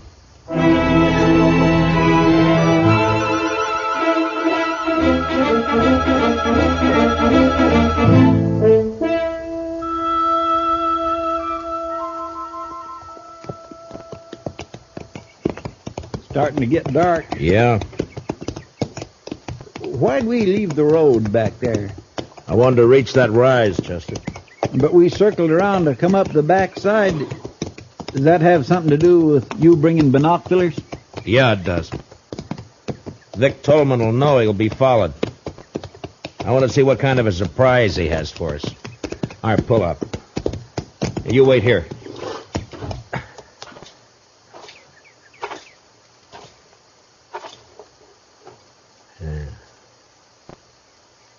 See anything? No. Not yet. Now, wait. I know now. Yeah, it's Curry, all right. He's holed up in some brush just beyond the turn in the road down there. Well, what do we do, Mr. Dillon? Take the horses and circle back the way we came. Start up the road, but don't make the turn. I understand. Now be sure. As long as you don't make the turn, you'll be safe. But, I do want you to make some noise. Noise? Yeah, I want you to sing, whistle, throw rocks, anything. Just so long as it holds Curry's attention. It was slow work, crawling down through the brush, but finally I was only 10 feet behind Curry's position. The gunman was holding a rifle trained on the turn. And out of sight, coming up the road, I could hear Chester. Well, he wasn't good, but he was loud.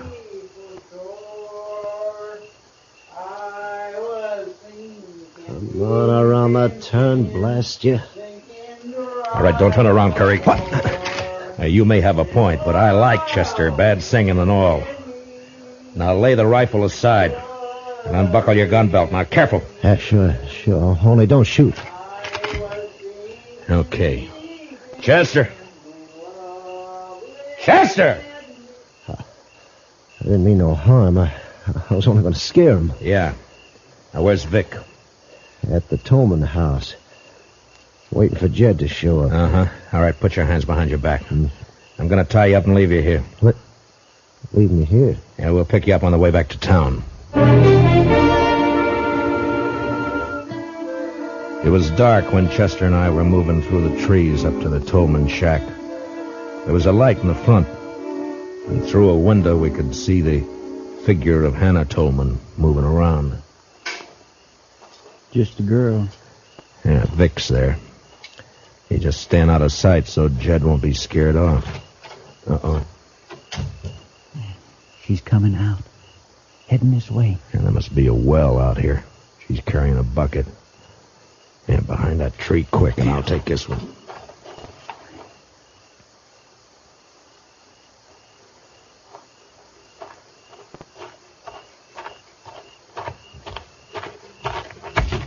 What do you think you're... All right, now quiet down. We're not going to hurt you. Stop fighting. Chester, grab her legs quick. Yes, sir. I was saving these handcuffs for Vic, but I guess they'll do for you. There. Now, do you promise to be quiet, or do we gag you? All right, have it your way. Chester, give me your bandana. Yes, sir. Here. There, that should do it. All right, stay with her, Chester. I'm going for Vic. I was halfway to the shack when inside Vic Tolman became suspicious. Suddenly the lights went out, and the door opened, and the shadowy figure slipped out to stand, listening. Anna? Anna, answer me. Drop 'em, Vic. Who is that? I can't see. Matt Dillon. Throw down those guns. You're under arrest. Not this time.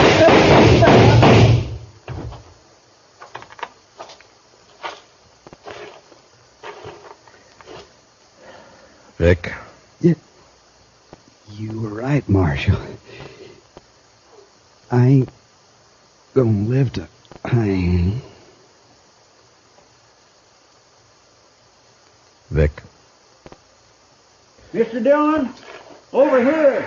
Hey, what is it, Chester? Who's that, Jed? Yes, sir. I caught him sneaking towards the house. He was carrying this bag. Here, let me see. That's the money. I was taking it to Vic. Is he... Yeah. You're too late, Jed. Oh, no. To give him his money. If only he hadn't taken them shots at me. He didn't. Until he found out where the money was hidden, he was the last person in the world to want you dead. But, I don't understand. He must be... No. Only the person who knew where you had the money would have shot at you. Nobody knew that. How could they? You talk a lot when you get drunk, Jed. And you only get drunk with one person. Huh? You mean Jingle Bob? Yeah. Yeah. I remember. I was bragging. Told him all about finding it and switching hiding places. Why, that low-down snake. And him pretending to be my friend. Come on, Jed. I'll help you bury Vic. Then we'll get back to Dodge. We Tolmans sure have had a bad week.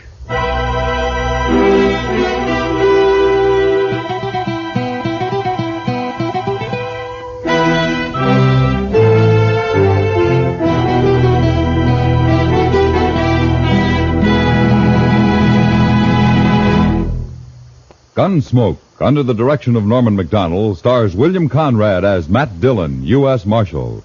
Tonight's story was specially written for Gunsmoke by Herb Purdom, with music composed and conducted by Rex Corey.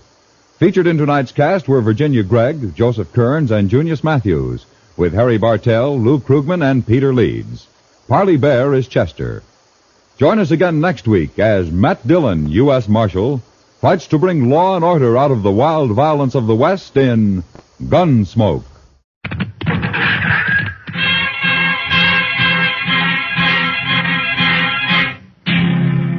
Around Dodge City and in the territory on west, there's just one way to handle the killers and the spoilers, and that's with the U.S. Marshal and the smell of Gunsmoke.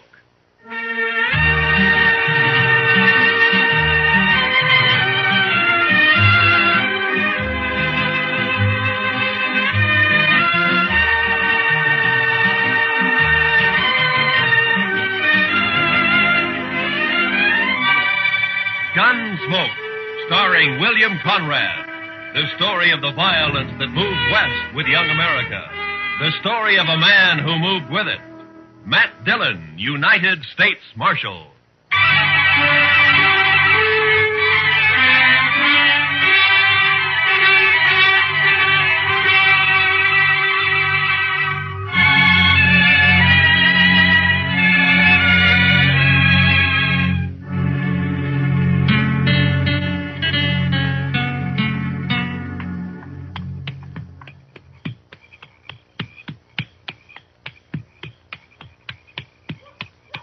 Oh, boy.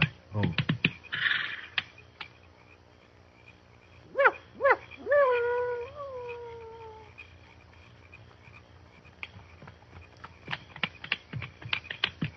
Wild Hog? Wild Hog, that you? Wild Hog, you there? Who are you? Put that spear down. Listen, Wild Hog and me are friends, big friends. You'll make much noise. You're Cheyenne, ain't you? You must be with Wild Hog. What name, you white man? I'm Ord Spicer. Ord Spicer, you hear? You bother me and you'll be in big trouble with Wild Hog. No trouble. Tell these other redskins to put their spears down. I need more room. Come, white man. Are you with Wild Hog or ain't you? Much talk, come. All right. Any tricks, I'll shoot you first.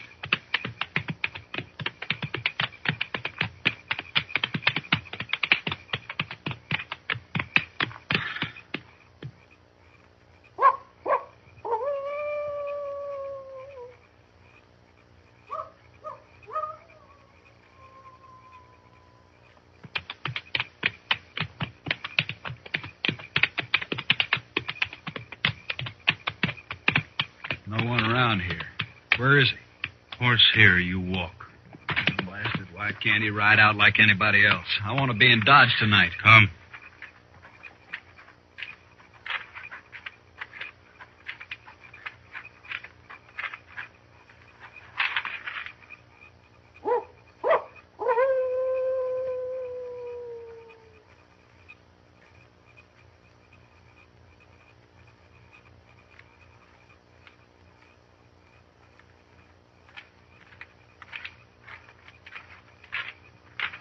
Wild Hog? It's me. It's Ord Spicer, all right. Yes. These braves of yours sure keep you covered. Can't tell one from another, except you, of course. Even thought maybe I'd run into the wrong Indians. No moon tonight. Oh, I recognized them as Cheyennes, all right, but you never know with... With what, Spicer? Nothing, Wild Hog. Forget it. You never know with Indians. Now, Wild Hog, you and me are friends. Don't get so touchy. I didn't mean nothing. We are not friends. I pay you. That is all. Sure we're friends. You're about the most educated Indian I ever met, that's why. I learn only English from the white man. Nothing else. Well, you sure had a good teacher, fella. General Custer, many bitter moons ago. I was a scout. Don't matter, I never heard of him. He was killed. Well, that's nothing to do with me. You got the money, Wild Hog? Yes. Here. $500. 500? Our deal was for 1,000. You will get the rest later. But I'm running a big risk for you Cheyennes. This is mighty dangerous work, Wild Hog. It will be even more dangerous if we do not meet again, Spicer. Oh, Wild Hog, you can trust me. I'll be back, you know that. Yes. When? Ooh, 2-3 days. Where'll I find you? Make camp near here. We'll find you. Okay. I'll get on into Dodge now. Goodbye, Wild Hog. Don't get drunk, Spicer. Never touch it.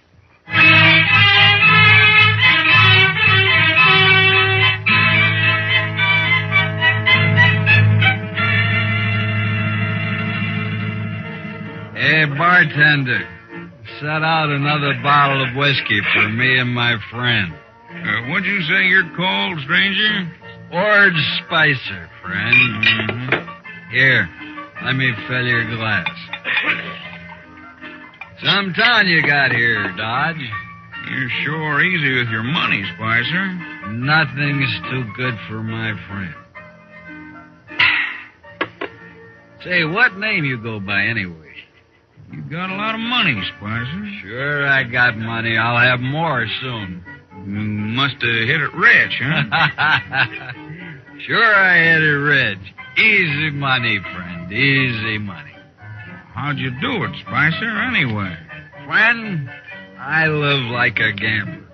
My life's chicken one day and feathers the next. Right now, it's all chicken.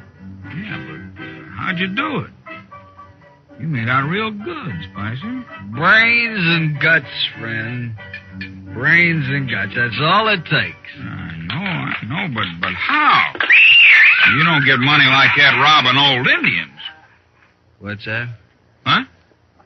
What'd you say about Indians? Oh, it's just a way of saying it back home. Don't get on the prod about it. Maybe you talk too much. Maybe you ask too many questions. Hey, what's the matter with you anyway? Maybe you know too much. Look, Spicer, you're hiding something. Don't trouble yourself. I ain't interested in you or your money or your liquor. I don't like that. You don't have to. You bet I don't. Keep your eyes right on mine, Spicer. I want to watch you die.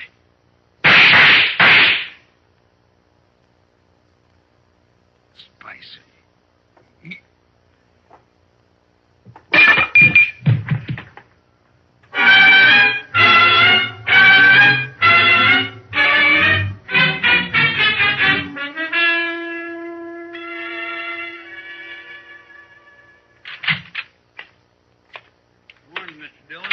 How's our prisoner, Chester? I got 2, Mr. Dillon. You got 2? Yes, sir. There's that Ord Spicer fella you locked up, and then there's a drunk who tried to buffalo me after you went to bed. No? Did you have any trouble with him? A little, Mr. Dillon. He tried to hit me on the head with his 6 gun. Well, you look all right. Oh, he didn't do it, sir. I bit his thumb and kneed him at the same time. Well, that's quite a trick, Chester. You must have been practicing. No, sir, I haven't been practicing. But I had it all thought out. I see. All right, let's turn Spicer loose. I'll go get him, Mr. Dillon.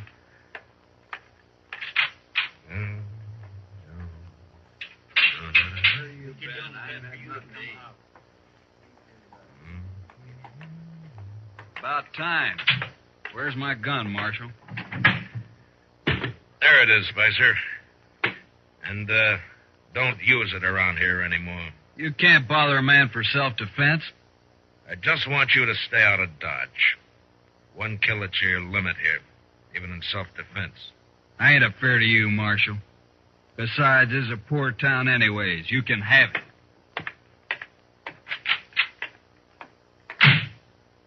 My, that man would kick a hog barefooted. He sure would, Chester. There's something real bad about him. Yeah, I don't know what it is, Chester, and I hope I don't have to find out. Well, you'll go away. Fellows like that gotta keep moving. Seems like nobody wants him. Now, don't feel sorry for him, Chester. He got that way all by himself. Yes, sir. I mean, no, sir.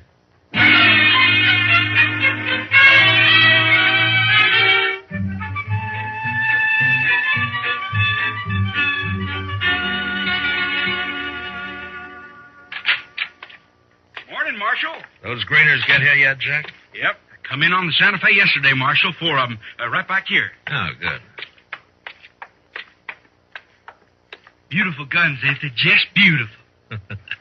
You're a good storekeeper, Jack, but I only need 2 of them. Well, I can make you a good price on all 4, Marshal. It wouldn't be any good if I don't need 4, would it? Well, maybe not, but I never know. I got half a dozen 44 Sharps rifles, same shipment. Thought I'd be stuck with them forever. Well, with the big 50 out now, there ain't a Buffalo hunter to use a 44 anymore. I don't see any 44s. Well, that's just what I'm telling you. Feller stopped in just this morning, took all 6. Paid me $75 a piece, too. You sold 6 rifles to one man? That's right, Marshal. Is he a buffalo hunter? Looked more like a drifter to me. Had plenty of cash, though. You know his name? No idea. Nothing wrong with it, was there, Marshal? Been a holdup around here I haven't heard about? No. Just a lot of rifles for one man to buy. No law again it, is there? What'd this man look like, Jack? Tall, skinny, kind of mean face. Mm-hmm. You wear a 1.6 gun, black grips? Yeah. Come to think of it, he did. You know him? Yeah. Lord Spicer. He killed a man last night. Well, now I heard about that shooting. What do you suppose he's up to now? Where'd he go? I wouldn't know it. Packed the rifles on a mule and rode out of town. You going after him, Marshal? No. It's like you say, Jack. There's no law against a man buying all the rifles he wants. Seems strange, that's all. Well, let's settle on the price for those screeners, huh?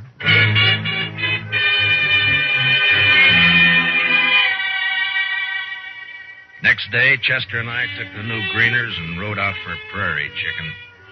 We had a sackful within an hour, and we headed back to town, arguing on the way as to whether we'd bake the birds whole or just cut the breasts off and broil them. We still hadn't settled the matter when we reached Dodge, and we never did. The stage from Hayes City had arrived half hour before, bringing with it the bodies of 2 men found alongside the road. They were just laying there, Marshal, about 5 miles back. Both shot dead, but I thought I'd better bring them in anyway. Did you recognize them, Pete? No, Marshal, I didn't.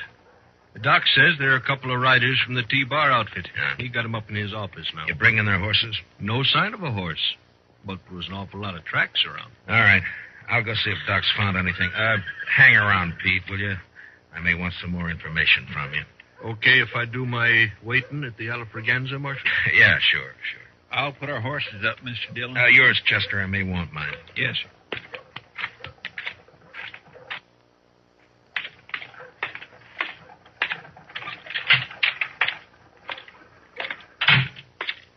Oh, hello, Marshal. Just finishing up here. Be right with you. How'd they die, Doc? Well, they got half shot and then shot dead, Marshal. Yeah, I know, but is there any way of telling if maybe they killed each other? That does it. No, there is, Marshal, but I'd be mighty surprised if they did. Now, what do you mean, Doc? Well, they were cowboys, Marshal. Cowboys just don't generally carry buffalo guns. Here, Take a look. What? I dug some of these out of each of them. Those are slugs from a Sharp's rifle, Marshal. Yeah, sure are. Mm-hmm. That one is the best I found right there. Mm-hmm. What caliber did you say this is, Doc? Oh, I'd guess 44. 44 Sharps. Mm-hmm. Not many 44s in use around here since the Big 50 came out. I know a man with 6 of them, Doc. What do you think of that? I'll let you know when I get back. So long, Doc.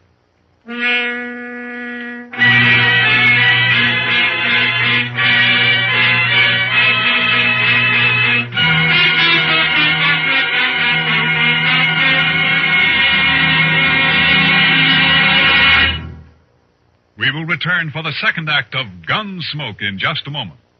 But first, behind the famous creaking door to Inner Sanctum tomorrow evening, there lies one of the most hair-raising tales to date.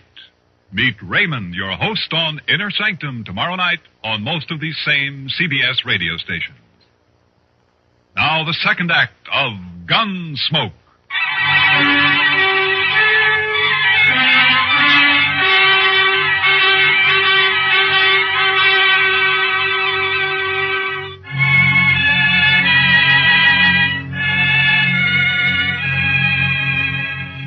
The stage driver rode with me back to where he'd found the bodies, and from there I rode on alone. It was an easy trail at first. There must have been more than a dozen horses running together.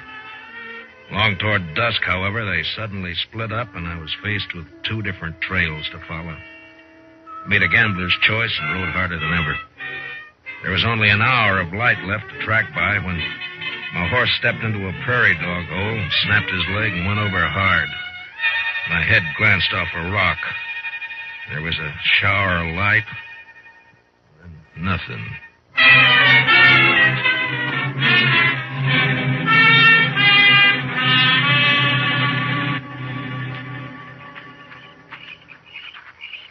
That's him, all right. That's Dillon. He's the marshal at Dodge I told you about. I think he is not dead. Stop. Put away your gun. But you can't let him live. He'd kill us, all right. I'm going to kill him anyway. You die for it if you do. Okay. You're the boss. But you'll wish I'd shot him. No. He's coming to now. We take care of him our own way. White Cloud, pick up his guns. Yeah, he isn't hurt. Just knocked out, that's all. Indians. Cheyennes. I'm no Indian, Marshal. Spicer. Yeah. Sure. No tricks now, Marshal. These redskins will shoot you to pieces. Yeah. Are those new Sharps 44s you bought them, huh, Spicer? It's no business of yours, Marshal. Not now. You're through. You're all the way through. Spicer, you're under arrest. What? I said you're under arrest. Now, Marshal, what are you arresting me for? Not that it matters much. For selling guns to Indians and on suspicion of murder. All right, so I'm under arrest, but, Marshal, I want to ask you something. Yeah. How are you going to take me in, that's all? Just how are you going to manage? I'll worry about that. You sure will. Come on, Wild Hog, let's shoot him and get it over with. This is a man of much heart. I admire his courage. To stand with death on all sides and arrest a man. No, we will not kill him. Not yet. But you can't take him with us. White Cloud, give him a horse. Come.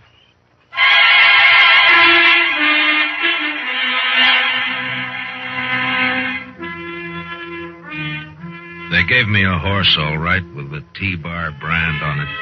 But I was surrounded by 6 armed Indians and a no-good white who'd shoot me any time he thought he could get by with it. Wild Hog rode up ahead, leading the party northwest, apparently to rendezvous with a bunch that had split off from this one. Spicer stayed right alongside of me. Well, am I still under arrest, Marshal? You're still guilty, aren't you? Sure. I'll admit it. Don't matter, being as how you'll never see Dodge again or any other place. What are you doing with these Cheyennes here anyway, Spicer? I got a deal with Wild Hog, Marshal. Real good deal. Killing white men, part of it? They don't need any help there, Marshal. They like to kill white men. Maybe they'll kill you before they're through. No, I'm too valuable to them. They like me. No? Now, why would they like you? Well, they didn't at first, but I talked them into it. Talked Wild Hog into it. He's a smart fella, that Indian. Saw right away what I could do for him. Like buying those rifles. What else did you do for him? Well, I stopped those two riders with the horses. Told them I was sick. Got them off guard. Those Cheyennes were on before they could move. It was real easy.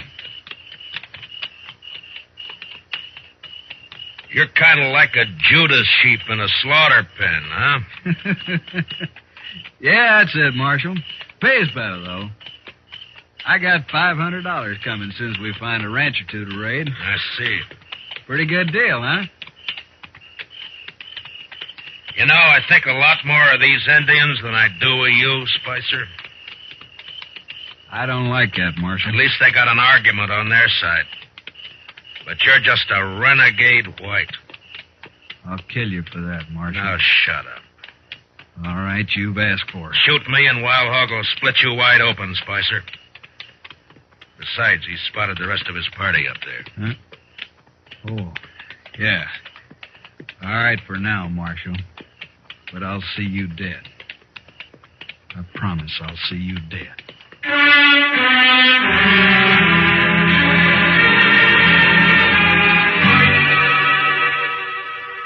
I was still alive 2 days later when we crossed the Smoky Hill River about 100 miles northwest of Dodge. There were 15 Cheyennes in the party. And day and night, 2 of them, by turns, never took their eyes off of me. They seemed anxious for an excuse to cut my throat. I had to watch every movement I made. It looked pretty hopeless. Wild Hog was smart, and he took no chances. But often he and I rode along together, though always flanked by my 2 warrior guards. Country is greener already. Better every mile. Why have you been raiding so far south, Wild Hog, if you like this land better? We are northern Cheyenne, Marshal, from the Bighorn Mountains. The Army took us south to a reservation in the Oklahoma Territory. Oh, so that's it. You jumped your reservation, huh? Why should we live in a hot, flat land that has no game? But the Army will be after you again. You've broken the law. Whose law? Ours or yours? All right, Wild Hog. But the Indian has a law against murder. You've broken that twice that I know of. Cheyenne does not speak of it as murder to kill his enemy. Those cowboys weren't your enemy, Wild Hog. They weren't fighting you. The Army drove us from our home in the mountains. The Army took our horses from us. We are going back home now on other horses, that's all. That doesn't explain your killing. Those men were peaceful. Marshal, if I could, I would kill every white man in the country. But I cannot. The Indian nations cannot. The red man has always fled before the white man. Those cowboys weren't chasing you? We needed their horses. They didn't even have a chance to fight. You tricked them. Is it only the white man who is allowed to trick his enemy?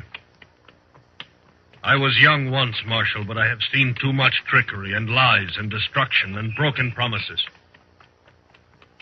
I'll admit that's happened, Wild Hog. But you know, not every man is a liar and a killer. No. There are white men like you. And there are white men like Spicer. Spicer. Tell me something. Would you consider Ord Spicer guilty of murder? The Indian is Spicer's enemy, not his own people. Therefore, it is murder. Then you understand why it's Spicer I came after, not you. Why not me, Marshal? You're the Army's problem, not mine. I expect to fight the Army many times before we reach the mountains. Yeah.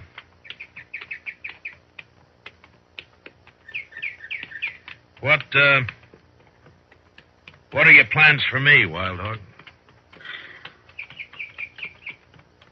I have been thinking. Yeah? I do not know yet. Well, what about Spicer? Spicer works for me. Why should I think about him? Then you're not as smart as I figured. All right, Marshal. I do not trust Spicer. He is a traitor to his own people and only for money. I have rifles now and enough horses. I do not need Spicer. You're going to kill him? Why not? He is only another white man. You said yourself you can't kill all the white men. If you were free, Marshal, you would take him back and let other white men kill him. What difference how he dies? Makes a difference to me, Wild Hog. I'm a lawman. I may have to kill you, too. You're a hard man to be friends with.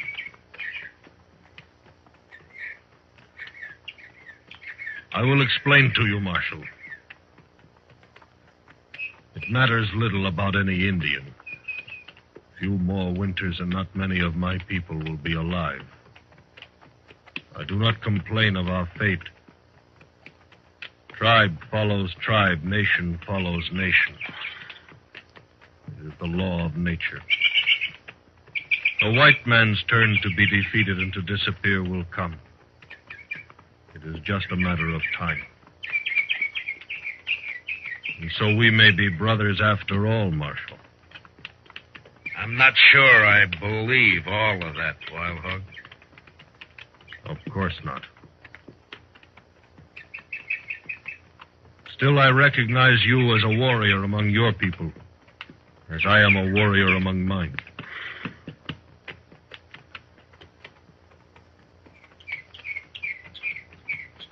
Too bad we're not on the same side.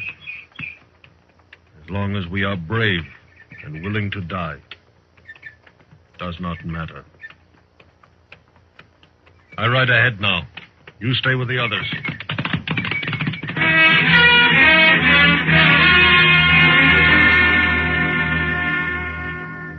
That night, we reached the North Fork of the Solomon River and camped with the shadow of low hills not many miles ahead.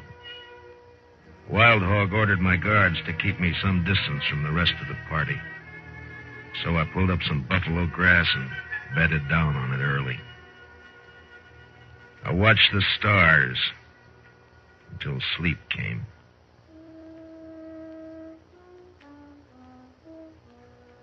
Next thing I heard was the sound of horses fading off in the distance. The two braves guarding me had disappeared, so I got up and walked carefully back to where the Cheyennes were camped. There, a couple of horses stood tied to a bush, but they were alone. The Indians had left. I stopped for a moment to listen. And then, suddenly, I saw the figure of a man lying in the moonlight about 20 feet off.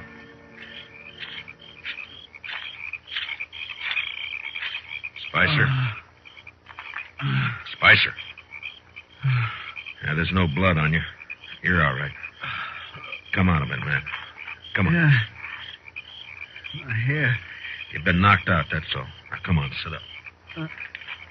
Oh, it's you, Marshal. What happened? Where are they? Where's Wild Hog? They've gone. Gone?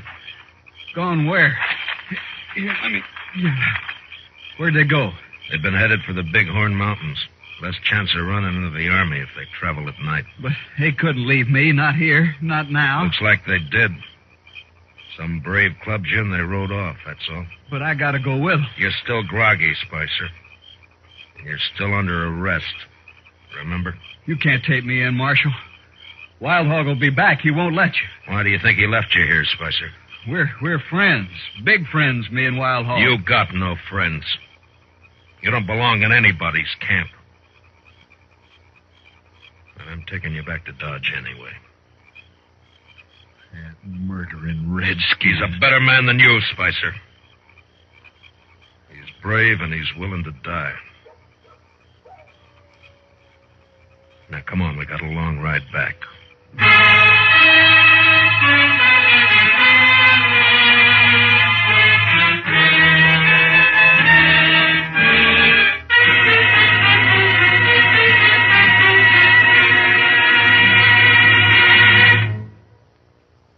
Gunsmoke, under the direction of Norman Macdonald, stars William Conrad as Matt Dillon, U.S. Marshal. Tonight's story was specially written for Gunsmoke by John Meston, with music composed and conducted by Rex Corey. Featured in tonight's cast were Harry Bartell, Larry Dobkin, Herb Vigran, and Jack Crucian. Parley Bayer is Chester, and Howard McNear is Dark. Join us again next week as Matt Dillon, U.S. Marshal, fights to bring law and order out of the wild violence of the West in Gunsmoke.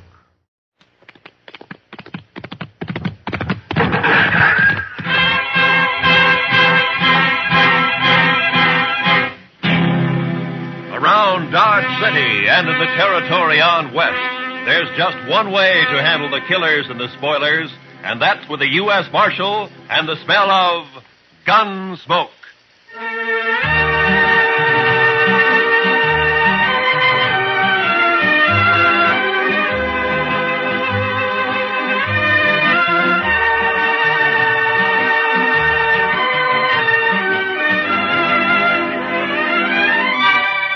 Gunsmoke, starring William Conrad.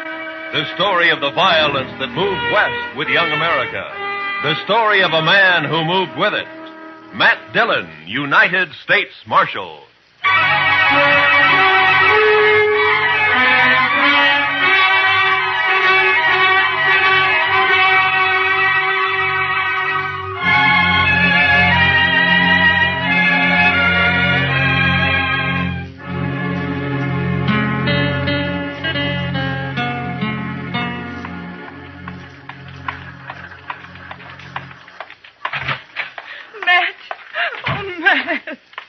Jeannie, what's the matter? Good morning, Miss Wells. Good morning, Chester. Matt, I've got to talk to you. Sure. Chester? You folks will have to excuse me. I can't be puttering around the office all day. I'll be in the back if you want me. Yeah? Matt, he's here in Dodge City. I just saw him. He came in on the morning train. You mean Ed Beaudry? Yes. It's been 4 years, Matt. I'd begun to hope he'd forget. Hope he wouldn't find us. From what you've told me, Beaudry doesn't sound like a man who ever forgets. He's come here looking for Bert. To kill him, he swore he would. Matt, what are we going to do? I don't know.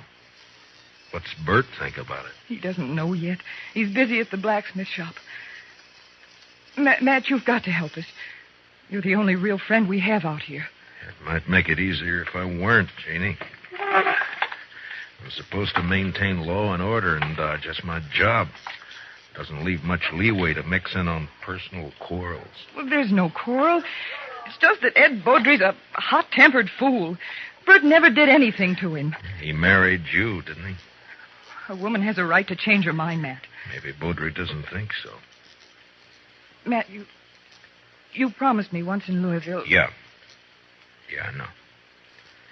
All right, Jeannie, go on home and don't say anything to Bert.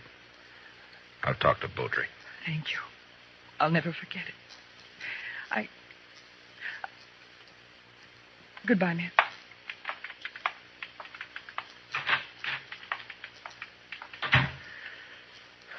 Chester. Yes, sir. I'll be right there, Mr. Dillon. Did Miss Wells leave? Yeah. Fine couple, the Wellses. Did you know them before they came out west? Not Bert. I knew Mrs. Wells. I guess we better drop over to the Texas Trail, Chester. There's a fella in town planning to do some killing.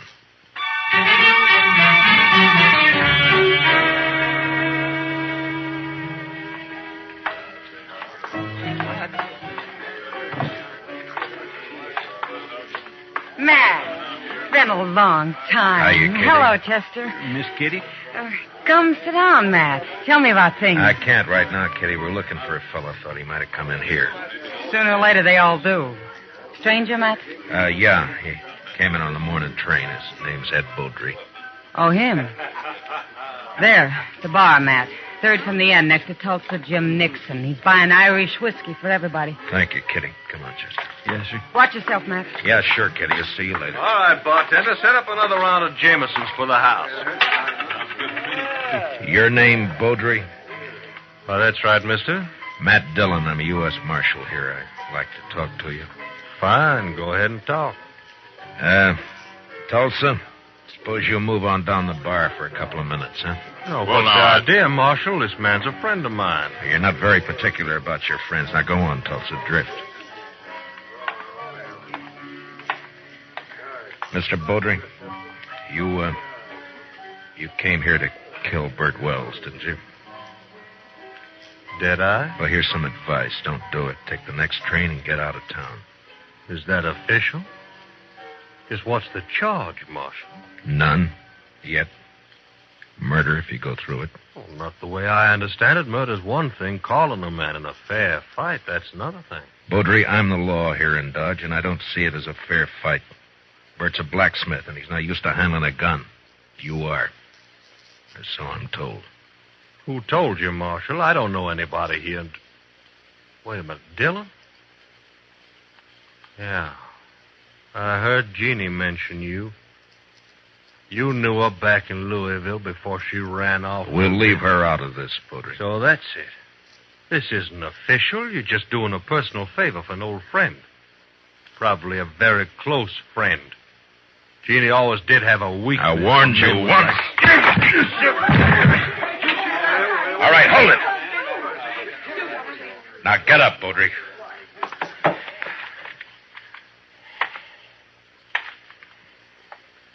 That was a mistake, Dillon.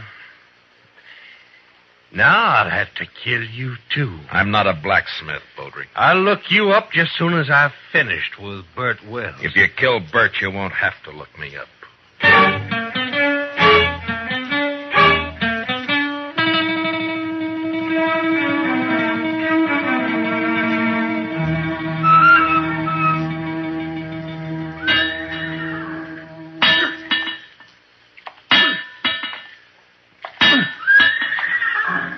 Bert?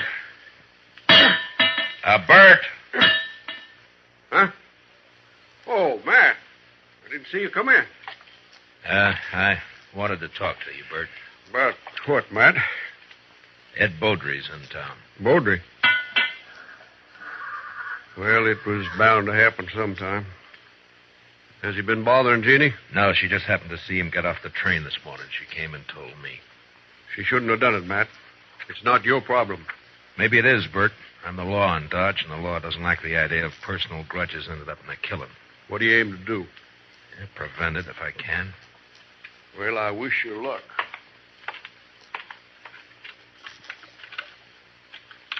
You haven't worn that gun for 2 years, Bert. Why start now? I've got no choice, Matt. You know that. You mean you got no chance? If you let Beaudry call a showdown, he'll kill you. Maybe. Look, Bert, why don't you take to the prairie, hole up for a week or so while I figure some way of running Beaudry out of town, huh? Would you do it, Matt?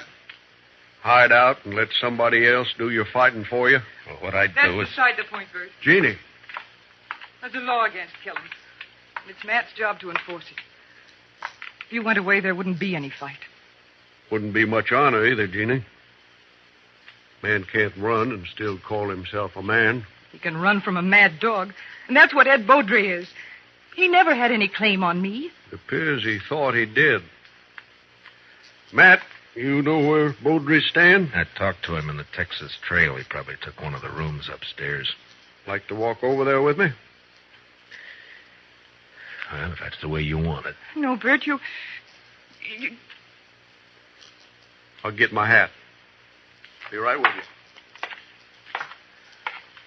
Matt, you've got to stop it. Yeah? How? I don't know. But there must be something you can do. Yeah, there is. Boy, it's shaping up. I can probably arrest the survivor.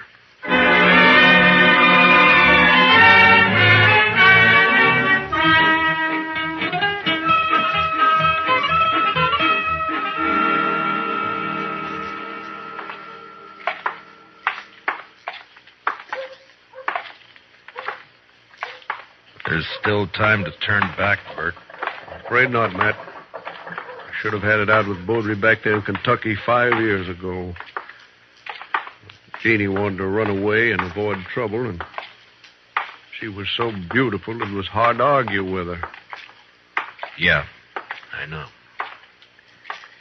Be hard on her if anything happened to you. Life's always hard on a woman, I guess. Worse out here on the prairie. Look out for her, Matt, in case I... Well, I mean if anything... Mr. Dillon? Huh? Oh, what is it, Chester? Beaudry left the saloon a little while ago. Went over to the livery stable to hire a horse. Oh? I think he's riding out to your place, Mr. Wells. He's been doing a lot of talking. Jeannie will be there alone, Matt. I better get back home. It won't be necessary. Here comes Beaudry now. I won't draw unless he does, Matt. Heads up, Chester. Yes, sir.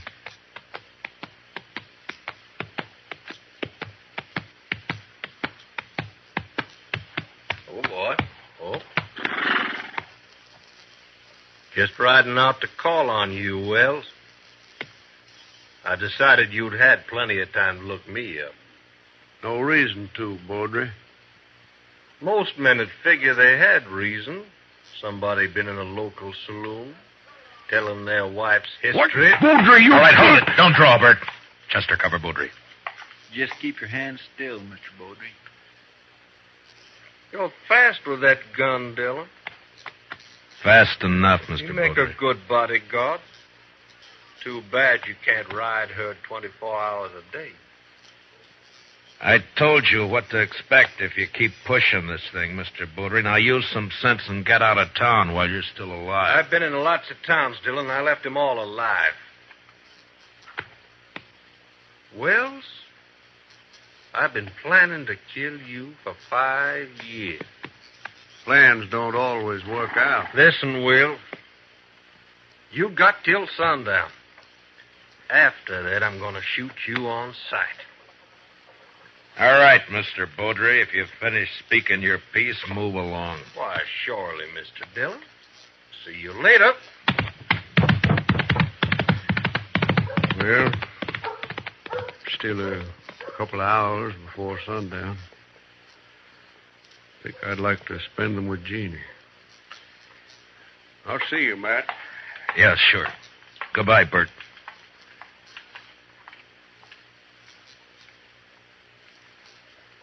I declare I just can't see any way of stopping it, Mr. Dillon. I can't either. I'd sure hate to be in Bert Wells' shoes. I'd hate worse to be in Beaudry's. He'll never submit to arrest. Chester, I'm going to have to kill him.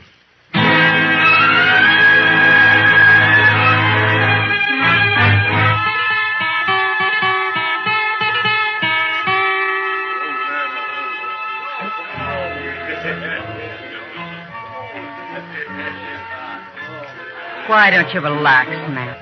You're nervous as a cat. Yeah, and I'll stay nervous, Kitty, until I find out what's happened to those two.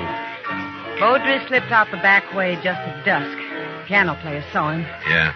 Well, Bert pulled the same trick. I had a couple of boys watching the blacksmith shop, but he managed to give them the slip. There's nothing you can do now, Matt. Well, Another killing. And you in the middle again. Why, Matt? Why do you do it? it's a job, Kitty. Somebody's got to do it. But why you? There are other things in life if you look around for them. Well, maybe I will someday. Will you look my way, Matt? Well, Matt, I brought my kit. I'm all prepared. Where are the victims? No victims yet, Doc. You're jumping the gun. Well, I understand it's going to be a real showdown. The boys at the bar are offering 2-1 on Beaudry. That's about the odds I figure if the shooting really starts. Oh, it'll start all right. Oh, there's not a thing in the world can stop it. Chester, what are you doing in here? I told you to watch that street. Yes, sir, I know you did. The fight's as likely to start out there as any place else. No, sir, Mr. Dillon. I guess there's not going to be any fight. What? They just found Beaudry lying in an alley down the block. Matt. Somebody sneaked up behind him with a hammer. He's sure dead.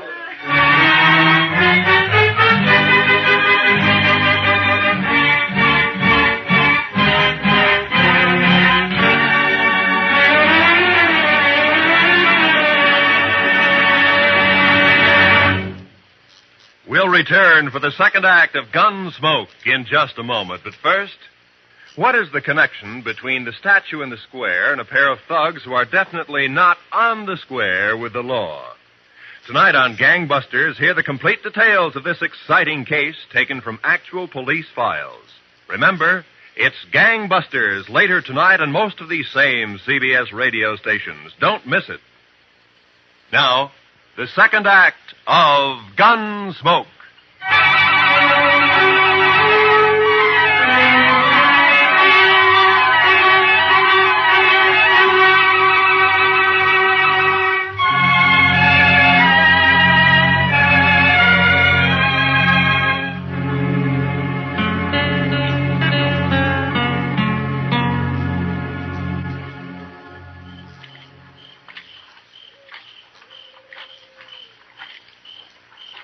No light showing around the house, Mr. Dillon. No. Nor the shop either. He might have skipped out. Well, what about his wife, though? I don't know, Chester. I can't figure any of this. It's not like Bert to pull a sneaking trick like that. Hold it. Don't move. He's there by the tree, Chester. Yes, sir. Bert?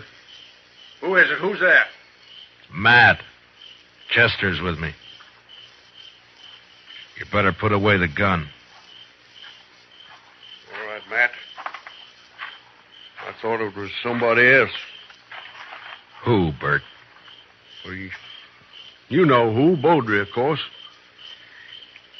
Guess I better take your gun. Official, Matt? Official. Well, I got no quarrel with the law. Here. Thank you. Now, why did you do it? What do you mean? If it had been a gunfight, the law couldn't have touched you. The circumstances are all in your favor. But this way they'll call it murder, and they'll be right, because that's what it was. Matt, what are you talking about? It's no use. You left the hammer lying right beside his body. It's got your shop brand carved in the handle of it. Whose body you talking about? You mean Beaudry? Yeah, sure, Beaudry. Matt, you're making a mistake. I went looking for Beaudry, yes, but I didn't find him. Then I come back here. I was afraid to leave Jeannie there in the house alone. I didn't do it, Matt. You're wrong. It's not up to me, Bert. It's the court's job. All I can do is take you in. The evidence is too strong, and I got no choice. No choice? I didn't have a choice either. We must have had a choice somewhere back down the line. When? Where was it we could have stopped and turned back? I'm a marshal, not a philosopher. Now, let's go. What about Jeannie? I got to tell her. Chester will take care of it. Be better if you do it, Matt. You're a friend. That'd make it easier. I'd rather not if you don't mind. Now, come on, let's go.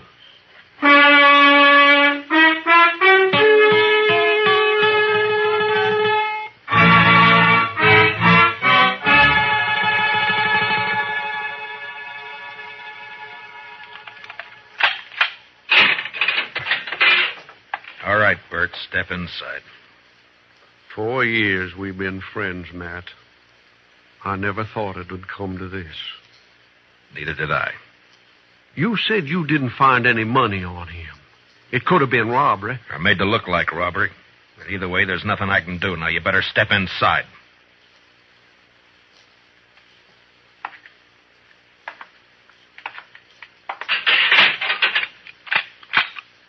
I'll bring you some blankets and tobacco. If you want anything else, let me know.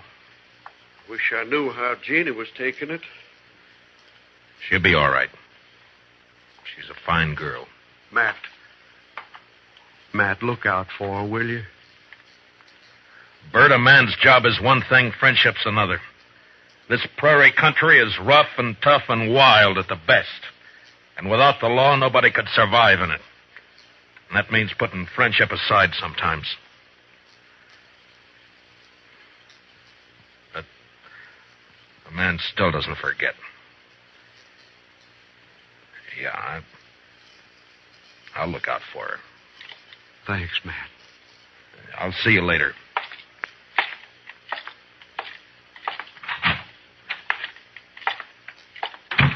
Well, you get your prisoner tucked in safely, Matt? What about Beaudry? He's dead. Absolutely dead. Like I never saw anybody any deader. Blacksmith hammer makes a mighty fine weapon. Yeah, at least for sneaking up behind. I can't figure Bert doing that. It's not like him. Sometimes a man changes under pressure, Doc. Yeah, I can't figure it either. What would you say his chances are? Bad. Straws all point one way. Yes, maybe somebody's been messing with the straw stack. Who? That's a good question, man. Well, the court will ask it. Yeah, if he ever gets there. What do you mean? I just come from Texas Trail a while ago, and some of the boys are kind of riled up. They're talking real loose. No law against talking. Doubt if they aim to leave it at talking, Matt. They figure the evidence is a little on the weak side. A court might turn Bert loose, so they're saying it's up to them. Yeah, they're just mad because they lost their source of free drink. Well, maybe so, but you better keep your eyes open, Matt. Yeah, I know that pack, Doc. They hunt in the dark and pull down stragglers, and mostly they just talk. So don't worry. Bert's in jail, and that's where he's going to stay.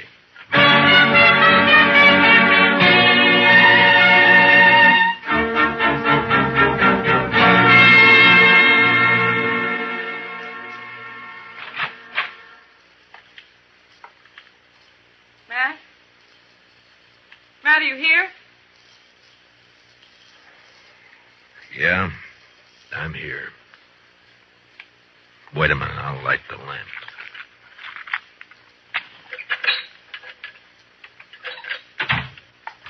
What were you doing sitting here in the dark? Yeah, just thinking, wondering. You shouldn't have come here, Jeannie. Matt, I want to see Bert. No visitors after dark. It's a jail rule. Rules don't have to be enforced. Mine do.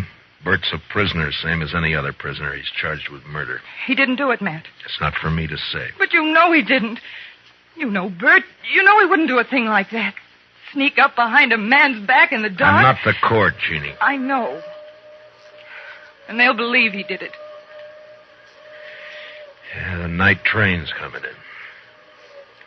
Hope it's not bringing in trouble. The morning train did. Matt, I want to see Bert. I told you that you... Why, you little fool. Give me the gun, No. Jeannie. I warn you, Matt. Stay Give back. me the gun. No, Matt. So help me, I said hand it over.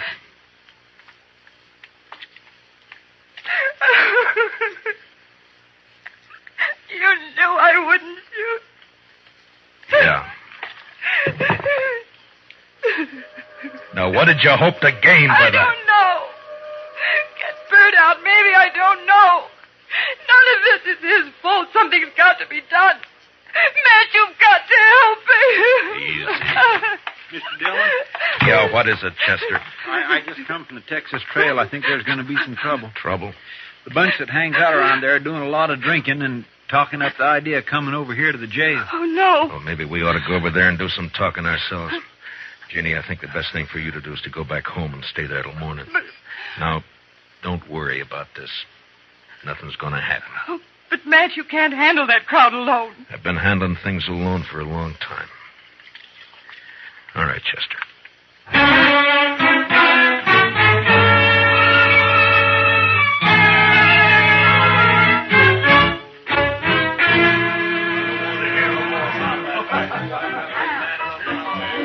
Tulsa Jim Nixon's the one who's been egging them on, Mr. Dillon. Over there at the end of the bar. Yeah, he struck up an acquaintance with Beaudry when he first got off the train. Guess he figures he's an old partner by now. Well, come on. Yes, sir. Matt, wait. Later, Kitty, I got some business with the boys at the bar. That's what I mean. Tulsa Jim's been buying them drinks for the last 2 hours. They're in a real nasty mood. So? So be careful, Matt. That's all. Just be careful. Kitty, I'm the carefulest man you know. Sure. We got the law here in Dodge. Supposedly. But what kind of a law is it that lets a man sneak up behind somebody in the dark and murder him in cold blood? I don't know, Tulsa. Suppose you tell me. Dillon. Now, don't let me interrupt you. You were doing fine. Well, this is Quite an audience you got. All the panhandlers, bums, and barflies in Dodge. It's quite a collection. Well, calling names won't change the facts, Dillon. What facts? A friend of yours, Bert Wells, that sneaking, cowardly murderer. That's for the court to decide, Tulsa. The court? They'll turn them loose. They work hand in glove with you. Dillon, we're not going to stand for it. All right, shut up! So you're not going to stand for it, huh? Well, just what are you planning to do? You'll find out in due time, Dillon. Oh, I intend to set them up again all around. Yeah, you've turned into quite a free spender, Tulsa. I never knew you to... A double eagle gold piece. You mind if I take a look at it? It's good. Don't worry about that. Yeah, I'm sure it is. Where'd you get it? That's my business, Dillon. So you're the one who killed Baudry. That's a lie. I thought robbing him was just a cover-up, but it wasn't. There aren't many double eagles around Dodge. Baudry had a lot of them. Now you. Why would you get a pocket full of gold pieces, Tulsa? Wells killed Baudry. The blacksmith hammer was lying right beside him. Yes, where you left it. What does she mean? Tulsa Jim came into my husband's shop late this afternoon. His horse had thrown a shoe. He had plenty of chance to steal that hammer. She's lying. Where did you get the gold, Tulsa? A lie. I won it in the poker game. Last week when the trail herd would... Tulsa, you're under arrest for murder. Oh. No, you'll never take me! All right, Doc. You better get up an inquest. Confound it, Matt. You never give me any chance to practice on live people. You wouldn't know what to do with them, Doc.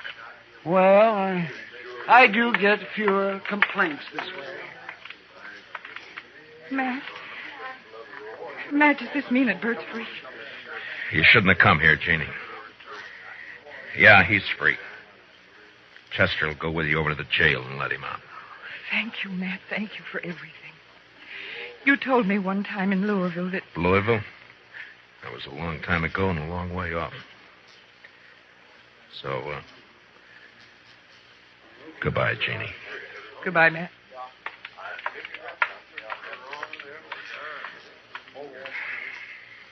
What's it all about, Matt? What? What's anything all about, Kitty? Professor, what do you say we'll just have a little tune, huh? Why, sure thing, Mr. Dillon. What'd you like to hear? Oh, how about that one of Foster's, Jeannie. Jeannie with the light brown hair. You bet. You knew her before, didn't you, Matt? Yeah, I met her in Louisville one summer. Saw her quite a lot for a couple of months. And then I drifted out west. A man misses out on things by drifting. I told her then if she ever needed help to call on me. Well, she called, and you helped her. Yeah, I guess. Well, anyway, that's that. Matt. Yeah. Yeah, Kitty. When are you going to help yourself?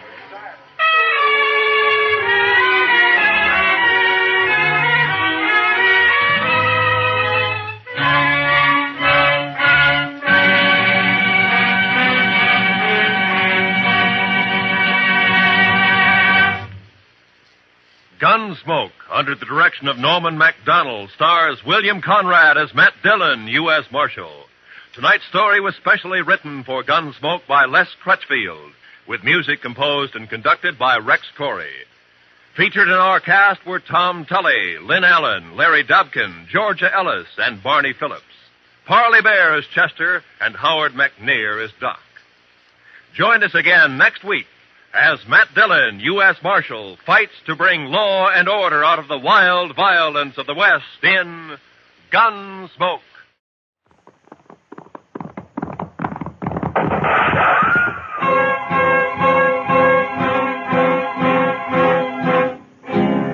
Around Dodge City and in the territory on west, There's just one way to handle the killers and the spoilers, and that's with the U.S. Marshal and the smell of Gunsmoke.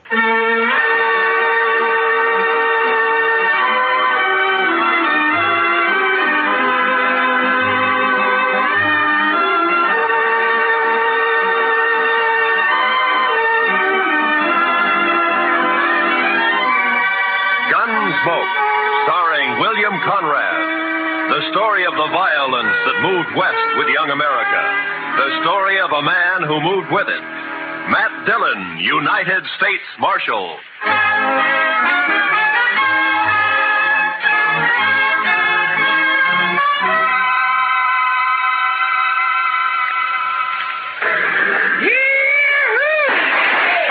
Hey, all you pretty travelers, you listen to me.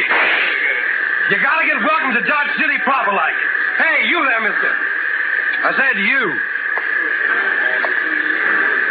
You addressing me, sir? I reckon I am. You a preacher? Not exactly. You dress like a preacher. If you'll excuse me. Back up, fancy pants. You ain't no preacher. I figure on making you dance some for the folks. You think you can hoorah me? Dude, I said dance. Dance or the next shot will take off one of your toes. I don't think I'd like that. Doc, no. All right, Thorne, put up the gun. Marshal, you got a wild and woolly town here. Marshal, you move aside. I'm gonna make this grinning dude kick up his heels for us. I'd say that might be quite a trick, Thorne. Unless he's changed a lot since I last met him. Have you, Doc? Not for the good, Matt. I was afraid. You pasty-faced tenderfoot. I said for you... Shut up, Thorne. He's drunk, Doc. He's dead. You just don't know it yet. I'll take it good if you'd meet me later at my office. All right, Matt. To you. Well, that's sure a lot of talk. Now I'm going to shoot that dude's boot heels. Fire one shot and I'll pistol whip you, Thorne. What's that? You're kind of forgetting who's holding a gun, ain't you? Oh! I wasn't forgetting. Oh, my wrist. You broke my wrist. I doubt it. Now let's go to jail. Oh, you can't put me in jail. I'm Thorne Finley. Move. Oh, you wait till I tell Big Jack about this, and I will, too. Do that. He might be grateful to me for saving your neck. You pulled some fool stunts, Thorne, but you've never been closer to dying than just a minute ago. You mean from that fancy pants? Oh, I could handle 6 like him. That makes you a lot of man. I can name a dozen pretty good gun hands who can't handle one of it. What? That's Doc Holliday.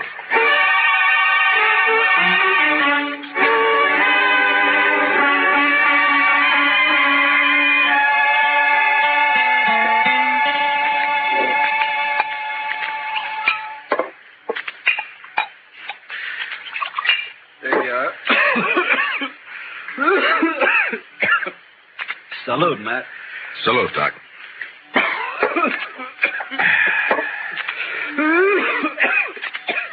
It sounds worse, Doc. Yeah, I got orders to go to Arizona. Air's dry there, better for my lungs. Going? Thought I might. Wyatt invited me to visit him. He and Virgil and Morgan are the law down there. Some little mining town called Tombstone. Well, it sounds peaceful anyway.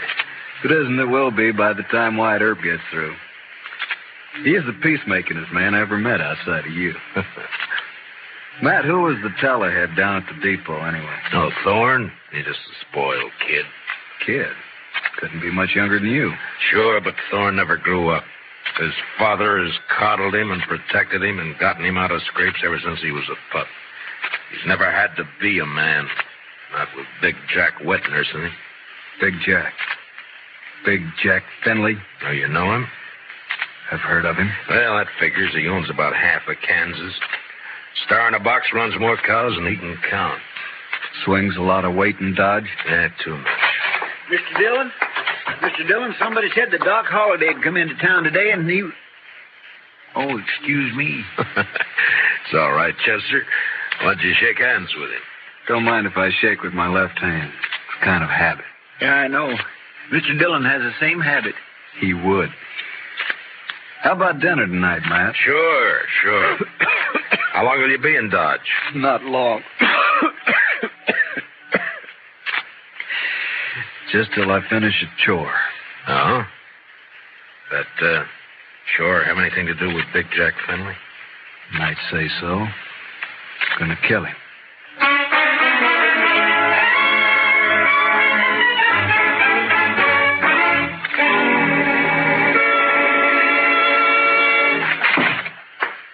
All right, Dillon. Turn him loose. You, forgot to close the door, Mr. Finley. You going to turn my boy loose? Or I'm going to have to do it for you. You got a writ of habeas corpus? Writ? Thorne didn't commit no crime. The charges are drunken, disorderly, disturbing the peace, and attempted assault with a deadly weapon. Eyewash. You still need a writ. But, man, Judge Nathan does what I say, and you know it. Don't you think I can get a writ? I'm sure you can and will. You always do. Then what's the point, Dillon? It's just a lot of useless red tape. It's the law. Close the door on the way out.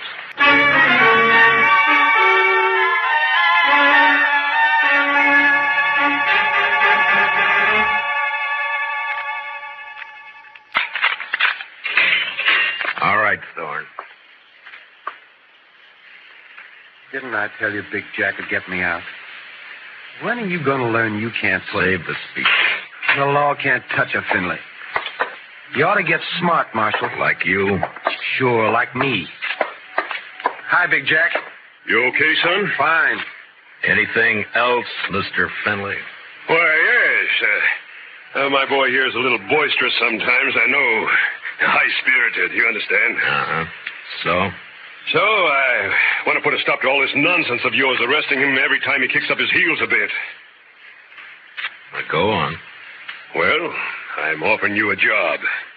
Let's say, protecting my interests.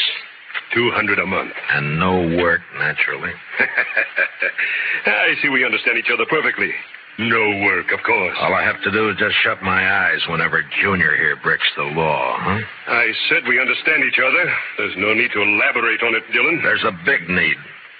Only how do I explain to a person like you that some men don't wear a price tag? Huh? How do I explain how I feel about a so-called respectable citizen making the law his private doormat?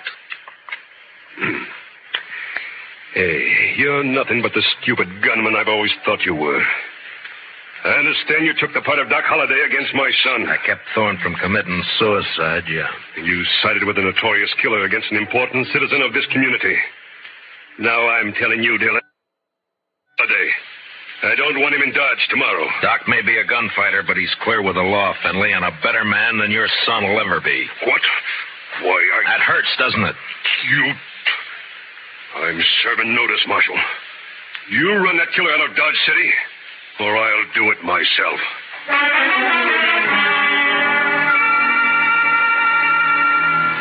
Big Jack Finley, cattleman and self-made king of southern Kansas. No better or worse than most of the men carving empires out of the West, until love for his son blinded him to the fact that Thorne Finley had gone bad.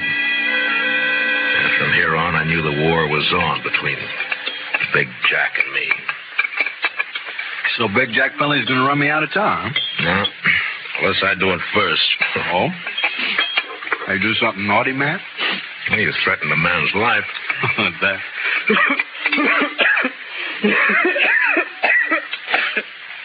And just between friends, Matt. Anything else, Doc? Not murder. Murder? I give him an even break. With you, that's still murder. Don't you think you better tell me about it? Mm-hmm. What if I don't tell you? Now, then my job's to warn Finley and try to protect him. You're a tough man to be friends with, Matt. It applies to you, too, doesn't it? Guess maybe it does at that. Didn't realize how I put you on the spot by spouting off my good intentions. Sorry. Forget it. You want to talk to me? All right. Remember a girl named Ruth Davis? Mm-hmm. Died in a riding accident a few months ago. Always wondered if it wasn't suicide. She lost her brother 2 weeks before that. No accident. No suicide. You sure? Sure. You know, Ruth and her brother ran a ranch alone. Mm-hmm. A man started pestering Ruth, and she hated him. The brother kicked the man off the ranch. This fella dragged Gulch Ruth's brother, made it look like a robbery. You have any proof of this? Yeah. Ruth was afraid to go to the law, so she sent a letter to me. Here, read it yourself. She says the man was Finley and says she expects him to try and shut her up for good. Well, that doesn't mean it's Big Jack. I went to see Ruth's folks. They had her belongings. Among them, I found this. Watch chain. Engraved JF on the clasp. Jack Finley. You see why I've got to kill him, Matt? He forced Ruth's horse over that cliff, sure. But do you still think she died accidental? No. But who's responsible is something for a court to decide. Court? With Finley's money and influence, he wouldn't spend 5 days in jail even if he was convicted, which he wouldn't be. He doesn't own the court. Maybe not, but it's still the most powerful man in the state against a dead girl whose only friend is Doc Holliday. How do you think a judge will decide? Doc, I'm going to ask you a favor. Make it one I can give. I got an idea, but you must let me handle it my way. Give the law a chance. All right, Matt, I can wait. Thank you. I'll keep this letter and chain for a while. All right, but if the law fails, I'll brace Big Jack Finley when he walks out of the courthouse. And you'll be bracing 2 men, Doc. Finley and me.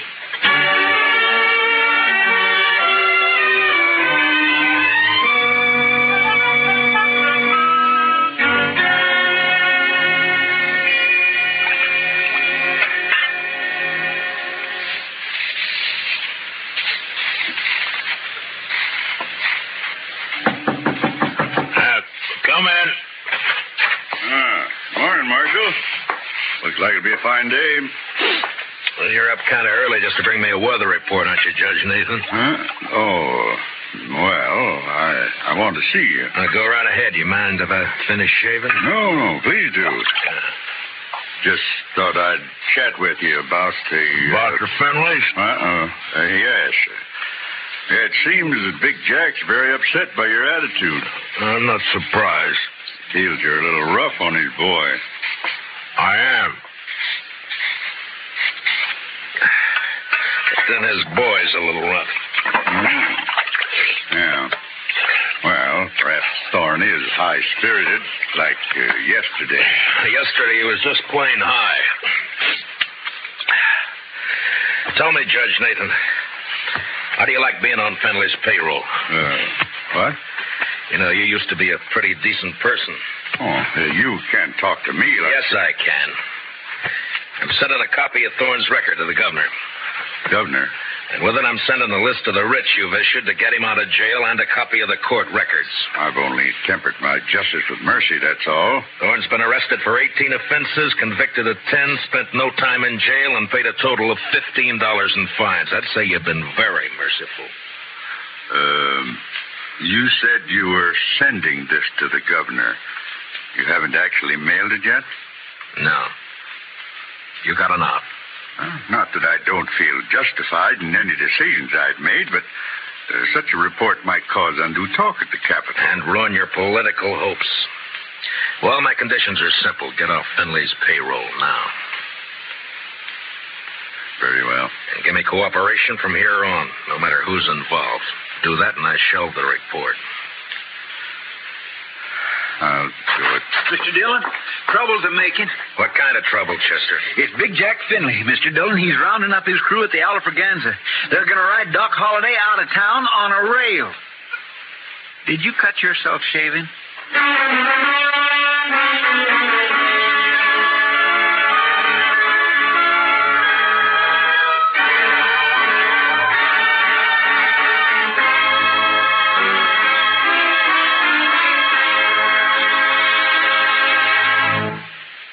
We will return for the second act of Gunsmoke in just a moment. But first, don't forget, starting Monday, CBS Radio's tremendous news staff will start bringing you the complete coverage of the Democratic Convention in Chicago.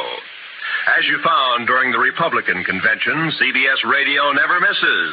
So, starting Monday, stay with CBS Radio all day and evening for the Democratic Convention. Now, the second act of Gunsmoke.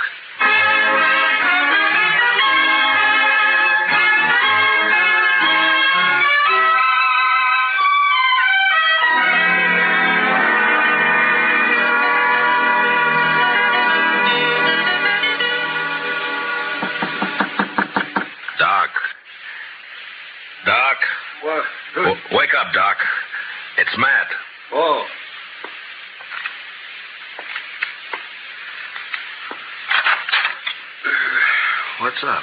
Trouble. Lots of trouble. Big Jack Finley's organizing a little citizens committee of his own hand-picked men coming to escort you out of town. On a rail? Yeah, that's the general idea. Here, take a shotgun. Yeah, I'll hide it under the covers, modest-like. Here. I'll wait against the wall here. Good. That'll put him in a crossfire. If it comes to that. There's enough of them, we're in a spot. Yeah, likely we are. You're risking your neck to save me some bruises. One I owe you, friend Matt. It's my job. Still one I owe you. There he is. Wrap him up. All right, stop right there. I'll shoot the man who takes another step. You think you're going to stop us, Dillon? I think so. Me and Doc. Doc.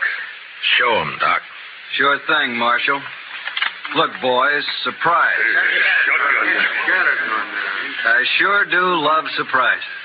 Dillon, I've got a dozen men with me. Well, sure, about 6 of them will die, Finley, if you don't crawl out of here fast. And guess who'll die first, Big Jack? You there, Moncrief. I always figured you for some brains. Get your boss out of here, quick. Sure talking sense, Big Jack. Shut up, Moncrief. You showing yellow. Oh, but, man, there's nothing here for us to die over. Listen to him, Finley. That greener Doc is holding has 18 buckshot in each barrel. He'll get slaughtered if he triggers that thing. And I'm getting edgy, Finley. And me, if I get a coughing spell, I'm liable to shoot without meaning to. All right. This is twice you have made a Finley back down. You'll never get a third chance. Let's get out of here.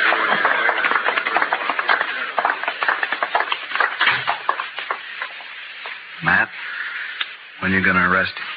When I'm ready. Not long. I hope not. Getting impatient to see that man dead.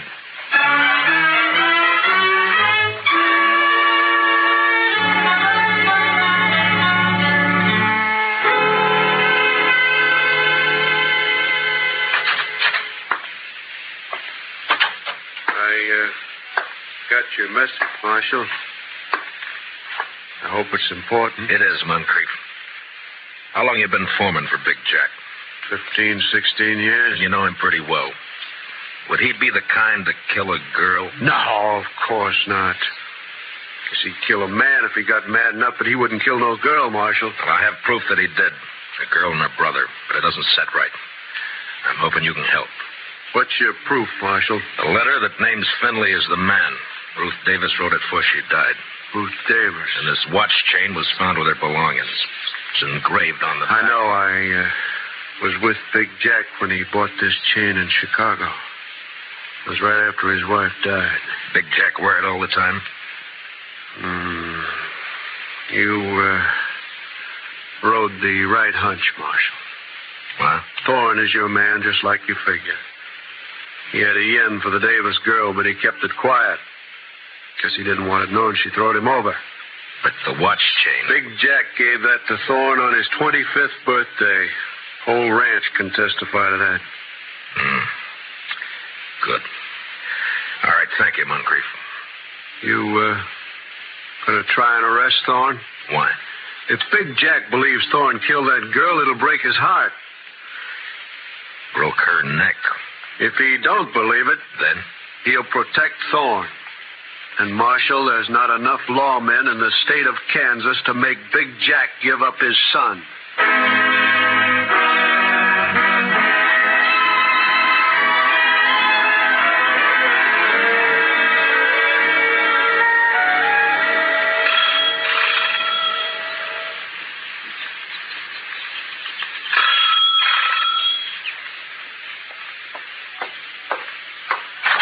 Yeah, what it...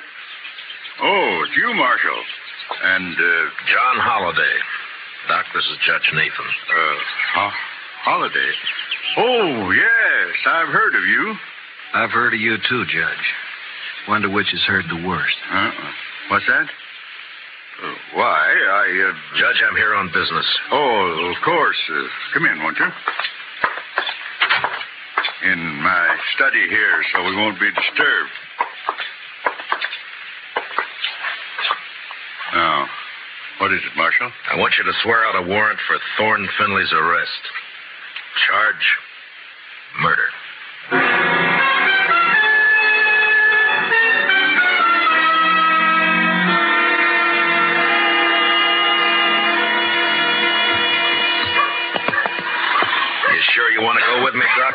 sure.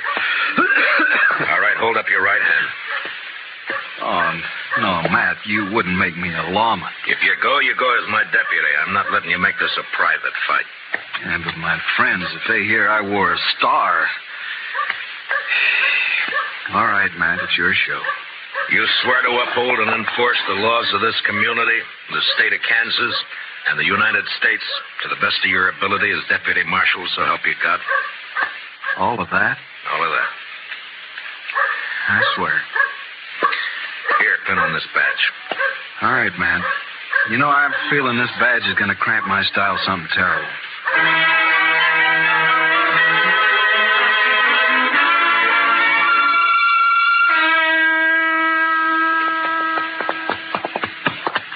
Better breathe our horses going up through this pass. We still got a good ride ahead. How far? Oh, about 10 miles. What do you think, Matt? Will they fight? Well...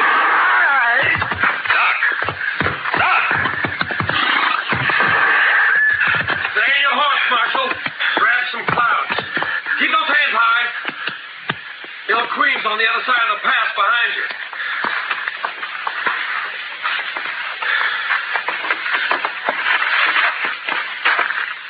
That's being smart, Dillon. Queen will drop you if you touch her gun butt. You're handy at this bushwhacking, aren't you, Thorne? If Doc... He's all right. My slug seems to have bounced off his thick skull. Good. Yeah, let's pull your teeth. Better you do it. With your left hand, reach down and across slow. Pull your gun out with your fingertips and toss it away. Nervous? Just cautious. Or maybe this Queen doesn't exist, huh, Thorne? Queen! Queen's one of Dad's men, but I pay him extra to work for me. Any more questions? I guess not. There's my gun. The rifle next.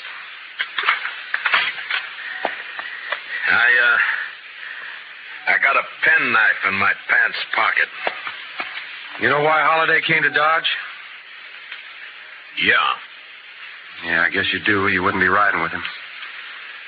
Well, he's not going to tell any stories to my dad or anyone else. You can't kill us, you stupid... Not planning on killing you. And what have you got planned? Queen's kind of a magician. He's going to make Holliday just disappear. Folks won't care much about one of his kind. I would. I'd care so much I'd hang you for it. No, with Holliday gone, it's your word against mine. And you won't be able to approve a thing, Dillon. You sure of that? I'm sure. Otherwise, I'd take care of you along with Holliday. Now get on and start walking back to town. It's like I told you. Law can't touch a Finley.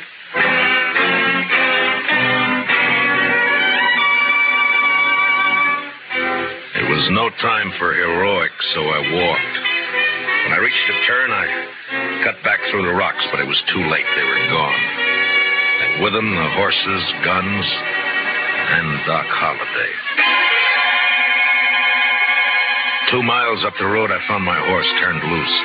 And with a mind full of cold hate, I raced onto the Star in a box. On the front porch of the ranch house was one of Big Jack's men. Hold it right there. Out of my way, mister. I'm in no mood to shake hands. Where you heading, lawman? You don't hear well.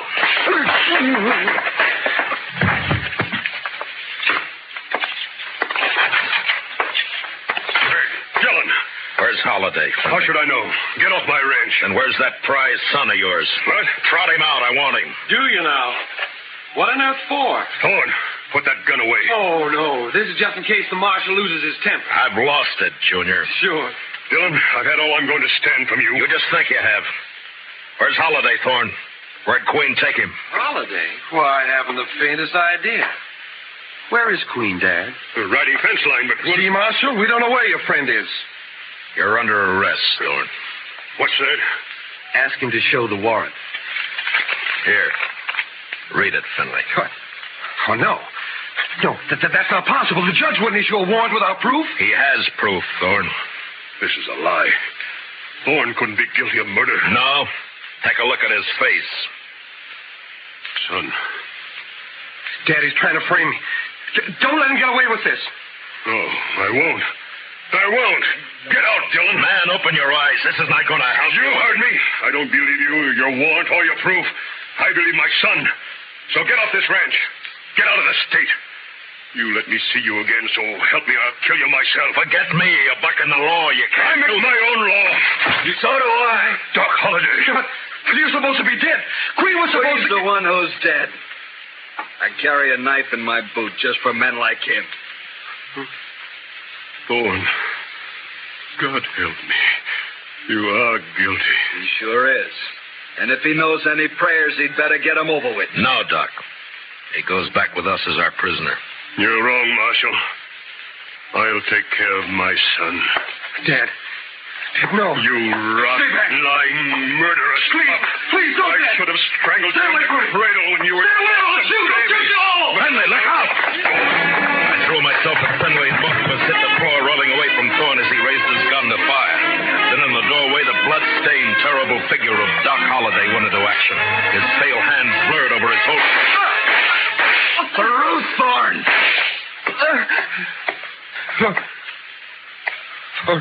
Ruth?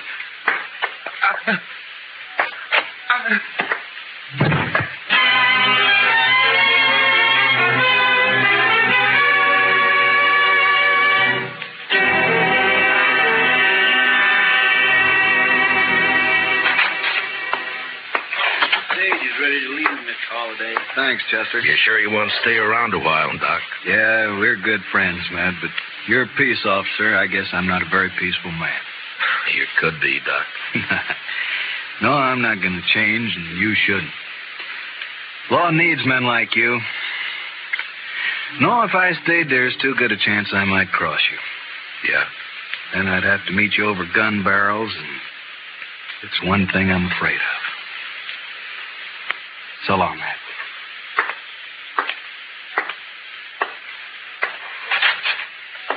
Good luck, Doc.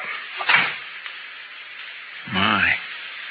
I never would have thought Doc Holliday was scared of meeting anyone in a gunfight. You don't understand, Chester. Doc's afraid because he might beat me.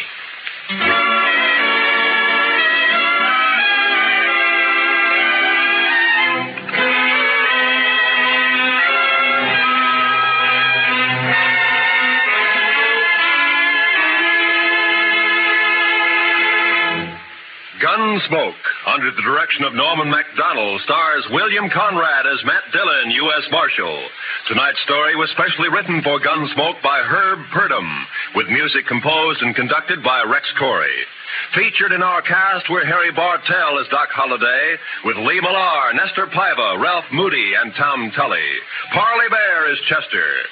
Join us again next week as Matt Dillon, U.S. Marshal, fights to bring law and order out of the wild violence of the West in Gunsmoke.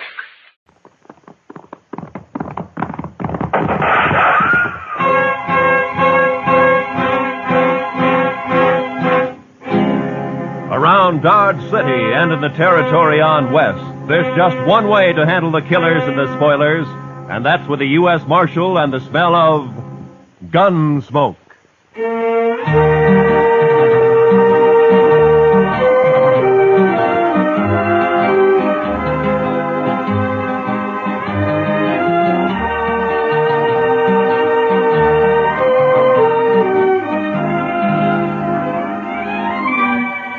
Gunsmoke, starring William Conrad. The story of the violence that moved west with young America. The story of a man who moved with it. Matt Dillon, United States Marshal.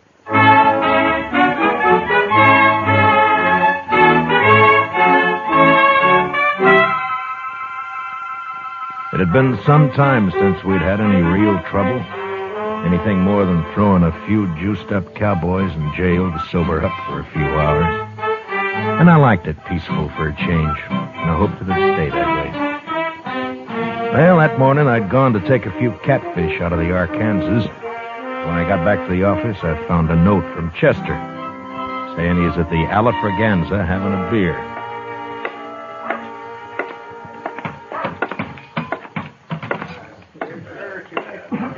Hello, John. Over here, Mr. Dillon. Any luck, sir? Oh, about a dozen, Chester. We'll have them for supper. No, that'll be fine. Oh, I've been telling Mr. Carter here about you, Mr. Dillon. Mr. Carter? Robert P. Carter. How do you do, Marshal? Hello, how are you? Buy you a drink? Well, thank you. Yes, I believe I will. I think I'll have a beer. Bartender, a beer. Yes, Mr. Carter came in on the stage from Denver last Saturday. Oh, you live in Denver, Mr. Carter? Oh, heavens, no. New York, Marshal. I've only been west a few months, investing money in gold mines and cattle and the like. Mr. Carter's very rich. Oh. Well, Chester, I will be if Mother Nature holds out. His girl is coming in on the stage today, Mr. Dillon. Oh, is that so? My fiancée, Marshal. He met her in Denver, but she couldn't get ready in time to come here when he did. Ah, I see. I had to come ahead on business. Couldn't wait. We'll take the Santa Fe to St. Louis from here. They're going to be married in St. Louis, Mr. Dillon. Wow. Well, congratulations. Thanks. But is the stage always this late? He's worried, Mr. Dillon, with his girl on the stage and all. It'll be along, Mr. Carter. You talking about the stage? Oh, hello, Shiloh. Shiloh says he's been sitting there by himself all morning, Mr. Dillon. Since last night, Chester. You know something about the stage, Shiloh? Only that it's carrying $50,000 in gold out of Leadville. So? But maybe that's why it's late. What do you mean, man? Well, if somebody wanted that gold, they'd have to stop the stage long enough to get it unloaded, wouldn't they? Bandits. He means bandits. Now, hold it, Mr. Carter. You're already bleeding and nobody's shot you yet. What? Nothing. Just take it easy. The stage will get here all right. It's often a little late. But this man says it might have been held up. Why, there may have been a shooting. Well, now, he's just daydreaming, that's all. Wait a minute. Listen. Huh?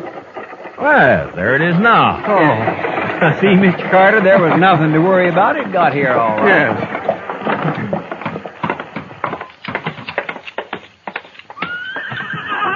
Marshal! Hey, Marshal, come here. What is it, Jim?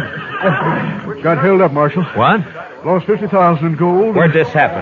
About 20 miles back near Cottonwood Draw, but... Anybody shot? Now they shot and fired. They tricked it. But Marshal... Where's Jane?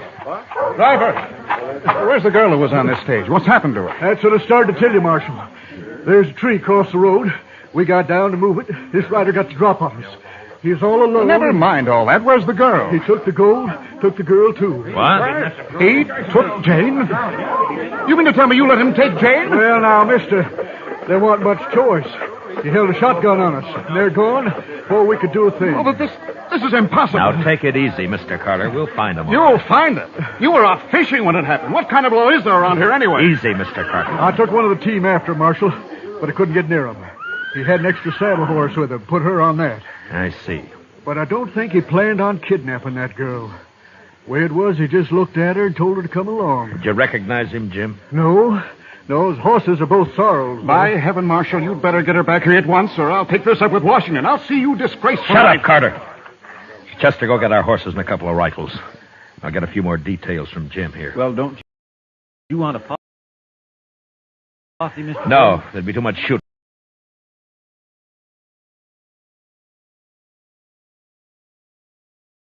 around that girl. Now, hurry, will you? Yes, sir. I'll hurry, Mr. Dillon.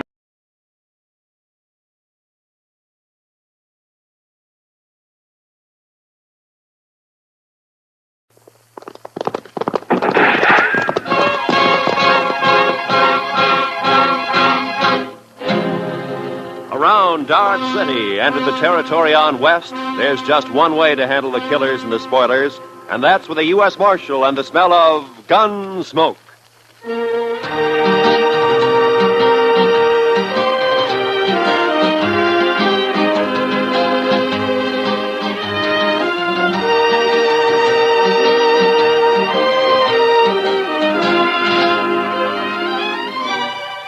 Gunsmoke, starring William Conrad. The story of the violence that moved west with young America. The story of a man who moved with it.